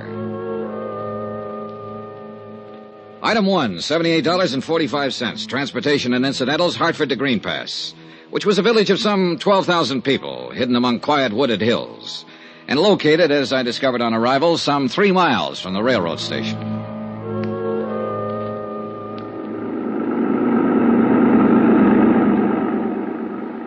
Nice weather we're having. Yeah, it's fine. You from New York? Well, near there, Hartford. Bet you ain't been having weather like this up there. No, it's been pretty cold. You say your name was Dollar? Yeah, Johnny Dollar. I'm Jake Deagley. You here on business? That's right. Well, I wouldn't count on finding much here. Green Pass is what you might call a one-horse town. One hotel, one bank, one taxi, that's me, one newspaper. And one county attorney. Yep, just one. Oh, and you've heard about our tragedy, about Dan Parker getting shot. Yeah, that's why I'm here. I'm an investigator for an insurance company. I see. Well, it was a terrible thing. It was... Oh, doggone it, doggone it. If old man Hawley don't fix up them fences, he's going to be short a cow one of these days. That's the third time this week they've been out the road. How did people around here feel about Dan Parker? Was he well-liked? Well, he'd been re-elected for 5 straight terms. No personal enemies? Not a one. There ain't a man in Green Pass that... Hey, what difference does it make whether he was well-liked? You know how he was killed, don't you? Yeah, I understand he was shot accidentally by his stepdaughter. That's right. And what difference does it make whether he had any enemies? Well, none, probably. But when an insurance company holds a policy as large as the one they carried on Dan Parker, they want to know the full circumstances surrounding the death. Well, there ain't no mystery about it, Mr. Dollar. That poor girl took him for a burglar and shot him, that's all. And it mighty near broke her up. Say, what about her, Jake? Is she well-liked? Well, let me put it this way. I'm 52 years old. I got a grandson, 17. And we're both in love with Luann Parker. I see. And there's 5,000 other males in Green Pass that feel the same way. She get along all right with her stepfather? They worshipped each other. She was all Dan had since Mrs. Parker died 9 years ago. They was thicker than thieves, them two. Rode horseback together, went fishing, took trips together. Well, then it's understandable that she'd be pretty broken up. It was terrible for her. She went clean out of her mind when she realized what she'd done. So tell me, was Dan Parker a wealthy man? No, fairly well-to-do for these parts, but no ways wealthy, the way you'd think of it in New York, for instance. Then I imagine the Parker girl would think of $100,000 as being a pretty sizable fortune. Mr. Dollar, let me give you a little advice. Oh? You got a job to do, fine. But if I was you, I'd be mighty careful how I went about doing it. Why so? Well, people up here in the hills are kind of standoffish at best. And if you go around hitting what you seem to be hitting at, you're going to get yourself a mess of trouble. I don't deal in hints, Jake. All I'm trying to do is dig up all the information possible. Let the company know exactly what happened. That sounds fair enough, Mr. Dollar. But you take my advice. Dig easy.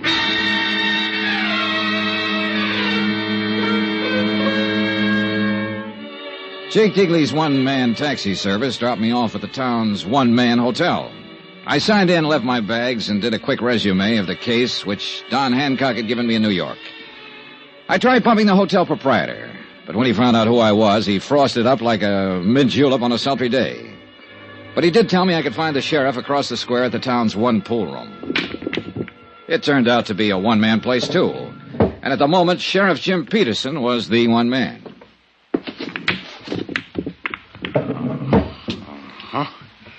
Oh, glad to know you, Mr. Dollar. Just a second now. Watch me get that there 3-ball down there. Good shot. No, that was a setup. You couldn't miss one like that if you wanted to. Got something on your mind, sir? Yes, I'm an insurance investigator. I'm here in connection with the Parker case. I'll see. Doggone it. Well, I don't think I'd call it a case exactly. It was an accident. Ain't no mystery about it, far as I can see. I didn't mean to imply that there was, Sheriff. As it stands now, this is a routine investigation, nothing more. I just like to get the facts, find out exactly what happened, in order to furnish my company with the report they need to pay the claim. I'd appreciate your cooperation if you've got the time. Oh, I got the time, all right, sir. Yeah, how much you know about it? Well, not much. Dan Parker, as I understand it, was your county attorney here. His stepdaughter, Luann Parker, who is the beneficiary under our policy, mistook him for a prowler, shot him, and killed him. Well, that's about it. Well, the thing happened 3 nights ago. Dan been up to Richmond on business. He come back in on the midnight train. He walked down from the station. Walked 3 miles at that time of night? Well, it's a little over 2 to his place. It's outside of town a ways. Well, that's still quite a walk. Why didn't he call this taxi driver, Jake Deagley? Yeah, well, he probably did try to, but Jake wasn't expecting any business, so he took a night off. He was out at Happy Hollow. See, that's a kind of a roadhouse about 5 miles up the highway. Does Dan's daughter have a car? Yeah, she does. But I figure he didn't want to bother her at that time of night. See, he wasn't due in till the next afternoon. But it appears like he finished up his business and decided to come on back at night without letting Lou Ann know or anybody else. Now, let me see here. Was he in the habit of coming back unexpectedly from trips? No, I wouldn't say he was. Well, go on. Huh? Oh, well, Dan didn't take many trips. And when he did, he most always made arrangements with Jake or Lou Ann to meet him at the station. I see. So, anyway, walked home that night, and he took a shortcut through the lane and come on in the back way across the terrace. And right there was his fatal act. Oh, what do you mean? He bumped against the lawn chair. And the sound woke up Lou Ann. Then she heard him fumbling with the lock of the back door and heard him come on in the house. She took a .38 pistol from a drawer of her night table and went to the head of the stairs. When she heard him start up, she fired twice and killed him. Mm-hmm. Were there any lights on in the house? No, she was afraid to turn on any light. And I reckon Dan was trying to keep from waking her up. 2 shots, 2 bullets in the heart, firing down a stairway in pitch darkness. That's pretty good shooting, Sheriff. Oh, well, she can outshoot me, Mr. Dollar. And I'm known as one of the best in these here parts. Who taught her? Well, Dan taught her himself. He figured a girl ought to be able to protect herself. So tell me something, Sheriff. Did she have any reason to think it might be a prowler? Have you had any trouble of that kind around town? Oh, 3 weeks ago, there was a house broke into over on the south side, and twice since then, Dan called me in the night to come out and take a look around his place. Oh, why? Well, seems Lou Ann thought she heard somebody trying to break in. And did you find anybody? Nope. Was Lou Ann alone in the house the night of the shooting? Well, Mary Jackson was there. Who, Well, she'd been housekeeper for the Parkers for the last 15 years. Uh-huh. What's her version? Same as I told you. She heard the shots, saw the lights in the hall come on, and heard Lou Ann scream, "Father." How did the girl and her father get along? Well, couldn't have been any closer. She pretty broke up about it. You talked to her yet, Mr. Dollar? No, not yet. No, I didn't think so. What's that supposed to mean? Well, I mean, if you had, you wouldn't be asking a lot of these questions. Or at least you wouldn't be asking them in the way that you are. What way, Sheriff? Well, like you figured the Parker girl was actually guilty of something. Well, she did pull the trigger, didn't she? And with sufficient reason. She was nervous. She'd heard prowlers around before, or at least thought she did, which adds up to the same thing. She thought she heard somebody break in. She knew she couldn't count on Mary for any help. She had a gun, knew how to use it, so she got up her courage and done a natural and normal thing. She used it. And she'll regret her mistake the rest of her life. Yeah, that's the way the picture seems to work out. At the moment, at least. You got any reason to doubt it? I get paid to doubt things, Sheriff, until I satisfy myself that there's no reason to doubt them. And that's all I'm trying to do. It's all the insurance company expects me to do. I'm not out to pin anything on this girl or to get out of paying her claim, provided it's legitimate. It is. Well, then she's got nothing to worry about. If the thing happened as you just told me it did, then I have as much sympathy for her as you do. It'll be a pretty rough memory to live with. I just want to be sure, that's all. All right, Miss Dollar. You look around. You talk to people. Ask any questions you have a mind to, but you're going to come out right back where you started at. You're probably right. Dan and me'd been friends for years. Good friends. Now, if I thought there was the slightest doubt about this, I would be the first one to kick up a fuss and go after the truth. Even if the evidence pointed toward Lou Ann Parker? No matter where it pointed to. Well, now, look, I want to talk to the housekeeper and to Miss Parker herself, and I'd like to attend the coroner's inquest if you don't mind. No, I don't mind, but you're a little late. Huh? It was held this morning. What was the verdict? Death by misadventure, unavoidable accident, with no recommendation for prosecution. I see. Would it be possible for me to see a copy of the transcript? It would. I'll ring the coroner and tell him to expect you. But let me give you a little piece of advice, Mr. Dollar. All right. Folks in these here parts love that girl. So when you start walking around asking questions, walk easy.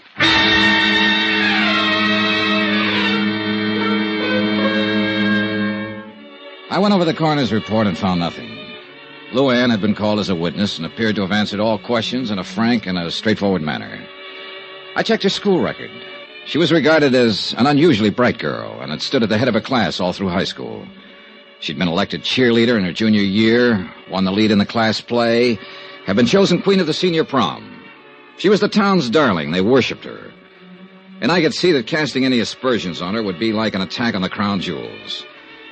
I began to feel like a peeping Tom, like a louse, like I was wrong. And yet, cui bono? Who benefits? 2 bullets in a man's heart and a $100,000 payoff. I had to be sure.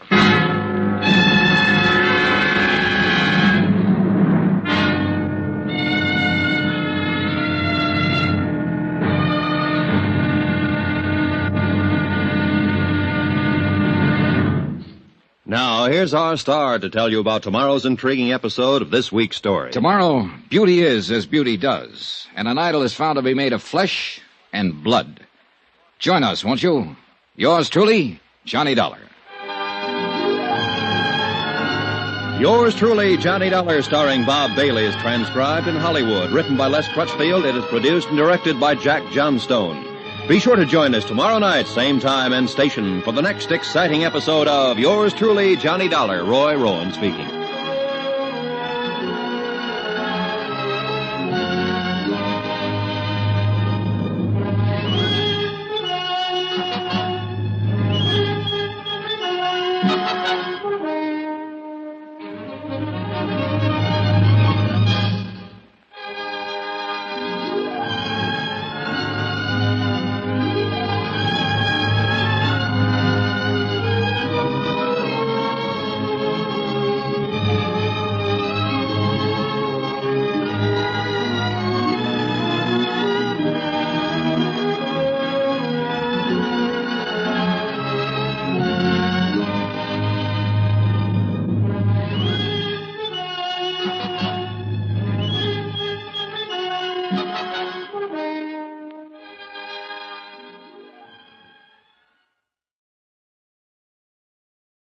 From Hollywood, it's time now for...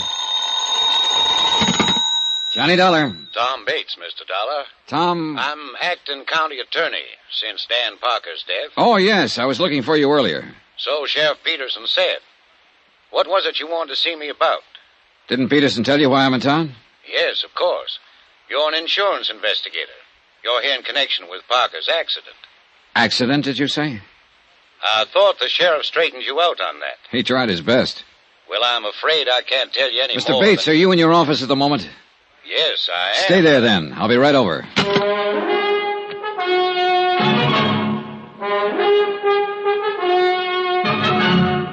Tonight and every weekday night, Bob Bailey in the transcribed adventures of the man with the action-packed expense account, America's fabulous freelance insurance investigator. Yours truly, Johnny Dollar.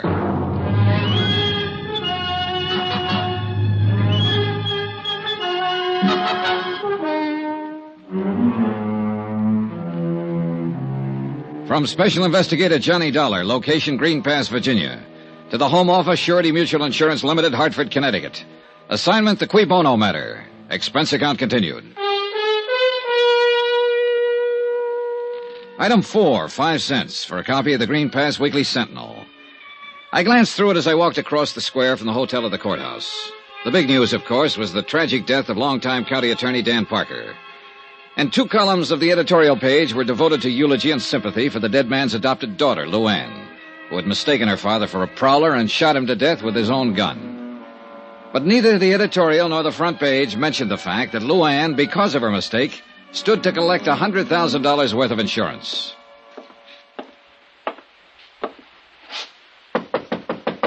Come in.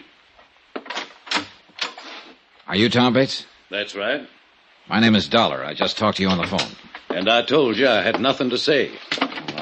Mind if I sit down? Now, look here. You look, Mr. Bates. I've been in the business of insurance investigation for quite a while. And I probably know the legal rules and responsibilities of your office about as well as you do. Get out, Dollar. Well, for 2 cents, that's exactly what I'd do. And if I did, you'd find yourself in a real tight spot.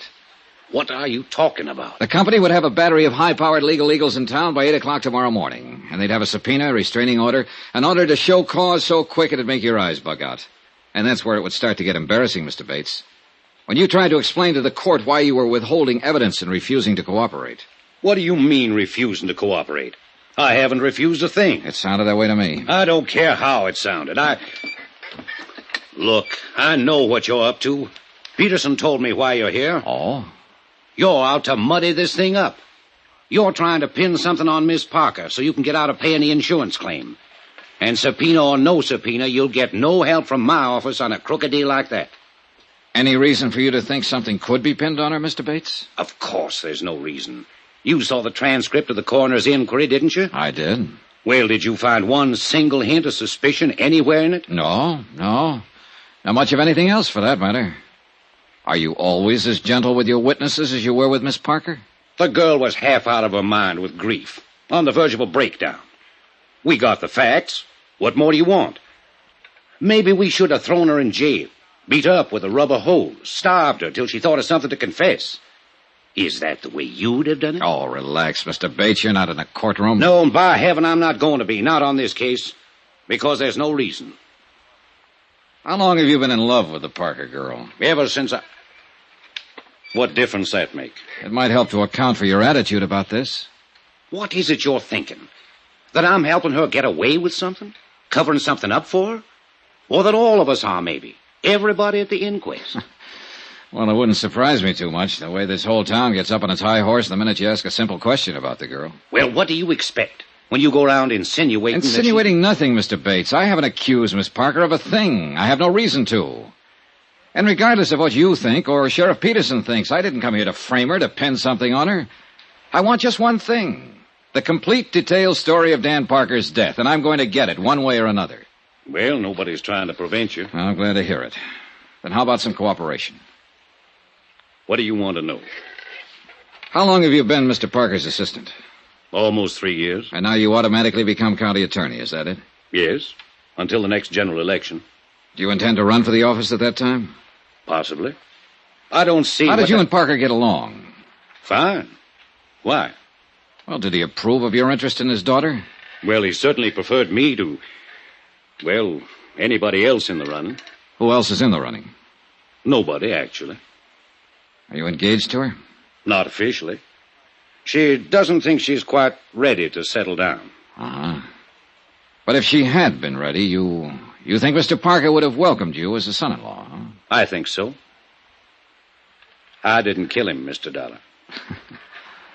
Ever have any arguments with him? No. None of any importance.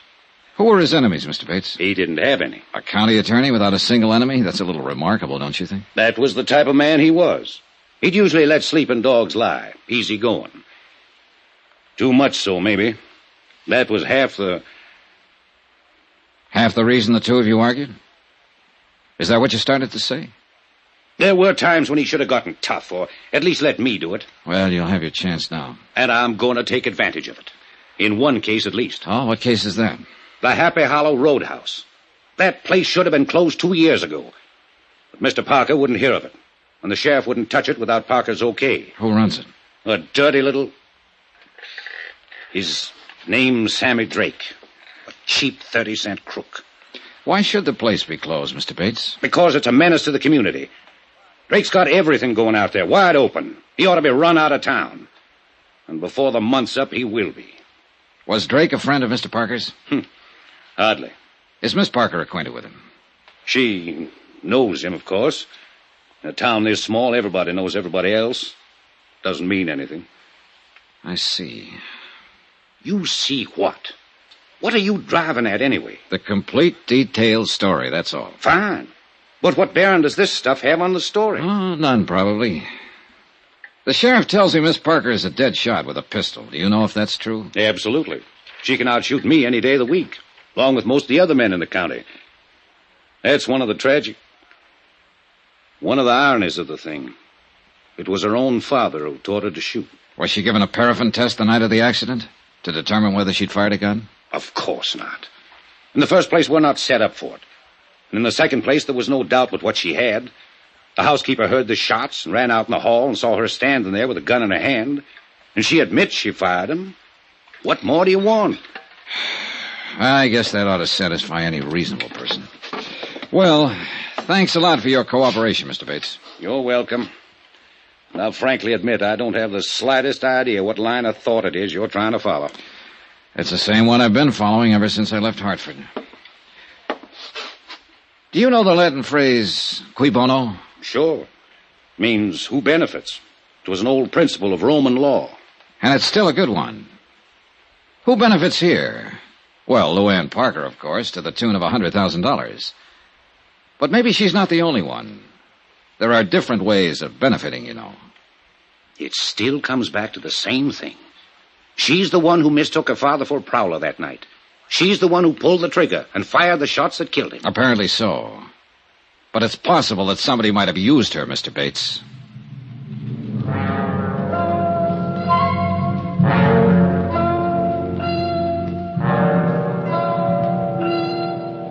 Expense account item 5, $6 even. Flat rate payment to Jake Deagley for a couple of hours' use of his battered old taxi. I stopped at the telephone office and I talked with the supervisor. I talked with the editor of the local paper and with a waitress who'd gone to school with Luann Parker. With a boy in a service station who dated her in high school. And all of their remarks fit the same picture. A sweet, fresh, all-American girl with an adored father who'd showered her with gifts and attention. And now her own personal tragedy was the town's public one. And they all wept for her. Not a fact out of line. So finally I decided I'd filled in the background enough for the moment, and it was high time I met the little princess face to face.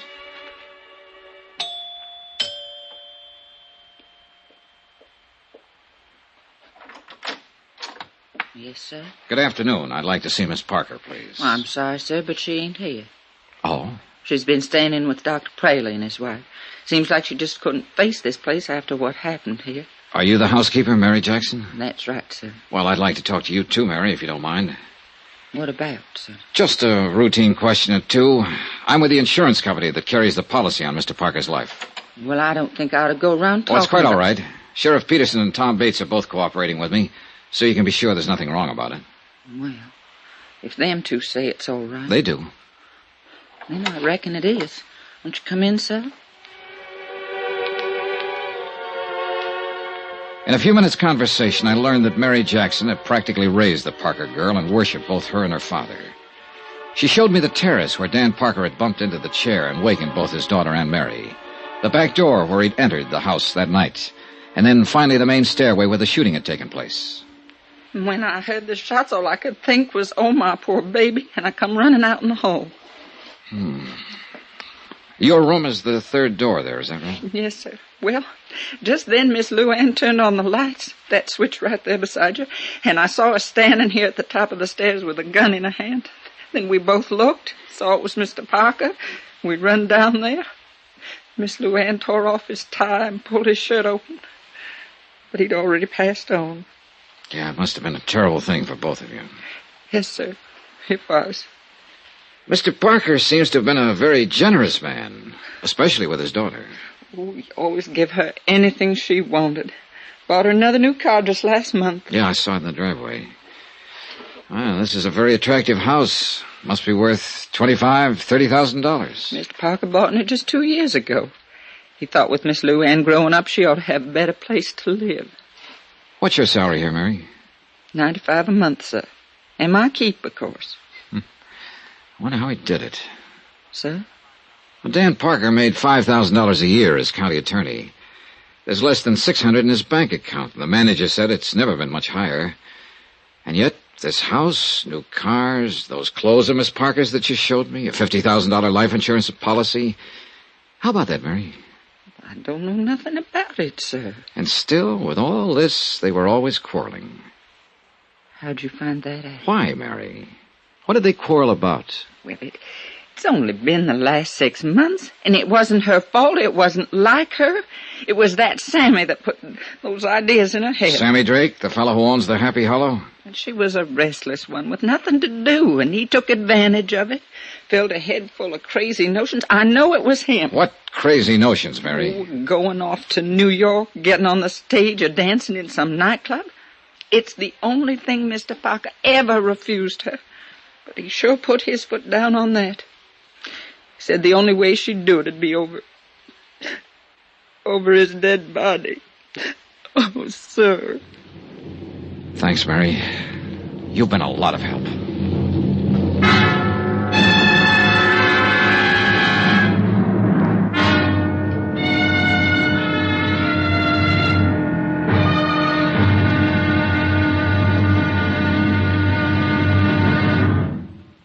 Now, here's our star to tell you about tomorrow's intriguing episode of this week's story. Tomorrow, the net tightens. A rat runs for cover.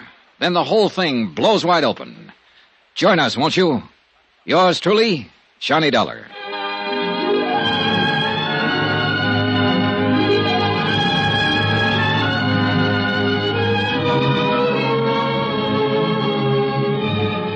Yours truly, Johnny Dollar, starring Bob Bailey, is transcribed in Hollywood. Written by Les Crutchfield, it is produced and directed by Jack Johnstone.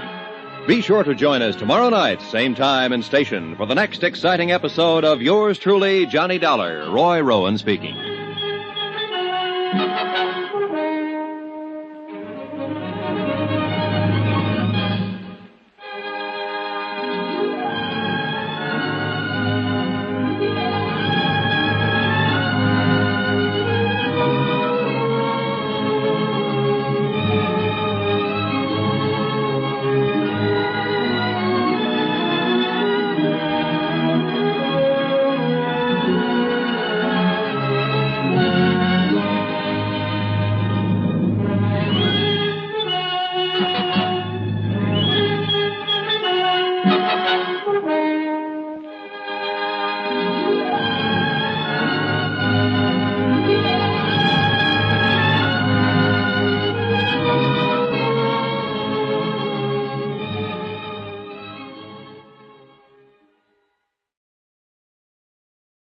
From Hollywood, it's time now for...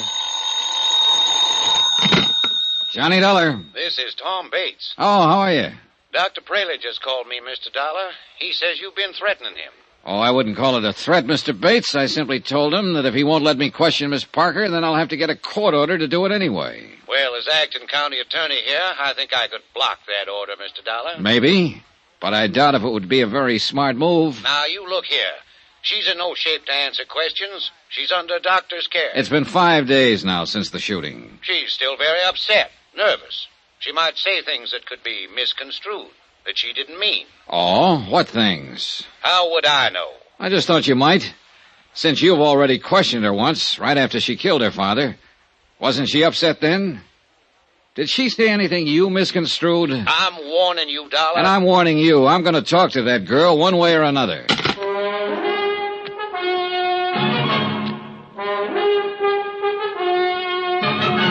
Tonight and every weekday night, Bob Bailey in the transcribed adventures of the man with the action-packed expense account, America's fabulous freelance insurance investigator. Yours truly, Johnny Dollar.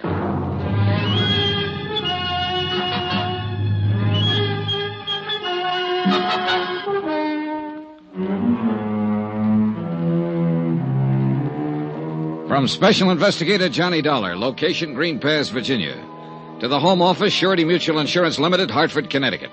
Assignment, the Cui Bono matter. Cui Bono, Latin for who benefits. Item 8, $1. Transportation out to Sammy Drake's Happy Hollow Roadhouse on the highway north of town. On the way there, I thought over what I'd learned so far, and I realized there wasn't much. On the face of it, the thing was simple enough, no mystery at all. 5 nights ago, Dan Parker, the local county attorney, had returned from a business trip and entered his sleeping house. His adopted daughter, Luann, mistaking him for a prowler, had shot him to death in the darkness. There it was, an accident, pure and simple. The coroner said so, the sheriff agreed, and the whole town was determined to keep it that way. But I still couldn't buy it quite that easily. Not when there was a $100,000 life insurance policy payable to Luann Parker, the girl who'd pulled the trigger. Maybe I'd find some answers at the roadhouse.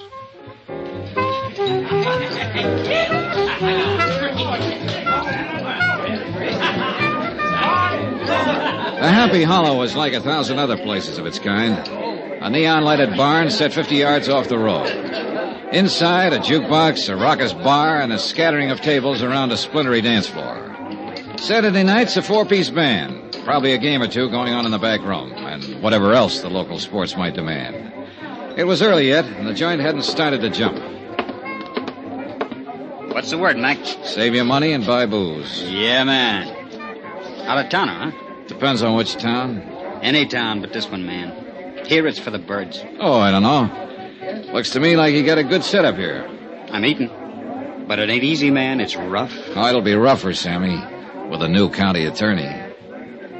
What's the pitch, Mitch? That's your name, isn't it? Sammy Drake? That's a crime, maybe? Oh, it might be. I don't know yet. You with the feds? No. Syndicate man? No, I'm an insurance investigator. Insurance? You mean protection? Not the kind you're talking about, Sammy. I'm here in connection with Dan Parker's death. You mean you're legit? That's right. Well, tie me up and mail me off. I thought you were somebody putting a bite on me. I am. Yeah? Yeah. I got some questions, Sammy, and I want some answers. About that Parker rubber? Right. Well, you're out of luck, Chuck. I don't know nothing from nothing about nothing. See what I mean? I got reason to think different. How so? Somebody been passing the word? Maybe. 2 get you 5. It was that Bates character. Am I in? I couldn't say. Sure it was. The new county attorney. He's got a big deal now. And he'd give his left eyeball to put the finger on me. Why so? Why has he got it in for you, Sammy? Because he thinks his doll has been... You mean the Parker girl? I forget. You want to do it the hard way, Sammy. No speak English. I can get Tom Bates to issue a warrant, you know. He'd love to have that chance. So you can either talk to me here and now, or you can talk to him and the sheriff in the basement of the courthouse. Rough and tough, huh? If that's what it takes, yes. Come on back to the office. All right. What'd you say your name was, Buzz? I didn't. It's Dollar, Johnny Dollar. Dollar, huh? Yeah, rhymes with collar. I always like to be wise to who's putting the slug on me. Come on in. Thanks. How about a drink? No, no, thanks. Well, I guess I'll have a short one for my health. You hungry? Like a steak?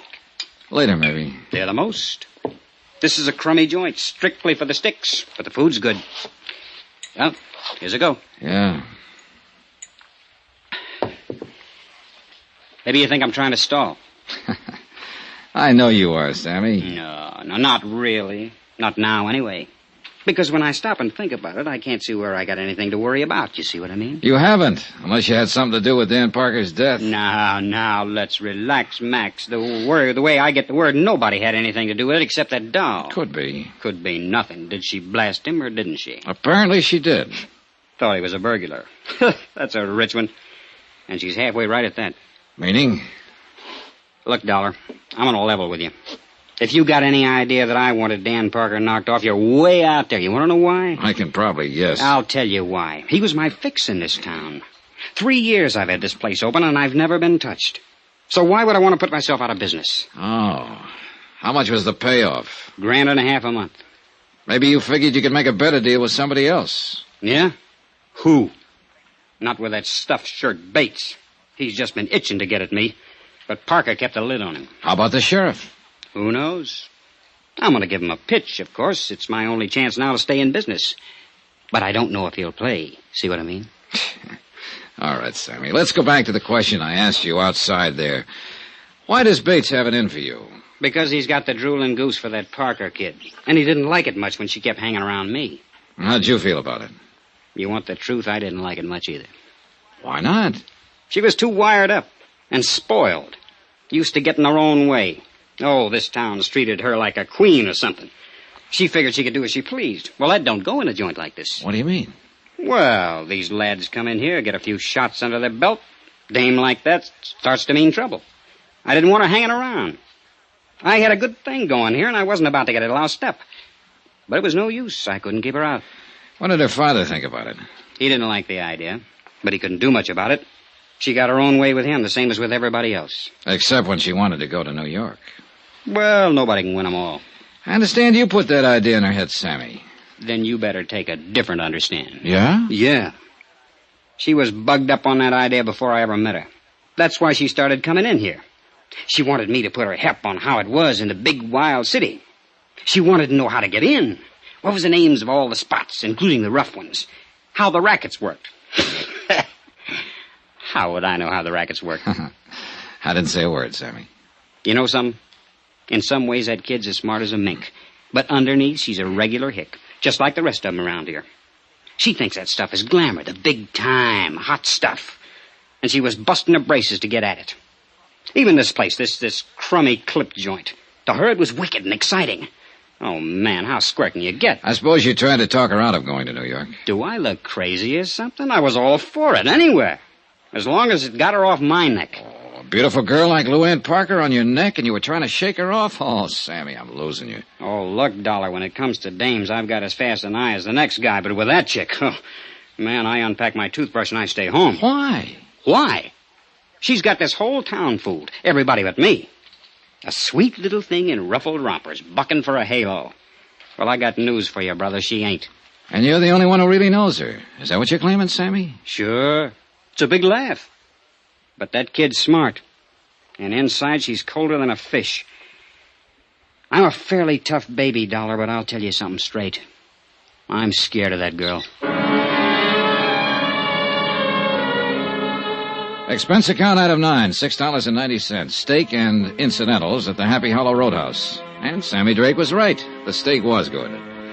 Item 10, $1.75. Transportation out to the Green Pass Railroad Depot, 3 miles east of town. I tried to see that night station agent earlier in the day, but he was sleeping then. But it was nearly midnight now, and I figured he'd be on duty. He was. Good evening, sir. Hold it, son. Got a message come in here. Yes, sirree. Old number 8's going to be right on time. I'm glad to hear it. I want to... Hold it, son. Got to answer it, you know. Mighty important business getting these here trains through. Yes, I imagine it is. Hold it! Yes, sir. Right on time. Be here in about 2 minutes now. Well, son, what's on your mind?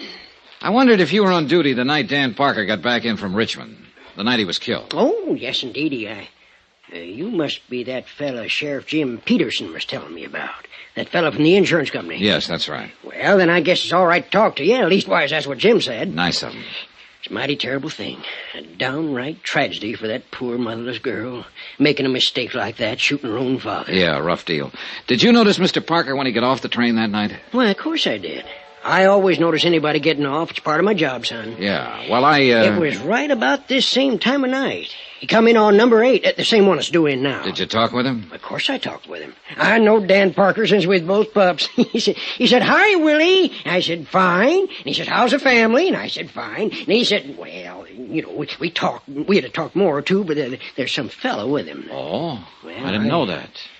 I reckon it was just some passenger he struck up the time of day with. Dan was all... There. You hear that, son? She's a-coming across the Briar Creek Bridge right now, right on time, Well, too. look, what happened to this stranger? Did he and Dan Parker leave the station together? Oh, no. No, they just talked while the engine was taking on water. The fella got back on the train before it pulled out. He's just going through. Did you hear what they were talking about? No, can't say that it did, son. Most likely didn't amount to nothing, though. No, I suppose not. By golly, I did hear one thing. Oh, what? Just when the train was starting up, the fella leaned out and yelled, "Thanks a lot, I'll be seeing you." Dan just grinned, waved back, and went on down the platform to the telephone booth. You, don't know what he meant by that remark. Oh, nothing, more than likely. Just one of them things you say, you know. But that's life for you, because he won't be seeing him after all. See, she's coming around the bend there, son. I gotta get the mail sack out. You got any more questions, you're gonna have to ask him on a run. The mail's got to get through. Oh, I wouldn't think of stopping it. Hey, look, you said Dan Parker made a call from that telephone booth over there. You know who he talked to? Nobody, son. What do you mean? Why, he come back and said get a busy signal. I guess he'd have to walk home. And that's what he done. That was his mistake. That was one of them anyway. And you got any more questions, I reckon they'll have to wait. I haven't got any more. How's that, son? I said thanks a lot. What for? Well, there you got me. I don't know.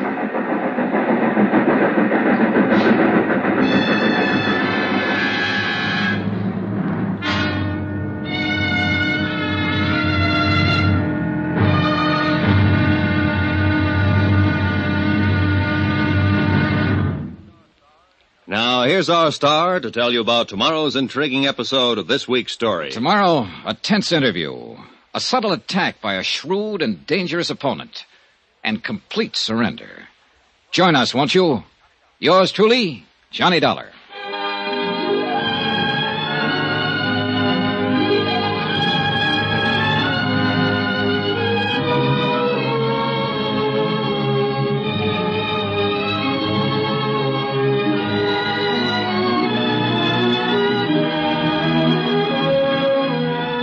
Yours truly, Johnny Dollar, starring Bob Bailey, is transcribed in Hollywood. Written by Les Crutchfield, it is produced and directed by Jack Johnstone.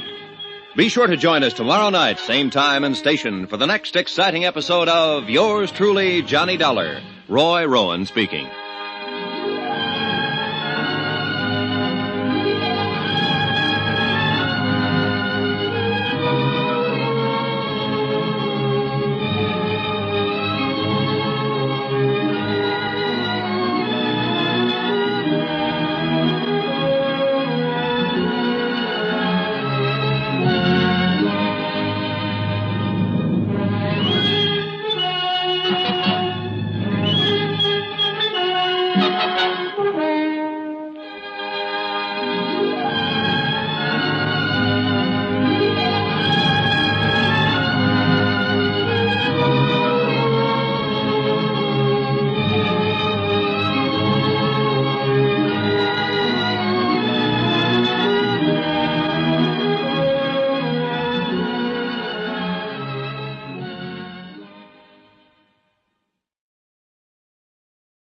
From Hollywood, it's time now for...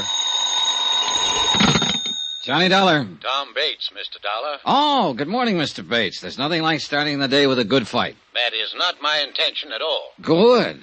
I was beginning to think you went around in a permanent state of belligerency. Only when I see a so-called insurance investigator out to frame an innocent girl. Anybody I know? Look, Dollar, will you be available at 2 this afternoon to interview Miss Parker? I've been available for 2 days. She's the one who hasn't been. She was in no condition to see anyone. However, Dr. Praley is releasing her in an hour, and she's going on home. All right. Tell her I'll see her at 2. It won't be necessary to tell her. You'll go out there with me, and you'll talk to her in my presence. Like that, huh? You can take it or leave it. Oh, I'll take it, Mr. Bates. And you know something? I think I'll still be able to tag her.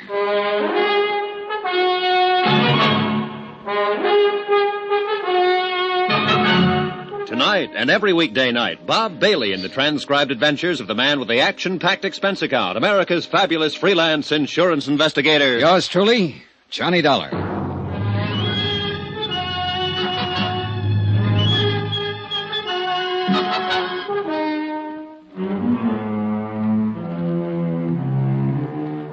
From Special Investigator Johnny Dollar, location Green Pass, Virginia, to the Home Office, Surety Mutual Insurance Limited, Hartford, Connecticut. Assignment, the Cui Bono matter. Expense account continued. Item 12, $1.80 for a late and leisurely breakfast in the hotel coffee shop. Leisurely because I had nothing to do but kill time. I'd covered every possible lead I could think of, and the result, 0. The simple facts of the case were that Dan Parker, the local county attorney, had returned unexpectedly from a business trip late at night, entered his darkened home, and had been shot to death as a prowler by his daughter, Luann. Coroner's verdict, accidental death. Amount of insurance, $100,000. Beneficiary, Luann Parker.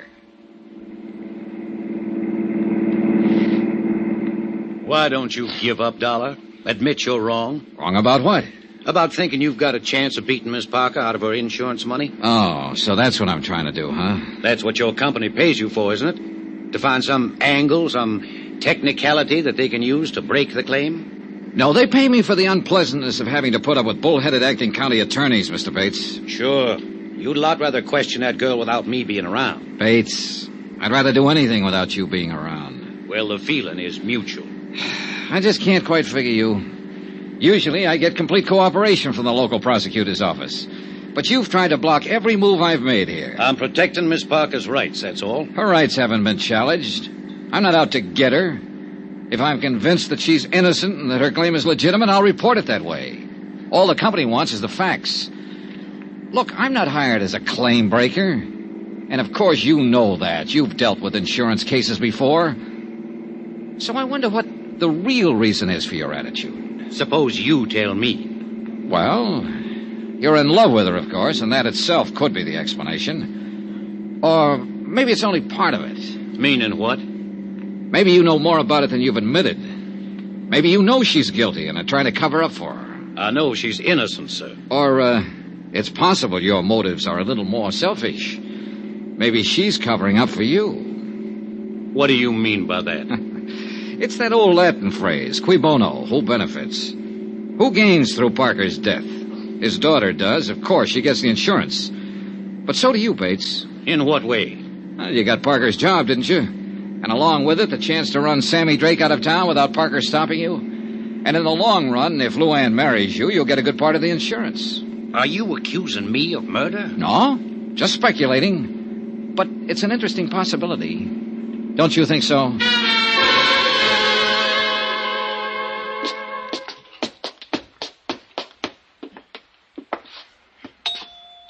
Any particular subjects I should avoid, Mr. Bates? Ask anything you want, as long as I'm here to advise her.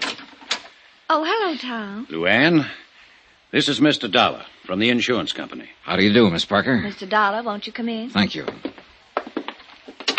I guess we better go in the study. Mary's cleaning the living room. In here. Just sit down anywhere. How do you feel, Luann? Oh, I'm all right now. For a few days after it happened, I couldn't feel anything but horror, self-loathing. I wanted to kill myself. But the last 2 days, I've done a lot of thinking about what Daddy'd say if he was still here. He was a wonderful man, Mr. Dollar. Yes, the whole town seems to agree on that. I'd give my life gladly to change what happened. But it can't be changed. Daddy used to say, Luann, remorse is only self-pity in disguise. The future is a question mark. All you have is the present, so live it. He believed in those ideas, Mr. Dollar, and I'm going to try to live my life by those beliefs, because I loved him very much. Miss Parker, I have a few things I'd like to ask you in order to complete my report. Do you feel up to answering some questions? Yes, of course, whatever you wish. I insisted, Luann, that I be present during this interview. Why, Tom? His job is to save money for the insurance company. He'll try to trip you up, lead you into saying things you don't mean, things that could be misinterpreted. Tom, that's ridiculous. I've nothing to hide. Of course, hon. But he'll make it seem as if you do. I'd say you're making it seem that way, and for no more reason than just a silly kind of suspicion. Luann. Mr. Dollar, would you rather talk to me alone? I think it would work out a little better that way. Tom, it's been nice to see you. I'm not leaving. Yes, you are leaving. Right now. Honey, you don't... I said now. All right, Dollar. I guess you will. Phone me later, Tom. Sure, Luann. He's nice. He means well, but sometimes he can be an awful idiot. Oh, his actions are fairly normal for a man in love. Or one who thinks he's in love. It usually adds up to the same thing. Cigarette, Miss Parker? Oh, thank you.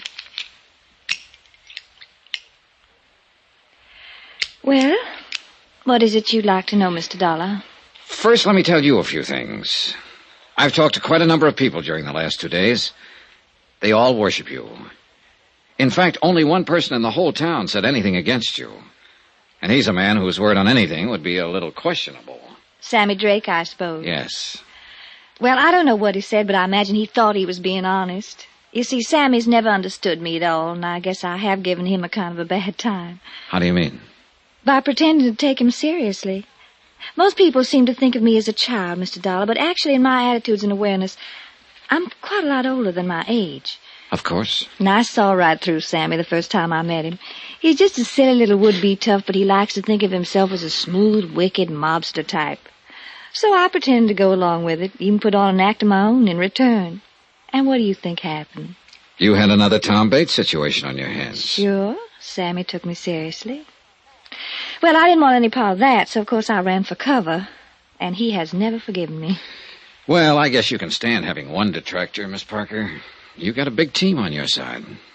I like people. I guess that's why they usually like me. I've had a wonderful life, Mr. Dollar. And I'm very grateful, especially to Daddy. He did everything possible to make me happy. I think if I'd asked for the moon, he'd have tried to get it for me. There was one thing, though, that I understand you disagreed on. You mean my wanting to go to New York? That's right. I guess the only arguments we ever had was over that. If I'd only known how short a time he was going to be with me, well, it didn't matter that much. I felt I was right, that the only reason he was against the idea is because he still thought of me as a child. Parents usually do that. I know.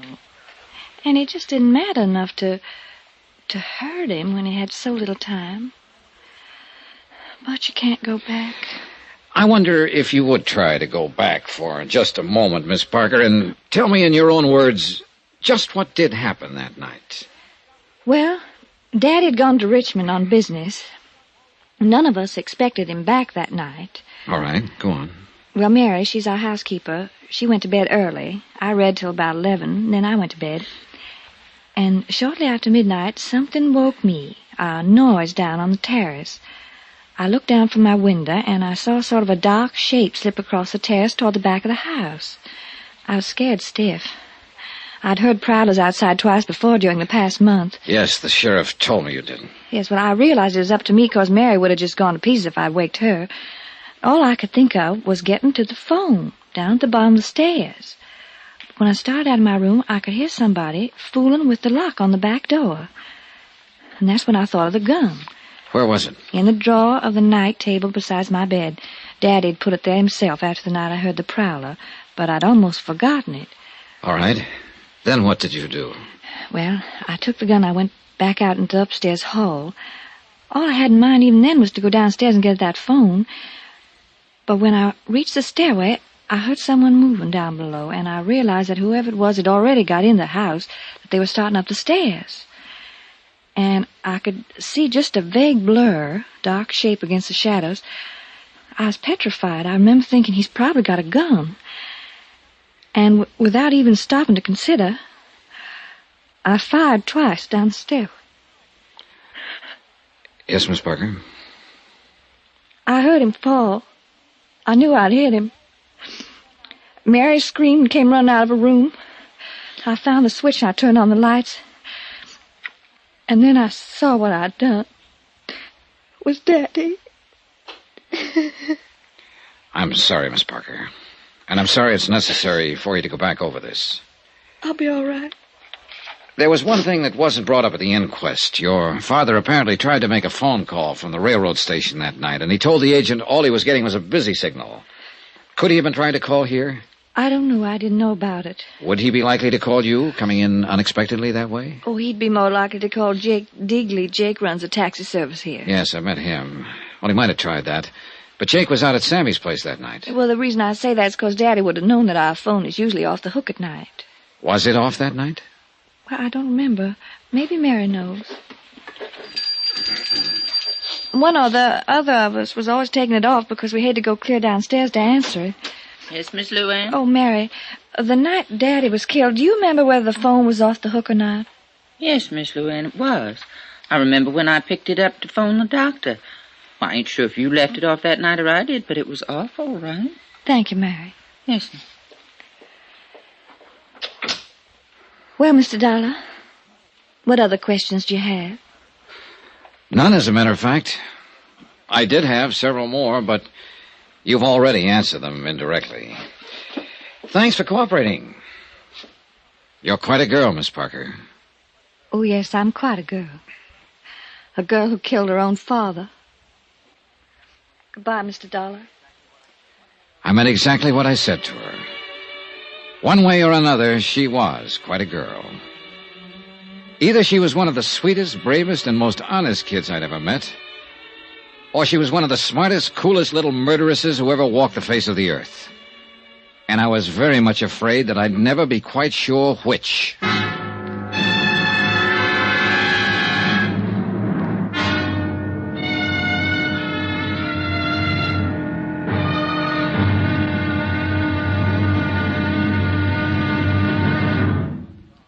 Now, here's our star to tell you about the final intriguing episode of this week's story. Tomorrow, one slip of fate, then the avalanche.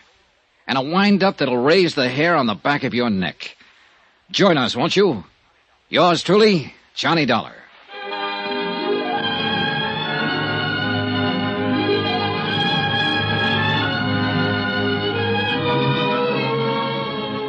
Yours truly, Johnny Dollar, starring Bob Bailey, is transcribed in Hollywood. Written by Les Crutchfield, it is produced and directed by Jack Johnstone. Be sure to join us tomorrow night, same time and station, for the next exciting episode of Yours truly, Johnny Dollar. Roy Rowan speaking.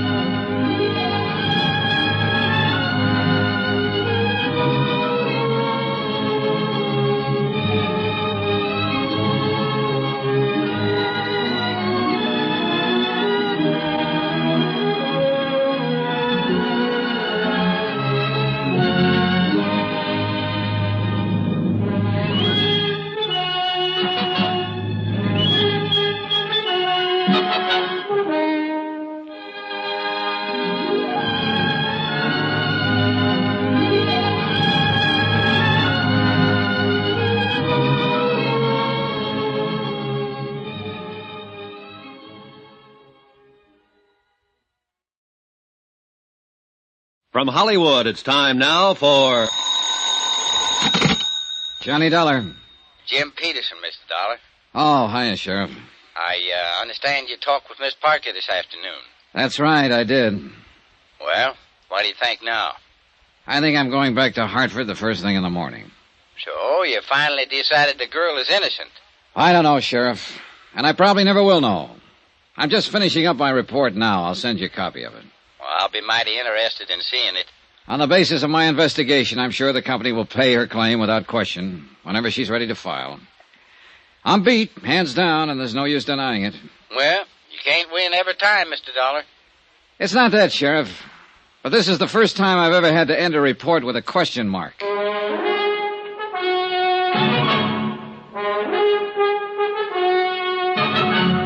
Tonight and every weekday night, Bob Bailey in the transcribed adventures of the man with the action-packed expense account, America's fabulous freelance insurance investigator. Yours truly, Johnny Dollar.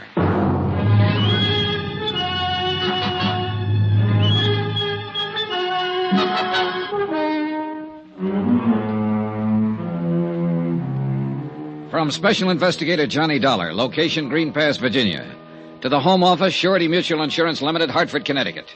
Assignment, the Qui Bono matter. Expense account, final page. Item 14, 50 cents, notary fee on a 20-page report. A report that covered everything and told nothing. But it was the best I could do. I had no more leads, no new ideas. The bare facts of the case still stood. Dan Parker had returned unexpectedly from a trip, entered his darkened home late at night, and had been shot to death as a prowler by his daughter Luann. Amount of insurance, $100,000. Beneficiary, Luann. I checked through a half a dozen theories and been forced to throw out every one of them.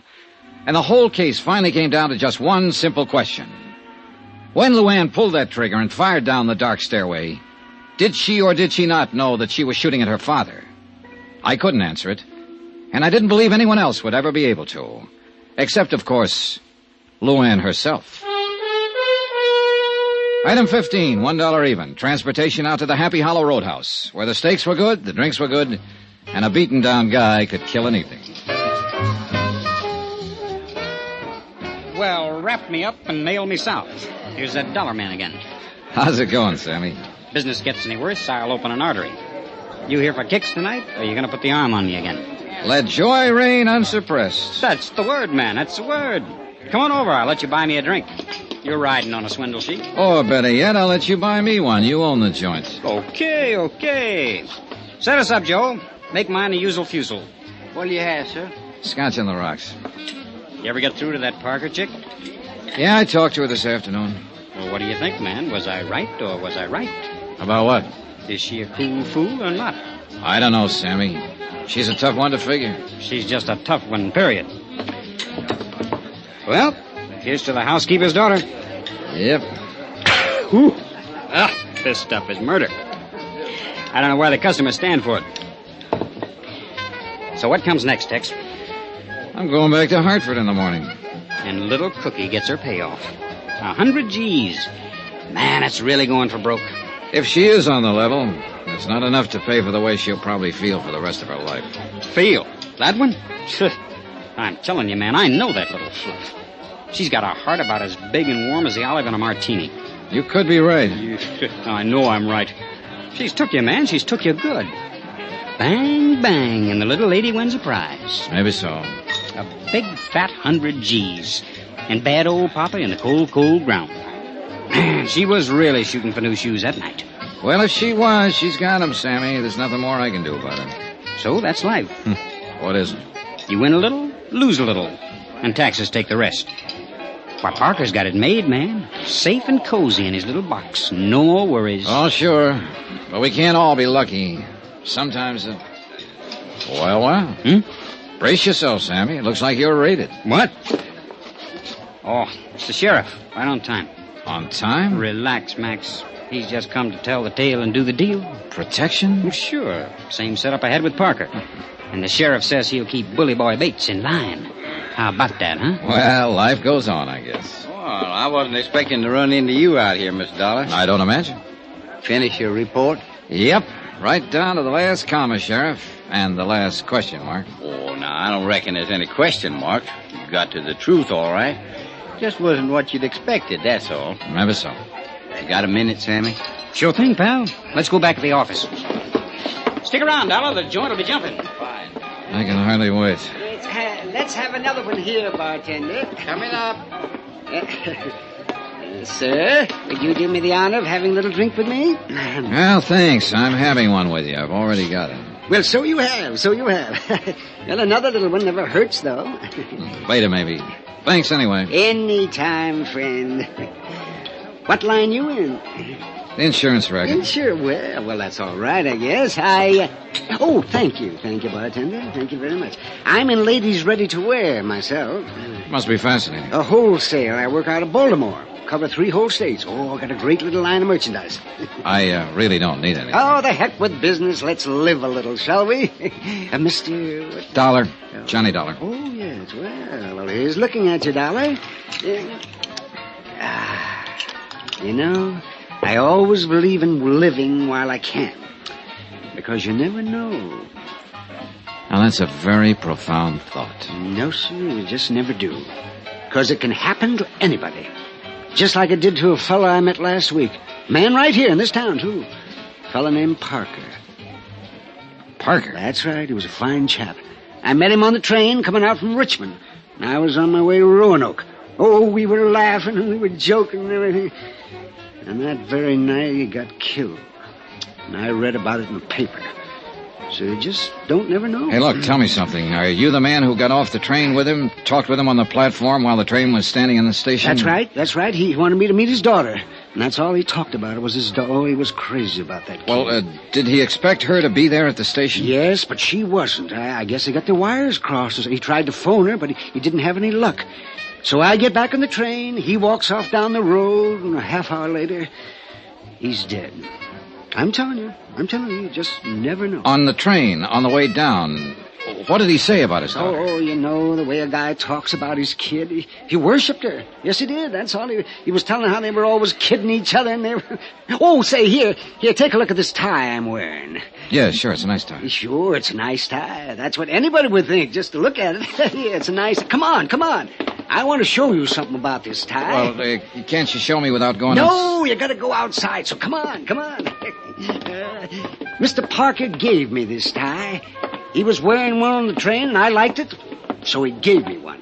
He said he had 3 of them. His daughter gave them to him the week before. He got them from some novelty house. So come on. Well, look, what is it you want to show me about it? Oh, come on. We got to go down there at the corner of the building. Oh, boy, this'll knock you out. No, I'm telling you, it's just real crazy. Yeah, it must be. Parker never would have given it to me, except he had 3 of them. He figured he could never wear them all, so... Well, come on, let's see the trick. All right. Look, it's just a nice necktie, isn't it? That's all. Yeah, that's nothing out of the ordinary. Now, come on around the corner here out of the light.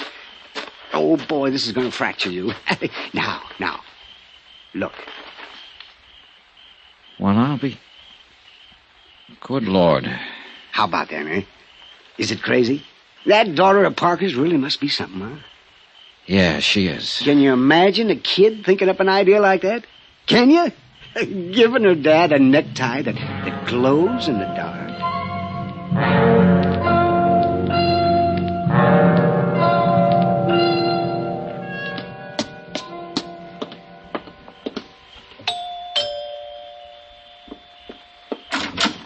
Good evening, Miss Parker. Why, Mr. Dollar, what are you doing out here this time of night? Mind if I come in? Please do. Thanks.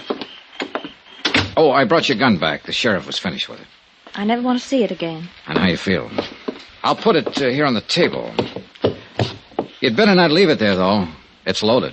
I wish Sheriff Peterson had kept it. Oh, it may come in handy sometime. Again. Mr. Dollar. I was planning to leave town in the morning, Miss Parker. I'd already made out my report and given you a clean bill of health.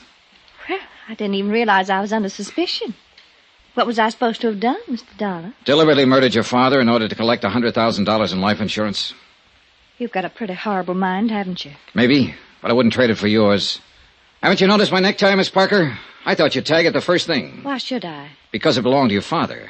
A special gift from his loving daughter. He gave it to a man he met on the train, and I bought it for $10 this evening. So now you know what happened to the third tie. That's probably been bothering you. Because I imagine you carefully destroyed the other two. I think you're a little more than slightly insane. Oh, it was a neat plan. Simple and sweet. You got the idea a month ago when the sheriff caught a prowler over on the south side of town. And suddenly you began to hear prowlers at night. You bought your father a set of ties that glow in the dark. And then you waited.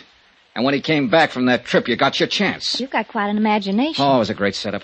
A dark house and him wearing a tie that glowed in the dark, just like this one, Miss Parker. It was a perfect target. You couldn't miss. It's almost a shame that you were beaten by one unforeseen accident. Your father talked to a stranger and gave him a tie. And that tie is going to hang you. No, I don't think so, Mr. Dollar. Turn on those lights. You were right, you know. It is a perfect target. You were very clever, Mr. Dollar, but not quite clever enough, or you'd have known. Sheriff. Yeah, I've been standing out there on the terrace. Phew. No, Luann. You better give me the gun. No use pointing it, honey. It's loaded with blanks. You all right, Miss Dollar? Yeah, I'm all right, Sheriff. A little sick, that's all. That anybody so beautiful could be so rotten. You faked it. You tricked up the whole thing just to frame me, you filth. You dirty evil. That's enough, Luann. That's enough. Nobody tricked you except yourself. That's hard for me to believe. Dan and me used to take you fishing with us when you wasn't no higher than that. You was the prettiest little thing I think I'd ever Oh, seen. shut up, you old fool. Now I got to take you someplace again. Wish I hadn't ever lived to see this day. And I'm mighty glad that Dan ain't here to see it. Come on, honey. We better get started.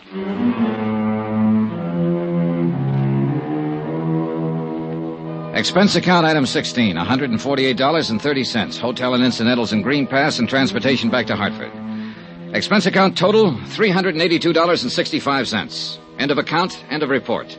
Remarks. When you gave me this assignment, Don, you asked a question. A phrase in Latin. Cui bono? Who benefits? So here's your answer. Nobody. Yours truly, Johnny Dollar.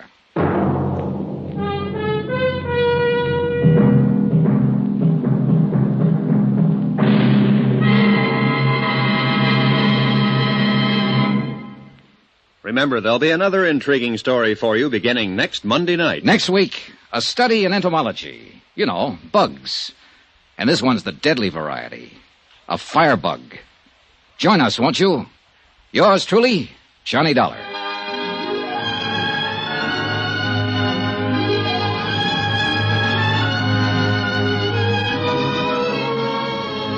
Yours truly, Johnny Dollar, starring Bob Bailey, is transcribed in Hollywood.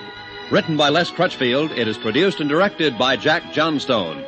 Heard in this week's cast were D.J. Thompson, Mary Jane Croft, Forrest Lewis, Byron Kane, Russell Thorson, Sam Edwards, Dal McKennon, and Howard McNear. Musical supervision by Amerigo Marino. Be sure to join us on Monday night, same time and station, for another exciting story of yours truly, Johnny Dollar. This is Roy Rowan speaking.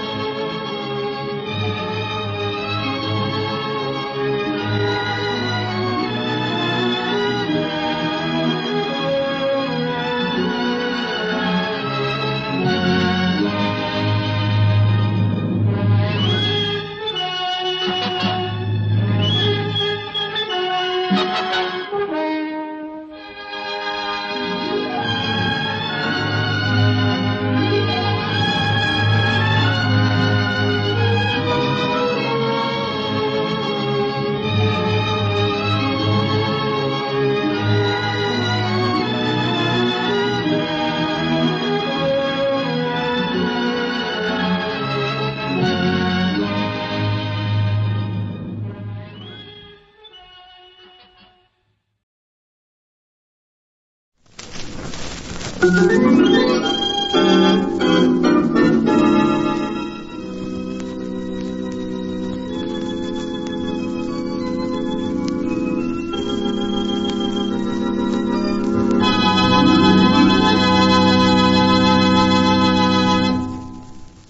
is Mercer McLeod, the man with the story. Out of his own imagination, a struggling painter draws a scene. A rather revolting scene, a murder, as a matter of fact. But when he showed this mythical scene to a patron... It's obvious you strangled this woman, robbed her of her money, and threw her body under this wall. But I never saw this woman before in my life. Then how did you draw this whole scene so accurately? That's it, sir.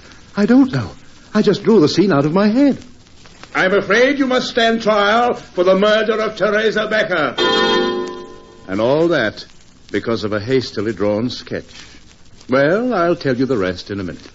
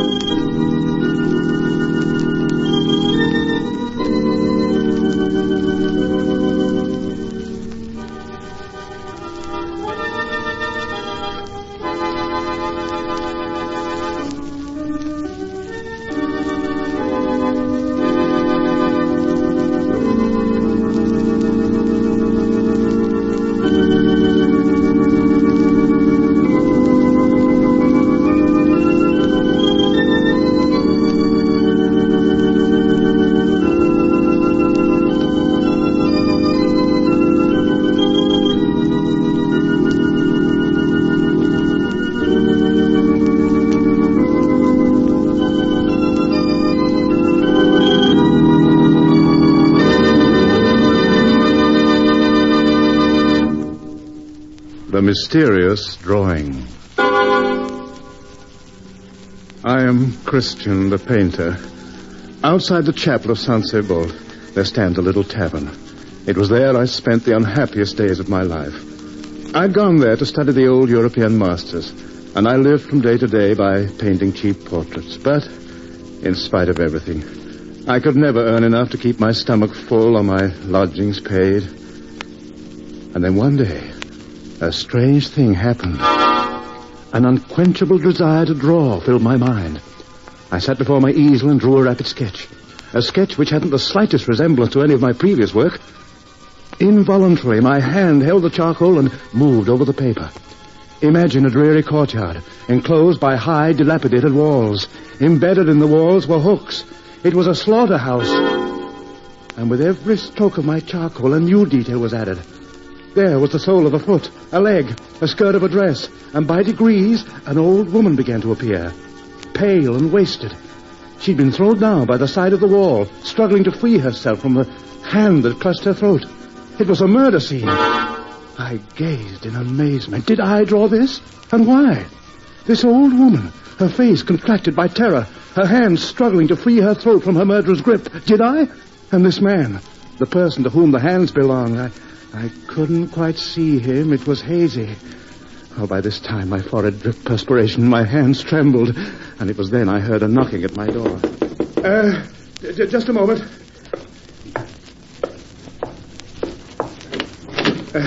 Yes? Are you Christian the painter? Yes? Well, my name is Anne Frederick. Perhaps you know my father. Baron Frederick? Yes. I've heard of him, of course, yes. Well, my reason for calling on you is that quite by accident I ran across one of your paintings the other day and was exceedingly impressed by it. Oh? And, well, if all your work is as good as what I saw, I feel it shouldn't go unnoticed. Dear lady, you may be just in time. I beg your pardon? Well, if you'd care to see my other work now... Oh, I would, very much. Then please step inside. Thank you. I'm afraid the... I know, you're going to make excuses for the state of your room. They all do, you know. Oh, This is beautiful. Thank you. And this. You do landscapes, too. A little. Excellent. And... Yes?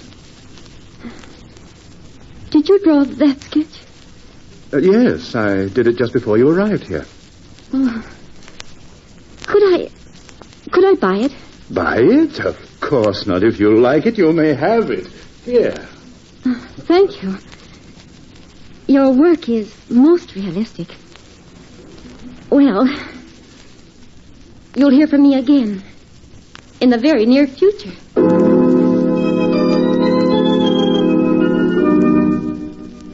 Well, I thought, was this a change of fortune at last? But why was she so impressed by that horrible sketch, which wasn't even finished? And then again, how came I by that vile creation? These thoughts occupied my mind for the better part of an hour, until at length, another knock was heard at my door. All right. Are you Christian? Yes? You're under arrest. Under arrest? What for? You'll find out. Come on.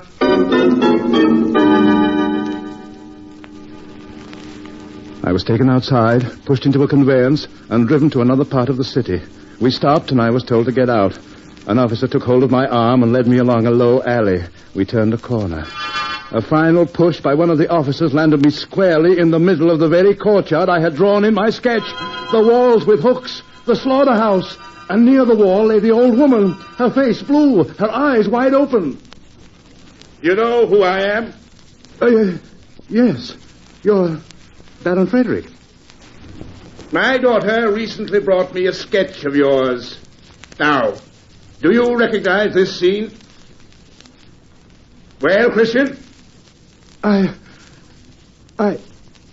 It's obvious you strangled this woman, robbed her of her money, and threw her body under this wall. But I never saw her before in my life. Then how did you draw this whole scene so accurately? That's it, sir. I don't know. That won't do, Christian. But I tell you, I just drew the scene out of my head.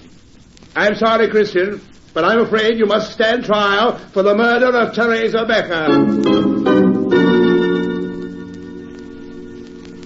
Locked in prison, I found myself in a state of profound stupidity. I didn't know what to think. Was this real? Had I murdered the old woman? And this I puzzled over all that endless night. And I thought of the drawing. The murderer was in the unfinished part of that sketch. If I could only picture him. Wait. Something's shaping before my eyes. I think I see him. Oh, if I could only finish the sketch. I almost see him. Almost.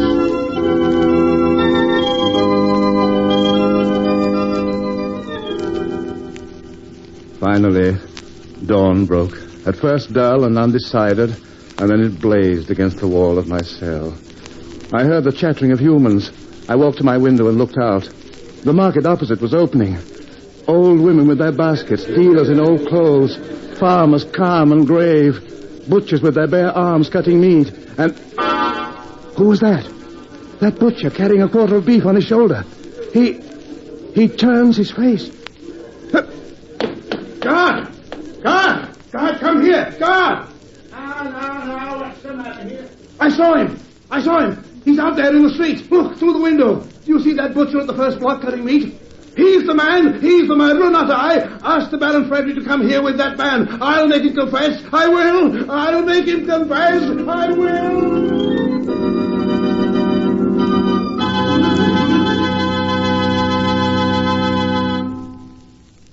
This is Mercer McLeod again. Well, what do you think of our young painter now? Do you think he can make him confess? Well, I'll be back in a minute, friends, and I'll let you know.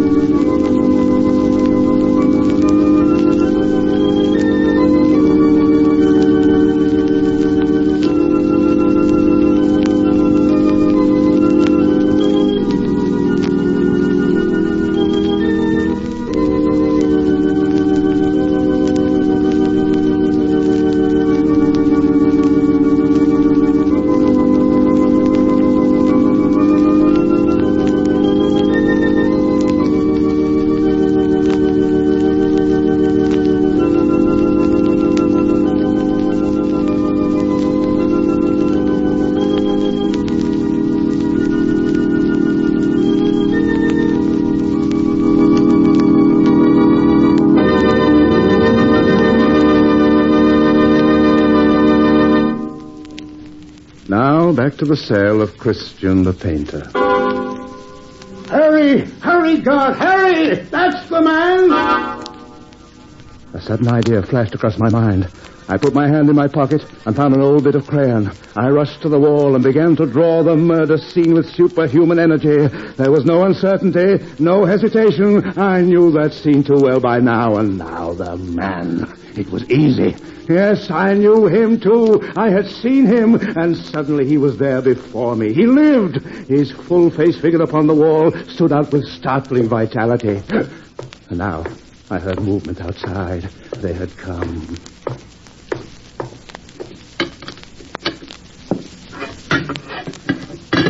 Hurry. Yes. Well, Christian, we've brought this man. Now, what have you to say? I would like this man to take a look at that wall. Let me out of here. Let me out of here. Hold him. There. Anything to say, my man?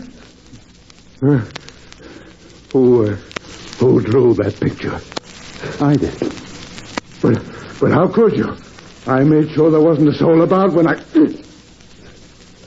I think that's enough for the present. Christian, I congratulate you. All right, men, take him away.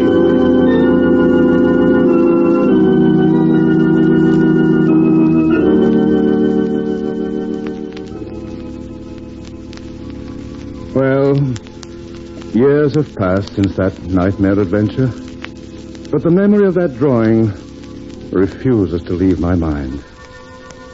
How could a crime committed by a man I did not know at a place I had never seen have been reproduced in all its detail? When the body sleeps, does the soul wander? Who knows? I don't. Do you?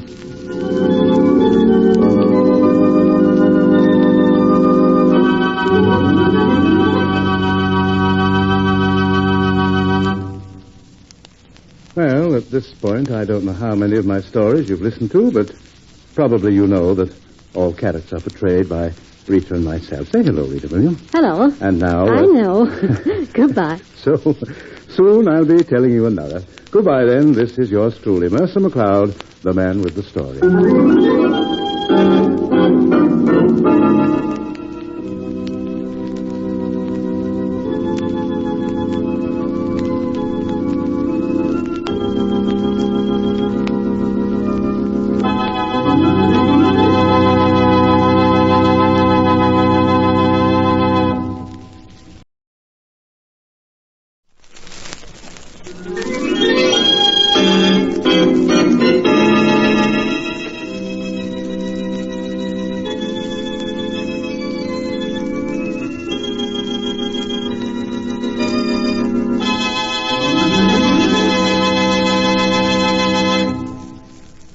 This is Mercer McLeod, the man with the story.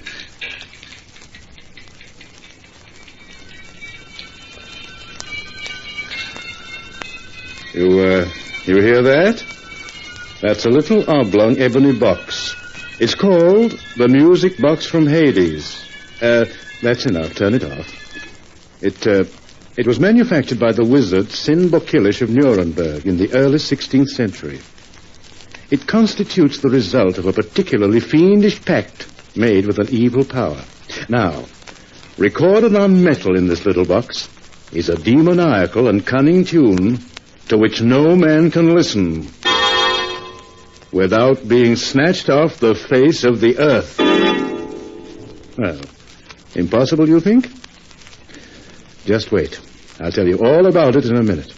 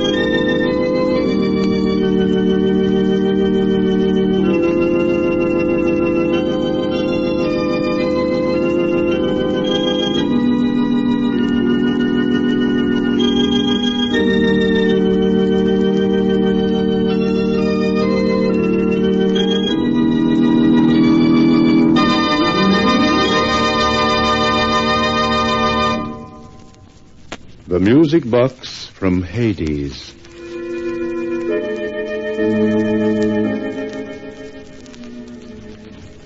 Ralph Mace hunched under the awning of the antique shop, gloring at the March drizzle as he waited for his bus. If his Aunt Audrey would hurry up and die, he wouldn't have to make trips downtown for medicine, yes. And after she died, Ralph's pinched-up face grimaced at the thought of all her money. Could I sell you anything? Ralph turned to see a cherub-faced little man wearing a frock coat. He was, apparently, the owner of the antique shop. His Aunt Audrey loved antiques. Yes, she loved music, too, and was forever wasting money buying chamber music records. I have just about anything you might want inside. I don't want anything, thank you. You see that ring on the white velvet just under that handsome chalice? That once belonged to the Borgias. Lucrezia, I believe. Quite adept in the art of poisoning, so they tell me. Of course, I'd choose some other method of eliminating besides poison. It can always be traced. Aha, I see I interest you. What way would you use? Music? Music? Why, yes.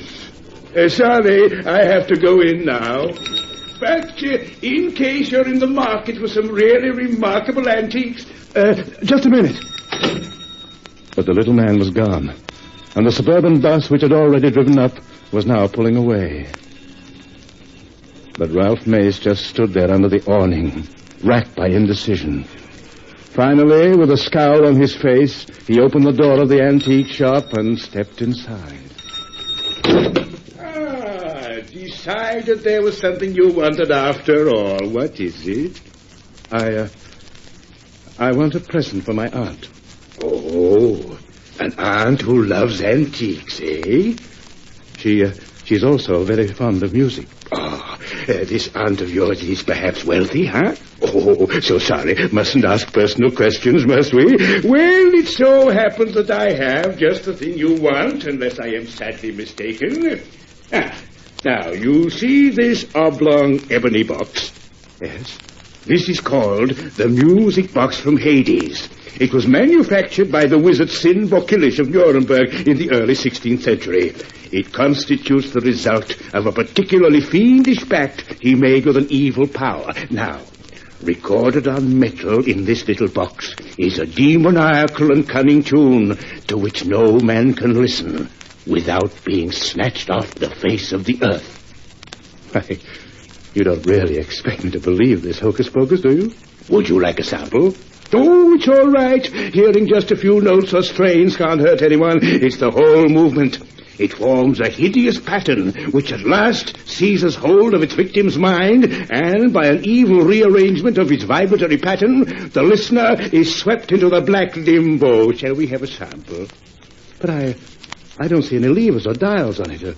How do you set it running? By simply whispering the demon's name, like this. Adjo, what an plan. Eh? Good heavens. That's awful.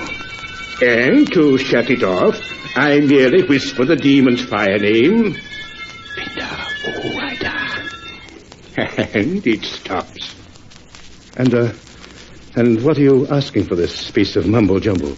$25. I'll take it. But I must have your name and address and your money, please.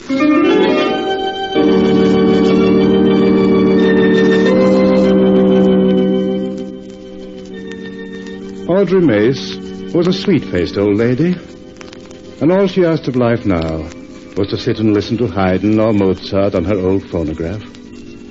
But even that pleasure had been somewhat dimmed in latter years, not only by Ralph's persistent growlings about the few record albums she allowed herself to purchase, but by the fact that she was slowly going deaf and had to resort to the use of a hearing aid. Now she was sitting motionless in her favorite wing-back chair, her blue-veined fingers toying with the hearing aid box in her lap. I brought something for you, Aunt Audrey. Something I think you'll like. Here. Is it a present? For me? Mm-hmm. Oh, now this is sweet of you, Ralph, dear. It's a music box. Listen. It's starting up, Aunt Audrey. Listen. I'd better get out of here. I'll see you later, Aunt Audrey. I hope you like it.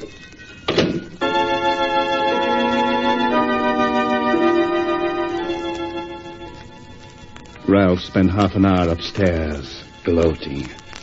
Now everything would be his.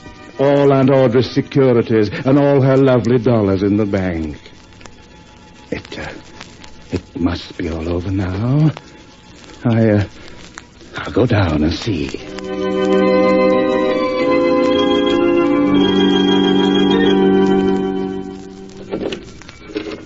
Hello, Ralph. Dear, you look troubled. It's a fake. A fake. The box hasn't any part at all. Ralph, dear, what are you doing? I'm going to smash this crazy toy into 1,000,000 pieces. What was happening? His hands trembled, refusing to touch the box. It was his ears. Something was wrong with his ears. Searing pain severed his brain. It was the demon music. Its patterns had woven about his brain and ensnared it. Now his mind was incapable of thinking. It couldn't remember the word that would stop the music. Everything blurred in his sight. The prim little parlor became the vortex of a maelstrom. Ralph clutched at his throat. No! No!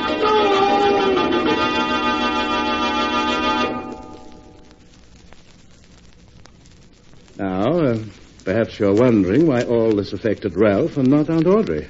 Are you? Well, I'll be back in a minute and tell you.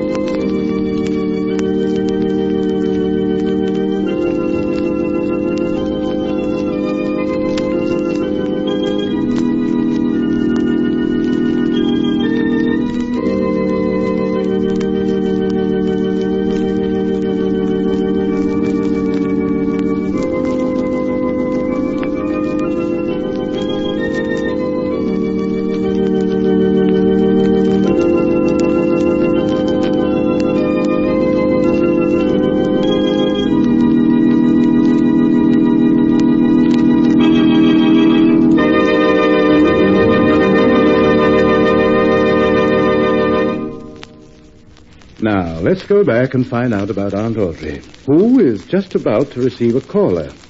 For the antique dealer, in the meantime, has had a change of heart. He is now entering Aunt Audrey's sitting room. You must forgive my unseemly intrusion, but I've been knocking on your door for hours, it seems. I wouldn't have burst in this way, but it's terribly important. You see, I contracted to sell a gentleman who lives at this address, yes, this music box, and, well, I thought it over carefully and decided that this particular music box is not to be sold. In fact, I've decided to burn it. I'm sorry, my nephew is not... Oh, so you were the aunt he was buying it for. You might just as well stop talking, sir. I can't hear a word you're saying. My nephew, who seems to have gone out, brought me this lovely old music box. But of course I couldn't hear it. If you wish to say something to me, sir, would you please write it on the back of this envelope? Here's a pencil. Oh, yes. Yes, of course.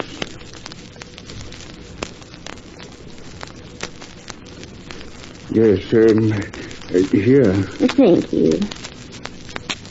Did your nephew hear the music box? Oh, yes, of course he heard it. Then he just seemed to leave the room. Heaven rest his soul wherever it may be. I just know it plays some lovely Mozart melody. You see, sir, the battery in my hearing aid went dead this afternoon. And dear Ralph didn't seem to want to spare the money to buy another.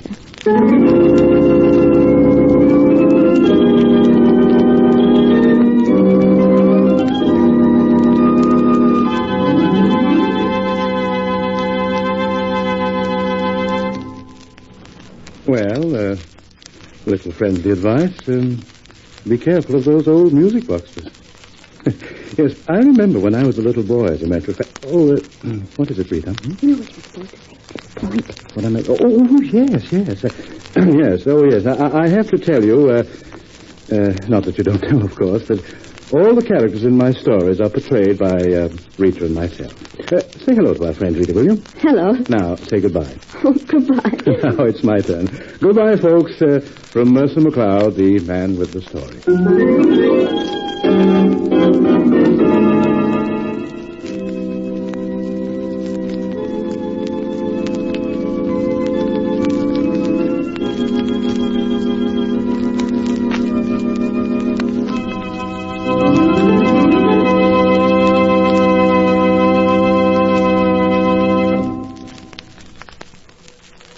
The Columbia Broadcasting System and its associated stations present Orson Welles and the Mercury Theater on the Air.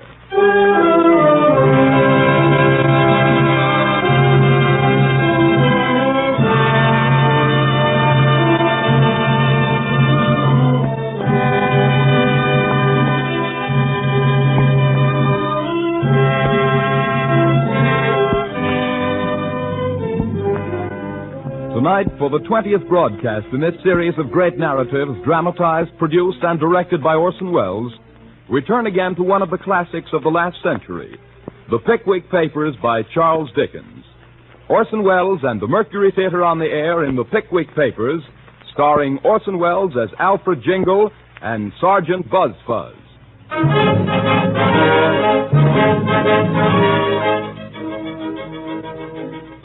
May the 12th, 1827, in special session of the Corresponding Society of the Pickwick Club, Samuel Pickwick, chairman, presiding, unanimously resolved that the first expedition of the Society be devoted to the study of the habits and customs of the landed gentry of southern England, in pursuance of which places are to be reserved on a Commodore coach bound from Golden Cross to Rochester, whence the party will proceed by carriage to the manor of Dingley Dell in the county of Suffolk, England.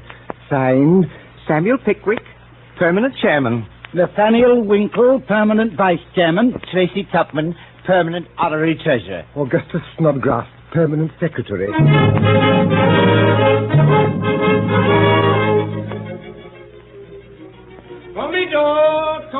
Commodore Express coach starting now for Stroud, Chatham, Brompton, Eaglesville, and Rochester. Bright and still was the day, balmy the air, and beautiful the appearance of every object as our illustrious chairman rose from his bed in Goswell Street and proceeded to put himself into his clothes and his clothes into his portmanteau.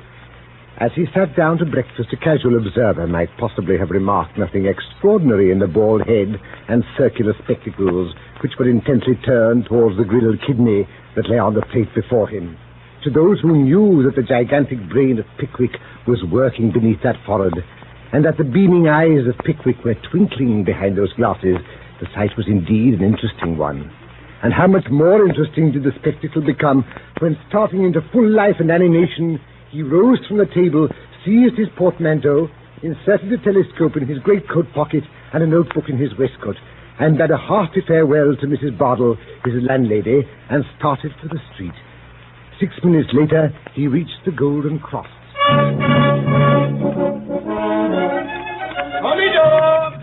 Commodore Express coach, on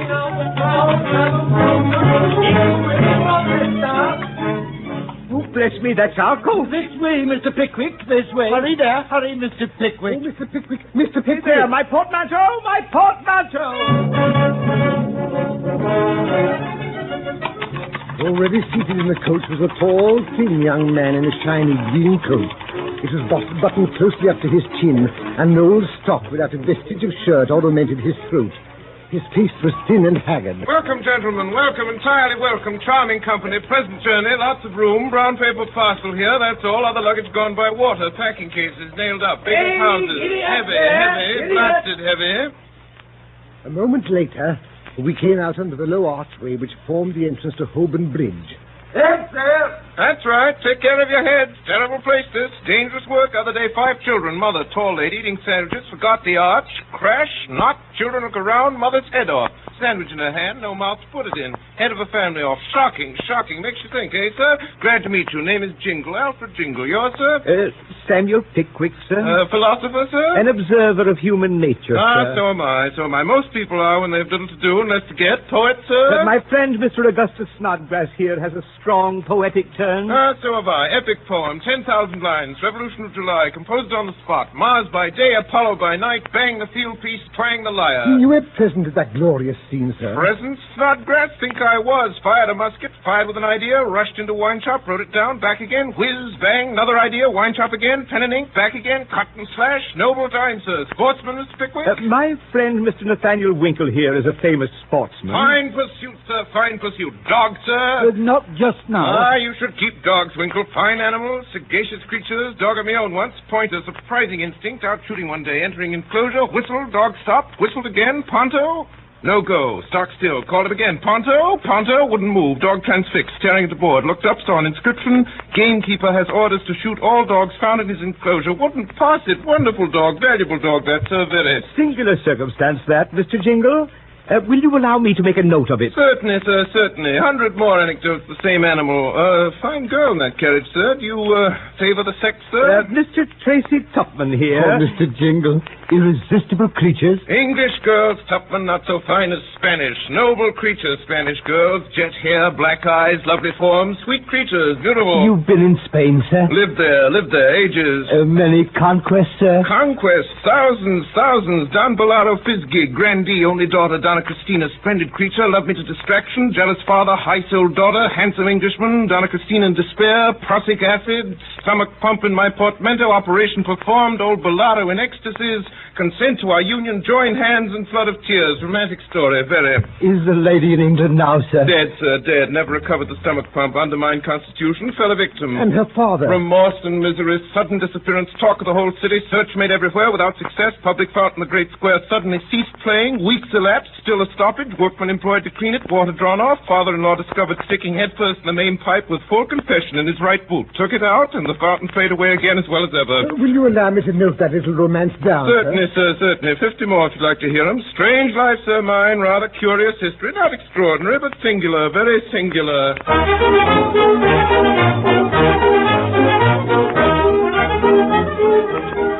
We slept that night at the Bull Inn at Rochester. Next morning, there was no sign of our new acquaintance.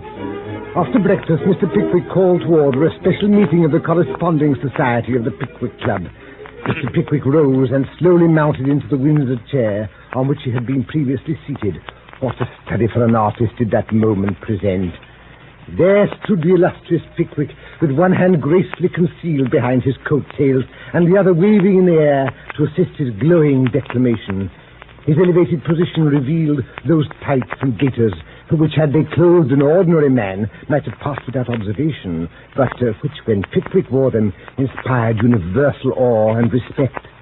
Fame, gentlemen, is dear to the heart of every man. Yeah. Poetic fame is dear to the heart of my friend Snodgrass. The fame of conquest is equally dear to my friend Tupman, and the desire for earning fame in the sports of the field, the air, and the water is uppermost in the breast of my friend Winkle. I will not deny, gentlemen, that I have been influenced by human passions and human feelings. Cheers. Possibly by human weaknesses. Loud cries of no. I, sir, am an humble individual. Cries of no. Still, I cannot but feel that in electing me as your leader, you have selected me for a service of great honor and some danger. Traveling is in a troubled state, and the minds of coachmen are unsettled. Look abroad, gentlemen, and contemplate the scenes which are enacting around you. Stagecoaches are upsetting in all directions. Horses are bolting, boats are overturning, and boilers are bursting. Will these things daunt us, gentlemen? Members of the Pickwick Society? Cries of no. Will these perils deter us from prosecuting to their glorious consummation those researches in the cause of science and learning to which, as members of this club, we stand pledged? Cries of no, never. Gentlemen, I have your answer. I thank you. Loud cheers. Meeting adjourned.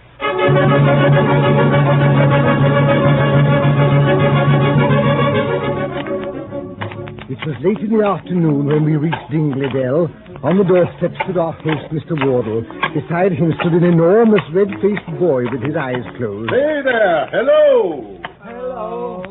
Why, where have you been? We've been waiting for you all day. Well, you do look tired. Not hurt, I hope, eh? No? Well, I'm glad to hear that. Very, very glad to be sure. Joe! Wake up, Joe! Yes, sir. Let down the steps to the gentleman's shade. Yes, sir. Our friend Winkle had a little trouble. Unusually large horse. Spilt, eh, Mr. Winkle? Never mind. Common accident in these parts. Joe! Blast that boy. He's gone to sleep again. Hey, Joe! Joe! Oh, well, gentlemen, we'll soon have you put to rights. This way. Welcome to Dingley Hall. Joe! Joe! Well, I'll be blowed if that boy hasn't fallen asleep again.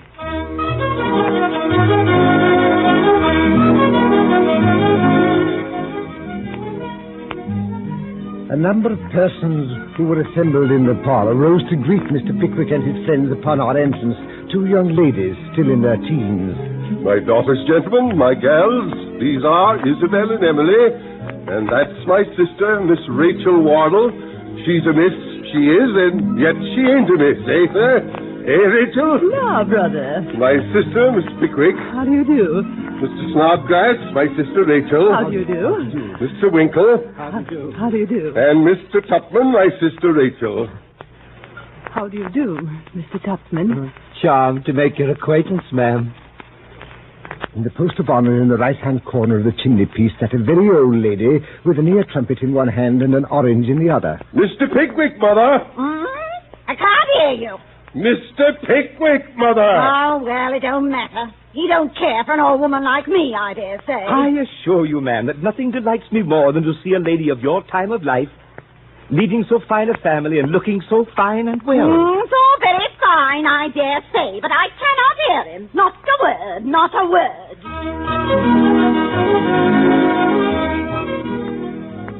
At the vast dinner table that night, Mrs. Wardle occupied one end of the table. At the other end sat Mr. Wardle and Mr. Winkle, myself between the two girls, and on the other side, Miss Rachel Wardle and Mr. Tupman.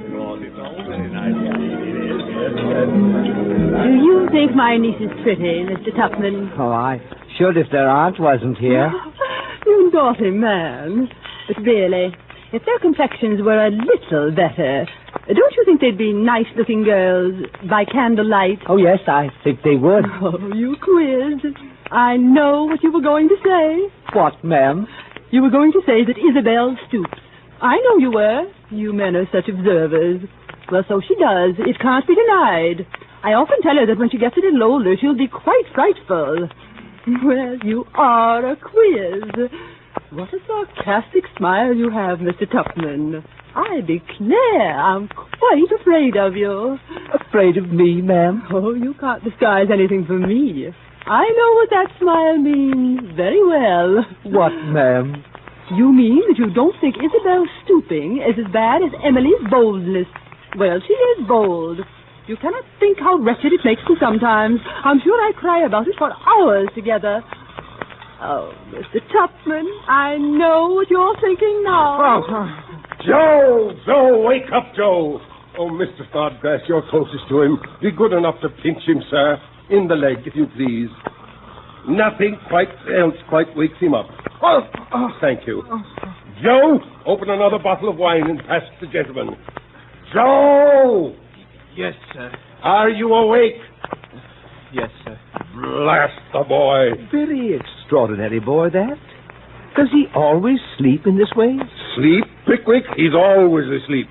Goes on errands asleep and snores as he cleans the silver. Oh, very odd. Odd indeed. I'm proud of that boy. Wouldn't part with him on any account. He's a natural curiosity. Dear Joe, wake up, Joe!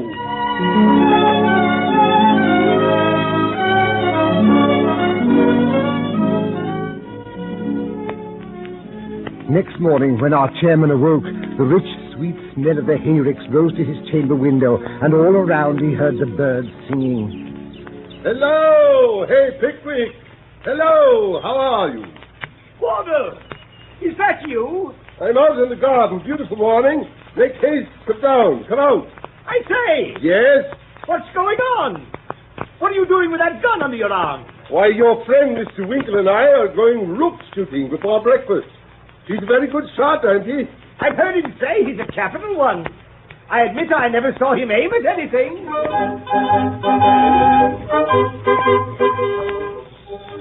Now then, all ready, Winkle? I say, wait a minute. What are those boys doing climbing those trees?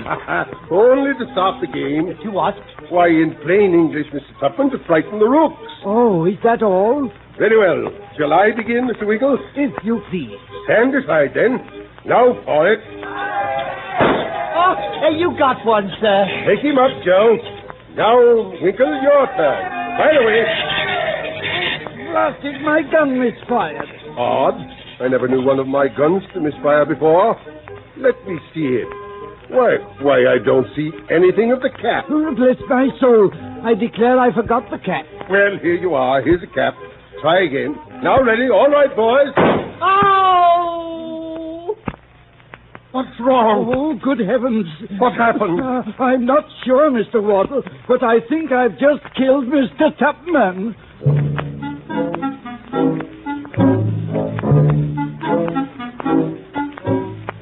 The surgeon came. Mr. Tupman's arm was examined, the wound dressed, and pronounced to be a very slight one. And now it is evening at Dingley Dell. Leaving Mr. Tupman to the care of the ladies, Mr. Wardle, Mr. Pickwick, and the rest of us had gone to the cricket match at Muggleton. Isabel and Emily had strolled out. The deaf old lady had fallen asleep in her chair. From the distant kitchen penetrated the low and monotonous sound of the fat boy.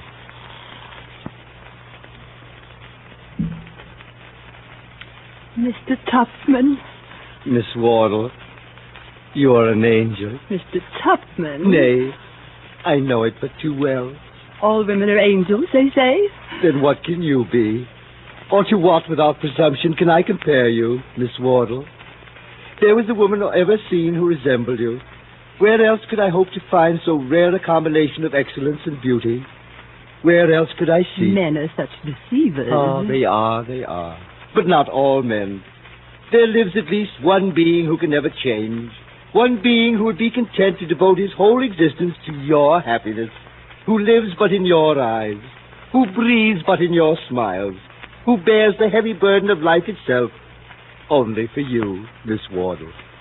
Could such an individual be found? Ah, but he can be found. He is found. He is here, Miss Wardle, on his knees at your feet. Mr. Tupman, rise. Never. Oh, Rachel. Rachel. Oh, Rachel. Say you love me. Mr. Tupman, I can hardly speak the words, but you are not entirely indifferent to me. Rachel.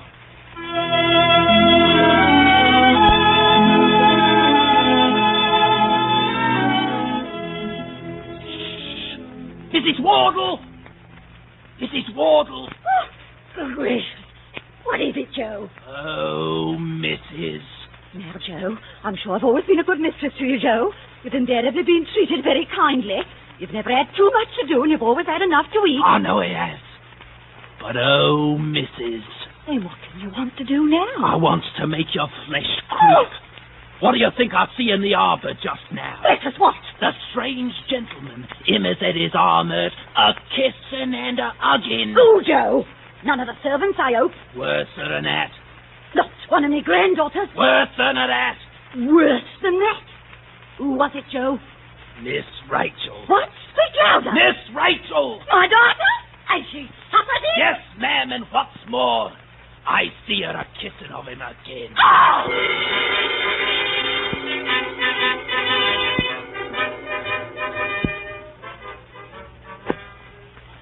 10, 11, 12.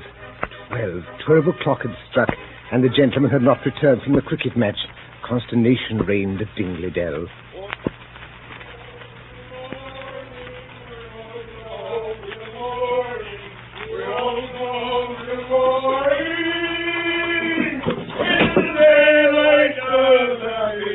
My goodness! Is anything the matter? Nothing the matter. We're all right. I say, Wardle, we're all right, aren't we? I think so. Rachel, here's my friend, Miss Jingle. Miss Pickwick's friend. Miss Jingle has come on a little visit to Dingley Dell. Nothing the matter, ma'am. No cause for alarm in feminine breast, none whatsoever. Cricket dinner, glorious party, capital songs, old port, claret, good, very good wine, ma'am. Wine, wine. We won't go home till morning. We won't go home till morning. We won't go home till morning. Till daylight doth appear. Early next morning, Mr. Jingle arose. Since none else in the house was about at that hour, he had the honor of breakfasting alone with Mrs. Wardle. Of what transpired between them, nothing is known, but this much is known, that later that morning, finding the door to the parlor partially open, he peeped in. Miss Rachel, forgive intrusion, short acquaintance, no time for ceremony. All discovered. Sir? Hush. Large boy, dumpling face, round eyes, Joe, treacherous dog, overheard everything. Told the old lady furious, wild, raving, Arbor, Tupman, kissing and hugging, all that sort of thing, eh, ma'am, eh? Mr. Jingle, if you have come here, sir, to Not at insult me... all, by no means. Old lady told me over scrambled eggs, came to warn you of your danger, tend to services, prevent the hubbub. Never mind, think it an insult, leave the room. Oh, dear, what shall I do? My brother will be Of furious. course he will, outrageous. Oh, Mr. Jingle, what can I say? Things dreamt it, nothing more easy. Blackguard boy, lovely woman, fat boy, horsewhipped, you believed, end of matter, all comfortable. Oh. You seem unhappy, Mr. Jingle. May I not inquire into the cause? Unhappy cause and your love bestowed upon a man who is insensible to the blessing who even now, but no, he is my friend. I will not expose his vices. Miss Wardle, farewell. Say, Mr. Jingle, you have made an allusion to Mr. Tupman. Explain it. Never. Mr. Jingle, I entreat, I implore you, if there is anything dreadful mystery connected with Mr. Tupman, reveal it. Can I see lovely creature sacrificed at the shrine, heartless avarice? Tupman, madam, only wants your money.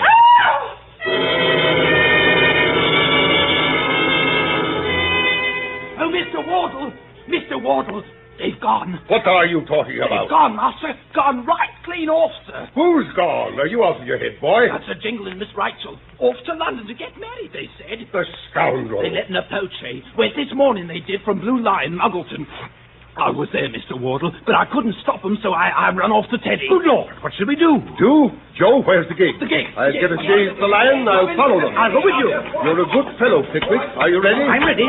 All right, here's the gig, sir. Ready to go. Come on, Pickwick. We'll catch them this side of London, or we'll break our necks trying.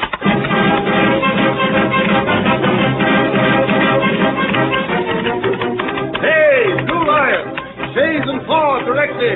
Out with them, hurry! Right you are, Mr. Wardle. Now, boys, chaise and four out. Big height. From the line there. How much are they ahead? Oh, about 2 hours. Which way did they go? London Road, sir. London Road. In you get, Pickwick. Off with you, coachman. The 7-mile stage is less than a half an hour, and the guinea's yours.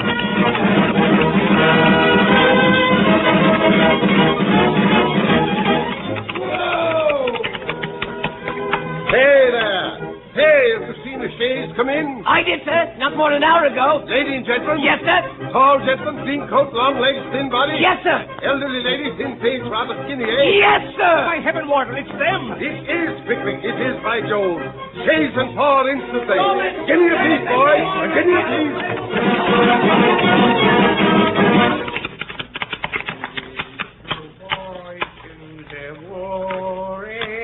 Hey there. Boots. Yes, sir. Yes, sir. Is this the White Hart Inn? It is, sir.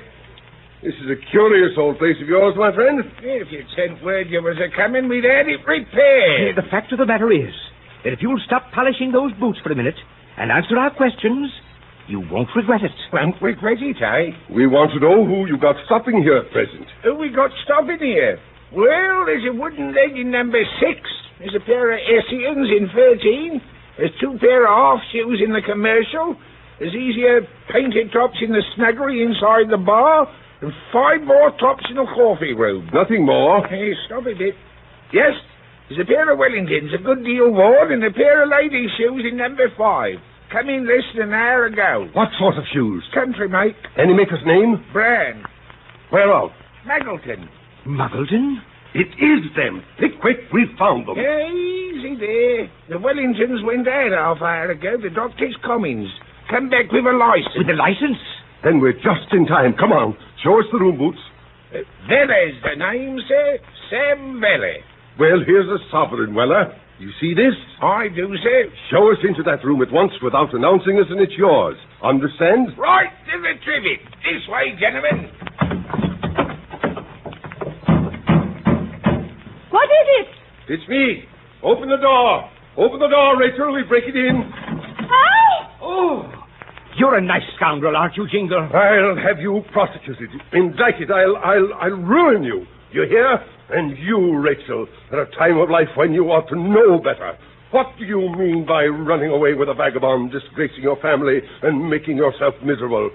Get on your bonnet, quickly. Do nothing of the kind, my dear, nothing of the kind. Leave the room, sir. No business here. Ladies free to act she pleases. More than 1 in 20. More than 1 in 20, more than 1 in 40. I'm not. You are. You're 50 if you're an hour. As to you, Jingle, I've a good mind to break every bone in your body. Idle threats, sir, idle threats, impetuous nature. Mr. Wardle, you and I, men of the world, one thing another. Do sit down, sir. Humble lodgings, talk it over. Pro and con. Surely, Mr. Wardle. No compromise with the likes of you, sir. One moment, Pickwick. Mr. Jingle, how much will you take? 50 pounds? It won't do. Not half enough. Think it over. There's a great deal to be done with 50 pounds, my dear sir. More to be done with 150. Won't waste time in splitting straws. Say 70. Won't do, sorry. 80. I'll write you a check at once. Won't do. Will you tell me what will do? Expensive affair, this, sir. Expensive affair. Money out of pocket, posting £9, license 3, that's 12, compensation 100, 112, breach of honor and loss of lady. Yes, never mind the loss. Say 100. Come. And 20. Come, I'll write you a check. I'll make it payable the day after tomorrow, and we can get her away meanwhile. I'm writing you a check for £100. 120. Very well, then, 120. Here you are. And mind you, Pickwick, that nothing should have induced me to make this compromise. Not even regard for my family. If I hadn't known that the moment this man gets any money in that pocket of his, he'll go to the devil faster, if possible, than he would without it. And now, sir, will you leave this house? Off directly. Bye-bye, Wardle. Bye-bye, Pickwick. Here's the license. Get the name altered. Take home the lady. Do for Tupman.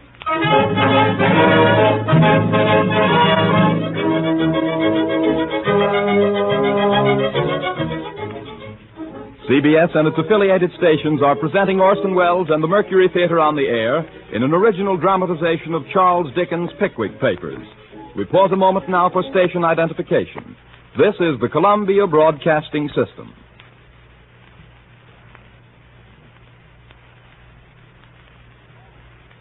Charles Dickens' Pickwick Papers, brought to you by the Mercury Theater on the air and starring Orson Welles as Alfred Jingle and Sergeant Buzz Fuzz.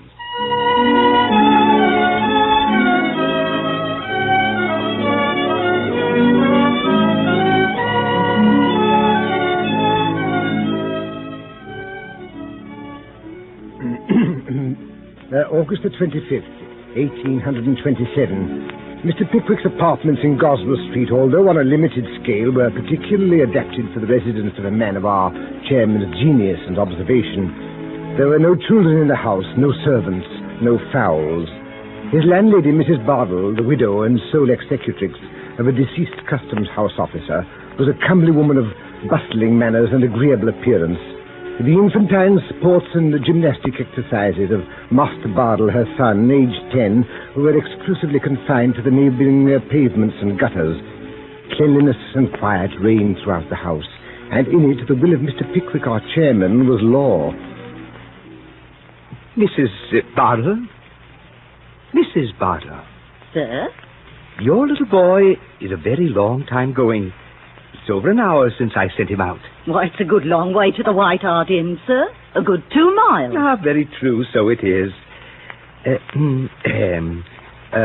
Mrs. Bardell. Sir? Mrs. Bardell, do you think it a much greater expense to keep 2 people than to keep 1?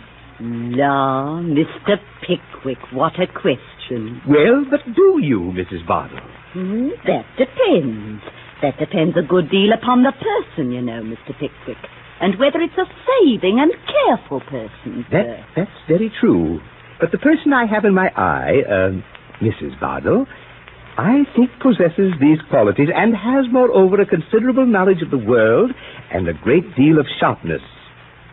Mrs. Bardell, which may be of material use to me. La, Mr. Pickwick. To tell you the truth, Mrs. Bardell, I have made up my mind. Dear me, sir. You will think it very strange now that I ever consulted you about the matter and never even mentioned it till I sent your little boy out this morning, eh?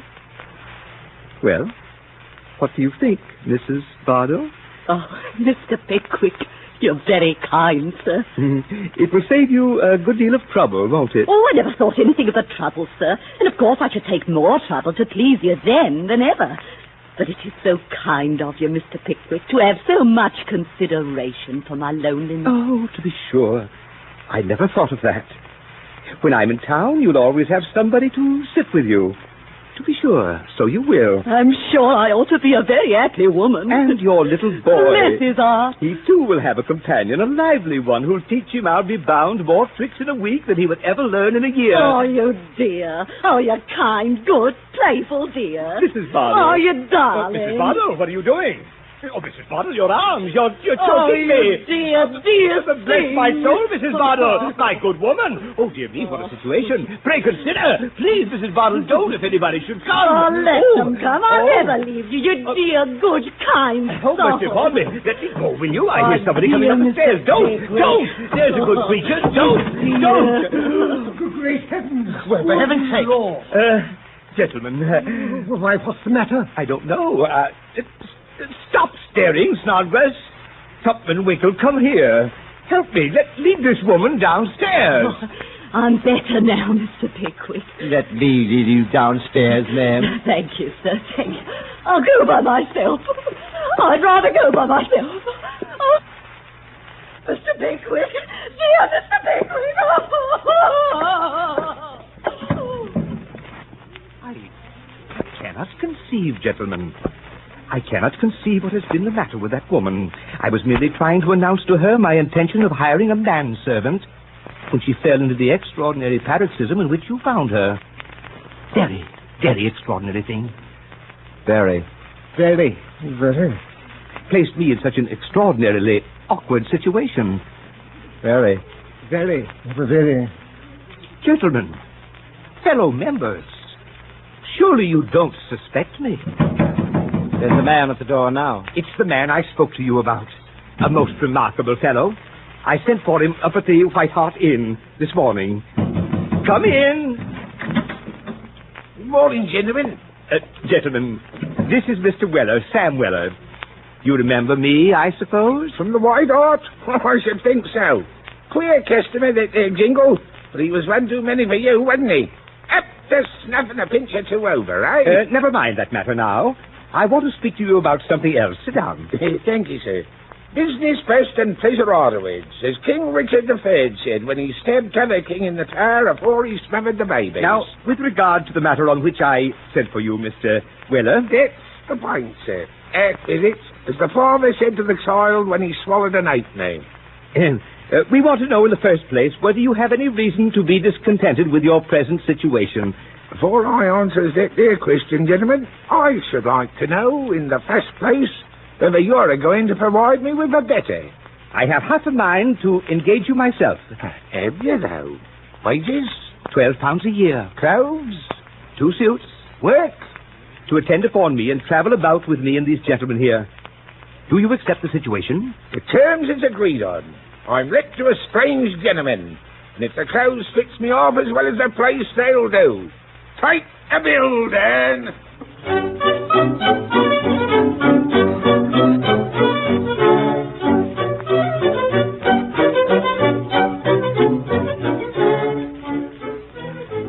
And so, before the night had closed in, Mr. Weller was furnished with a grey coat with our Pickwick Club button, a black hat with a cockade to it, a pink striped waistcoat, light breeches and gaiters, and a variety of other necessaries, too numerous to recapitulate. Mr. Weller regarded himself in the mirror. Well, if me father could see me there, I don't know whether I meant to be a footman or a groom or a gamekeeper or a seedsman. I looks like a sort of compo of every one on him. Never mind. There's change of air, plenty to see and little to do. And all this suits my complaint and common will. So long life to the picnic, says I.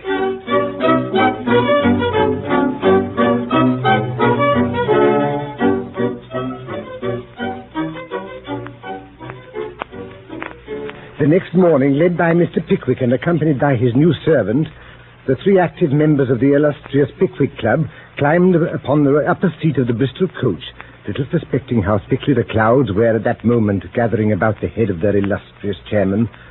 3 days later, whilst they sat at breakfast in the tap room of the George and Vulture, the storm broke. Who is it? I say, sir, this is a private room, sir, a private room. No room's private to His Majesty when the street door's once passed. That's the law. Some people maintain that an Englishman's house is his castle. That's gammon. Here, young fella. It's my opinion that you're coming in a great deal too strong. As a mail coachman said to the snowstorm when it overtook him. Quiet, you.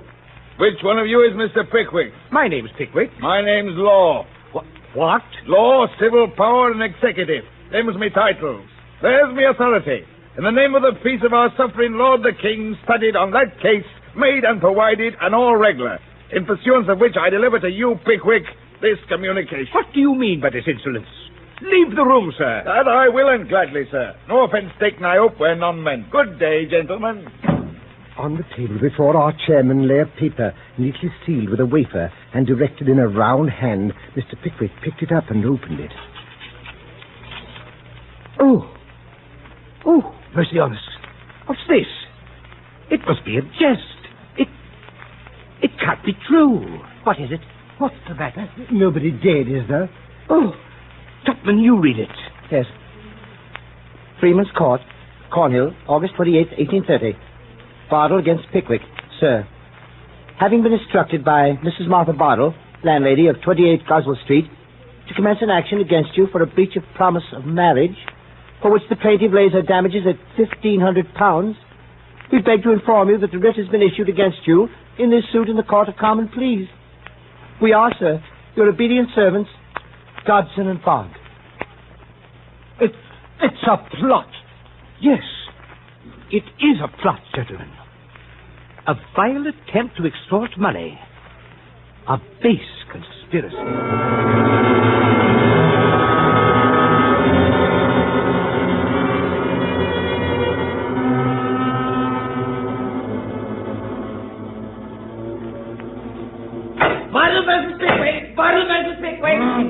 Sergeant Bustlers. I'm for the plaintiff, Blood. Who's with you, Brother Bustlers? Mr. Simpkins, rise, Mr. Simpkins. Sergeant Snubbin. I appear for the defendant, my lord. Anybody with you, Brother Snubbin? Mr. Funky, my lord. Sergeant Bustlers and Mr. Skincan for the plaintiff. For the defendant, Sergeant Snubbin and Mr. Monkey. Beg your lordship's pardon, Funky. Oh, very good. Go on. Sergeant Bustlers, you open the case. I do, my lord. My lord, gentlemen of the jury. Never from the very first moment of my applying myself to the study and practice of the law have I approached a case with feelings of such deep emotion or with such a heavy sense of the responsibility imposed upon me, a responsibility which I could never have supported were it not buoyed up and sustained by a conviction so strong as to amount to a positive certainty that the case of truth and justice must prevail with a high-minded and intelligent dozen of men whom I now see in that box before me. This is an action, gentlemen, for a breach of promise of marriage, in which the damages are laid at £1,500. The plaintiff, gentlemen, is a widow. Yes, gentlemen, a widow. Her name is Mrs. Bardell. The late Mr. Bardell, after enjoying for many years the esteem and confidence of his sovereign, as one of the guardians of his royal revenues, glided almost imperceptibly from the world to seek elsewhere for that repose and peace which a custom house can never afford. Some time before his death, he had stamped his likeness upon a little boy. With this little boy, the only pledge of her departed exciseman, Mrs. Bardell shrunk from the world and courted the retirement and tranquility of Goswell Street. And here she placed in her front parlor window a written placard bearing the inscription, "Apartments furnished for a single gentleman. Inquire within." I entreat the attention of the jury to the wording of this document.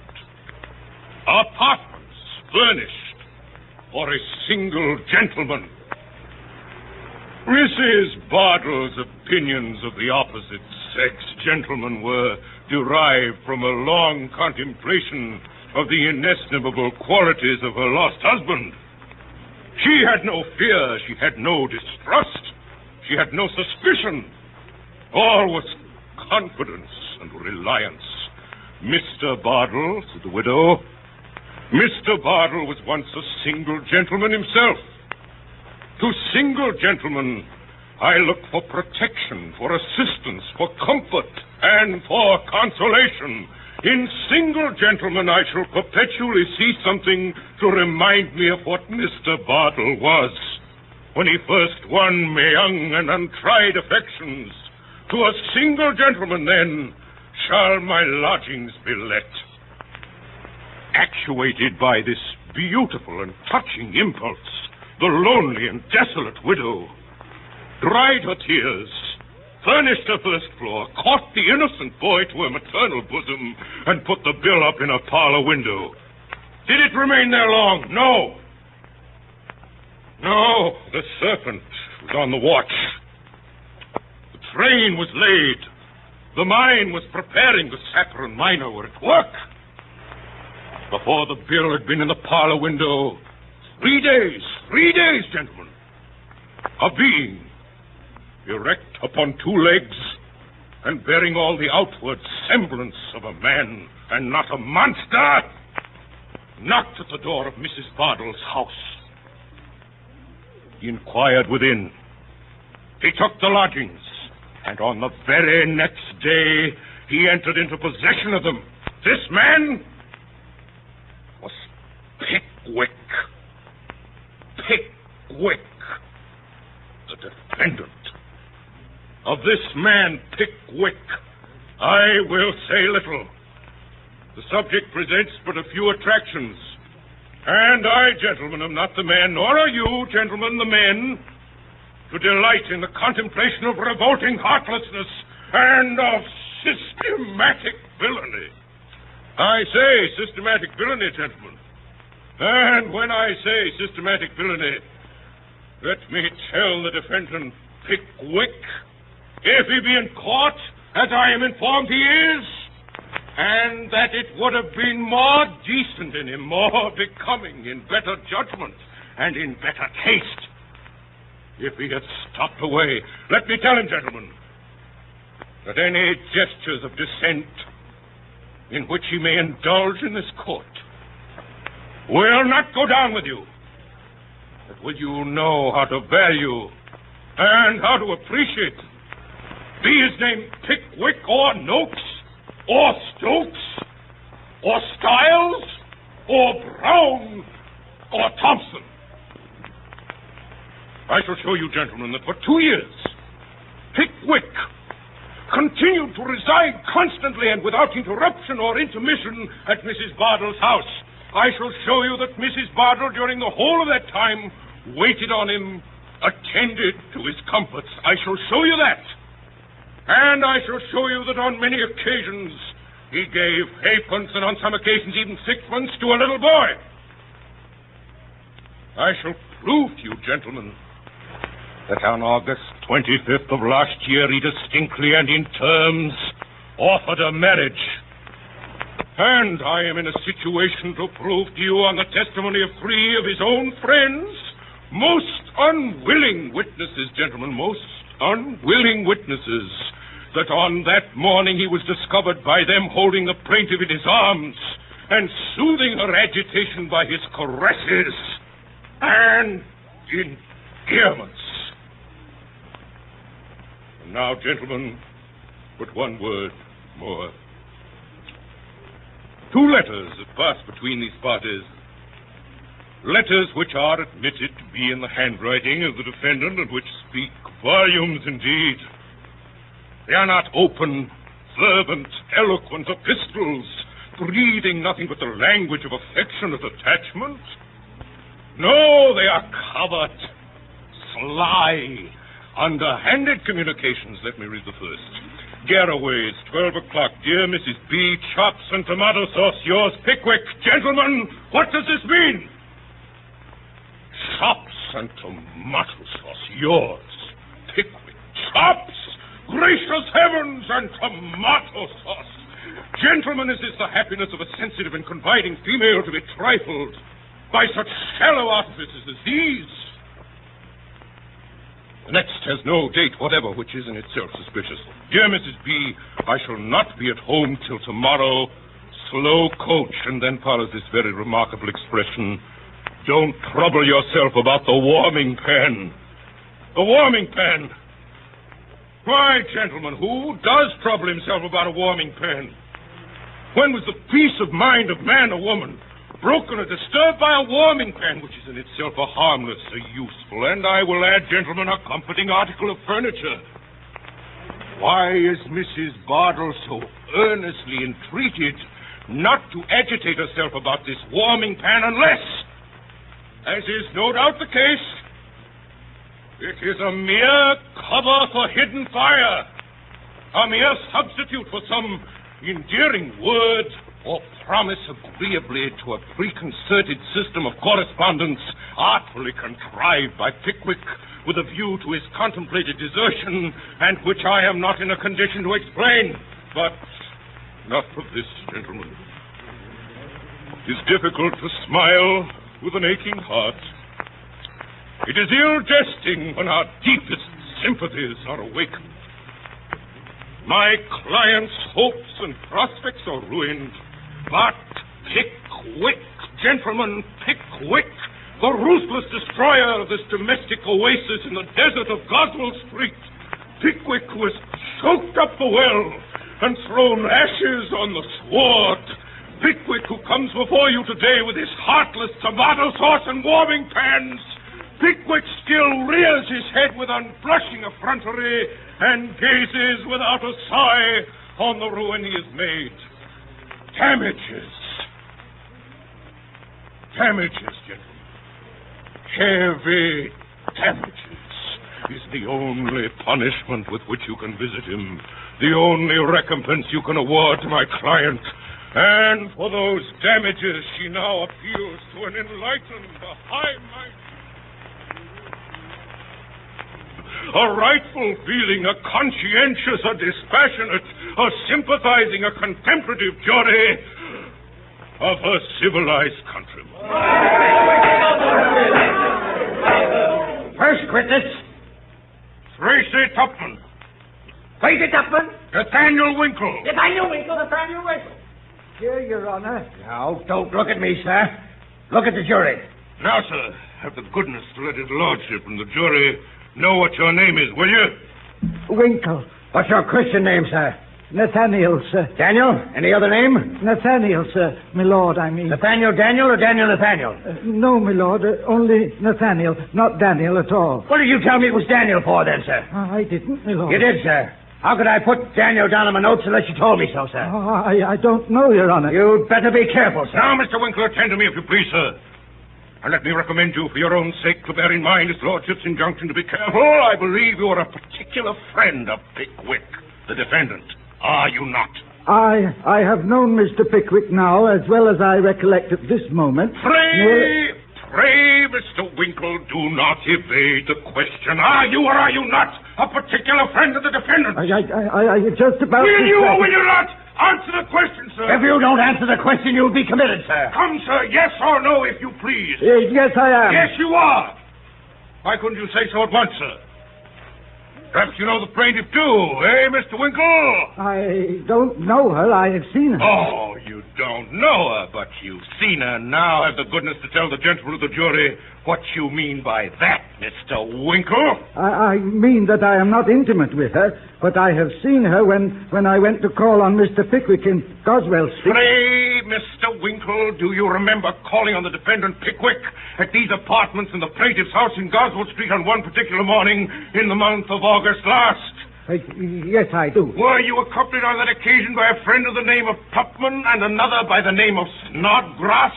Yes, I was. Are they here? Yes, they Pray are. attend to me, Mr. Winkler, never mind your friends. Now, sir, tell the gentlemen of the jury what you saw on entering the defendant's room on this particular morning. Come out with it, sir. We must have it sooner or later. The defendant, Mr. Pickwick, was holding the plaintiff in his arms with his hands clasping her waist, and the plaintiff appeared to have fainted away. Did you hear the defendant say anything? I heard him call Mrs. Bardell a good creature, and I heard him ask her to compose herself, for what a situation it was if anybody should come, or words to that effect. Now, Mr. Winkle, I have only one more question to ask you, and I beg you to bear in mind his lordship's caution. Will you undertake to swear that Pickwick, the defendant, did not say on the occasion in question, "My dear Mrs. Bardell, you're a good creature. Compose yourself to this situation, for to this situation you must come," or words to that effect? I didn't understand him so, certainly. I was on the staircase and couldn't hear distinctly. The impression on my mind... The gentlemen of the jury want none of the impressions on your mind, Mr. Winkle, which I fear would be of little service to honest, straightforward men. You were on the staircase and didn't distinctly hear, but you will not swear that Pickwick did not make use of the expressions I've quoted? Do I understand that? No, I will not. That is all, Your Honor. Call Samuel Weller. Samuel Weller! Samuel Weller? Witness. Yes, me lord? What's your name, sir? Sam Weller, me lord. You spell it with a V or a W? It depends upon the taste and fancy of the speller, me lord. I never had occasion to spell it more than once or twice in my life. But I spells it with a V. Quite right, too, Sandy Bill, quite right. Put it down a V, me lord. Put it down a V. Who is that? Who dares to address the court?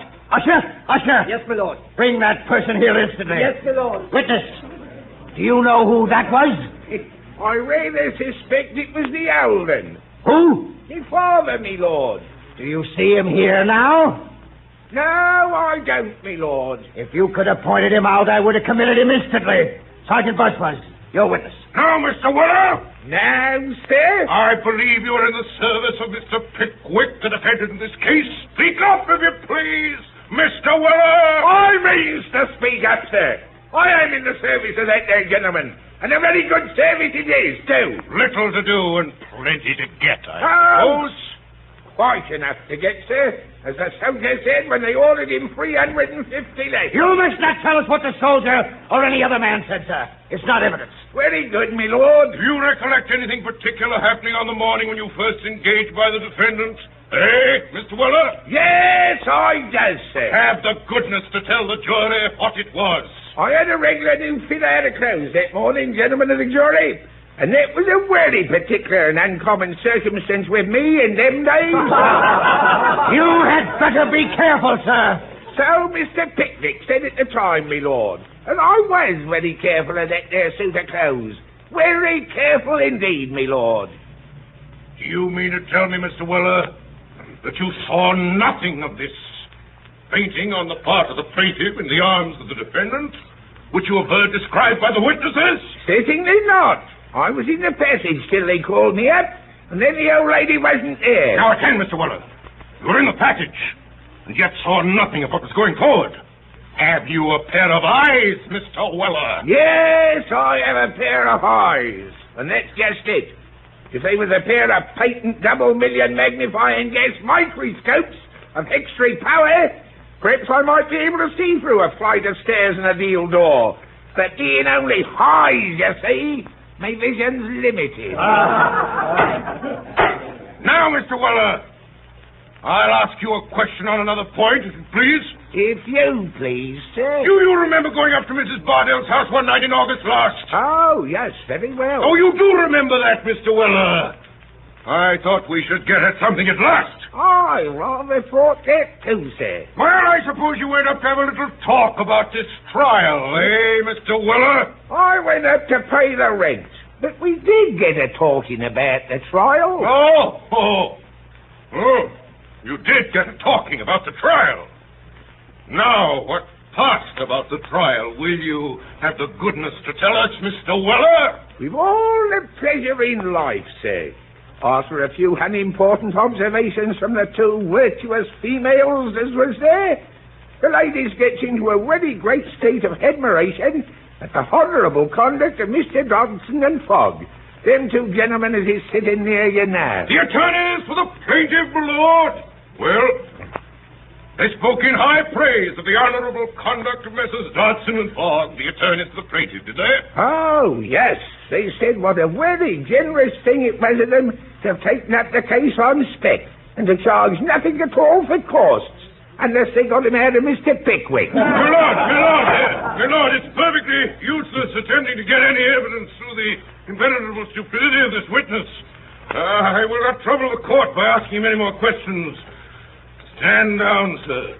Would any other gentleman like to ask me anything? You may go down, sir. Thank you, sir. Good work, Samuel. Good work. After this, Sergeant Stubbin addressed the jury on behalf of the defendant, and a very long and very emphatic address he delivered, in which he bestowed the highest possible eulogisms on the conduct and character of Mr. Pickwick. Then Mr. Justice Starley summed up in the old established and most approved form. If Mrs. Bardell, if were right, it was perfectly clear that Mr. Pickwick, the defendant, was wrong. And if they thought the evidence of Mrs. Bardell, the plaintiff, worthy of credence, they would believe it, and if they didn't, why they wouldn't. The jury then retired to their private room to talk the matter over, and the judge retired to his private room to refresh himself with a mutton chop and a glass of sherry. A quarter of an hour later, the jury came back. The judge was fetched in. Is that it, the judge? Gentlemen of the jury, are you all agreed upon your verdict? We are. Do you find for the plaintiff or for the defendant? For the plaintiff. With what damages, gentlemen? £750. Defendant, have you anything to say? Mr. Pickwick took off his spectacles, carefully wiped the glasses, folded them into his case, and put them into his pocket. Then, having drawn on his gloves with great nicety, he rose to his feet. I wish to say, my lord, that not one farthing of costs or damages will you ever get from me. You may try and try and try again, Messrs. Dodson and Fogg, but not one penny will you get if I spend the rest of my existence in a debtor's prison.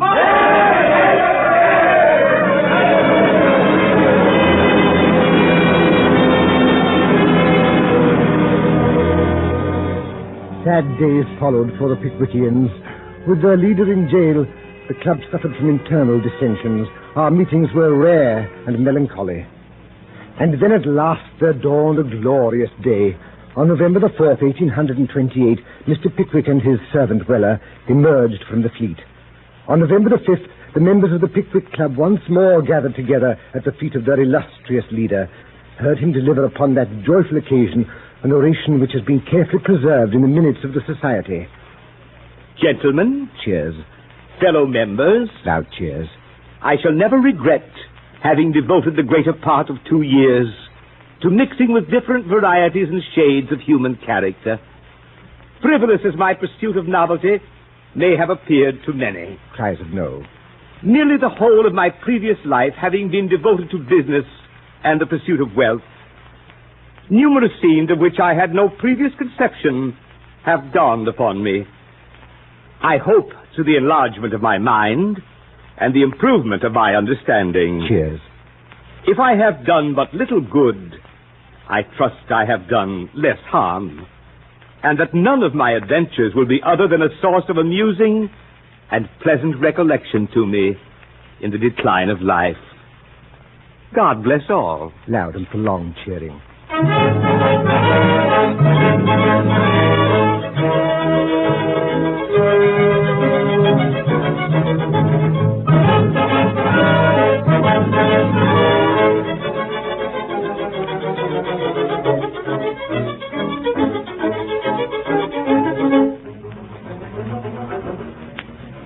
Tonight, the Columbia Broadcasting System and its affiliated stations have brought you a Mercury Theater on the Air production of The Pickwick Papers by Charles Dickens. The adaptation for radio was made by Orson Welles, who also directed the entire production. This has been the 20th in the weekly CBS series featuring this brilliant Broadway company in dramatized narratives from the world's great literature. In the cast tonight was Samuel Pickwick, played by that unstarred star of the Mercury Theater on the Air, Mr. Ray Collins. Augustus Snodgrass, by Mr. Alfred Shirley. Mr. Tracy Tupman, he of the excruciatingly warm heart, by Mr. Frank Reddick. Nathaniel Winkle, the huntsman, Mr. William Podmore, Mr. Wardle, Mr. William Pringle. Joe, the fat boy who always slept, was Elliot Reed. Rachel, the spinster sister of Mr. Wardle, was Mary Wicks. Sam Weller was Mr. Eustace Wyatt. Mrs. Bardell, Brenda Forbes. Mr. Fogg, McGregor Gibbs. Sergeant Snubbins, Edgar Beria. And finally, Sergeant Buzzfuzz and Mr. Jingle, whom you probably recognize. The orchestra was directed by Bernard Herrmann, and Davidson Taylor supervised the production for CBS.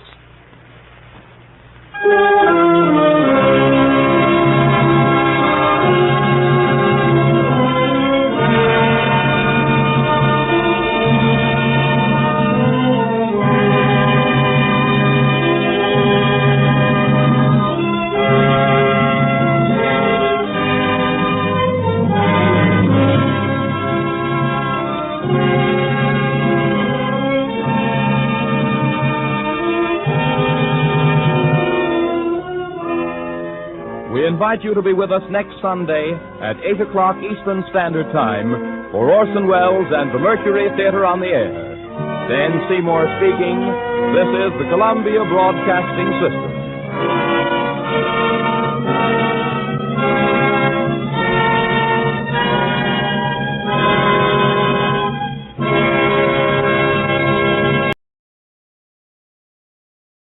The Adventures of Michael Shayne, Private Detective.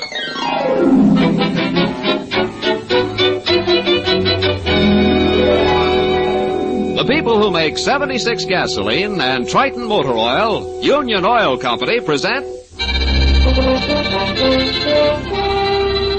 The Adventures of Michael Shayne, Private Detective, starring Wally Mayer and Kathy Lewis.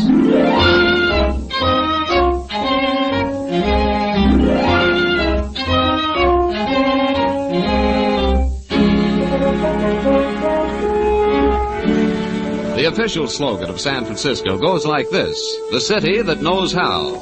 The slogan of San Francisco's favorite detective might well be, the man who knows who done it.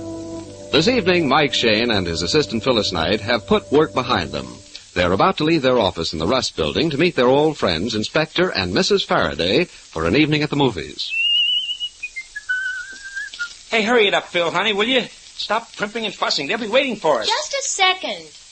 Golly, you know, it'll be fun to see Mrs. Faraday again. It's weeks since I've heard any of her Irish stories. Yeah, gosh, it's been weeks, months since Faraday and I managed the same evening off. I must be taking a holiday in our town. Yeah.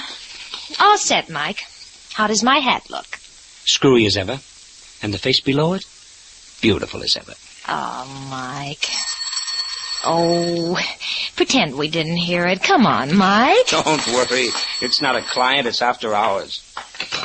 Hello?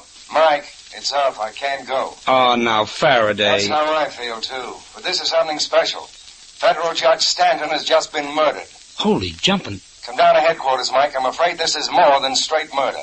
What do you mean? I'm not sure myself. Just get down here.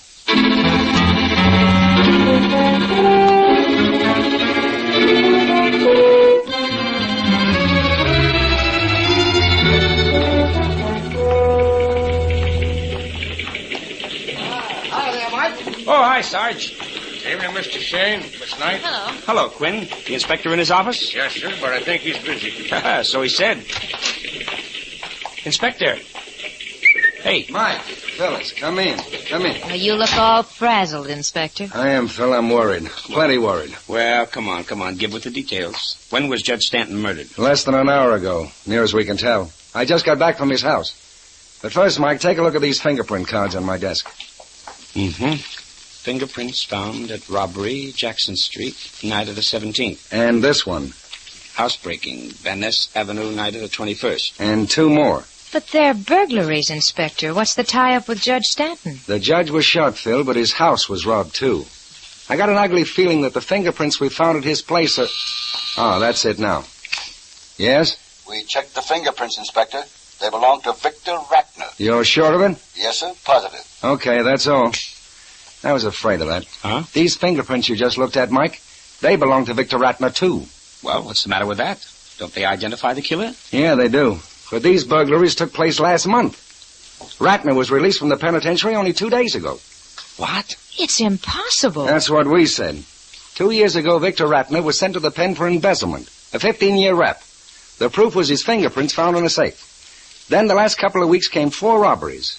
Victor Ratner's fingerprints at every one of them. While he's still in the state penitentiary? Yeah, he was pardoned, Phil. Wrongful conviction. Now this murder and his fingerprints again. Well, I thought no two people in the world had the same prints. That's the point. If 2 men can have the same fingerprints, our whole criminal procedure sails right out of this window right now. Well, Inspector, if Ratner was released 2 days ago and the judge was murdered tonight, he's still bound to be your suspect. Haul him in and make him prove his whereabouts at the time of the killing. I've already ordered him to be picked up. Meanwhile, I got to go back to the judges and finish the examination. You kids like to come along? Oh, of course.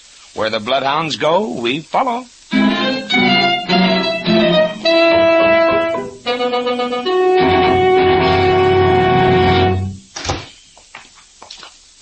This is the judge's study. On the flare over there by the desk is the... Uh-huh. Covered over with a sheet. Yeah. Hey, the desk drawers are all pulled out, Mike. The killer must have been looking for something. Yeah, the judge's wife said he didn't keep any valuables in here, and yet... Where did you find Ratner's fingerprints? On the broken glass from the terrace door. Here it is on my desk, Mike. Exhibit number 8. Hey, this door must have been locked at the time. You broke a pane of the glass, reached inside, and turned the key, huh? Yeah, but he was careful to wipe off the key afterwards. If he hadn't touched the glass, we wouldn't have a clue. Well, this doesn't look like the work of a professional housebreaker to me, Inspector. All he had to do was use a little pressure, and the door would have come open anyway. Yeah, he used the same system at each house. Smashed a window or a door, then in. Say, wait a minute. I remember reading something in the paper about Ratner's conviction. Wasn't he an attorney? Yeah, a lawyer for a loan company. He got a hold of the combination of their safe somehow and made off with almost $100,000. Did they get the money back? Not a nickel. Then this doesn't make sense at all. He's got the dough stashed away somewhere. He wouldn't go in for penny ante robberies now. Could all those burglaries be just a red herring, Mike? You know, a build-up, so we'd think tonight was just another theft with a killing on the side. You're forgetting the main point, Angel. Ratner was safely put away in mothballs until the day before yesterday. How did his fingerprints turn up at robberies 3 weeks before he was released? Yeah, that's a mystery good enough to bind in 3/4 Morocco. Inspector. Yes, Sergeant. We just got a call from headquarters. The boys can't find Ratner anywhere. Not at his house, huh? No. Better get a hold of his attorney. Yeah, they've done that, sir. He says he hasn't seen Ratner since the day he got the pardon for him. What do you say to that, Mike? Well, he's probably hiding out. We'd better get on his trail fast while it's still warm. Fine, if we only knew where to start. We do. Huh? At the old homestead of Mr. Victor Ratner.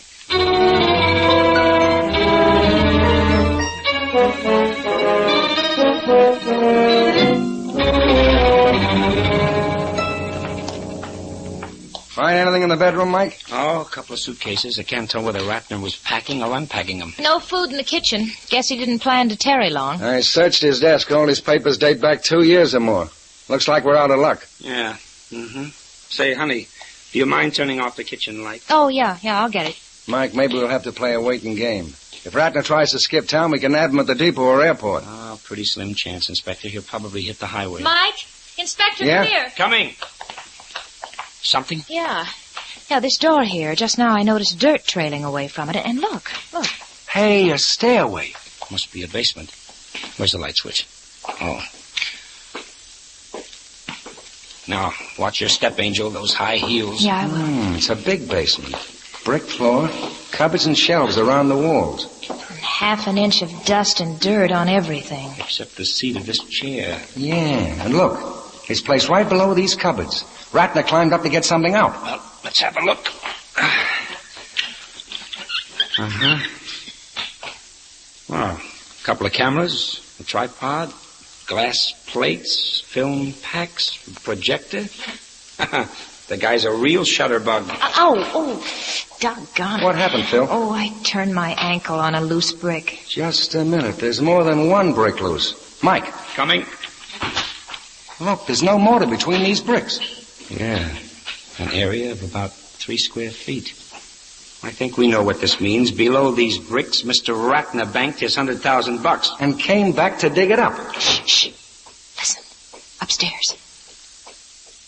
Ratner, he's come back. Sounds like he's heading for the kitchen.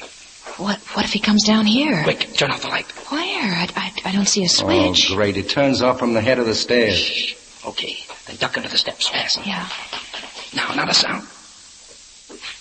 Oh, good heavens, my purse. I left it hanging on that chair. It's too late now. Mike, that's a woman's footstep. Hello? Who's down there? Who? Oh. She sees Phil's purse. Hey, stop! Come on, Faraday, after her. Holy Harry, Mike, I think we're locked in. You think we're locked in? You know darn well we're locked in.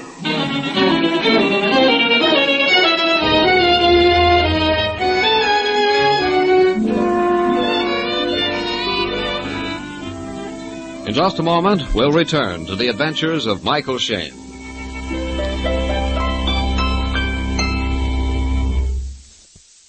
Ladies and gentlemen, June probably seems like an odd month to talk to you about winter driving. But many motorists are driving around right now with engines still filled with sludge from last winter. You see, cold weather means heavier moisture condensation inside your car's engine. And that means water gets into the crankcase where, with some oils, it forms thick, black, ropey sludge. Now, just draining the oil doesn't get rid of this sludge, because sludge is sticky and adheres to pistons, valves, crankshafts, and other parts. But your Union Oil Minuteman has a quick solution to this problem. He has a special solvent action flushing oil known as Cleanse Oil, which is guaranteed to cut sludge. After draining the old, dirty oil, the Minuteman pours in a generous amount of Cleanse Oil.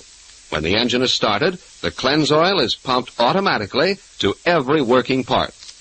Cleanse Oil is harmless to your engine, but its special solvent action cuts sludge instantly. Then, when the Cleanse Oil is drained, the sludge flushes out with it, leaving your engine clean as a whistle. And with a fresh supply of Triton Motor Oil, the low-carbon paraffin-based oil, you can be sure it will remain clean for a long time. So for smoother, more economical summer driving, just drive in wherever you see the sign of the big orange and blue 76 and ask for Union Oil Engine Flushing Service. Thank you. Mike, Phyllis, and Inspector Faraday find themselves locked in the basement of a strange house, thanks to an equally strange woman. Oh, this is no ordinary door. There's no dip to it. Well, maybe if both of you There's heaved an at easier it. way. We'll shoot the lock off. Stand back, Phil. Gladly. Ah, that did it. You gotta find that woman. Save your legs, Inspector. Just listen. Yeah. But who in the blazes was that woman? Some gal who has a key to his house. And I don't mean the cleaning woman. Say, what's the matter with me? My brains are smoke-dried and kippered. Huh? His ex-wife. Swell. If we can't find Mr. Ratner, his ex-wife will do. Where does she live, Inspector? Headquarters can tell us that. Vera. What's her name? Vera Miller. That was her maiden name. She may be using it again. Okay, Inspector. So let's find Vanishing Vera and see what she can tell us.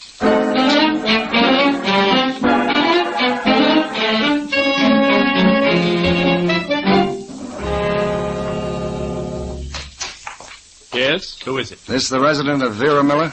It is. May we talk to her, please? I don't know. Who are you? I'm Inspector Faraday, Police Department. Oh. Well, come on in. Please excuse my manner. I thought it might be about something else. My name's William Miller. Oh?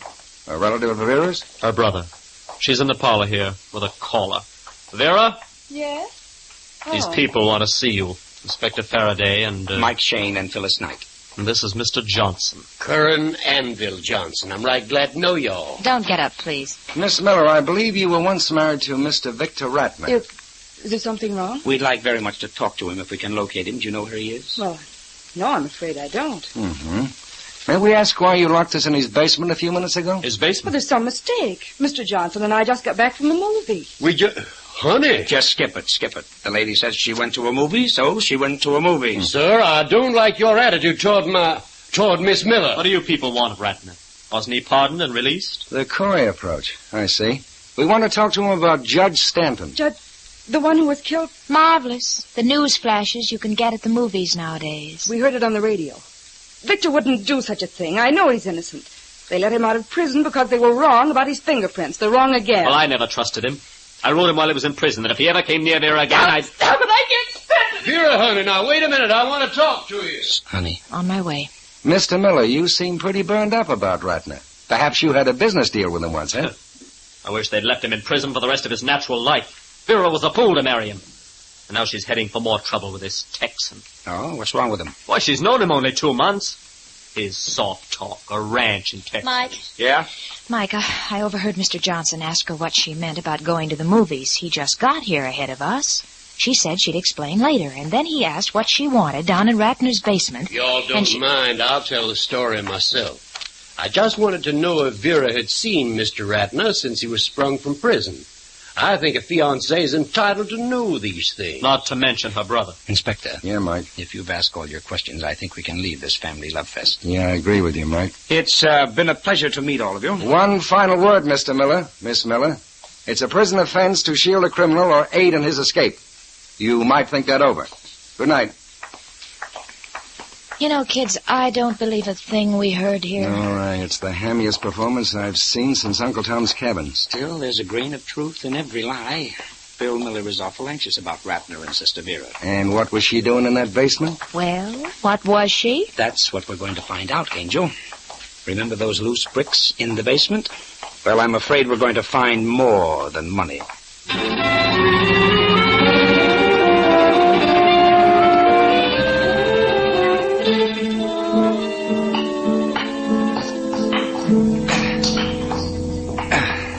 How are we coming, Mike? Just a few more bricks. Then we can pull up these planks. Why are there planks underneath the bricks? For support, Phil. Otherwise, the floor would cave into the hole. There. Okay, Faraday. Up with the boards now. Pull it. Oh. See anything yet? Something. Maybe I can reach down and pull it up. Mike. A man's leg. Here, let me grab hold. That's it. Pull. Lay him down here. Well, this is the end of the trail, Mike. It's Ratner. 2, 3, 4 bullet holes. Wow, thorough job. But Judge Stanton was murdered only an hour and a half ago. Rentner couldn't have killed him. Not unless he committed suicide and buried himself under the bricks. I wonder how long he's been dead. There's a newspaper here in his coat pocket. Maybe that'll tell us something. Wow. The bullet went right through it. Evening paper. The date is night before last. He wouldn't carry an old newspaper in his pocket, Mike. That means he was killed the day he got out of prison. Ratner wasn't murdered for nothing. There must be some tie-up with Judge Stanton. There is. Ratner's fingerprints. It wasn't any ghost that left that calling card on the judge's glass door tonight. We know that, Mike, but that's all we do know. Faraday, you said those fingerprints were found at 4 different burglaries. Yes. Okay, we've got to recheck every one of them. Now, where's the nearest? Let's see. We're on 27th Avenue. There's one on... Uh-oh. Huh? A.J. Bremner. Where's he? Oh, you'll razz the whiskers off me, Mike. He's on 26th Avenue, right behind us. In fact, the two backyards join. Inspector Faraday, will you please open that clam-like face of yours and tell us these things? I know, Mike, but I got so wound up on Judge Stanton, I clean forgot the robberies. Backdoor neighbors, eh? Ah, but he won't tell you anything, Mike. He's as sore as a goat to the department. Keeps ringing up every day to ask if we found the stuff he had stolen. Sounds like he's keeping tabs for a reason. All right, Inspector. Call headquarters and have a man bring out all your exhibits. We'll meet him at A.J. Bremner's.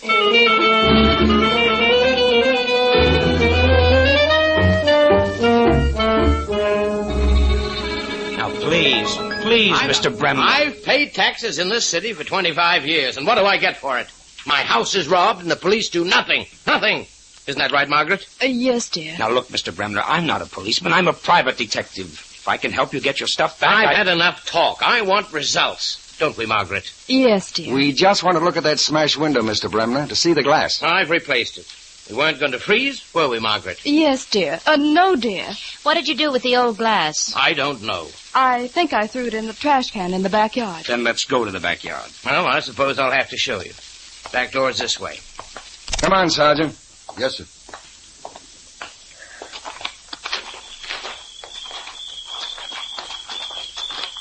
This way you put the glass, Margaret? Yes, dear. All right. Now, if we can pick out the glass. Oh, wait a minute. I'll hold the flashlight. Fine. By the way, how many years was that fellow Ratner sentenced to? 15 years. And I think he'd be willing to sell that house of his. You interested in buying? Well, it's a good rental property. Here you are, Inspector. All the glass I could find. All right. Now the pieces you brought with you, Sergeant. Now, let's put them all together on the pavement here. Beats me what you people are up to. There's something wrong, Mike. They won't all fit. Well, that's no great surprise. Here, Inspector. Here, feel these two pieces of glass. What about them? Oh, one of them is your exhibit piece with Ratner's fingerprints, Inspector. But this other glass is at least 1/8 of an inch thicker than the glass with the fingerprints. I'm beginning to smell a rat. Yes. These fingerprints were faked and planted here and at all the other houses. And the man who did it killed Judge Stanton. Which is still a king-size mystery. Mr. Bremner, can we get to Ratner's house through your backyard? Yes. There's a gate behind the garage. Say, if you fellas don't mind, I'd like to go along and watch you work this out. Wouldn't you, Margaret? Yes, dear. Oh, I'm sorry. Not at this stage. We'll give you an invitation a little later on, I promise you. Mike, that sounds ominous. No, don't twist my words, Angel. The killer has made his first mistake. Now we'll trick him into his last one.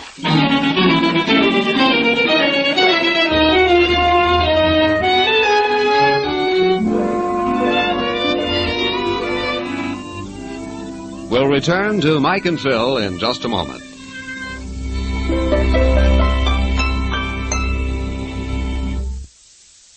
Ladies and gentlemen, did you know that your selection of motor oil determines the amount of carbon formed in your engine? Yes, that's right. You see, nearly all carbon is caused by the lubricating oil, and not the gasoline, as so many people think. But some oils stand up better than others, resist oxidation better, and hence form less carbon. And by means of laboratory tests, motor oils may be measured as to the amount of carbon they will form. Now, you'll be interested to know, therefore, that Triton Motor Oil, in a competitive test with the 7 leading motor oils sold here in the West, contained 38% fewer carbon-forming elements than the next best oil, 86% less than the average. In other words, ladies and gentlemen, in addition to being a 100% pure paraffin-based lubricant, Triton Motor Oil very definitely gives you maximum protection against carbon. That means better mileage, fewer repair bills for your car. That's because Triton Motor Oil is made by an exclusive propane solvent refining process, a process so valuable that it's been patented by Union Oil Company. Remember, when you buy Triton Motor Oil for your car, you are buying less carbon. You can buy Triton Motor Oil at all Union Oil Minuteman stations. Just look for the sign of the big orange and blue 76. Thank you.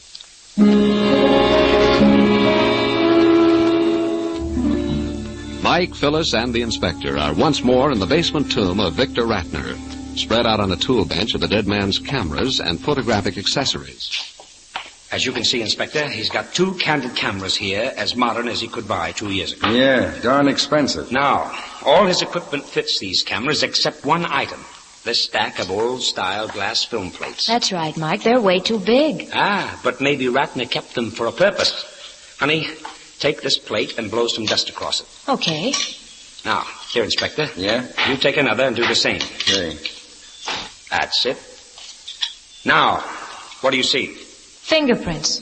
A whole set of them. As neat and clean as the files at headquarters. Yes, Inspector, yes. This is where Ratner's fingerprints have been coming from. Neatly stacked away down here, then planted in the smashed glass at every one of those robberies. Well, I'll bet you this is what Ratner had in mind. He was arrested because his fingerprints were found on a safe. So, he built himself an alibi. He knew the state would probably release him if the same fingerprints turned up while he was in prison. Well, then he must have had help, Mike. Somebody to rob houses and scatter this glass for him. Aha, check. And the same person killed Judge Stanton tonight. He planted these fingerprints so we'd go looking for Ratner. And never find him because he was already dead and buried. Mike, what are you staring at? The body. Nobody knows Ratner is dead except us and the killer. Now, this may be a little ghoulish, but here. See this ring of Ratner's? Yeah. It's big and flashy and an odd design. Oh, don't put it on your finger. Oh, Mike. Now, we'll gather our suspects together. We'll meet at Judge Stanton's house. We'll have an innocent little talk. Doesn't matter what we say, so long as we keep the secret of Ratner's death. I get it. The killer will see you wearing his ring. Right. And what do you think will pass through his mind, knowing he left Ratner buried under a layer of bricks and 2-inch planks?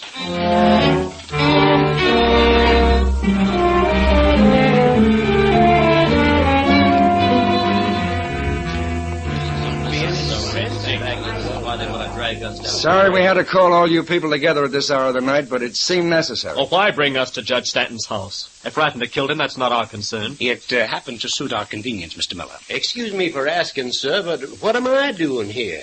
Mr. and Mrs. Bremner and I just seem to be what you might call excess baggage. Well, I don't mind. It's all very interesting, especially if I get my stolen property back. Isn't that right, Margaret? Yes, dear. Miss Miller, would you tell us when you last went up to the penitentiary to see your ex-husband? Oh, then you know. Just answer the question, please. Your brother would learn about it anyway. Well, it must have been 2 months ago. Did he give you anything or ask you to do something for him? No.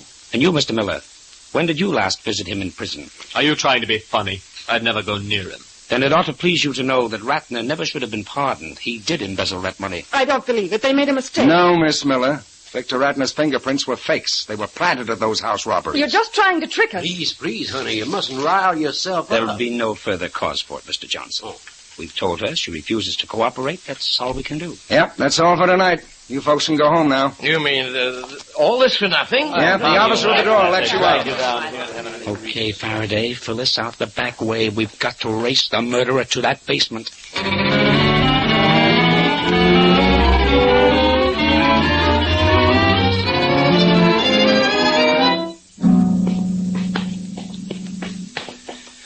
Well, I hope this is the last time we have to climb down into this basement. I can feel the moss sprouting on my north side. Well, we'd better hide behind the staircase. Phil, turn off your flashlight. Okay. I hope this worked, Mike. Nobody said a word about that ring you were wearing. They wouldn't, but I flashed it enough. You scratched your nose like you had the 7-year itch. He's got to come back. He's got to see if that body has been disturbed. You taking any bets on who shows up? I'll put my money on Vera and her brother. She locked us in this basement, remember? And Brother Bill, there's something awful fishy about him. Well, I'll risk $1 on Mr. Bremner, and yes, dear. He's too curious for me. I think you'll both lose your bets if I... Shh, the front door.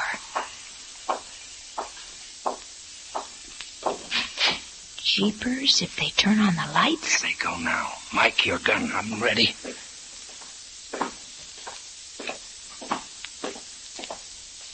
Put up your hands. Huh? Oh, you... Mike, look out! Oh. My hand. The next time it may not be your hand, Mr. Johnson. I don't know what this means. Don't you? You're the only one who knew Ratner was dead and where he was buried. Well, this is all wrong. No, Mr. Johnson, no. You are all wrong. And there's just one way to put it right. And you know what it is.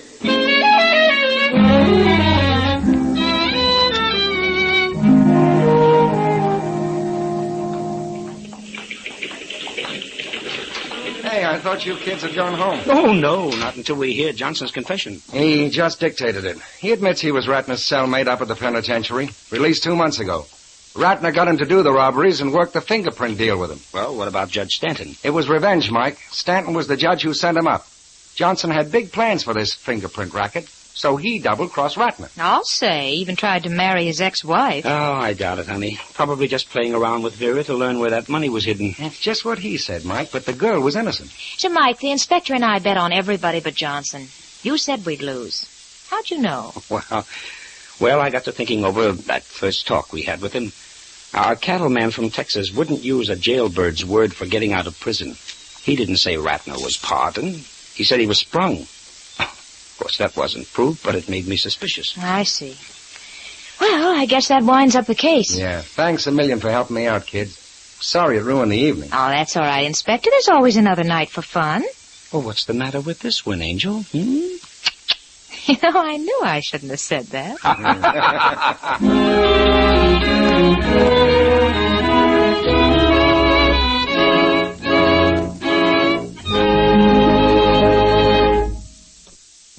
Ladies and gentlemen, the 7th war loan will soon be over.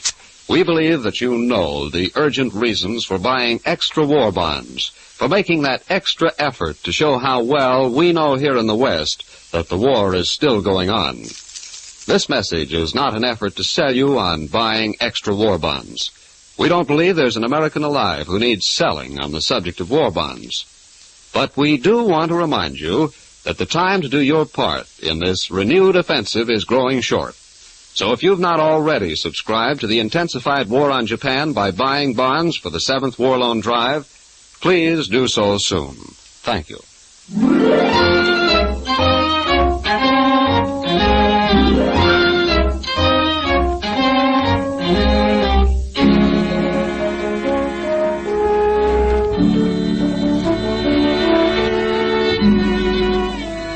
Tune in again next week at 8 for another adventure with Michael Shayne, Private Detective, starring Wally Mayer and Kathy Lewis, with Joe Forte as Inspector Faraday.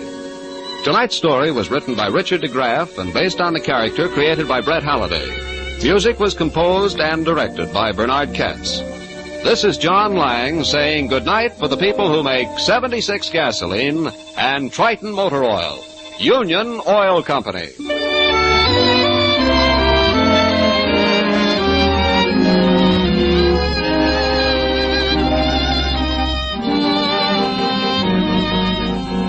This is the Mutual Donley Broadcasting System.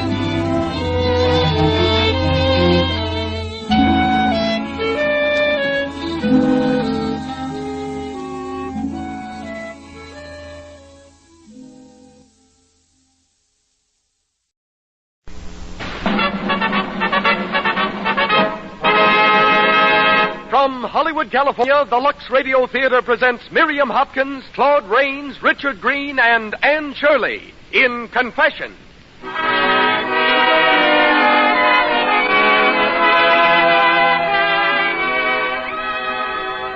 Lux presents Hollywood. Confession is a drama of the present and the past, of a romance that faltered, of sacrifice and devotion stronger than time. Confession brings to our stage Miriam Hopkins, Claude Rains, Richard Green, and Anne Shirley. Between the acts, as special guest, you'll hear Dr. Herman Lissauer, head of Warner Brothers Research Department. The music of the Lux Radio Theater is conducted by Louis Silvers. Before introducing our producer, may I offer a brief suggestion? There isn't a man alive who doesn't admire a lovely, fresh complexion. It's so important to be careful about cosmetic skin. Clever women everywhere, like 9 out of 10 screen stars, use Lux toilet soap regularly. This gentle soap has active lather that removes dust and dirt, stale cosmetics thoroughly, leaves skin soft and smooth. And now, the producer of the Lux Radio Theater. Ladies and gentlemen, Mr. Cecil B. DeMille.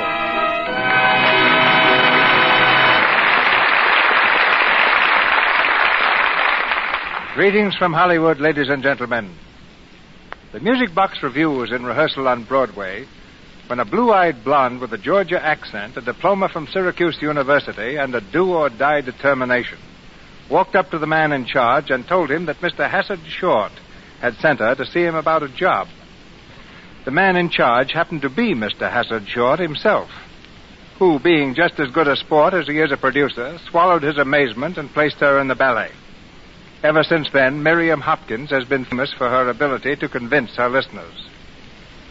We give her that opportunity tonight in the role of Vera Kowalska. Claude Rains, who hails from Warner Brothers Studio, where he recently played with such distinction in Four Daughters, interrupted his stage career in England to enlist with the historic Ladies from Hell in the World War. He rose to a captaincy. Later, he crossed the ocean and made a notable success with the Theater Guild. Suddenly finding himself without a play, Mr. Rains took it for granted that his stage career was over. He bought a farm in New Jersey and settled down to a life of labor and leisure on the soil. But Hollywood put an end to this short-lived career, and so as an ex-farmer, he's been harvesting hits instead of potatoes ever since. Seen next in They Made Me a Criminal, Mr. Rains appears tonight as Mikhail Mikhailov. In the role of Leonid comes one of Darryl Zanuck's greatest discoveries, Richard Green. 20th Century Fox Studio was so anxious to sign him that he was making love to Loretta Young in a picture 7 days after he sailed from his native England. Today, less than a year later, his fan mail runs to 3,000 letters a week. He's just completed Submarine Patrol and resumes his attentions to Miss Young in their new film, Kentucky. The youngest of our stars, Anne Shirley, is the screen veteran of tonight's cast. An actress since babyhood, Miss Shirley appears through the courtesy of RKO Studio, is currently seen in A Man to Remember, and plays Lisa in tonight's drama. And now for the play. It's curtain time and start time as the Lux Radio Theater presents Miriam Hopkins and Claude Rains in Confession with Richard Green and Anne Shirley.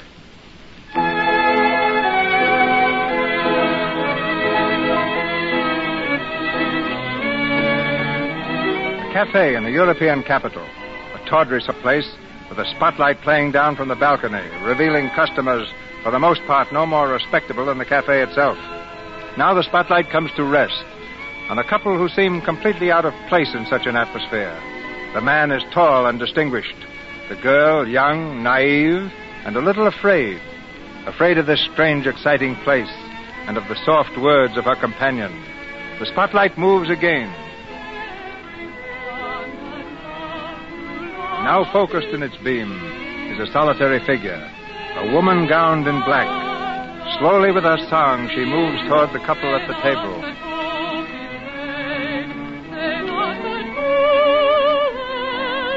The woman in black has stopped. Her song abruptly ended. She stands transfixed, horrified, looking at the two in that booth before her. Then with a quick movement, she turns away and hurries from the floor. The man in the booth whispers something to the young girl. They rise to go. They reach the stairway when suddenly... Mikhailo! The man turns. There at the foot of the stair is the singer, a revolver in her hands. The man's face is frozen with horror. All right. Quiet. Quiet here. You were with this man, weren't you? Answer. Yes, officer, I was. Just answer questions. Who was this man? Mikhailov, the pianist. And who are you? How long have you known him? What do you know about the shooting? My name is... I'm Lisa Kozlov. I only met him. Oh, please, don't make me answer now. You'll answer whenever I want. The man's been killed here. Leave her alone. I killed him, and that's all that's necessary. I killed him, and I'm glad. Do you understand that? I'm glad.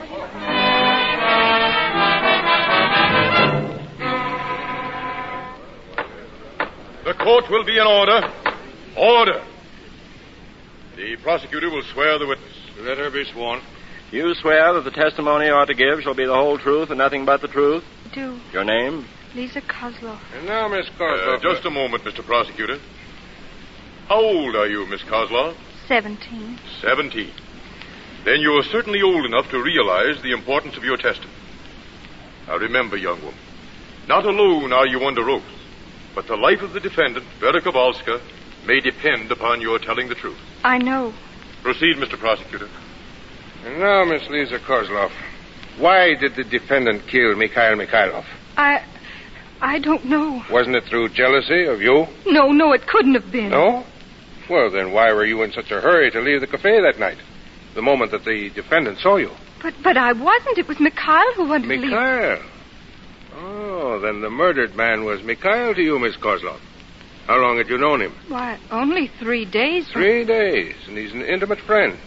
Interesting. Oh, but you... Your Honor, why should this girl be questioned like this? I'm the one on trial. She isn't. Silence. It is not for the defendant to question the tactics of the prosecutor. Continue, Mr. Prosecutor. Thank you, Your Honor. Now, Miss Kozlov, tell us in your own words how you met the murdered man, the relationship between you, everything, and the truth. Well, I saw Mr. Mikhailov first at the conservatory where I'm studying piano. He came there as a visiting artist, and after his recital, I guess all of us were, well, excited. At least Lane and Hildegard and the girls who were my best friends were.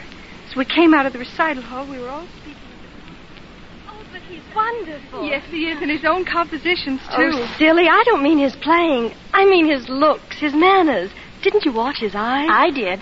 And I saw where they were most of the time. On you, Lisa. Yes, Lisa. He seemed to see no one but you. Well, maybe that's not so strange. Lisa Kozlov, you don't mean that you know him. Of course he does. Well, I wasn't going to mention it, but I did study with him for a while when Mother and I were in Paris. Lisa, you're making that up. He was just flirting with you, and now you're pretending that you know him. Oh, is that so? Well, All right, then. Where was it that you studied with him? Why, it was... It was at the Conservatoire Eloy in Paris 3 years ago. Oh, Mr. Mikhailov, I didn't know you were... Am I not right, Lisa? Paris, 3 years ago? Why, yes. I remember you were a very fine pupil, but you had trouble with your octaves. Do they still bother you?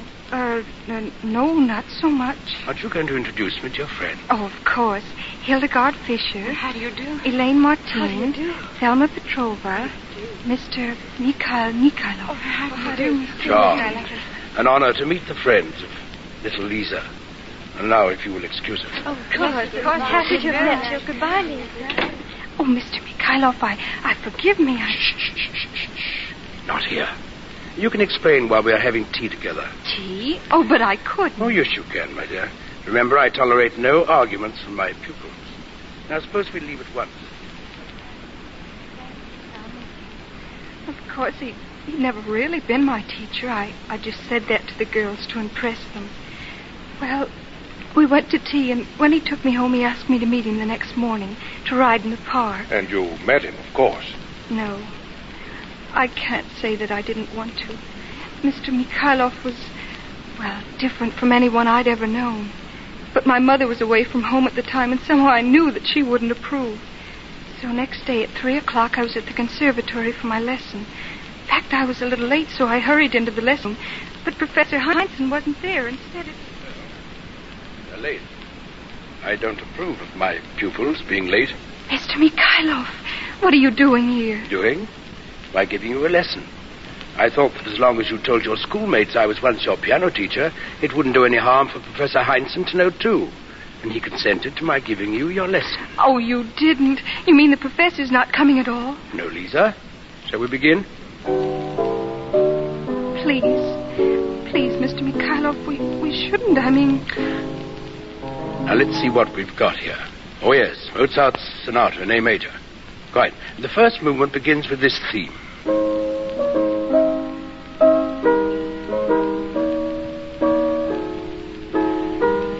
The basic theme undergoes various changes, while the harmonic sequence is kept intact.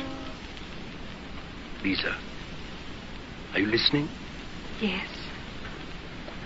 Well, while the principal progressions are unaltered, they are emphasized by... Lisa, why wouldn't you meet me this morning? I couldn't. You were afraid. I don't know. You mustn't be. I told you yesterday. Lisa, it's true. You're not just another girl to me. You're all my yesterday. You're Lisa. No, please, you mustn't kiss me. Oh, you shouldn't. Don't you see how horrible this is? What?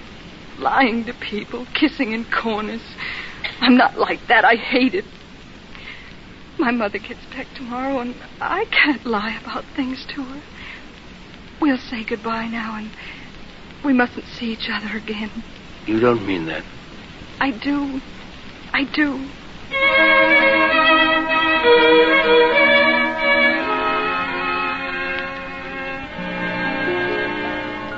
Then it was a grand trip, Mother. Perfect, except being very lonely for a certain young lady I know. Lisa. Lisa, darling, is something wrong? Wrong? You seem so pale. You haven't been overdoing. No, Mother, I'm all right. It's just... Madame Kozlov? Yes, Lona? There's a woman out here to see you. She won't give her name. Well, that's strange. Well, I'll see her in just a moment. Yes, madame. While I'm gone, Lisa, you might be seeing what you think of this. It's for a certain long-legged duckling I used to know. Mother, a new gown, and it's practically backless. That makes it official. I'm really grown up. Oh, you darling, you're the grandest mother in the world. Well, you be trying it on, dear, and I'll be back in a moment.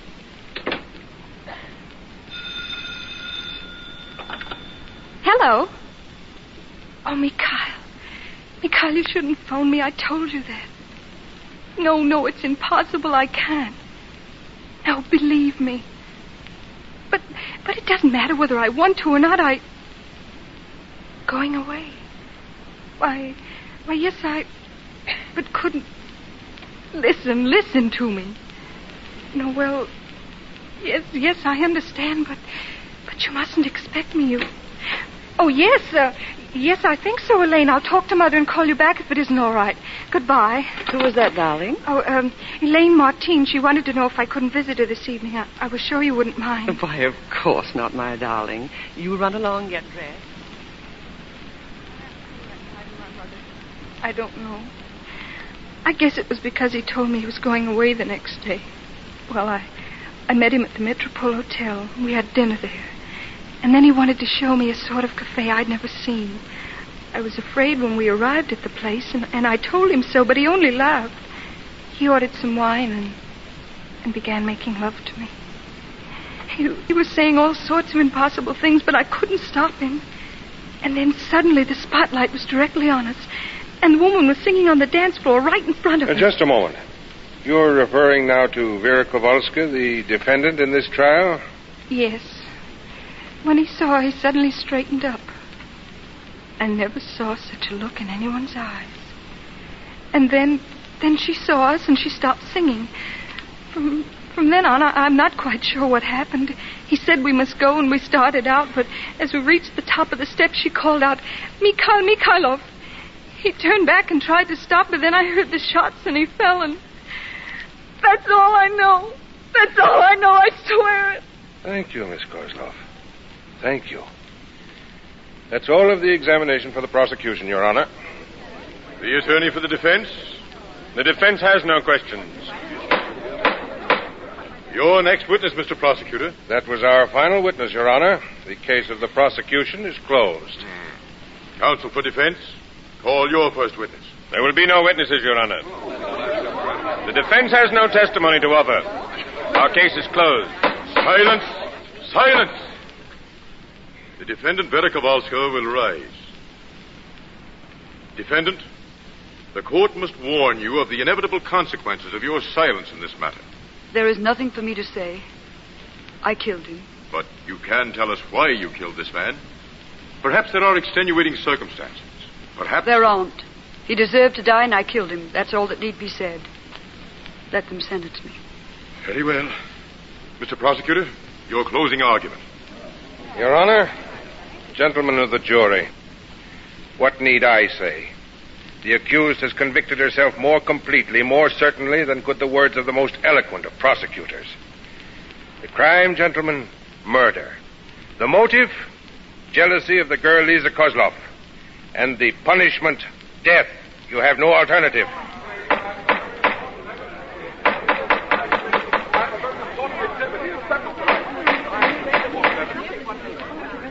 Your pardon, Your Honor, your pardon. The suitcase has just been sent to the court by the police. It was just found in the baggage room of the Union Station. It's the property of the accused. Open it. No, don't open that. Silence. The case is closed. finished. That suitcase has nothing to do with it. Nothing at all. Vera Kowalska, this court is not content that this trial be closed without a knowledge of the relation between yourself and the murdered man. It is possible that this suitcase will reveal that relationship. Therefore, it is my order that the suitcase be opened and... No, don't open it. I'll tell you.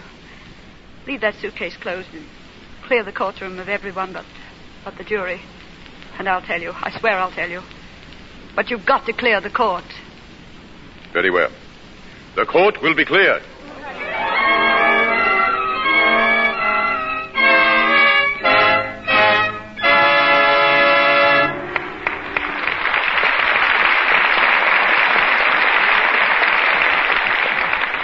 Now, during our intermission time, before we continue with Act Two of Confession, starring Miriam Hopkins, Claude Rains, Richard Green, and Anne Shirley, we're going to listen in for a few minutes on the life of Joan Smith, a young Hollywood extra who's just gotten her first real part.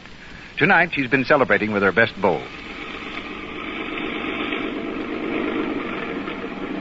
It's been a perfect evening, Bill. I love the dancing. And did little Billy love it? Oh, gosh, Joan, you're the sweetest girl. I could dance with you forever. Oh, thanks, Bill. Now I have to run. Big day tomorrow. Good night, Bill. Good night then, Joan. You're sweet.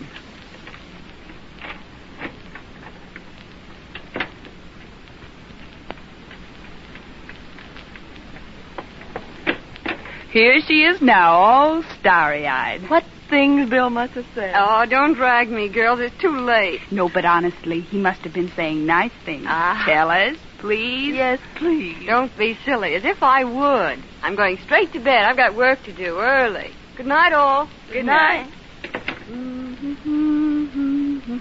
Just as if I'd tell them the nice things Bill said. I could dance with you forever. Joan, you're sweet.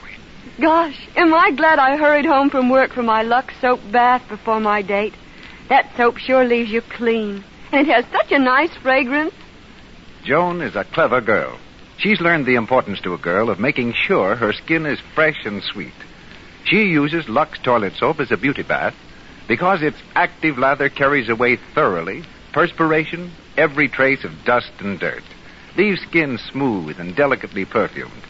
Screen stars use this beauty bath. You'll love it, too. Our producer, Mr. DeMille.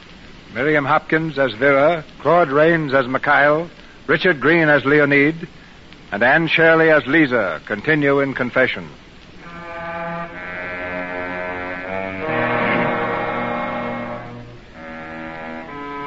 The courtroom has been cleared. Facing only the judge and jury, Vera Kowalska is prepared to testify, to tell why she killed Mikhail Mikhailov. For a long moment, she stands surveying the anxious faces about her. Then at last, she speaks. Your Honor, before I begin, I must be sure that nothing I say here will become public knowledge. The accused may be sure of that. Proceed. Well, it was in 1912, in Warsaw. I was a leading singer of the Imperial Opera there, and this particular night was to me perhaps the most important of my career because it was to be my last.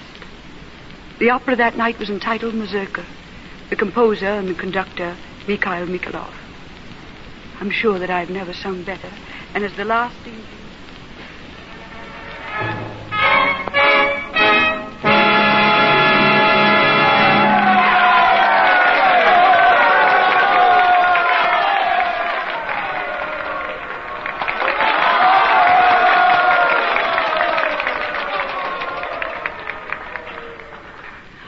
Glorious, such a naughty and Why, I hope for applause from them out there, but from you, my fellow singers. Stella, you do the honors for all of us, All right. Vera, for all of us, this is goodbye and good luck. We refuse to believe that any man is worthy of you or has a right to take you and your voice away from us. But it's evidently too late to make you see the light now.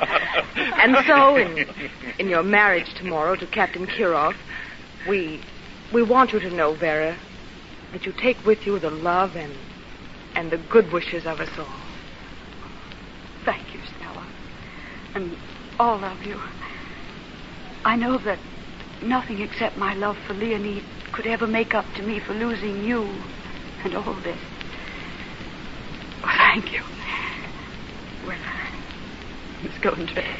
Goodbye. Well, felt like a climax of the second act. Mikhail. I waited to make my farewell in private. I have no taste for public demonstrations. Mikhail Mikhailov, your gallantry is only exceeded by your vanity. Goodbye, and get out of my dressing room. You sang superbly tonight, Vera. Oh, the real credit belongs to your opera. My opera is but scribbled notes on manuscript. It was your singing that made it great music. Oh. Vera, you can't do it. What can't I do? Come on, give it up. Marriage isn't for you. At least not this kind of marriage. An army captain. No, really. Music is your world, my dear. Now and forever. Wait. This is all terribly serious to me, Mikhail, and I'd rather not joke about it. Joking? But I'm not joking. Now, if you were to talk of marrying someone else, Mikhail Mikhailov, for instance... I don't suppose it matters that Mikhail Mikhailov already has a wife. Wanda? Oh, ancient history, my dear. Vera, darling. Oh, Mikhailov. Congratulations. Your opera was wonderful. Well, thank you. You come in good time. I was just trying to persuade your fiancée to jilt you at the altar and marry me instead. Oh, were you? Well, I take it all back about your opera. It was terrible. My opinion exactly. Glad you agree with me. Well, I'll run along. The very worst of luck to you both. An intriguing sense of humor some people have. Yes. Vera, what did that fellow want in here? Oh, nothing of importance. But I'm glad to see that you're jealous. Would that mean you love the lady, Captain Kirov? It would mean that I adore the lady. Do you, my darling? Are you sure? Very sure. Now and forever. Now and forever. And there's nothing ever that can separate us.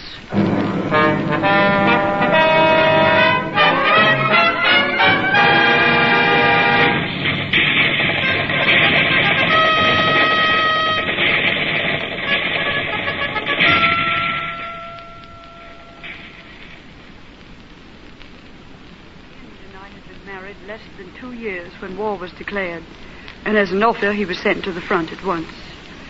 But those 2 years we did have were so filled with happiness that I almost believe they make up for all that happened since. I'm sorry. Perhaps the defendant desires a reason. No, I want you to know all of it. As I've said, my husband was at the front. He was even away when our child was born. And I was continually obsessed by a single fear that something might happen to her while he was gone. I suppose I was almost frantic in my care of her. And although I had the best of nurses for her, I went nowhere. My old friends were nearly forgotten. And then one day, Stella Melov came. What an adorable baby, Vera. I'm rather proud of her. And that husband of yours?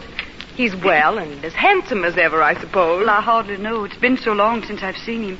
He's really in the thick of things, Stella. But he always writes me not to worry. It seems he has a system. When the shells start to fall, he runs for the nearest general. And you? What about you? Oh, don't answer, I'll tell you. You buried yourself. It's in your face, in your clothes, everything about you. That spark, that je ne sais quoi that was Vera Kowalska. It's gone, and I don't like it. Nonsense, Vera. I'm the happiest person in the world. What if you are? Can't you be happy and have some fun, too? You're mad just as always. But you're not, and that's serious. Oh. So little Stella is going to do something about it. What? There's a benefit ball on Saturday night. All Warsaw is going to be there. Particularly all the people you used to call your friends. And because you miss them and they miss you, you're going.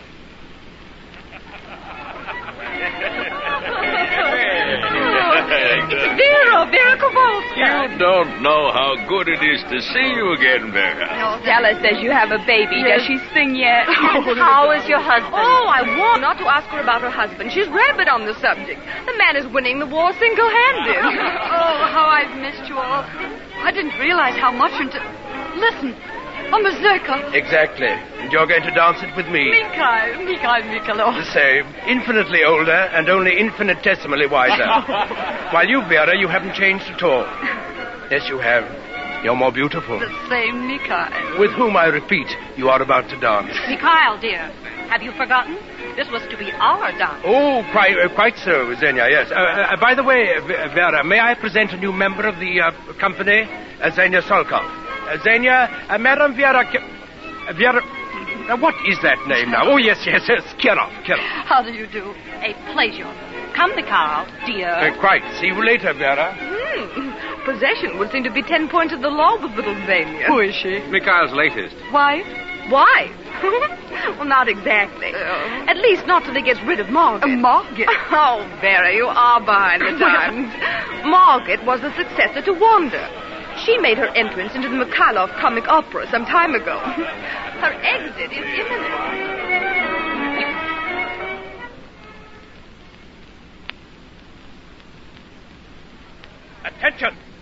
Attention, all of you. There may be those among you who are under the delusion that this ball is ended simply because the other guests have all gone home. Not at all. We, my friends, may remain sans orchestra, it is true, but still we may remain until dawn, if it pleases us. It has been arranged by a scoundrel named Mikhailov. Oh, but it's late, Mikhail. We should go home, all of us. Impossible, Vera. My friends, there is, I confess, a purpose to my keeping you all here. After all, we are good friends. And there is a tribute to an old friend returned that we surely have not forgotten. Better now. Tumbler of vodka, and each of us chanting till she downs it at one gulp. That is our tribute to Vera. And if she is still one of us, she cannot refuse. Mikhail, no, not vodka. I can't. Oh, yes, you can. Here, Xenia. Xenia, you hold the glass while I... Well, that was too good an exit. Must have been rehearsed. You will pardon Xenia's manners, Vera. I suppose it's just that she's young. Another glass. Now, a tray. And the filled glass upon it, and... Mikhail, please. I appreciate your... Better not. Don't do it, Vera. Not that much vodka. Stella, I've got to. I can't insult them. She's going to do it. Good girl. Down with Vera. Who said Vera no longer was one of us? Oh, Vera does. And now I thank you all again. But I must go home. I'm already seeing you all double. And by the time that vodka takes effect... Perhaps you're right, Vera. I'll see you home. That won't be necessary, Mikhail. Why, of course it is. Would you have me let the guest of honor go unescorted? I can go home with her myself. Stella, you amaze me. I actually believe you mistrust me. Come on, Vera. All right. Night, everybody. A grand party. Oh, Mikhail, get me air.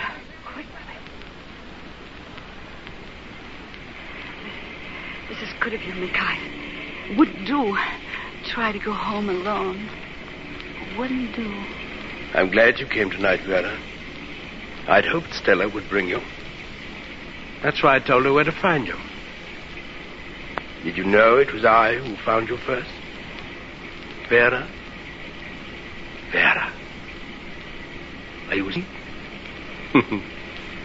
Funny little Vera.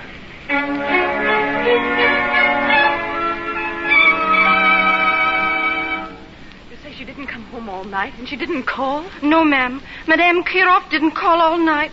I've been so worried, ma'am. What with the baby and all, There she is now. Wait here, please.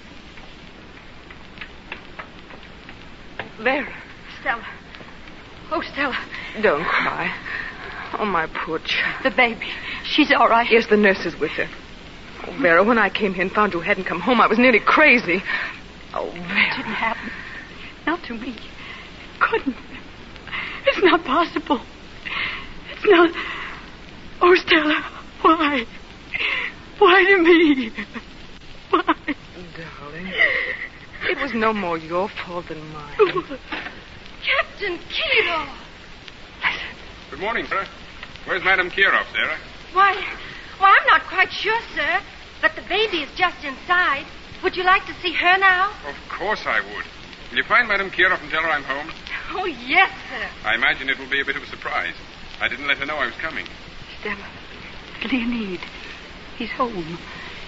He's here now. Quickly, Vera. Go up to your room. He mustn't see you in that dress. No, I've got to tell him, Stella. Are you mad? He's my husband. He has a right to know. He'll understand. But not now. Please, Vera. You can tell him later. Go on. I'll keep him down here. Hurry. Very well. It doesn't matter much whether now or later. Perhaps she went out without telling me, sir. Very well. When she comes in, would you mind telling her? Oh, I beg your pardon. Good morning, Captain Kiroff. Good morning. I'm Stella Maloff. I was in the opera company with Vera. I've been visiting her here the last few days. Madame Marloff, of course. And you're most welcome. Do you suppose, madame, that my wife is as skilled an actress as yourself? I don't know what you mean, Captain. I've watched your eyes, madame. They never betrayed for an instant that you even noticed this empty sleeve of mine. My congratulations. Vera doesn't know? No. Well, was that wise, Captain Kiroff? I don't know. There are some things one lacks the bravery to write. And is there greater bravery in confronting her like this, unwarned? Do you think I wanted to? Do you suppose that in these weeks I haven't seen her face before me 1,000 times? The pity in her eyes when she sees this. It must not be, Captain Kiroff. Well, Vera's taken your own. She must know before she meets you. Well, how? I'll tell her, and then I'll send it to you. Oh, it will be easier from someone else, believe me. Will it? I don't know any longer. I've been too long. If you will, Madame Mallow. She'll be smiling when she comes to you. You'll see. Vera. Well? Listen to me. Listen and say nothing until I've finished.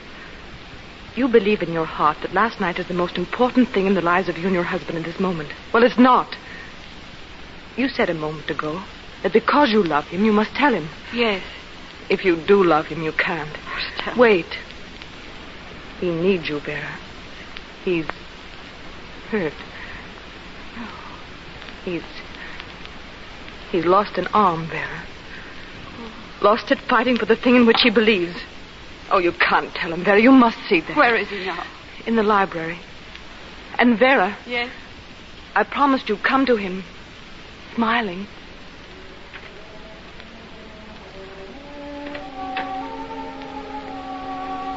Leonie. Vera. Oh, my darling. My own darling. Let me look at you. Oh. She was right. You are smiling. Then it makes no difference to you, my dear. Well, we're together again, Leonie. That's all that matters. We're together. You and I and our baby.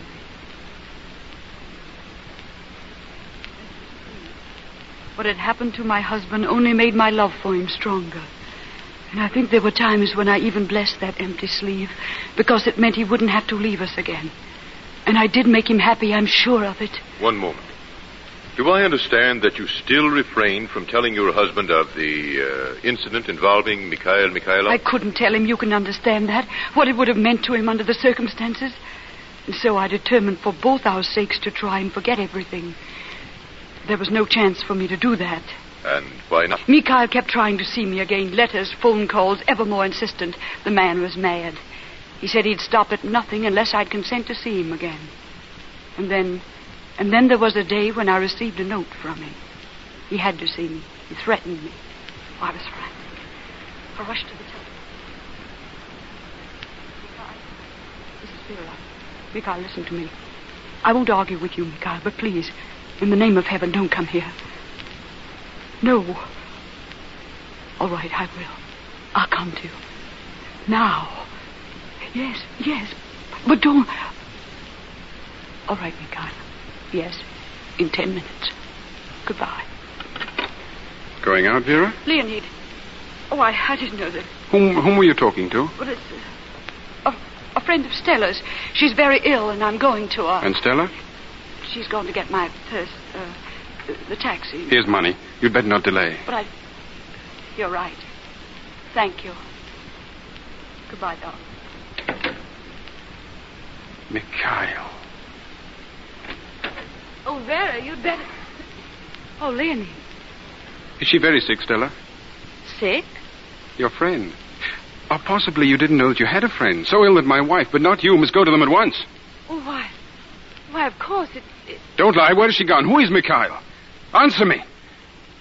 No, never mind. Mikhail. I know. I remember.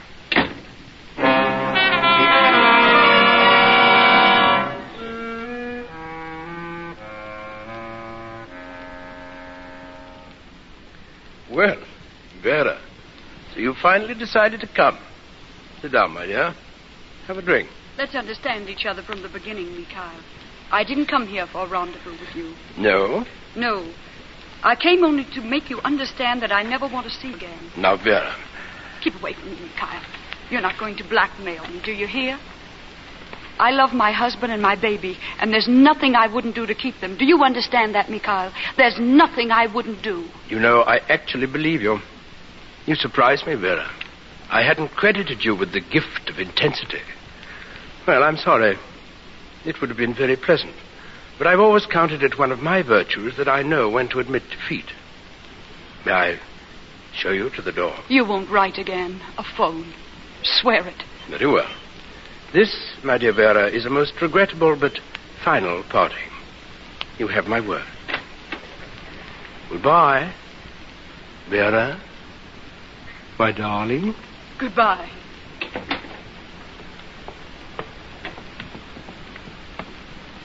It would seem that Stella's friends recover quickly. Leonid. Yes, I followed you, Vera. Do you mind? Oh, my darling, listen to me. You've got to understand. You've been seeing this man, haven't you? This old friend. Leonid, please. Do you want to deny it? Can you deny it? Leonid, Thanks. And you needn't hurry about following me home. You'll find you're welcome here, perhaps. You won't be there. No, Leonid!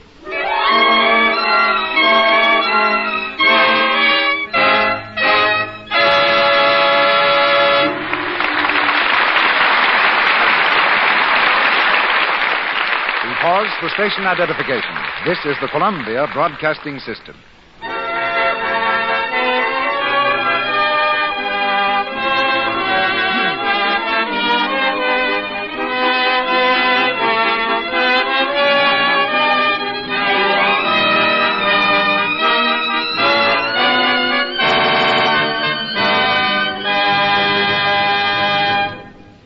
The curtain comes down on the second act of Confession.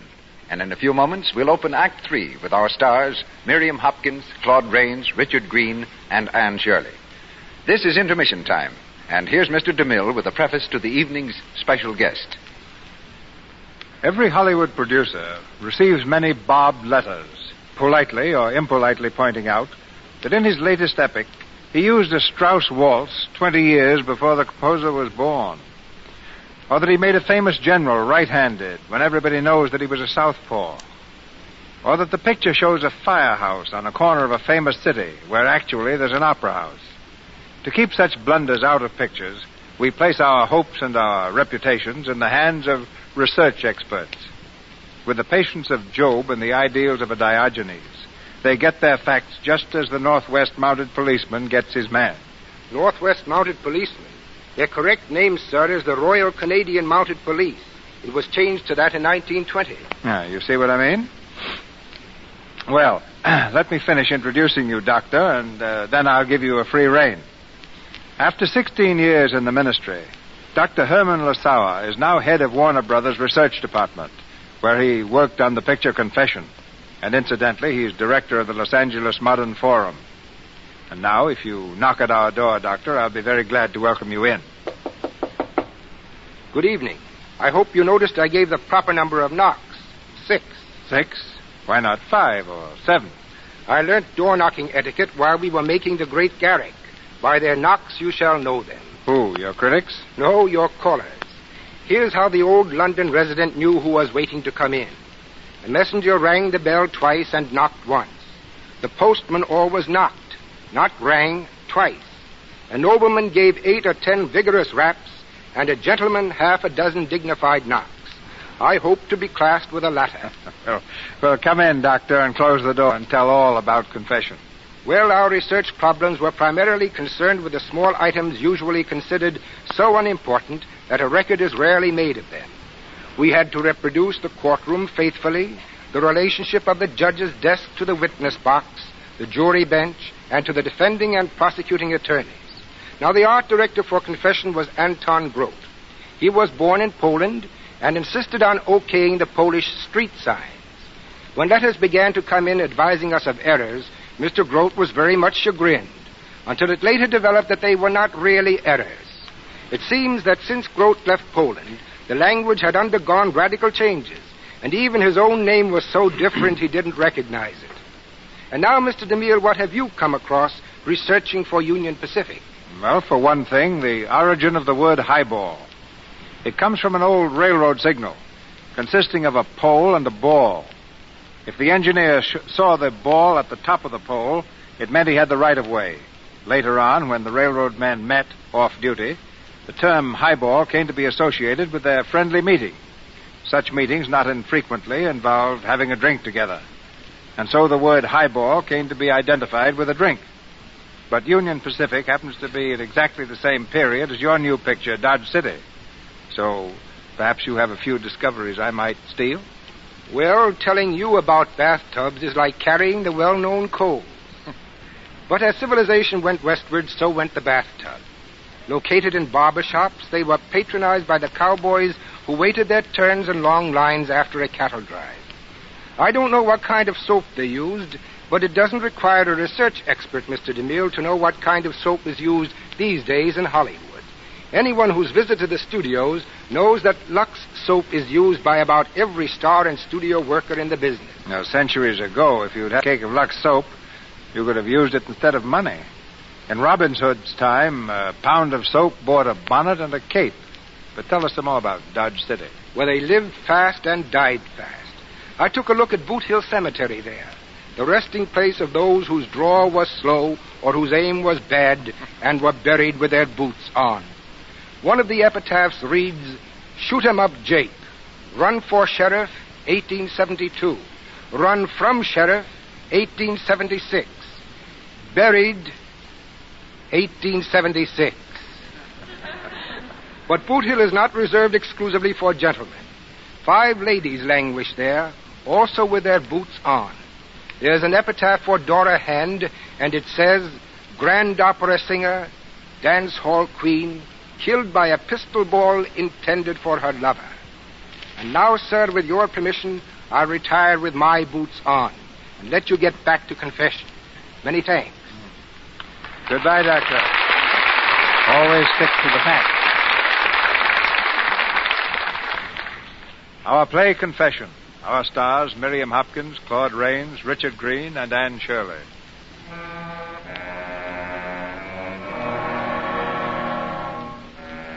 Behind closed doors, in a courtroom cleared of witnesses and spectators, Vera Kowalska continues her testimony. The jury, antagonistic earlier in the trial, seems to have become sympathetic, almost friendly, as they listen to her hushed words.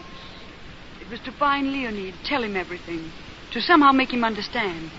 But he refused even to see me. And then at last I had word from him through his lawyer. A divorce, as quickly as possible. There was one person who might have cleared me, Mikhail. But when the day of the trial came, Mikhail happened to have left the country, and naturally the divorce was granted. Leonid was lost to me, I knew that. But there was still one thing even more important. On the day following the trial, his lawyer came. Mr. Stevens, tell me, could you do anything? Madame, you have my sympathy in this matter. But the law specifically states that where the marriage is broken through the fault of the wife... Oh, never mind all that. Are they going to let me keep my child? No, madame. Complete custody is granted to her father. Complete custody? You mean I can't even see her? In cases of this sort, it's the law, madame. But Leonid won't do this to me. He can't.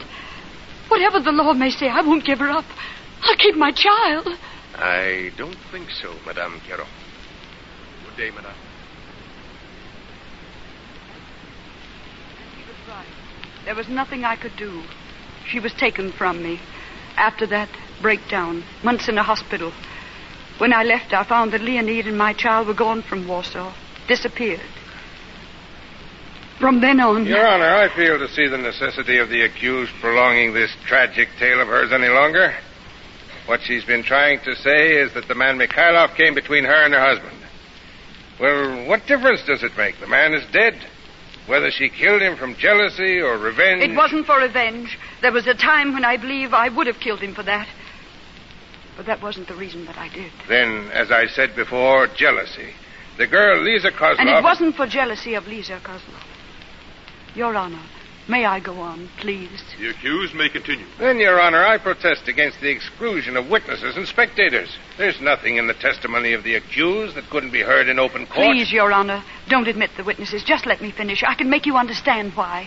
And the suitcase, Madame Kowalska? You will explain that as well? Yes, everything. The accused may continue. Thank you. I don't remember where I was. Read the last testimony given. When I left the hospital, I found that Leonid and my child had left Warsaw, disappeared. Oh, yes. Well, from then on... Yes, Leonid had left some money in my name, but I spent nearly all of it trying to trace them. It was no use. Then I had to think of some way to live. I knew I could never sing in the opera again, but I did have voice enough left for one thing: cabarets, small theaters, amusement parks. 15 years of them all over Europe. And all during those 15 years, there was one thought that kept me going, the dream that I might see my baby again. My first thought in every strange place was, perhaps Leonid lives here with my child. But I had just about given up hope when a letter came from Stella. She had word of Leonid. It seemed that he had changed his name from Kirov to Kozlov when he left Warsaw. But she hadn't been able to learn where he'd gone. Even so, the news gave me hope. Then I came to this city a few weeks ago to sing at that cafe. I found an old city directory. I looked through it, and there was the name, Leonid Kozlov. After all these years, I'd found him. Found my baby. I copied down the address, and I went as quickly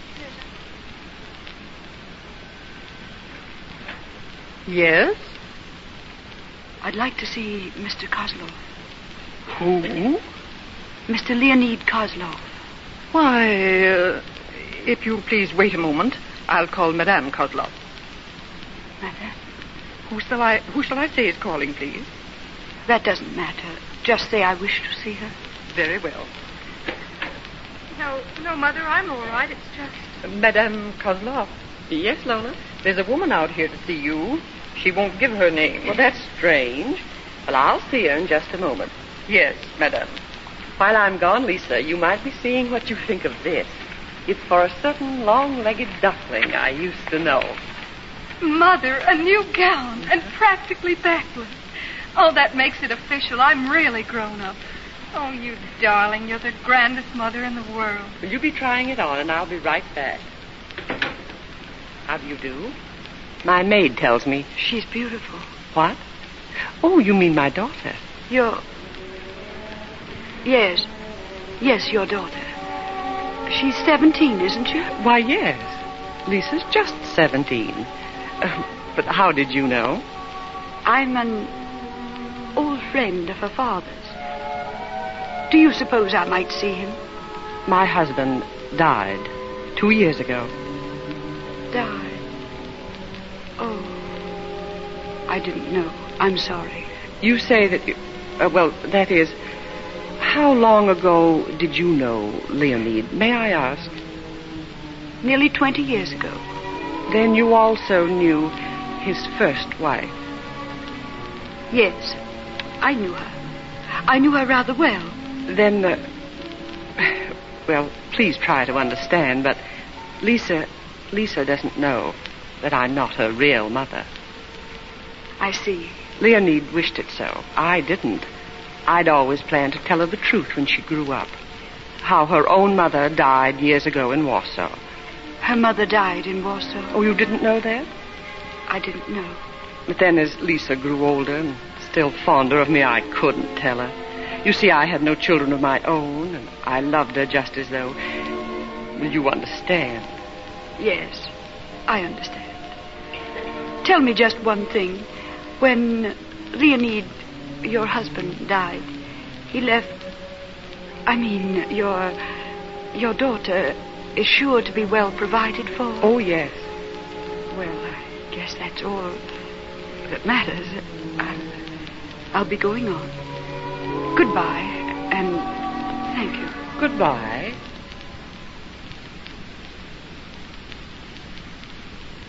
I'd seen my daughter. That was all that mattered. Seen her well and happy and beautiful. seen her in the kind of home that she deserved, the kind I could never hope to give her. I can't pretend it was easy, but I made up my mind to be content. It was the nearest thing to happiness I'd known for 15 years. I went on to the cafe where I'd been engaged to sing. It was pretty bad as cabarets go, but somehow I didn't seem to care about that now. And then, that same night, I was in the middle of my number. The spotlight followed me about the room. There before me in a booth was Lisa with Mikhail. He was leaning close to her, a wine glass in his hand that she was drinking from. That man was my daughter. Yes, I killed him, and I'd do it again. I swear to heaven I'd do it again. Oh, that's all, Your Honor. That's the whole story. And the suitcase? Oh, it contains papers that verify all that I have told you. Certificate of marriage to Leonid Kirov, the birth certificate of Lisa, the decree of my divorce, everything. But if those papers had been examined in the open court, Lisa would have known what she must never know. I see. That will do, Madame Kowalska. Mr. Prosecutor? Yes, Your Honor. Your Honor.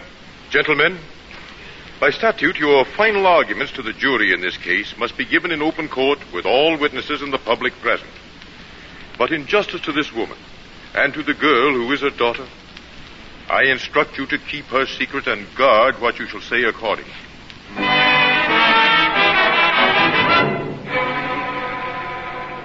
But why should they be so long, Mother? Oh, I don't know, dear. You can never tell about juries. Sometimes they'll reach a verdict They've got to acquit that poor woman, Mother. They've got to.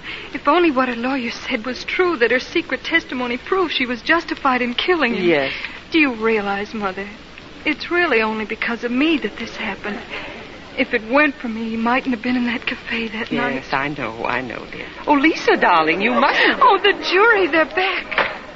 This court will be in order. Gentlemen of the jury, you have agreed upon a verdict? We have, Your Honor. Clerk, the verdict. The accused will rise. The accused, Vera Kowalska, has been found guilty of murder in the second degree. Your sentence, 3 years in prison. Due to the mitigating circumstances of this case, the court will endorse a plea for pardon whenever the accused shall enter such plea. It may well be questioned why the court is so lenient. It is true that the accused killed a human being. But during that testimony given behind closed doors, it became clear to all of us that the real actuating motive behind her crime was to save a young girl from the advances of a man of the lowest possible moral character. This case is closed. Court is adjourned. Oh, Mother, did you hear it? She's going free. She's going free. Yes, come, dear. Oh, no, wait, please. I've got to speak to her. Well, all right, dear. Excuse me. May I get... Excuse me. Madame Kowalska. Yes? Oh, what is it, please? I wanted to tell you that I wish you the best of everything. Goodbye. Thank you, Miss Lisa. Goodbye.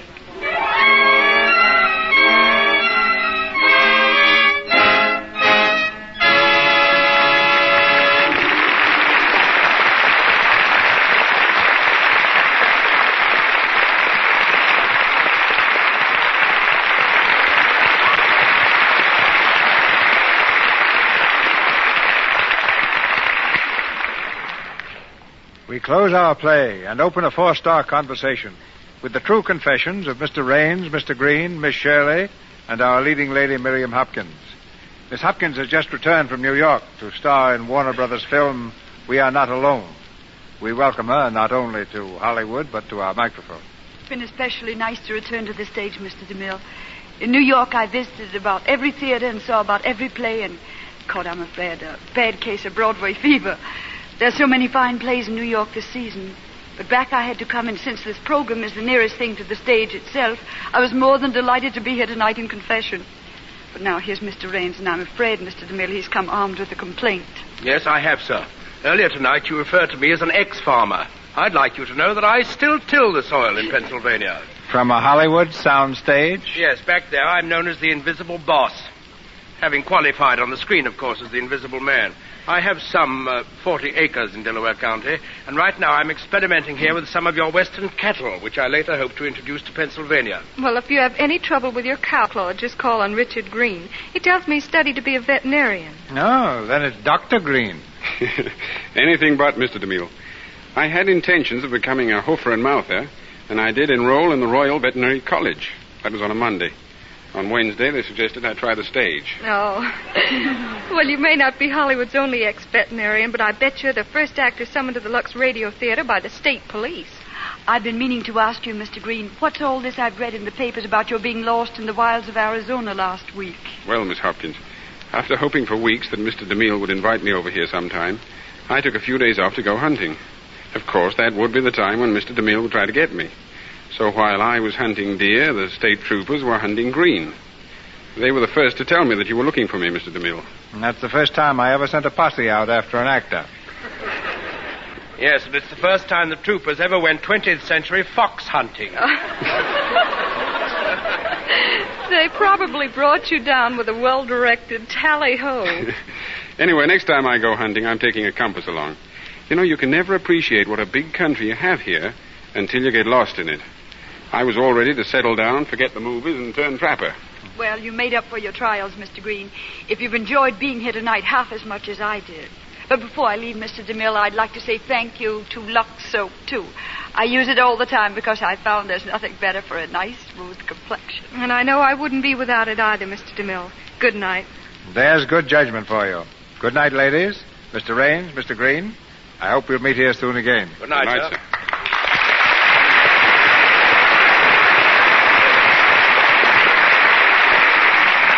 We know you're interested to learn what the and who the stars will be next Monday night.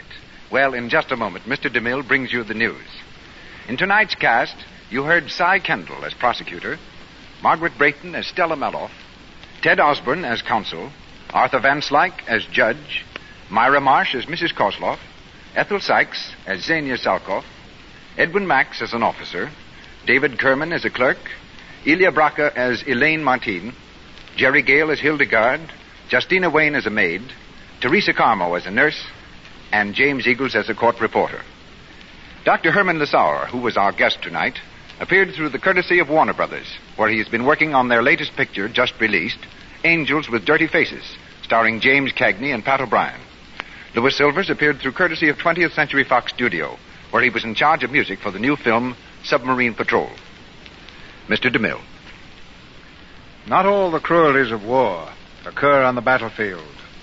Often they enter the home, as they do in our play next Monday night.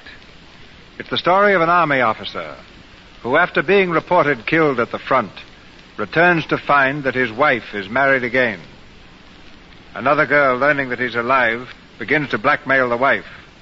Around this situation, the celebrated drama Interference is woven. A great success in England, on Broadway, and twice on the screen. Interference brings to our stage 4 splendid stars: Herbert Marshall, Leslie Howard, Mary Astor, and Gail Patrick.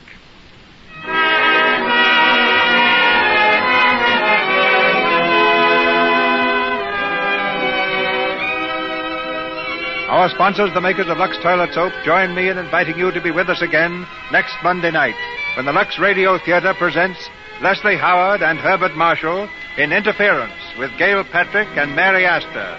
This is Cecil B. DeMille saying good night to you from Hollywood.